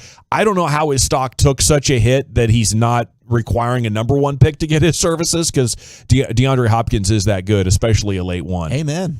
Okay, Belt saying, if I were a betting man, I'd wager the Cowboys' first 3 picks in the draft being a combination of corner, running back, and pass catcher, either a receiver or tight end. That's amongst his takeaways coming out of the weekend in Indianapolis. What's the most important right now? Is it corner? Considering how bad that last month was and how bad the Cowboys corners got picked on, I don't know. I think I'd have to put a good cornerback number 1, and it's a crapshoot in the second round. You could either get Trayvon Diggs or you could get Joseph. Yeah. So what do you guys think is the most important thing going into the draft right now? I still think it's the juice that Gelkin talks about offensively. I think you've got to find a way to, when a Tony Pollard goes down in a game, you're not just completely at a loss and looking around going, okay, it's CeeDee Lamb and a bunch of guys you can't trust. Yeah. So to me, it's about putting talent and playmakers and weaponry around your quarterback, whether that is one of these stud tight ends, whether that is one of these wide receivers. Some point, I would say, hopefully not in the first round, but one of these running backs. Like, you need speed, you need juice, you need home run hitters, you need guys that threaten a defense. And to me, that would be even more important than a corner right now. Okay. And then there's a pass protection note from Bobby Belt. We've talked a lot about the run blocking, but talking to people in Indy this week, it sounds like the Cowboys really want to make sure their pass pro is cleaned up and more consistent. When they talk about putting the best 5 out there, that will largely be based on who are the best 5 pass blockers. And that's really interesting because if you ask me, Terrence Steele still isn't a good pass blocker. Tyler Smith isn't a good pass blocker. Is Tyron Smith young enough to still be good at that? How good is Biotish at it? You know, if you want to build a pass blocking offensive line, I think you got a project on your hands. You know, the run blocking is the one thing that I think they can do at an above average level still. Brian, where am I right or wrong on this? I kind of feel like, though, if you look at that, what Steele and Martin were able to do on that right side as run blockers, and I thought they did a pretty good job of kind of helping each other too with the stunts and things like that as a pass blocker. The problem with Steele, he's just not really strong enough. But he's really good as a foot athlete. He can scoop, cut off, reach. All the stuff with the run blocking and stuff is great. But, yeah, I mean, I think Biotish got better as a pass blocker. If you ask me what his strengths are, I would say it was probably be as a pass blocker over a run blocker for sure. It's also interesting because they're talking about we're trying to get the ball out quick. Right, yeah, and we want to run the ball. Right, we're not necessarily needing a ton of time to allow pass protection sets, right? Like, we don't need a ton of time in the pocket for our quarterback to stand there and go through progressions. So it's a little bit weird, but it does fit what they attempted to do against the Bucs. I mean, they put out a new offensive line with Jason Peters starting over there on the left side and kicking Tyler Smith in at guard. That was their best pass blocking offensive line, in their opinion. Okay, elsewhere in the league, there is more optimism today on a Daniel Jones deal for the Giants than there was on Friday. Apparently, they closed the gap significantly. They're trying to avoid using the tag so they can tag Saquon Barkley and have both of them back. If they have to use the tag to keep Daniel Jones, some around the league believe Saquon Barkley will be elsewhere because he will hit the free agent market. Where's Anthony Richardson going to get drafted? He blows up the combine with all sorts of impressive physical things. I saw one story that said he could go in the top 12, but Vegas has him with the second best odds to be the top pick. I know. So that is fascinating. Incredibly strong and a great runner of the football, and maybe that's where we are right now in the NFL. That just that could get you drafted in the top 3 or something like that. Man, I'll tell you what. The last line of my notes is he keeps his eyes downfield, but I'm not sure how much he's really reading. Huh. I think that I watched him and it was very revealing. And this is no offense, and I appreciate Steve Mariucci doing this. Steve put him on the board, and there was a little bit, you could tell Steve was kind of like getting him to repeat the play and then redraw the play after he'd seen the play. You know, and you wonder with some of these college kids really how in deep they go into these of studying the game and really, I mean, there's some kids that are super, super smart, and I'm not saying he's a dumb kid. It's just, I feel like, though, there's going to be some serious growing pains with this guy. Yeah. He looks beautiful the way physically how he is and how tough he is and all that and how he's able to function. But there's going to be times in this game where it's going to have to – you got a quarterback here that's going into his 8th year that they're talking about kind of dumbing things down for him. Sure. Am I right about that? Sounds like it. Yeah, yeah. So imagine what it's like for a kid coming out of Florida that's, they're going to throw him into that deep into the pool. He's talented up. 13 starts, Yeah. 53% completion percentage. There's guys, Ouch. Achilles Smith. Threw Gavin will 17 remember touchdown this passes last because year. Achilles Smith was out there on the West Coast. He was at Oregon, yeah. Yeah. So 3rd overall pick of the Ducks. The from Bengals. Bengals. Yeah. And all of a sudden, it's like he was like Ryan Leaf was a 1-year starter at Washington State. Mark Sanchez.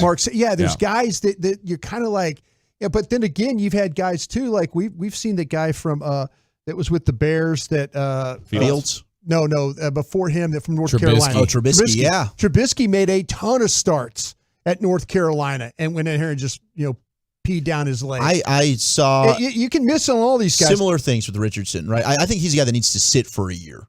Yeah. I just think that to me, when I was watching Mooch put him on the board, I was kind of like going, Mooch, you could tell by the way Mooch was reacting, because I've been with him before, that maybe he was like, Not impressed. He just was thinking that this kid's struggling a little bit with this. Well, I can't take a guy in the first round that's going to struggle like that, because if I'm taking a quarterback in the first round now, I'm trying to get that quarterback advantage, and I need to get him on the field. But sounds like a guy you guys are talking about that should be a second rounder or at best a very late one. I got him in the second round myself, and Okay.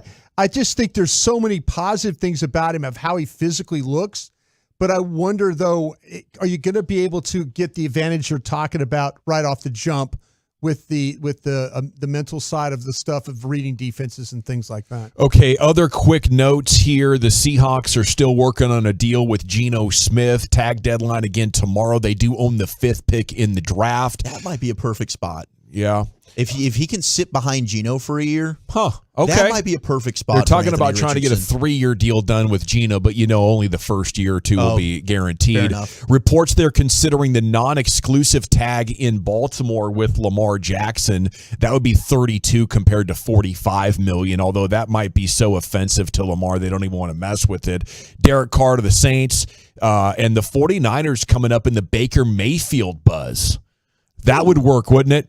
Interesting. Baker Mayfield, quarterback with the Niners. Well, because they probably only need him to start until Purdy can come back. Right. If they're totally out on Lance, they'd look to move Lance. I think the thing with Baker Mayfield is he's now realized he's no longer a starting quarterback. Yeah. He's more comfortable now being the backup guy. Would you be okay with him backing up Dak if the Cowboys lost Cooper Rush?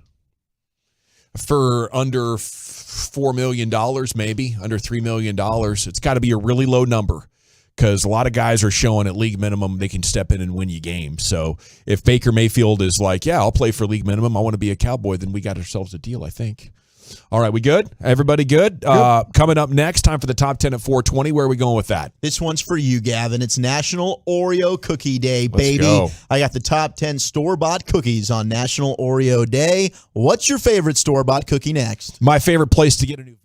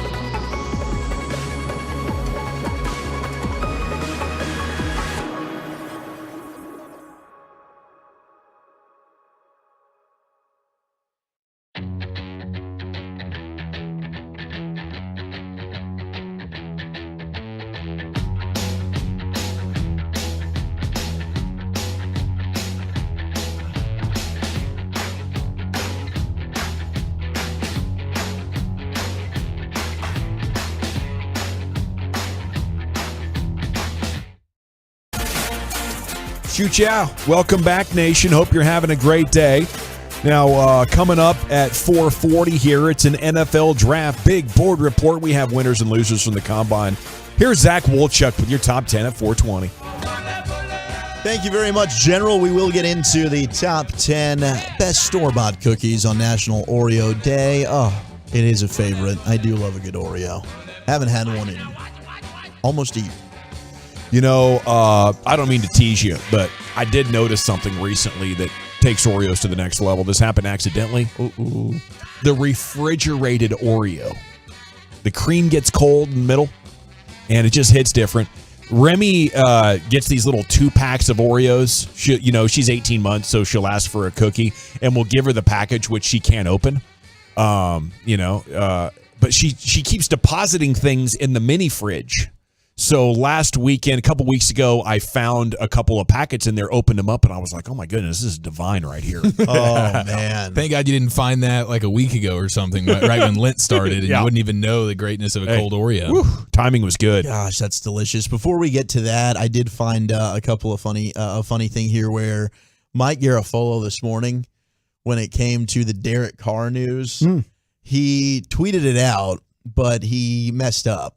So he put out the Saints are closing in on a deal with quarterback David Carr. Sources tell me, and at Rap Sheet, after 9 seasons with the Raiders, the 4-time Pro Bowl selection is headed to New Orleans. The first quarterback domino is about to fall, and one NFC South team has its starter. And he's got the picture of Derek Carr and everything. It looks good.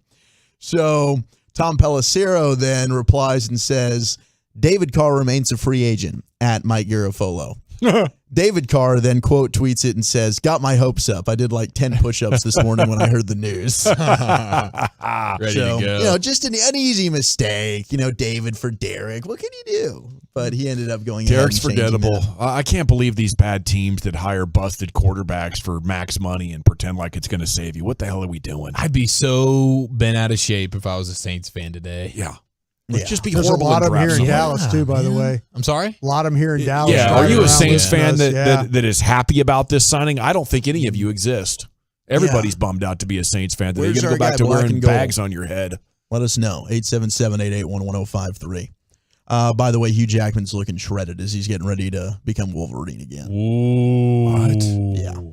What is this? They can't kill that man, can they? He's starting to look really good. Wolverine? He was born to be Wolverine, too, Hugh Jackman. The scene of him coming out of the water is potentially the most iconic shirtless scene in cinematic film history. Oh, yeah. What is this, the senior edition? Is this the... Well, he's going to be in Deadpool 3. They got the CGI stuff now, too. They can anti-age you in a second. Like, Indiana Jones is still... They still got 150-year-old Harrison Ford running around out there. He still looks fantastic.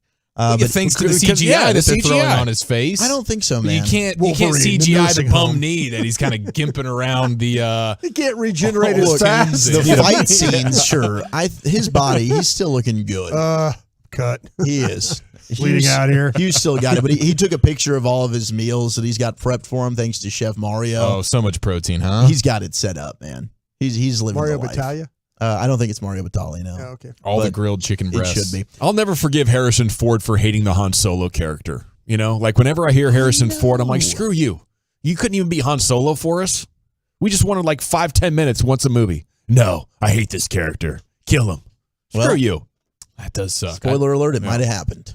I didn't even realize that he hated that character. He does not embrace What that. doesn't he hate at this point in life? Yeah. Get away from me, kid. Shut up. Early afternoon cocktails. He does like the 3 p.m. tequila washing With a down joint. with a little Yeah, chiba. with a joint, yeah. What about Indiana Jones? Was he a fan of that? He's got a new one of those coming Well, out. he better be a fan of that unless he's just a huge fan of money or Oh, absolutely. yeah, maybe that's what it is for him there. But yeah, he's doing Indiana Jones. He's swinging from rope to rope at 100 years old. Sure is, fighting those Still hating snakes. snakes, yeah. Yep. 678 said Saints fan checking in, not upset. Carr is better than Dalton and Winston combined. Nothing to be upset about over here. Okay. Right on, get 9 wins instead of 7. All good. And Ozzie Newsome was talking with Bernie Kosar and Hanford Dixon. Ooh, bro, you gotta relax. Lee? What about this? What? I was just Bernie Kosar. Just let him go. Yeah, I let him ride. Bernie. Did you sign Bernie at one point, Lee? No, I just listen. Is that how he sounds? Go on and Yes, you never heard Bernie It's like a Kosar's gravelly talk? ashtray. Go on and listen. I think there was a cut that I sent Lucius like a month ago that I don't think we ever got to, but he basically like admitted about gambling for one of these games. I and he remember ended up getting that. suspended. Yeah. Like, he's like, seriously, I mean, it's not good. It was bad. Awesome. Your Was he like impression that is as a fun. player? He was kind of, he was a little bit kind of bumbly. Oh my God. Bumbly. He was bumbly. Bumbly. Well, Ozzie Newsome, the VP for the Ravens, said from today until tomorrow's deadline for the franchise tag, they're going to be just talking and negotiating with Lamar Jackson and his mom, getting this deal done. If not, they're going to place the franchise tag on him. So Raven fans, Lamar's not going anywhere. Okay. That's the latest news there. Or are they maybe just gonna Maybe they trade him, Maybe they'll trade. but they're not going to let him go for nothing. And that's probably smart. It's definitely smart. Yeah. All right, let's slide into the top 10 here. Top 10 store-bought cookies on National Oreo Day. Shout out to Lexi and Rowlett. She loves the top 10. I love you. And I'm sorry, I think Zach. Lexi's got the hots for you. Well, Lexi She likes sounds all your hot. content. It's a hot name. We should Yeah. do the top 10 Lexis one day. I'm down to do that. I'm always here. Lexi Lawless. If there's ever a top 10 idea that you're interested in, I'm down to fulfill your needs. There's a lady golfer, Lexi. what I do here. Pretty good looking. Yeah, Paige Spearnack every day. Why'd you say Paige? We're talking about Lexi's. Yeah, we're just showing love to all the You said Lexis female out there. golfer, but Yeah. she's like popping. Lexi Thompson, She's I think popping is up her on name. social media every day. She's going viral for Check out something. Lexi Thompson. I wonder if that Philadelphia Eagles fan Lexi that we met on Radio Row when we went wireless would crack the top 10 Lexis list. No, she'd crack the top 10 most hated Lexis. Yeah, that's a good You point. can go bleep herself. That was that well one. said. I like the Mother Circus animal cookies, the one with the frosting, the pink and the white ones. Those are top the animal fivers. crackers with the icing on it, Yeah, right? yeah. Those will be in the top 10. What's your favorite store-bought cookie, though, Lucius? Yeah. Oh, crap. I should have thought about that, huh? You're all good. You want me to come back to you? Okay, it's in the green bag. Tate's, the chocolate chip cookies called Tate's. Those are amazing right there, bro. Okay, I'm going to have to get these. Yeah, get at those some joints. point. And the Biscoff? Yes, the Biscoff Biscoffs are biscuits? good. Yes. Those are good. What are we going high-end cookies? I was about to say, here? those are What we doing highfalutin, here? but I respect it. Those are Biscoffs high-end. Yeah, I'm married to a rich hippie, bro. The I'm married Biscoff to is a broke amazing. Yeah. Broke as hell. The Biscoff is honorable mention. So are the Teddy Grahams, which are slept on. I'm a Dude, fan of Teddy Grahams. Teddy Are those Grahams those tiny becomes little something. ones? They are Yeah. tiny, but they're delicious, and you can get different flavors. I like the all chocolate ones. I'm a fan. Now, you excited me for a second when you said green bag there, Lucius, because my favorite store-bought cookies come in a green box, but it's the Snackwells, bro. The Snackwell cookies, and it's both of them. You have like the vanilla. You have those the, like healthier? I don't know if they don't taste healthier. If they are, then great, but they taste outstanding. They have the vanilla cream sandwich cookies that are to die for. Talk about a cold cookie. Yeah. That's one you Oh, want a I cold bet. cookie. And then they also have the Devil's Food Cake cookie. That's a chocolate circle, soft, with like a hard chocolate on the outside. Oh. Bro, I'm telling you, Snackwells, and it's been a long time since I've had it, don't get me wrong, but those were the home run in the lunchbox. It's crazy you say your favorite comes in a green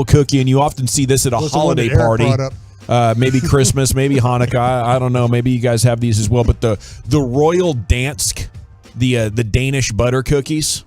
You know, they come in that metal tin. That tin. Yeah. It's the worst. Oh, no, don't do that. Those are fire. Really? Those are fire. Such a give up. Isn't it the worst when you see those at a holiday party, Brian? It's like sawdust. Those are great with the big the sugar chunks on the top of it. No. Those Lucius, are amazing. No, You guys are crazy. No, Lucius. These are like these. They come in this paper Ridiculous. stuff. Yeah. The little paper. And Yes. and you're trying to dig around to find and the they're better always ones. available when you go over your grandma's house. Like, damn, ain't nobody ate these cookies yet. Huh? Or like, look, we had these in Exactly. 1926. Yes. Oh, look. I think Lucius is keeping them in business, if you ask me. I'll eat them. Okay, we got to run, though.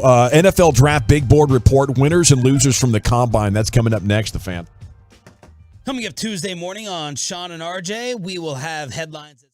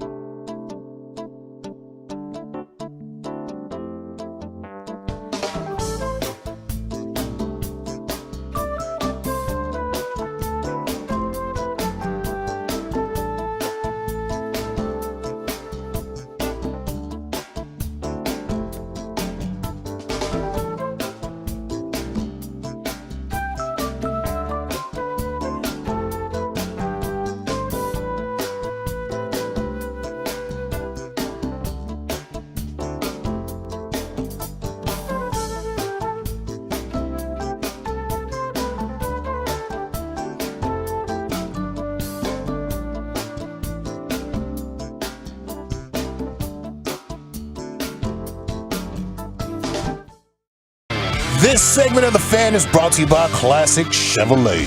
Thank you, Lucius. We have NFL Draft Big Board Report. We'll have some winners and losers here in a second. It continues to get worse for John Morant. We talked about this story last week. Now they're investigating in Denver for possible illegal possession of a firearm in a club. And the NBA is investigating because he might have taken it on the team jet, which would be a 50-gamer. So Memphis's hopes of competing this year could be dashed, and who knows how bad it could get depending on what the laws look like in Colorado. I mean, you remember Plexico Burress? That was in New York, and he shot himself, but he had to do like 2 years in prison after that. You never know, and I think we just want an interview with John Morant or some sort of answers on how this appeared to be a good idea. In the middle of launching into complete superstardom, like some of the most brain-dead things, like nobody is even threatening you. You don't have to get a gun to defend yourself. You're just showing it off in a club and potentially threatening your NBA career and your freedom. What has gone on here with John Morant? But the latest is, the NBA is now looking into it because you can't take a weapon on a team flight. That'd be a 50-gamer. It's time now for the NFL Draft Big Board Report. CBS Sports had some winners and losers. And amongst the winners, gentlemen, Bijan Robinson did not test off the charts, but solidified his claim as the draft's top running back through his drills. No wasted motion with him as he chops his feet through the bag drills. And when the pass-catching drills began, he showed his well-rounded skill set, snatching passes out of the air at the last moment with strong hands. So, Bijan couldn't have really helped himself anymore because he's already amazing, but nothing came up in the testing that would have been a red flag, right? No, nothing at all. And I didn't hear anything about any negative interviews or anything like that as well. So him, I think Gibbs from Alabama also did a really nice job. Those are my top two running backs. And then A-Chain, from Texas A&M. Jeez.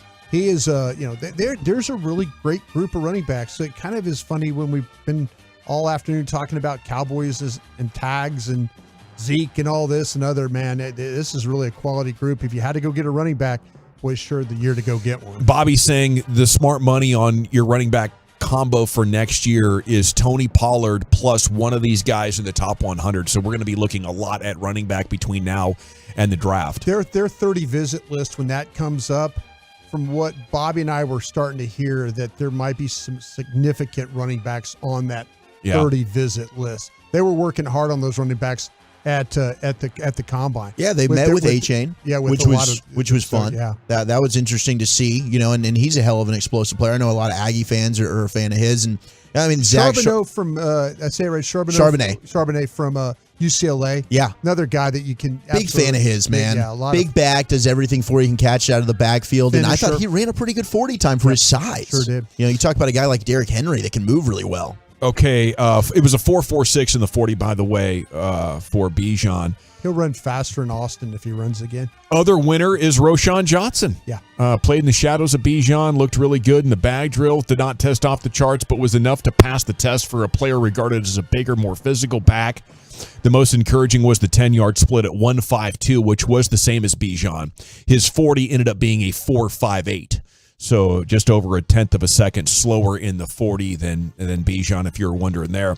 Amongst your losers over the weekend, SaRodorick Thompson Jr. Tech tested the bottom half of the running back position for all athletic testings, and the most disappointing number was the 3-cone drill in which he ran a 7.25. Thompson had a draftable grade going into the event. Is he still draftable? See, the thing about the 3-cone, there's guys that do that drill that don't understand how to do it. And you wonder, did he have to go through it 2, 3, 4 times before he actually figured it out? And then you fight your way through it and you get done. I didn't actually see him do the 3-cone, but I know from experience, there's guys, sometimes you have to check these guys with slow times. Yeah. Because they don't know how to do the drill. And then they get frustrated because they hit the cone and things like that. So probably a lot of these kids, if they don't test well at the combine, I guarantee you'll see some better numbers when you get these pro days. How can your agent not put you with a trainer that knows the drills at the combine? How can you show up not knowing the 3-cone? A lot of them do. I mean, wow. but the thing about it is, though, some of these kids come from schools where they can't get with Exos or people like that, with the group in Phoenix or the group in Dallas or these people that train. Maybe you're agents, maybe you're kind of a guy on your own, and you're at a smaller school and you're just, you're kind of fighting it. But yeah, most teams, or excuse me, most programs know what the drills are going to be at the combine and can kind of work on those. But some kids don't. I mean, I've done short shuttle drills where players miss the line, and then they have to stop and you have to redo it. Now you're okay. Do it again. And then finally the frustration level of it is just, I'm done. Get out of here. Done. Yeah, I'm You're done. off my draft board forever. I'm done. I'm not going to do this anymore. Well, and then here's a tough one. USC offensive lineman Andrew Voorhees, top 100 prospect. Pulled out his knee. Feared to have a torn ACL during drills at the combine. Voorhees still did the bench press the next day and pumped out 38 reps at 225 with one leg on the ground. That's a bummer, Would you man. take him and stash him? I think that's an opportunity now for a team that wants depth. If you're thinking about Zach Martin might be going to his final year, he's on the board 5th or 6th round. That sounds good to me. I was laughing here about Giannis. I just showing a picture real quick. Did you see the little girl that got the autograph from him? No. She had they were at a 76ers Bucks game. She had a Bucks jersey on and got the autograph. And then when she got back, she handed it to her dad. She took the Bucks jersey off and had a 76ers jersey on underneath. Got him. Dad of the year right there. It was great. Well, thank you guys. NFL Draft Big Board Report all the way through the NFL Draft, which, I mean, Bobby Bell and Brian, they do this Love of the Star podcast all year long. But right now, this build up to the draft, it's absolutely hitting on all cylinders. I mean, Brian's scouting and working his sources, and Bobby Bell just has done a tremendous job of building relationships with a lot of the prospects and agents, and the level of info that he's bringing to the table is second to none as well. So we highly encourage you to check that out. And Sean, RJ, and Bobby every weekday morning, 5:30 to 10. All right. We are now about 45 minutes away from LA Live. Bob's going to join us at 5:30. Having a great time here. The Expressway's coming up at 5:20. I believe we have absolute clarity from Jerry Jones on how they plan to improve the wide receiver position. And I think we can rule these guys out as much as one of them might want to come to the Cowboys. That's next here in the G-Bag Nation here on The Fan. I don't know of any company that's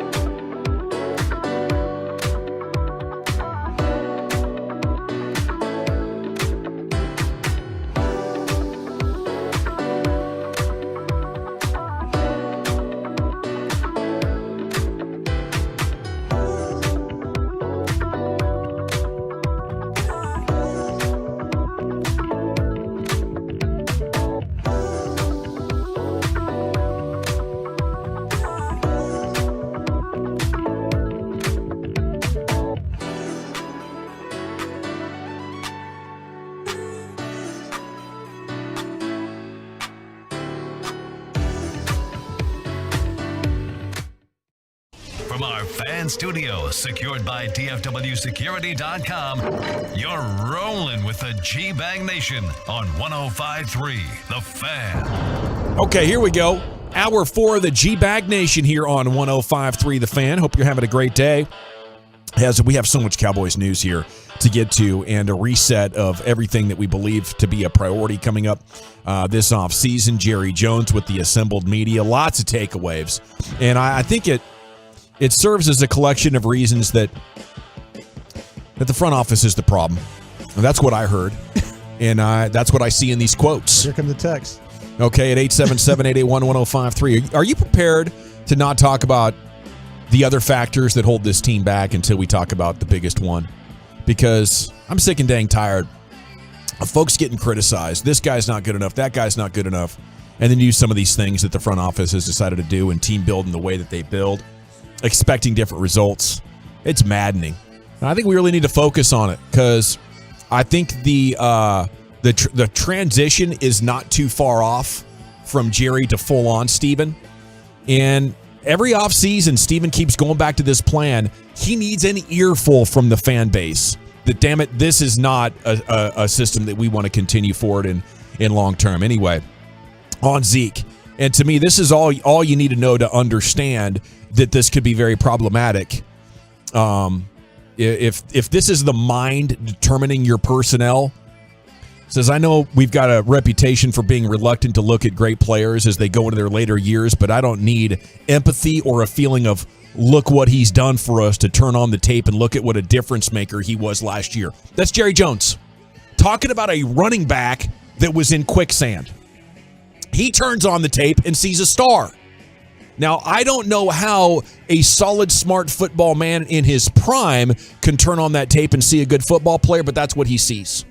How can a guy like that be in any decision-making capacity and give you confidence? Not give me confidence. Cannot give me confidence. I have no idea.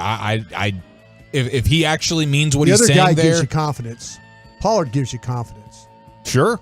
I mean, that's what I'm you just can turn saying. that tape on, see a difference maker. If you're going to evaluate, that's the tape that you're like, okay, that's the guy we need to be playing. Yeah. I wonder if he was confused with the question and maybe he was thinking about Pollard and, maybe that's Probably the only not. thing that I can they imagine. Love Zeke. They love Zeke. Yeah, he does. And he went that's on. That's a blind spot, bro. That's a giant blind spot. It is a blind spot. And he tried to say, he's been criticized for not wanting to move on and having a soft spot for veterans, and he has. That's a little Al Davis in him. And he's doing it again. Yeah. And maybe that's not what's going on. Dan Graziano reported he wouldn't be surprised if the Cowboys cut Ezekiel Elliott. Yeah, and I expect that. I do expect Zeke to be cut. But it's a window into Jerry's mind that's the most troubling, even if they do move on from Zeke. And I get wanting to be, as fair and handle this, as respectfully as possible with Zeke. He's been a great Cowboy. He's had a great career. But there comes a time where it's no longer beneficial to have a player because of the productivity on the field on your roster. And we have now hit that fork in the road. And Jerry, maybe he has 20/20 vision on this, but he cares more about the guy's feelings than his reputation, his credibility. And to me, that shows a lack of focus and a priority on thinking good football thoughts. It's about managing a business, managing TV stars, and worried about feelings more than, putting the best performance of this football team first. Something that happens to you when you get older. Absolutely. Maybe that you don't want to be hated going out the door. Sure. Yeah. I'm just throwing it out there. I mean, I don't know. I mean, I thought you get older and you stop giving a bleep about that kind of stuff. I thought that's how it went. But Jerry, there is no not with science. Jerry. I think that Jerry, this is why I mentioned Al Davis, because Al Davis was the same way. Al Davis loved his players. He would soon get rid of coaches than he would get rid of the players. Yeah. He always wanted to be loved by his players. Yeah. Al Davis. And so maybe Jerry being in his 80s now is kind of like, I don't want anybody to say anything. Jerry shouldn't care. Yeah. He shouldn't care. He's had a hell of a run, but he might be at that point where I don't want maybe the feeling of what happened with Dez and DeMarcus Ware and others like that, or maybe that still stings him a little bit. He doesn't want any negative relationships to result from his ownership. You know, he there's this negative relationship with the guy who helped him win 3 Super Bowls. Yeah. Or 2 Super Bowls. He saw, I think, that you can drive a team to championships, or you can be friends with everybody. And he's choosing be friends, because in order to be a great leader in most businesses, especially in sports, you got to be a world-class Richard with a capital D, you know? And we're moving on, and I just don't think he's got the stomach for it anymore. And, you know, we can only hope that his importance in the way that decisions are handled moving forward continues to get minimized. And at some point, somebody with the last name Jones decides to get aggressive about bringing you a Super Bowl instead of playoff appearances. Okay, he said Friday, and it proved true today. They're in the same spot with Tony Pollard, and he ends up getting the tag. I just don't know how you would convince Tony Pollard to do a long-term deal if you're like, well, we got a year and a half of guaranteed money. He's like, I might as well do the tag and see what happens next year. And $10 million is, you know, a good payday for 1 year's of work. I could see the Cowboys absolutely just doing the tag and moving on. I used the example of Dalton Schultz. I think we're in the same boat here on this Makes one. sense. Yep. Absolutely. Especially if they're planning to draft a guy in the top 100. Yeah, absolutely. Okay, if you listen to all of Jerry or read many of his quotes that are available on a number of places, there was definitely a tone throughout of pointing the finger at what Dak's not doing more than this organization has done in the past. And this is, again, where I'm going to get frustrated with Jerry Jones, because he's talking about a quarterback they've had on the team for 7 years, like he's going to magically get better or be something than what you know he is already. And it's super maddening from a team building perspective, because you need the light bulb to come on and for them to say, oh, I see, we got to build everything and then we can win the Super Bowl. That's what we really need to see. But he says he has the physical skills to do this at the level to win us a Super Bowl. Does he do it with some of the same nuances that several of these other quarterbacks do it? No, he doesn't. Nope. He's got some of the things that he can work on to be more effective. Let me put it like this. Dak's a born mistake eliminator. I would rather start with him as raw material than anyone I've been around at the position. He's been in the NFL for 7 years. He's on the other side of 30. Yeah. This isn't raw material. Several of these other quarterbacks do? No. That to me sounds like we're heading for the final 2 years of Dak's contract. And they're very much in a, I'm not sure if we're going long-term with them, no matter what he and Steve have said in the past. Yeah, but they still refuse to just throw all the talent in the world at the roster. Yeah. It's like they're starting to maybe come to the conclusion that, okay, we have to understand what Dak is now, which is a solid quarterback, not one of these great ones, like with the nuances stuff that he's talking about with these younger quarterbacks that are in here. But they still can't convince themselves that they have to do a whole lot more as a front office and bringing in more talent to help offset some of the deficiencies that Dak has. So it's like, okay. And he's still throwing around the Tom Brady thing. Like, what are you doing with that? He's talking about Dak, how he's still like the positive 1 + 1 = 3. And Jerry looks at Dak and says he could still become Tom Brady. And I just, you lost me, bro. Yeah, at the end of Brady's career, he'd already won, 3 Super Bowls in the back half of his career. And then he was able to win another 4. I mean, come on. It is asinine, dude. It is. And the thing that never has made sense is the whole, I don't have time. You know, he doesn't have a lot of time. Like the mortality is settling in, right? Yeah. And they don't act as if they act as if they're year to year. They're not putting in all their resources to win now. You know, you'd think 1 year they would just go for this thing.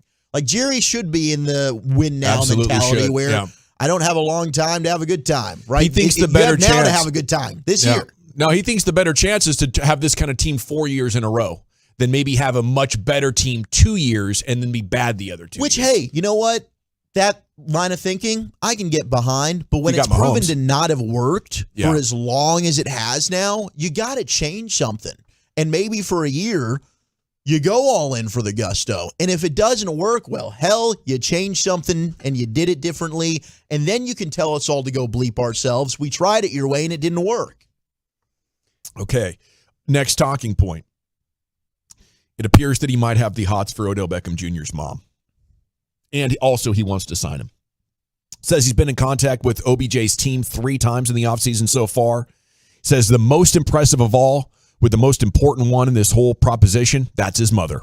Yeah. Who he says he met with her while at the NFL Honors. You can see where he gets a lot of his qualities. Certainly, he is somebody that I have the same kind of interest in that I had during the season. I said it earlier. I think the Cowboys like this move because he's a celebrity, and they see a clear return on the investment with ratings and merchandise. And he's not a full paid player. 12, 15 million bucks, something like that. They're risking injury and him not being available and the extensive history of Odell Beckham Jr. not being the best teammate so they can get a discounted so-called star with glitz and glamour. This is a pure glitz and glamour move that kind of works in their salary cap, sells them a bunch of jerseys, gets more eyeballs on the star. That's all this is about. And I'm gonna bang that drum very, very loudly. And if they think that adding Odell Beckham Jr. is going to push them over the top, they just haven't been paying attention. And that is a pure money move.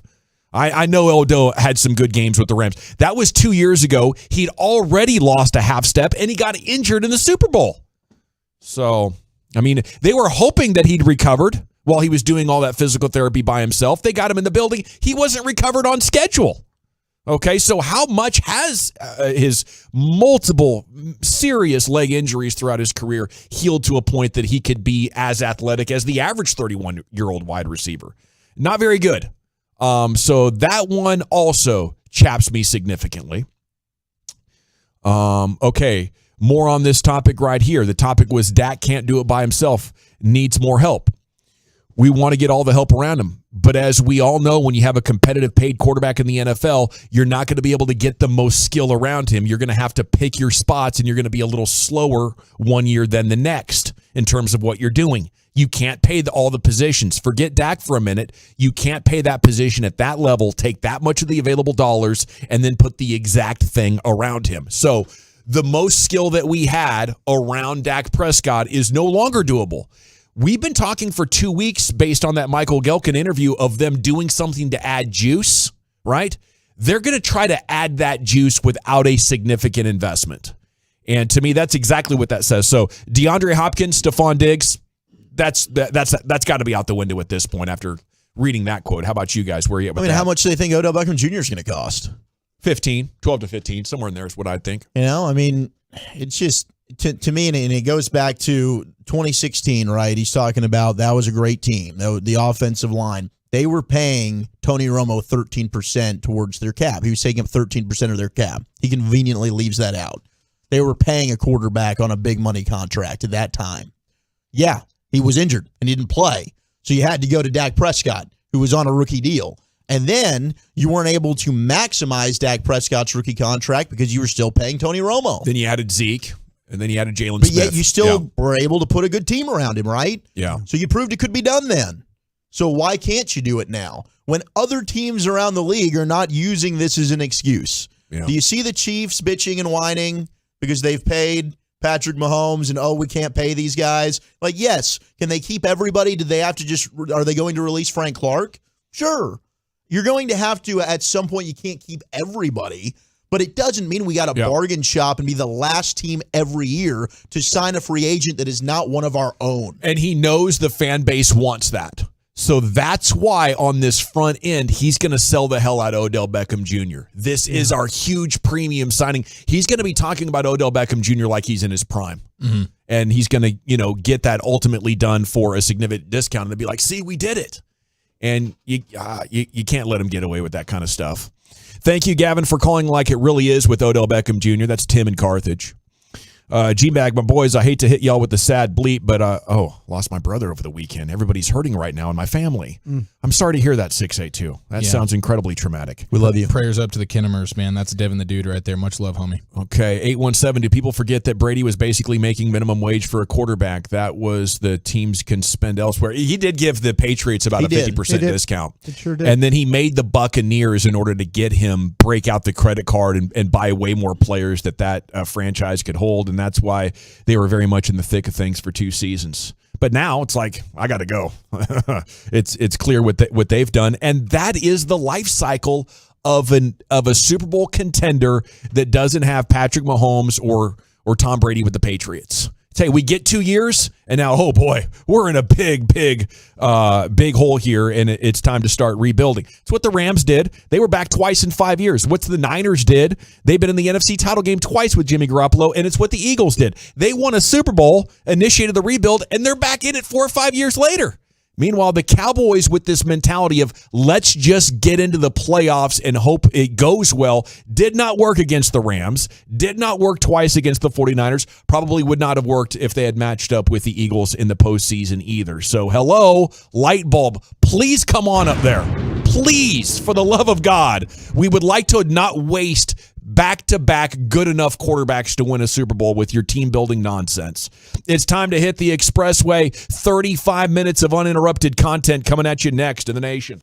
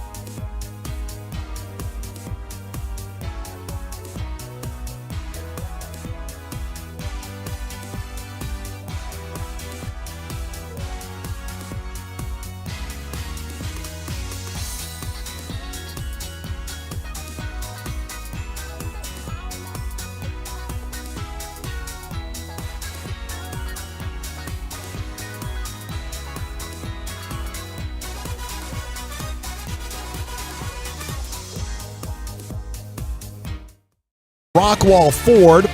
Segment is presented by the Frankels. There's a reason you need a special license to drive a big truck, so companies that hire drivers and put them into big trucks should be held accountable for what happens when one hurts you. Frankly, you need Frankel and Frankel. Consultation's always free over there at truckwreck.com. Let's take a look at everything that's been developing throughout your broadcast day. Now, down in Austin, after the first spring workout, Coach Steve Sarkisian says there will be an open comp at all positions, including the quarterback there between Arch Manning and Quinn Ewers.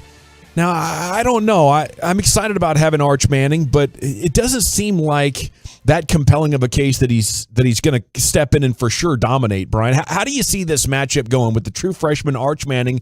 He's been there early, but Quinn Ewers now plenty of experience post-high school and had that short stint last year where he's playing next level until the injury. I guess I'd be shocked if Arch Manning takes this job, but it would be a good shock.